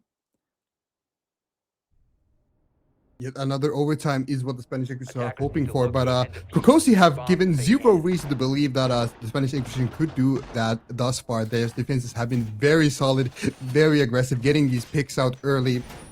It's overall showing a good understanding of the map as they do like to play console a fair bit. But this is what we have come to expect from console a lot of the time. It is very defense-sided, as I do believe either Hella or Devils put in the chat. So we'll be seeing the basement fuller side again here with a little bit of a different lineup coming from the side of the Spanish Inquisition, maybe going a little bit more direct with that Thermite, that Dokkaebi, that flank watch from the Gridlock. That gridlock is going to be incredibly crucial if they want to cut down on the aggression here of Kokosi on the defense. But I'm sure that they will find ways to bring it back as Joe finds an opening pick here on already. And that's exactly what you want to see here. The aggression of Kokosi has been a little bit too much there. A nice try coming up from his own teammate there, acknowledging that at least it was a good attempt. But Joe takes the first pick here into the round and a good advantage here for the Spanish Inquisition. Oh yes, very good advantage for this round of Spanish Inquisition, but another spawn peek being attempted from the side of Kokosi with Marat's #1 running outside of Piano very bravely. A man disadvantage still for the side of Kokosi, and Spanish Inquisition are looking quite good right now with the breach being opened up by an ace and a C4 thrown out. Spod gets another kill onto Marat's #2 with 3 people still standing on the side of Kokosi. This is a dream start for the round of Spanish Inquisition, and I already said that Kokosi managed to win 2 attacking rounds after losing 4. And so it looks like they might be going to run it back here as well, as now they just need to play down this man advantage. They can't give away picks like that. Mighty, no. You cannot give away a kill like that. Devil's finding his feet there Mighty through the drone hole. Typing in chat, realizing his own mistake, dying to the drone hole, quite unfortunate. But the side of the Spanish Inquisition with Kokosi looking for equalize these picks, gets one more. We're in a man lead for Kokosi right now. Kokosi are fighting it back here. Parker managing to get one here. The man count has been returned now. There is still a roamer here on Devils. He's going to swing around and find Pizza as well. And now it's only Joe left. He manages to get one, and it's a 1 versus 1 situation here. Marat against Joe. He's going to have to try and clutch it out here for the attacking side of Spanish Inquisition if they have any hope of winning out this map against Kokosi and taking us, or stopping us from going into map 3, taking us into overtime here. Shots will be coming out towards that server side, towards that kitchen. He just about misses across there. No headline to give away any information. Wallbang just about missing his head there. Wallbang coming back through as well from the side of Marat's. Goo mine in his feet. Joe, he's having a bit of a panic stations here. He's going to have to swing through here. Doesn't have the information on the location of Marat's, but his pre-fires will be giving away the positions. Head is being spotted out now. Can't quite find it. And so now he swings around and Marat, he confirms it. And that is the first half here. The first map done going the side of Kokosi. What a defense masterclass from the side of Kokosi. It's just what we've already seen and expected from this map today. Just nothing more to add. Well done by Kokosi. Spanish Inquisition did put up a good fight on that defense, but the attacks just lacking in power, lacking in strength. And we see the map going to the side of Kokosi very nicely. Absolutely, as we see those swings coming out again here. Parker just about managing to pick off one. Devils getting the refrag here before Joe refrags back onto him as well, but it just about wasn't enough as he can't find the head right here on that peak. That was the moment where it could have all turned around for the Spanish Inquisition, but alas, it was not meant to be. Travi and Erebos, attacks weren't really at the focus of this one, were they? No, but Marat, he's up and he's down. Top of the leaderboard, bottom of the leaderboard. Notorious spawn peeker. And we had Marat spawn peek and get a kill at the same time as Marat spawn peeked and got a kill. Who's the real Marat? Where's Waldo? I don't know. But Kokosi coming out, getting a really, really good defense, and I mean, it's not really saying much, but had the better attacking side and managed to pull that one off. And we didn't have an overtime on console. It wasn't even close to overtime. And I mean, what a match that was. It was really just a masterclass out of Kokosi. Maxwell, what did you make of just the level of aggression on the defense that Kokosi was bringing? I think they realized quite early on if they can disrupt the setup of the Spanish Inquisition that they're really going to struggle. They banned out those execute operators so that they don't have an easy way to get into the map. And then they kind of backed that up as well with playing even more aggressive than they usually would. And I mean, at the end of the day, it proved to be effective, right? The side of Spanish Inquisition never really looked like they could even get a foothold into the map. And Kokosi just using that kind of general confidence and fragging ability to really dominate the Spanish Inquisition's attacking side there. And at the end of the day, you just have to say it worked out fantastically. Yeah. It was a real beautiful game of Siege there from Kokosi towards the latter half, because we were sitting in the green room, weren't we, Erebos, looking at this game going, guys, 4-0 up, Spanish Inquisition. This one could be really, really quick. The ex-console lads could just steamroll over this one and we could be over a nice early night. And then all of a sudden, round 5, something switches on ahead of Kokosi and they go and win 7 straight rounds. I think it's a testament to how much momentum carries you through. Obviously, you're going from 2 attacking rounds to then 5 straight defensive rounds, obviously on the stronger side there, so there is expected to be a little bit of favor, but that level of dominance, I think, Herka, how much of that do you put down to just the momentum that Kokosi were able to build throughout the map? I put it a lot on that momentum. Obviously, getting those 2 attack rounds in the latter half of their attacking half is a very important thing. They got these rounds on, and then they went onto the theoretically stronger side of the defense. It was decided that, hey, we're gonna do our best now. And the more those rounds kept piling up, I think the more confidence Kokosi had all the way up into those final 2 rounds, where spawn peaks galore. We were seeing the aggression. These players were firing on all cylinders, just as confident as they could possibly be, and that really won them the game. Yeah, I definitely agree. But gonna head to a very, very short break. We'll be back. Map number 2. Nifsu is using that to his advantage, being the Blackbeard for this episode. Yeah, Lambe does get defusing, guys. Will they be able to get it? Hungry on the defuse here. All of the attackers have been eliminated. From the window, they won't be able to jump in. And Nifsu managed to pick off Evan here as well. The nade will come through, but it won't quite be able to kind of off the rating. While it does kind of hurt, what hurts more is losing that Hibana. No more breaches of the side of Funnel, so they will have to funnel in these doors, funnel in the windows, and look prepared. Starting to foam out of his mouth with these defense-sided maps of this room. This is an absolute pain to clear for the side of Funnel. Back here, but he's deciding to stay in to fight for his life here. Wallbang almost finding the head of Nicholas here, pushing through that position. No trade possible here as Tab is down and confirmed by Kusik, who's retaking the hand here. Hungry will try and put that plant down. Another with the DMR on the escape. Now, Whitegate has it all to do here in a 1 versus 3. Is that it isn't always the same person last alive at the end. One round it's Pizza, the other round it's Joe. And so it's not like there's just one person, even though it looked very unlikely for a second. Good intentions just gave Sabini Campos the opportunity to reassemble themselves as Kusik needs to get off the planet, well, as they want to get as much control as they can before working towards that breach here. They reach to the top floor with that shield. Last question of these accounts. Usually we see the top being around 2 around the room. That DMR with very little. What do you think of the table? Devil gets 1, already gets 1, and Mighty is downed by Hela and unfalls the hero. He was 50 seconds to go. Nifsu and the DMR of Nikas with the totem pole here. He managed to pick up 1, doesn't quite get Some other ideas on where those operators should go. Turns out they won't be going secret. They'll be going stuck with the map we have. We're stuck with Evan going very deep into long disc already, getting near up by the help boost. Halva gets 1 on the deck, holds so much of that side from above, as we see a flank being seen again, picking up 2 kills, just going absolutely nuclear in the round. Lambe picking up on the mid. We haven't tried it yet. If you're queuing solo queue and rank, that gun will carry you far. Not so much probably in comp as very early in the round. And that's not one you want to see from your hard breacher, especially when he's the only one being brought here. Bumsy with the C4 kill onto Non-standard attack, and I don't think Good Intentions are expecting something like this. It may well as well catch them off guard, but I do think that here of Lambe could become crucial as he manages to go for a little flank here, but Evan's going to be putting down the bomb here. Shots getting down him as well. That might have been the smoke, and his defenders are still above. Ladies and gentlemen, we are back for map 2 here. The Spanish Inquisition taking on Kokosi. We are moving on to Lair for the first time today. I'm looking forward to it. How about you, Herka?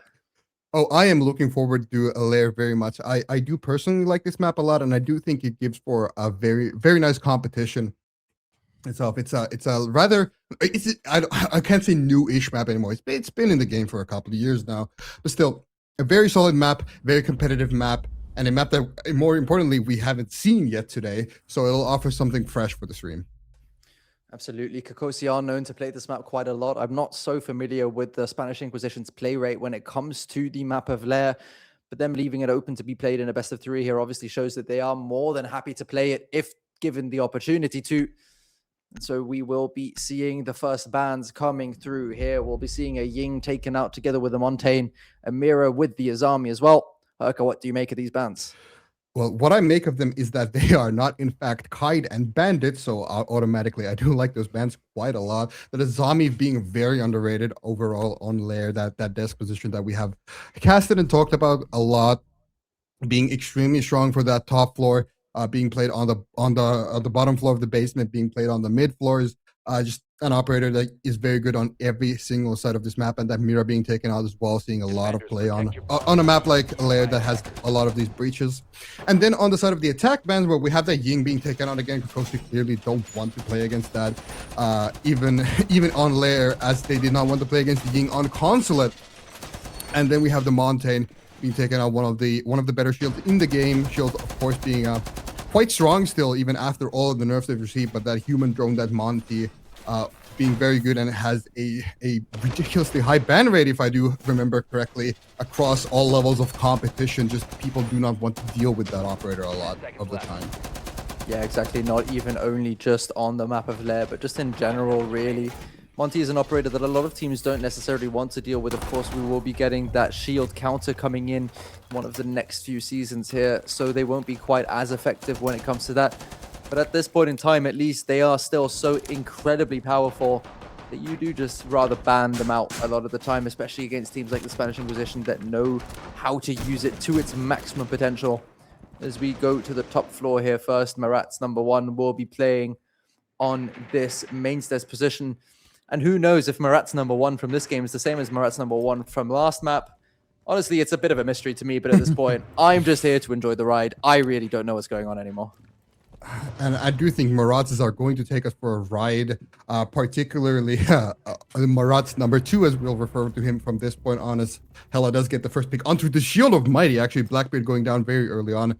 But as I was saying, we do have that the Chanka coming out from Marat's #2 as Hela gets a second pick on the pod, and this attack is very quickly falling apart for the side of the Spanish Inquisition, with Kokosi in a very comfortable position right now. His unfall makes us even slightly a little less uncomfortable. Devils evens it out, and it is a 4-2 lead for the side of Kokosi in terms of man count right now. Looking like a strong start for Kokosi, carrying on the defense where they left off on the last map as well, looking to keep that momentum going through maps as well. Devil C4 in hand here, ready to throw that out as another breach is opened up here, but the Tachanka will be able to deny that push for just a moment longer.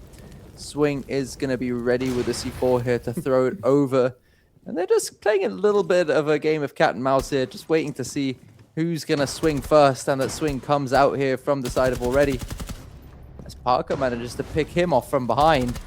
And so now we're starting to look like it might be a little bit more of an interesting round as it first led on to be.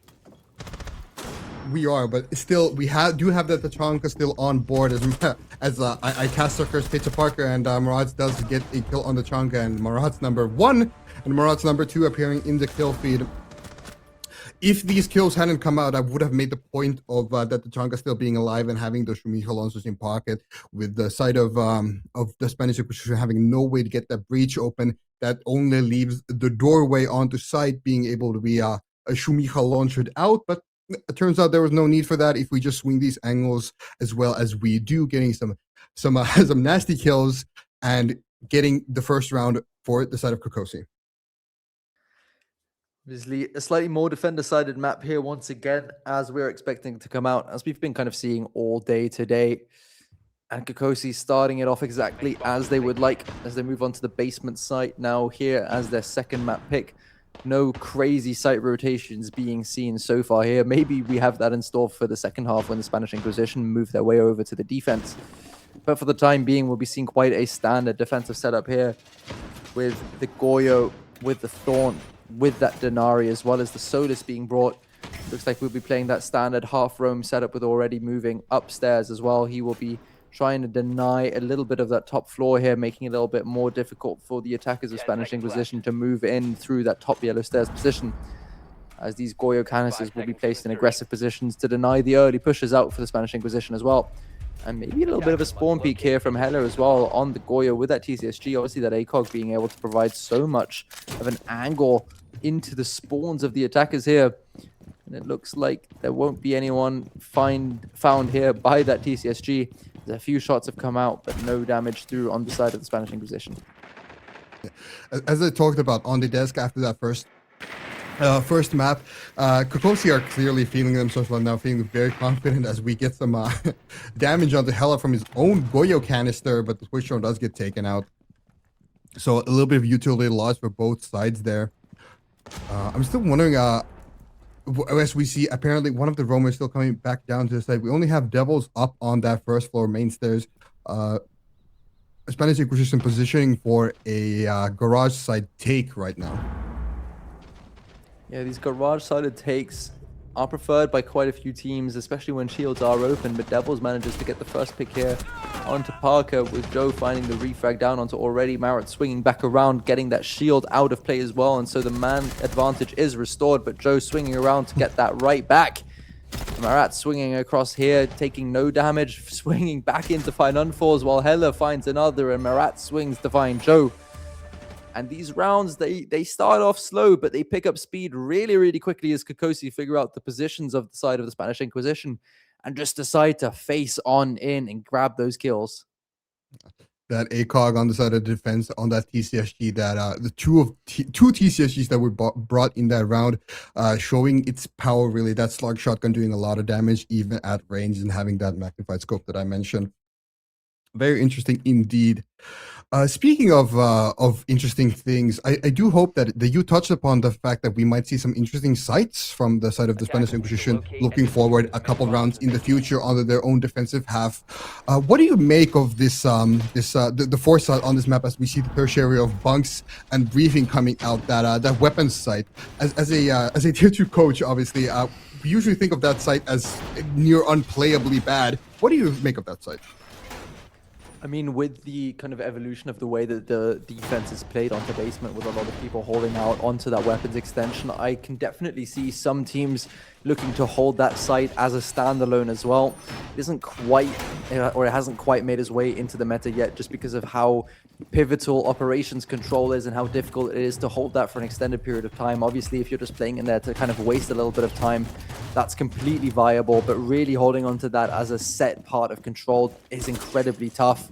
So I see why it doesn't get played as much, but I can definitely see a team here or there, especially a team like the Spanish Inquisition, maybe having a pocket strat or two available. Question is, if they don't get enough attacking rounds on the board here, will they be feeling comfortable enough to try something so niche out in such a high stakes game? Because we have to remember, if they lose this map, they are out of the tournament and they will not have another chance to prove themselves and claim that MEISTERSCHAFT title for the season. That is indeed true. And I do think a pivotal turning point in this game is going to be this round and the one after that. If Kokosi managed to get a third defending round in a row, it'll spell very good fortune for them, I do believe, in this game. As the Spanish Inquisition did indeed get 4 rounds of their own on console, but Kokosi was able to bring it back around on their own defense, getting a little more of those rounds. So we'll have to see how good the Spanish Inquisition actually is on defense, as we see Marat's getting one onto Mighty, Fada getting one onto Marat, trading it out, already getting one onto Joe, and Unfold trading it out on the Devils. Even Mankind, but with a Blitz on board, make that not even Mankind, make that a 3v1, make that a 2v1, as these kills get traded out left, right, and center. And Fours being left alive here after Fod overextended just a little bit on the Blitz here. He's not going to be able to find any as he falls to the defense of Kokosi as well. And that is that third defense round in a row that you'd already mentioned. And it's starting to look really, really dark here for the Spanish Inquisition. Kokosi have now won 10 rounds in a row across these two maps. They started out with 4 rounds to the good, the Spanish Inquisition did, over on Consulate. But since that, they've not been able to put down a single round win here. And if it continues like this, then Kokosi will make quick work of them on map 2 here and somehow bring us back to ahead of schedule, which I'm sure some people will be quite pleased about, so that we can get a good night of sleep before we get right back into the action tomorrow. There's no sleep for the wicked, especially here in Meisterschaft. We'll have a very interesting day of games tomorrow as well, and in the grand finals on Monday, if I am not mistaken right now. But time to focus back into this game in particular and onto the top floor side here. Bans are over, so we have a Dokkaebi ban coming out and a that is a Solis ban coming out. Had to get the words out of my mouth for getting operator. So since map 1 of this day, and now maybe a little bit of the exhaustion showing up, but still, bans are fine. I have no problem with the Solis ban itself, but it does leave that Tachanka, it does leave that Breach Denial, it does leave that a C4 maxing, and that Goyo still up for the side of Kokosi. So the Spanish Inquisition will have to deal with this plant and Breach Denial first before they actually go for anything here. And the Solis ban, I don't think will be quite enough to win them over on this top floor site, maybe making their life a little bit harder than it needs to be. Making their life harder indeed. But they will look to bring it back here now. And if the Spanish Inquisition manage to get 2 of these next 3 rounds, they will be probably happy with the split that they've managed to find here. But if these last rounds are anything to go off of, then it looks like the Spanish Inquisition might have run out of steam. And while no one expects the Spanish Inquisition, we might have to update that saying, so it looks like Kokosi know exactly what to expect here on these defensive rounds. We do, of course, still have 3 of them to go, so maybe that was a little bit too early. Maybe I've managed to cast the custom now to the point where they managed to mount up a massive comeback here. Things you would absolutely love to see, of course, from a competitive perspective here.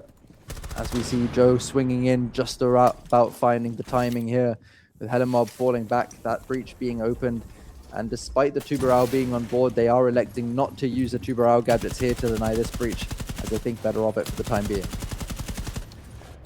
As I was just about to say, my eyes immediately go to Peter Parker here on that buck, working that verticality. That will be the linchpin of this attack here. They really have no other utility except maybe those Grim Bees to displace the side of Kokosi from these power positions. So the verticality needs to be very, very well done, as we see Unfalls getting one on the Marat, Devils getting one on the Joe, and Joe trading himself out actually on the Devils. And we are suddenly in a very convincing lead in mana count for the side of the Spanish Inquisition, 4 versus 2. However, Kokosi does have 2 C4 still on board, so we'll see that C4 maxing come out and see if it'll be enough for Kokosi to get the round, unlikely as it may be. If it continues going like this, I'm going to be dreaming of C4s for the next 2 nights at the very least. Here as the reinforcement comes through from Helemob to deny one more angle of push that the Spanish Inquisition can utilize here. But Fod finds the pick onto Marat, and it's only that Tubarão left. All 3 Tubarão canisters still in pocket. Should he maybe have used one of them? Who knows? We will never know. So swing comes out from Unfalls here, who picks it off, and it's the first round for Kokosi after 10 unsuccessful ones. And it gives them the confidence that they need to push through. We got 1, Fod says. And 1 might be the start, but it definitely won't be the last if they can have their way. And so they will be looking to convert from here and build up on that round. It always starts with 1, but a Spanish Inquisition are definitely looking for 2 minimum on their attacking half. If this goes for a 5-1 lead to the side of Kokosi, as we know, they're very comfortable on there. They like to play it a lot. So we'll be seeing how Kokosi elect to defend top 4 this time, as they are going back to that same side, although with a little bit of a swap up in operator choices. We're seeing the Clash be brought out here instead of that Tachanka, hoping to stall for even more time, bringing that shield and hoping to counter the shields of the Spanish Inquisition should they bring any, which they are at this moment right now not electing to do. You never know with the Spanish Inquisition, as we've said before. You never know what to expect, if you can expect them at all.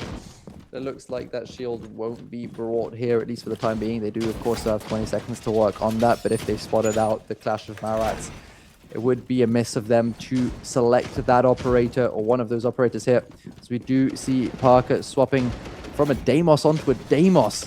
It's one of the most incredible repicks that I've seen, maybe of all time, and definitely something incredibly unexpected. Very incredibly unexpected. He did work that verticality last round as well. Now doing it with a little bit more precision from that a Vendetta 44 caliber pistol that Deimos has and these tracks. So trying to displace the defenders of Kokosi. A very effective strategy from last round as well. Hitting these picks as we probably see the track going out onto that shield of the Clash in particular, trying to work some early picks as the early picks actually fall over to the side of Hella, who has been so pivotal on that operational side, getting a spawn peek from operational window with that DMI that is also deadly. Spanish Inquisition were looking to build on their one round that they got last time, but it looks like the side of Kokosi did mean it when they say you got one, and that's all that you will be getting. That congratulations that came out in chat, clearly indicating that, hey, good job on that one, but that's all we're going to give you. Sometimes you've got to give some pity rounds to the other team as well, right? At least that's what Kokosi will be thinking as Maratz is walking outside here with the protection of his shield to gather a little bit of information as Unfalls falls as well to Maratz here. So it's another man disadvantage or another extension of the man disadvantage. Hella swinging around to get another one here as well. It's a 5v2 situation and the diffuser is dropped down as well. Fod and Pizza Parker, the only two left alive. That shotgun of Pizza will be doing a lot of damage here as the shield is placed down. Flashbang still in pocket and also still one air jab she can use to dislocate the position of the shield, but it looks like one air jab has already got slightly amiss. That air jab is going to come out now, but he puts it behind the wall. And so, although the Clash is knocked down, Fod gets down by the player on the doorway, already swinging out here to confirm that kill as well. And now it's only Pizza left. He's going to be pushing up the staircase here. And all four defenders of Kokosi will know his location. Goyo canister will be popped. And so he needs to try and figure out some way to collect 4 kills here now. Hoping to get a pick onto Hella, who's outside of the defender area, hoping to get one onto Pizza Parker himself, and being very brave with that 2-barrel. Enemy detected outdoors indeed, just peeking out. Pizza Parker better for the swing with a precise intel onto that defender. 45 seconds still on the clock. Devils needs none of that because he will get the kill, but an interesting round indeed. I don't know if you saw that actually. I want to make a small point of seeing that that air jab displaced both of the defenders with that Goyo on the door and that Clash. And if that Goyo hadn't gotten the down with that one shot of the TCSG, we're in a very dicey situation very quickly for the side of Kokosi. That could have definitely been exactly what the Spanish Inquisition needed there, just what the doctor ordered. But unfortunately, the prescription came a little bit too late as the Nomad was already downed and out of the round. And there was no one close enough to capitalize on that air jab placement as well, as Pizza was left all alone on the other side of the map. We'll be heading back down to the basement here for the very last round. And although there was a sarcastic call coming out there that they have the best Valcams, even though there was no Valkyrie on the board, we will be seeing that Valkyrie now in this round to test out if the Valkyrie cams that they have really are the best or if they just have that information from themselves. So it looks like now here, another aggressive defense to come out from Kokosi, just continuing as they started. That one round for the Spanish Inquisition really starting to look like it might have been all that was in it for them.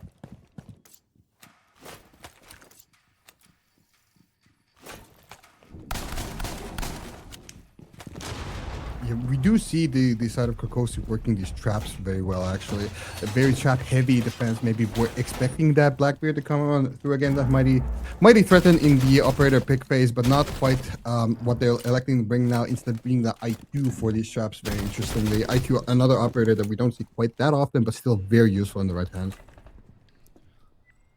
Absolutely. Already, he's prepped to run out here to try and go for an aggressive play, but it looks like there won't be anyone to profit off of that for the time being. The door being shot open, and immediately we see 2 defenders of Kokosi kind of locking onto that position and really trying to force out whatever they can, forcing those gunfights early on in the round. Drones coming out here as well, but those will be denied early on as well. The position I've already given away, but that's okay because he wants them to come towards him. He wants to get into these gunfights. The scan coming through as well, revealing his position once again, just confirming that he still is where they expect. Pizza's going to go for the pre-fire around the corner here, but he's just a little bit too nervous to push in here because he is worried a little bit when it comes to pushing in here. He doesn't really want to take those gunfights anymore because they've been going to the side of Kokosi so much that it looks like they're just stalling out because they're scared here. Early aggression has been the name of the game for side of Kokosi, but Unfalls bringing even more of that early aggression, getting one onto Marat's. Canister does go off, so no more advancing deeper into the side as Devils does get another pick on the side of Pod. Shots coming out here from both sides as Marat's manages to take out Pizza Parker as well. And it looks like it's a defensive round coming out for Kokosi once again. As Unfalls and Mighty will be the last two attackers here left to try and do anything for the side of the Spanish Inquisition. Positions will be known roughly, but the swings, they're just going to be a little bit too late. Hella taken down here as well. As now Mighty and Unfall, they will be looking to work through something here. But Unfalls is taken out and so is Mighty, and so it's a 5th defensive round for the side of Kokosi. Very much so a 5th defensive round and very decisive round half. Or map half of the side of Kokosi. They have a very nice cushion going up into their own attacks, and as we've already established, they do really love this map. They play it a lot, and so we should be expecting quite a bit of ferocity and precision from these attacks on the side of Kokosi. We'll see how the operator bans will go, but the Spanish Inquisition have a long way to go if they want to win this series. We'll have to see that map 3, but it's looking more and more unlikely by the second. It is looking more and more unlikely, like you said, as we go into the defensive split here now for the Spanish Inquisition, and they will have such a big mountain to climb if they want to bring it back here on this map to deny Kokosi the series win straight away. But Kokosi will want to make quick work of these last 2 rounds that they need to take them here into the next round of the lower bracket tomorrow as we continue to play in these playoff series here. The bans coming through here relatively similar as well to what we saw in the last round. We will be seeing a Cade taken out here as well as a Grim. What do you make of these bans here, Herka? That kite ban is a little bit more standard and a little bit more what we expect from Lair. Azami, of course, being a fantastic ban. I do know some people on that official Rainbow Six Siege podcast on the EU side desk who will advocate for that Azami ban all day long. Going unbanned now for the side of the Spanish Inquisition, and Unfalls immediately choosing to bring the operator along. But that kite ban does make these walls a little bit easier to open for the side of Kokosi, along with Amira as well. Just a ubiquitous operator, very good on every site, on nearly every site, on nearly every map, and just Kokosi not wanting to deal with those angles anymore, as we have the Monty also being taken out. I think we've talked at length about that operator and how good Monty can be. Just get that out of here. No need to deal with that shield anymore. And the Grim as well. Seeing a little bit less popularity in these bans recently, but still a very strong operator, a jack of all trades, a real Swiss Army knife, bringing along that gadget that can displace operators from the defense and give intel to the attack. Just a very good overall, and no wonder it's getting banned out. Absolutely agree with you on that analysis on the bans there. When it comes to the lineup that the Spanish Inquisition are bringing here, we're seeing a very default kind of defensive lineup, especially with this top floor. We're seeing that triple deny in the form of the Goyo, the Tachanka, and also the smoke.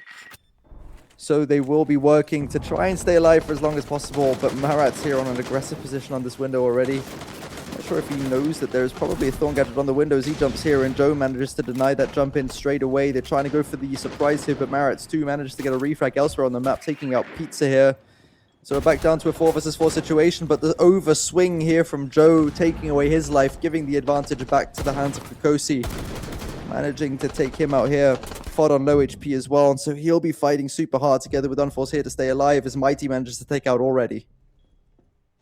This is a lot more of what we expect from Lair. It's been a very defense-sided day. Let's not hide that. We've all seen these defenses go.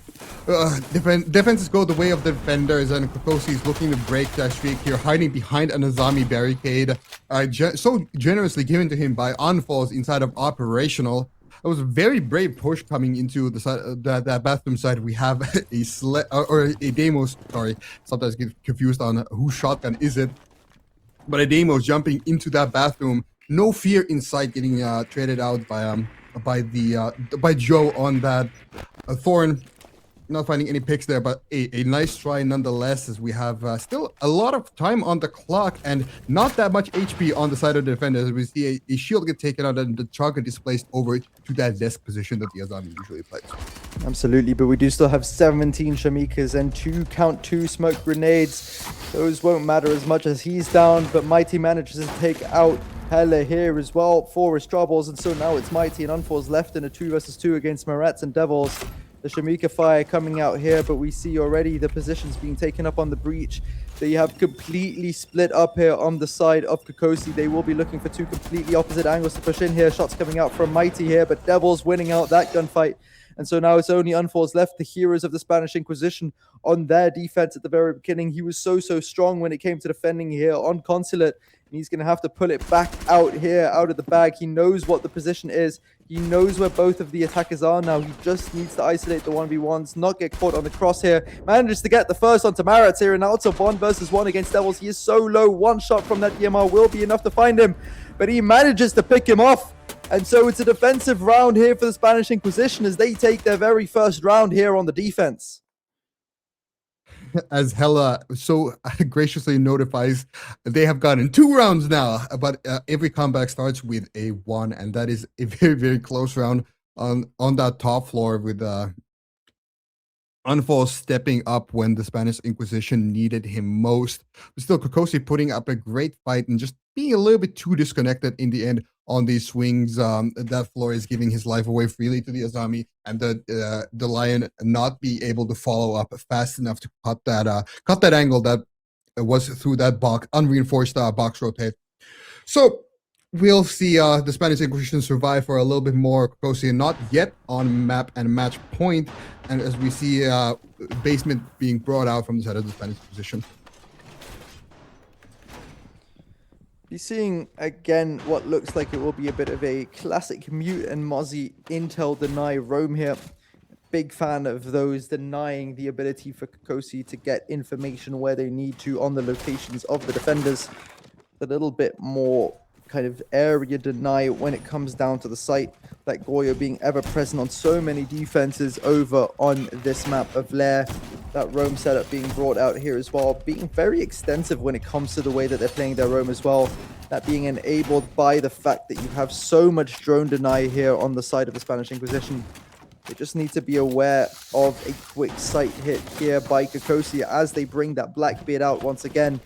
It looks like they will be working for a little bit of a garage-sided push here as Marats does some wild swinging around here of his shield. Really testing limit of how far he can turn on that shield, and this fast garage take is exactly, I think, what Kokosi will be going for here, looking to ignore that roam largely with maybe already on these stairs, looking forward to going down. Will he go up? Who knows? But still, garage is the place to be for both the defenders and the attackers. We'll have verticality onto these positions, and we have Devils taking a very early gunfight inside of barrels. So early gunfights are going to be what becomes difficult for the Spanish Inquisition and for Kokosi here, to be honest. As both of them take a little bit of damage here early on in the round. So now they're just going to have to settle it down a little bit, take out the pace here as the shield of Marats pushes towards the site.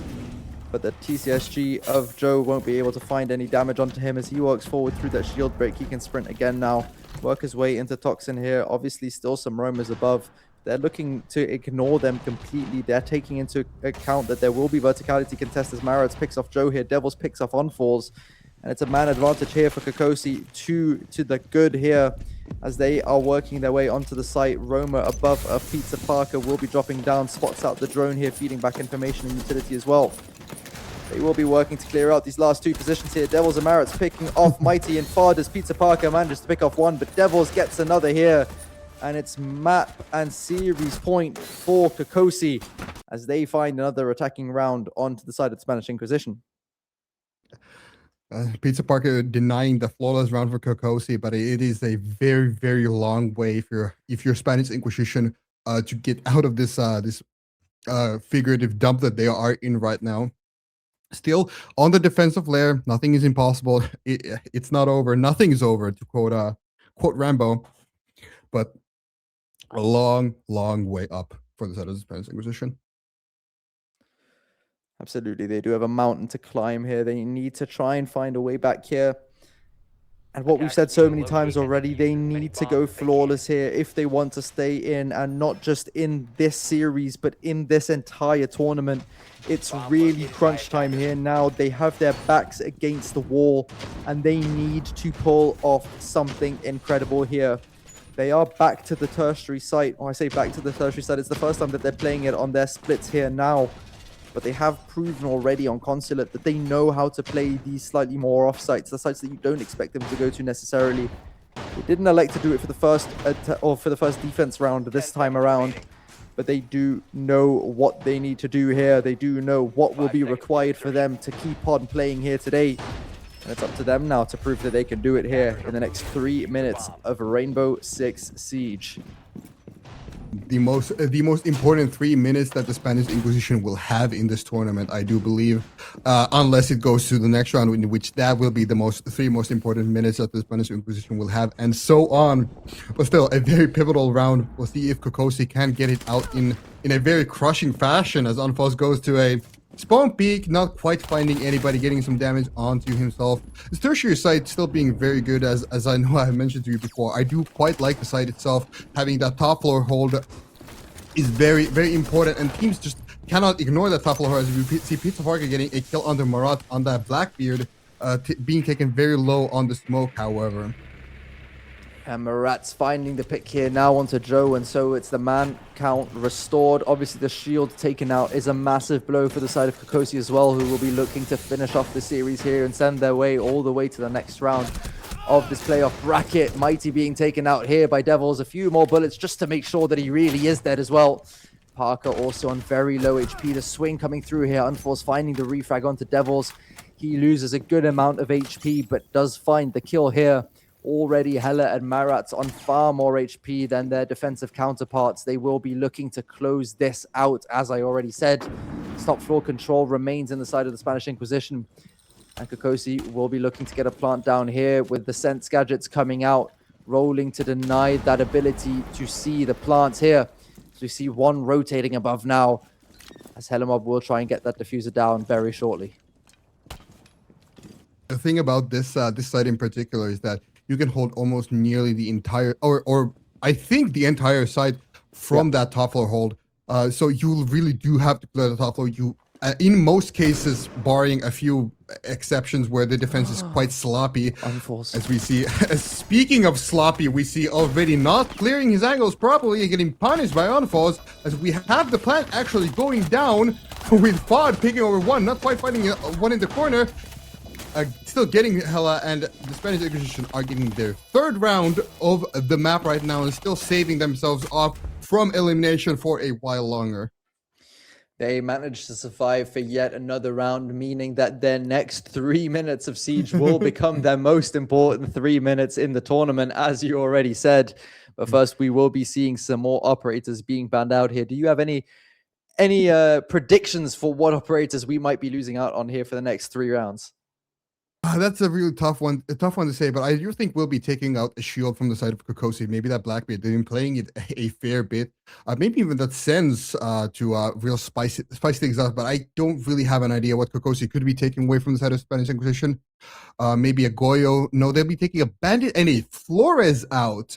Very interestingly, the Flores ban not quite favored a lot in terms of competitive play. Still a very good operator in terms of getting that utility out.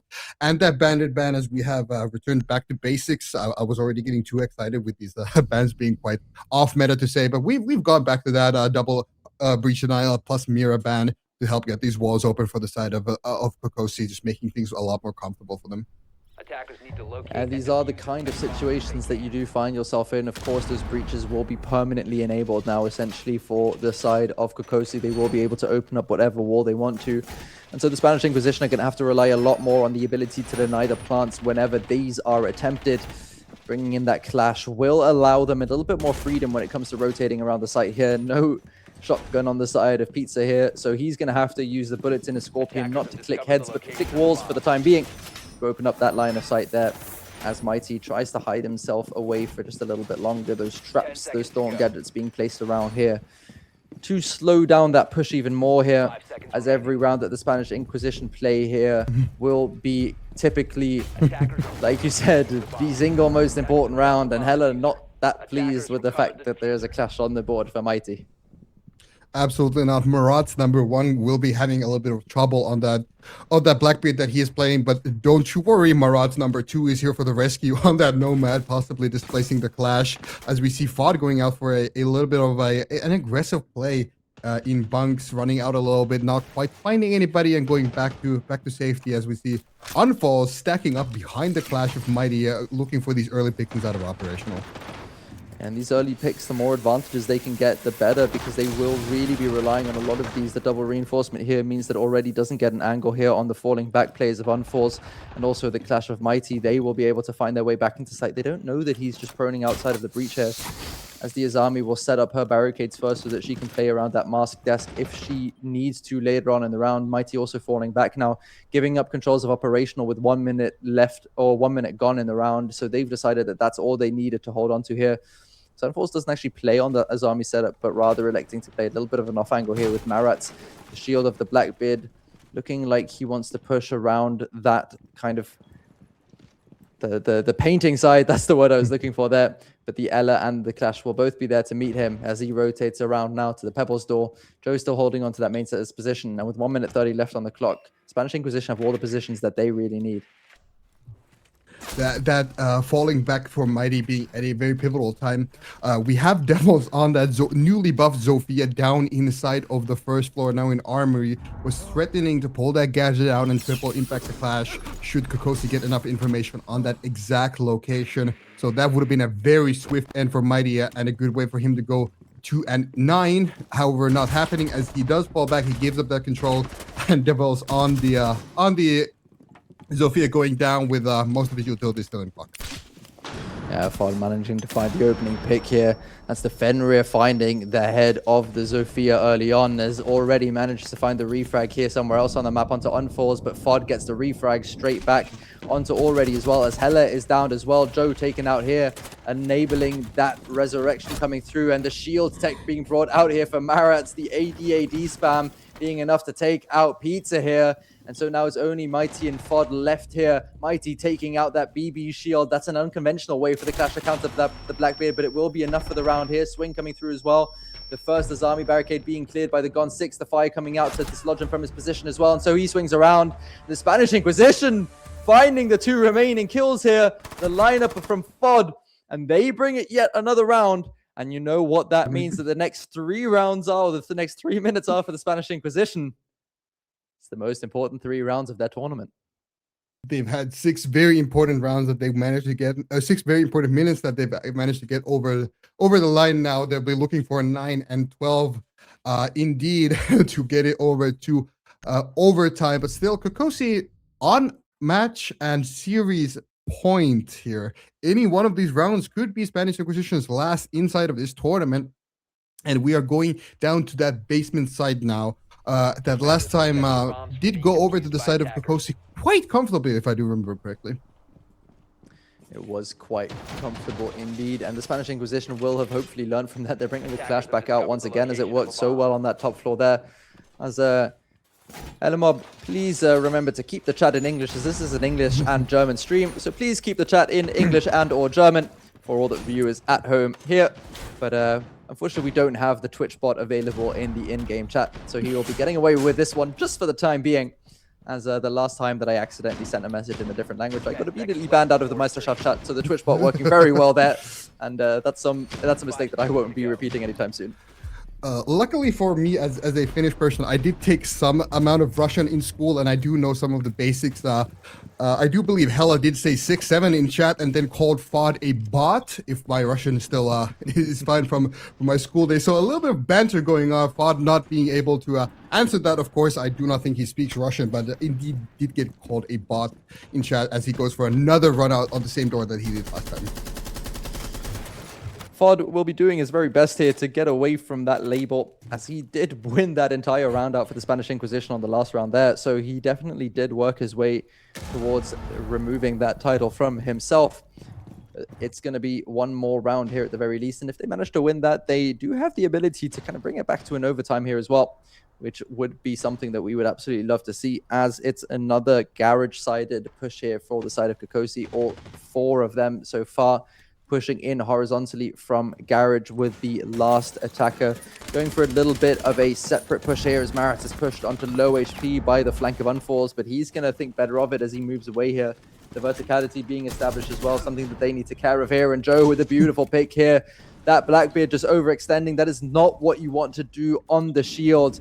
The only utility that they really had to take that map control. And for the rest now, it's going to have to be gunfights, and it's going to have to be a fight for that verticality as Unfalls aims to remove their push from above. That's a very, very important first pick. There are a lot of operators that you do not want to lose early in the round, those shields being quite high up on that list. Even an aggressive shield like that Blackbeard, still just so important for the side of the Spanish Inquisition. And as the clock is running down, we'll need to see some heroics on the side of Kokosi for them to win this round, or we are going all the way in regulation. And Kokosi throwing away quite a lot of match points here, not getting them over the line, but maybe this one is the one as Hella finds a kill onto Unfalls, and they're contesting that verticality. Contesting that verticality, indeed. That's exactly what they need to do here as Pizza tries to run away, but he's caught by the flashbang, and so that's verticality established now for the side of Kokosi. They know exactly what they need to do to close out these rounds finally, even though they lost the shield of the Blackbeard early on. And so it looks like they will be working their way into an execute here.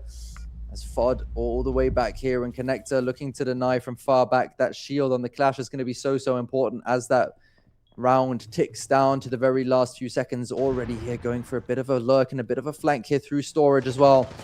And it's going to be the question if Joe knows about it. Fod managed to pick off one onto Maritz here, and he does hear the swing around, but already managed to win out the gunfight regardless. So it's another man advantage situation here for Kokosi, as Hella takes a good amount of damage here through the smoke. Mighty is taken out as well, and it's only Fod left in a 1 versus 3 situation. He has to prove that he is no bot here if he wants to continue playing.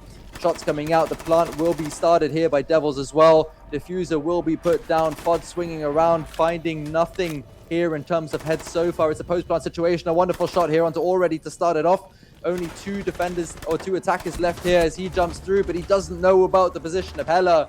And that will be the win for the side of Kokosi as they take the series 2-0. And even though the Spanish Inquisition did the best that they could to fight back, it wasn't enough at the end. And so they will lose out here. We say thank you for participating, but that will be the end of their road for now. Thank you indeed, and they put up a valiant fight, making it all the way to playoffs, but Kokosi just turning out to be a little bit too much for them to handle this time around, but they'll be back stronger next time. That'll be, I'm sure of, as we have a nice short series to round out the day as our 3rd match on this stream. Absolutely. It was a fantastic series here. Fod just couldn't quite close it out in the end, as we are seeing here again. He did his very best there with a wonderful shot, but not having the information that he needed to close out. It would have been an absolutely incredible clutch to bring us to a 6-5 here. Erebos and Trav, welcome back for the very last time of the evening. It was a serious series once again. It was indeed a good one. It was a good little fun one to watch there. I think it was nice to finally see, me and Erebos were talking about it. Just nice to be able to see a team kind of get a wrap on a game quickly. There wasn't any unnecessary cases of overtime. No map freeze when we didn't really need to do so. Kokosi there just had a bit of a better understanding of the game in front of them.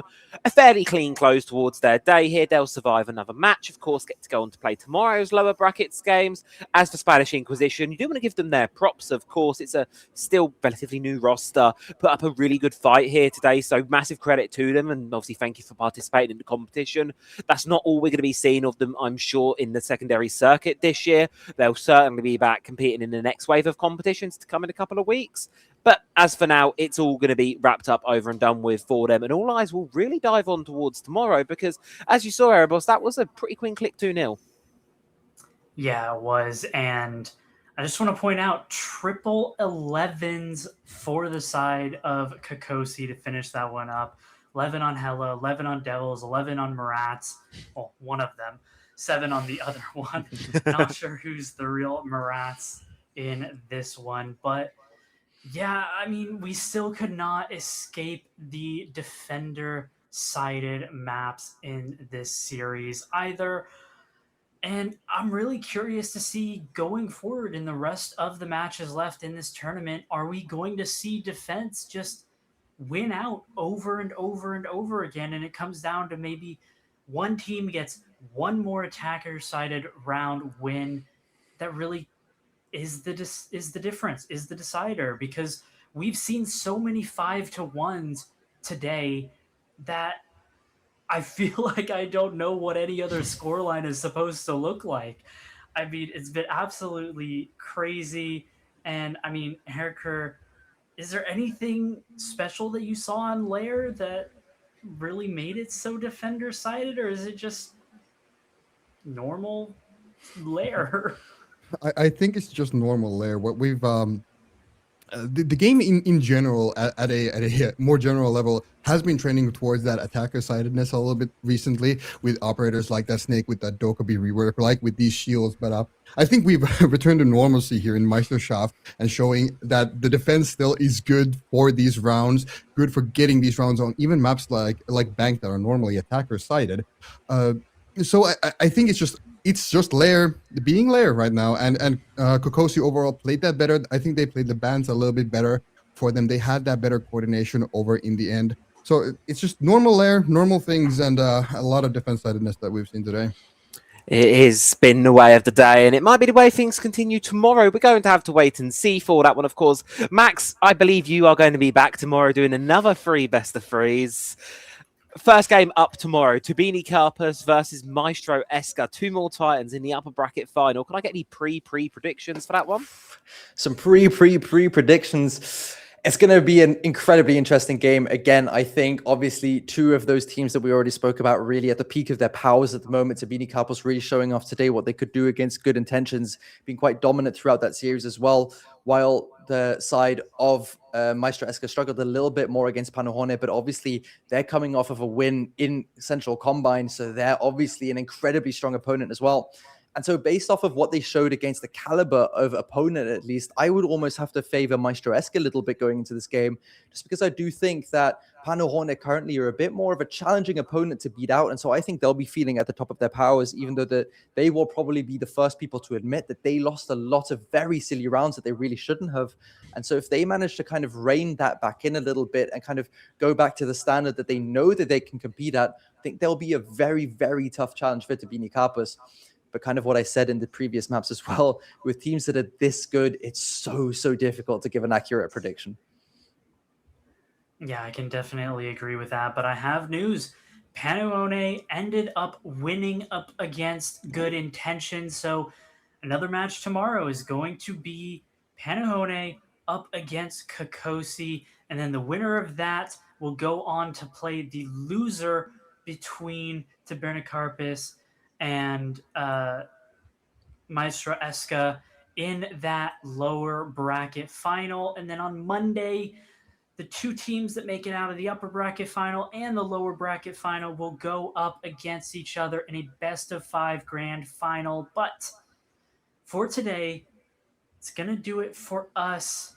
Don't forget, tomorrow, same starting time, still 3 best-of-3s tomorrow going down. So make sure you show up. Make sure you're ready with your popcorn, with your drinks, because it's going to be electric in those matches tomorrow. But for tonight, we must say goodbye. His name, because I see him played so little. What's the cameraman's name? Zero, that's the one. Oh, utility as well. They will be working to clear out these last 2 positions here. Devils and Marits picking off Mighty and Farder's Pizza Parker back here, but he's decided to stay right for the life here. Wallback almost finding their head of Nickett Saves around here, swing coming through as well. And there's the sound barricade by the God 6, Defy coming out to dislodge him from his position as well. And so the defenders of Panahoné managed to hold on still here. Riddick will hope that he can get at least 1 here. And he guesses Valkyrie looks like she's going to swing around, try and get the pick here. Both on low HP. The flawless round will be through because they have lost that ability to clear out that long desk position quite as effectively. The Blackbeard of Nifsu will be rotating. Get another pick on this sort of pod. Shots coming out here from both sides. Just like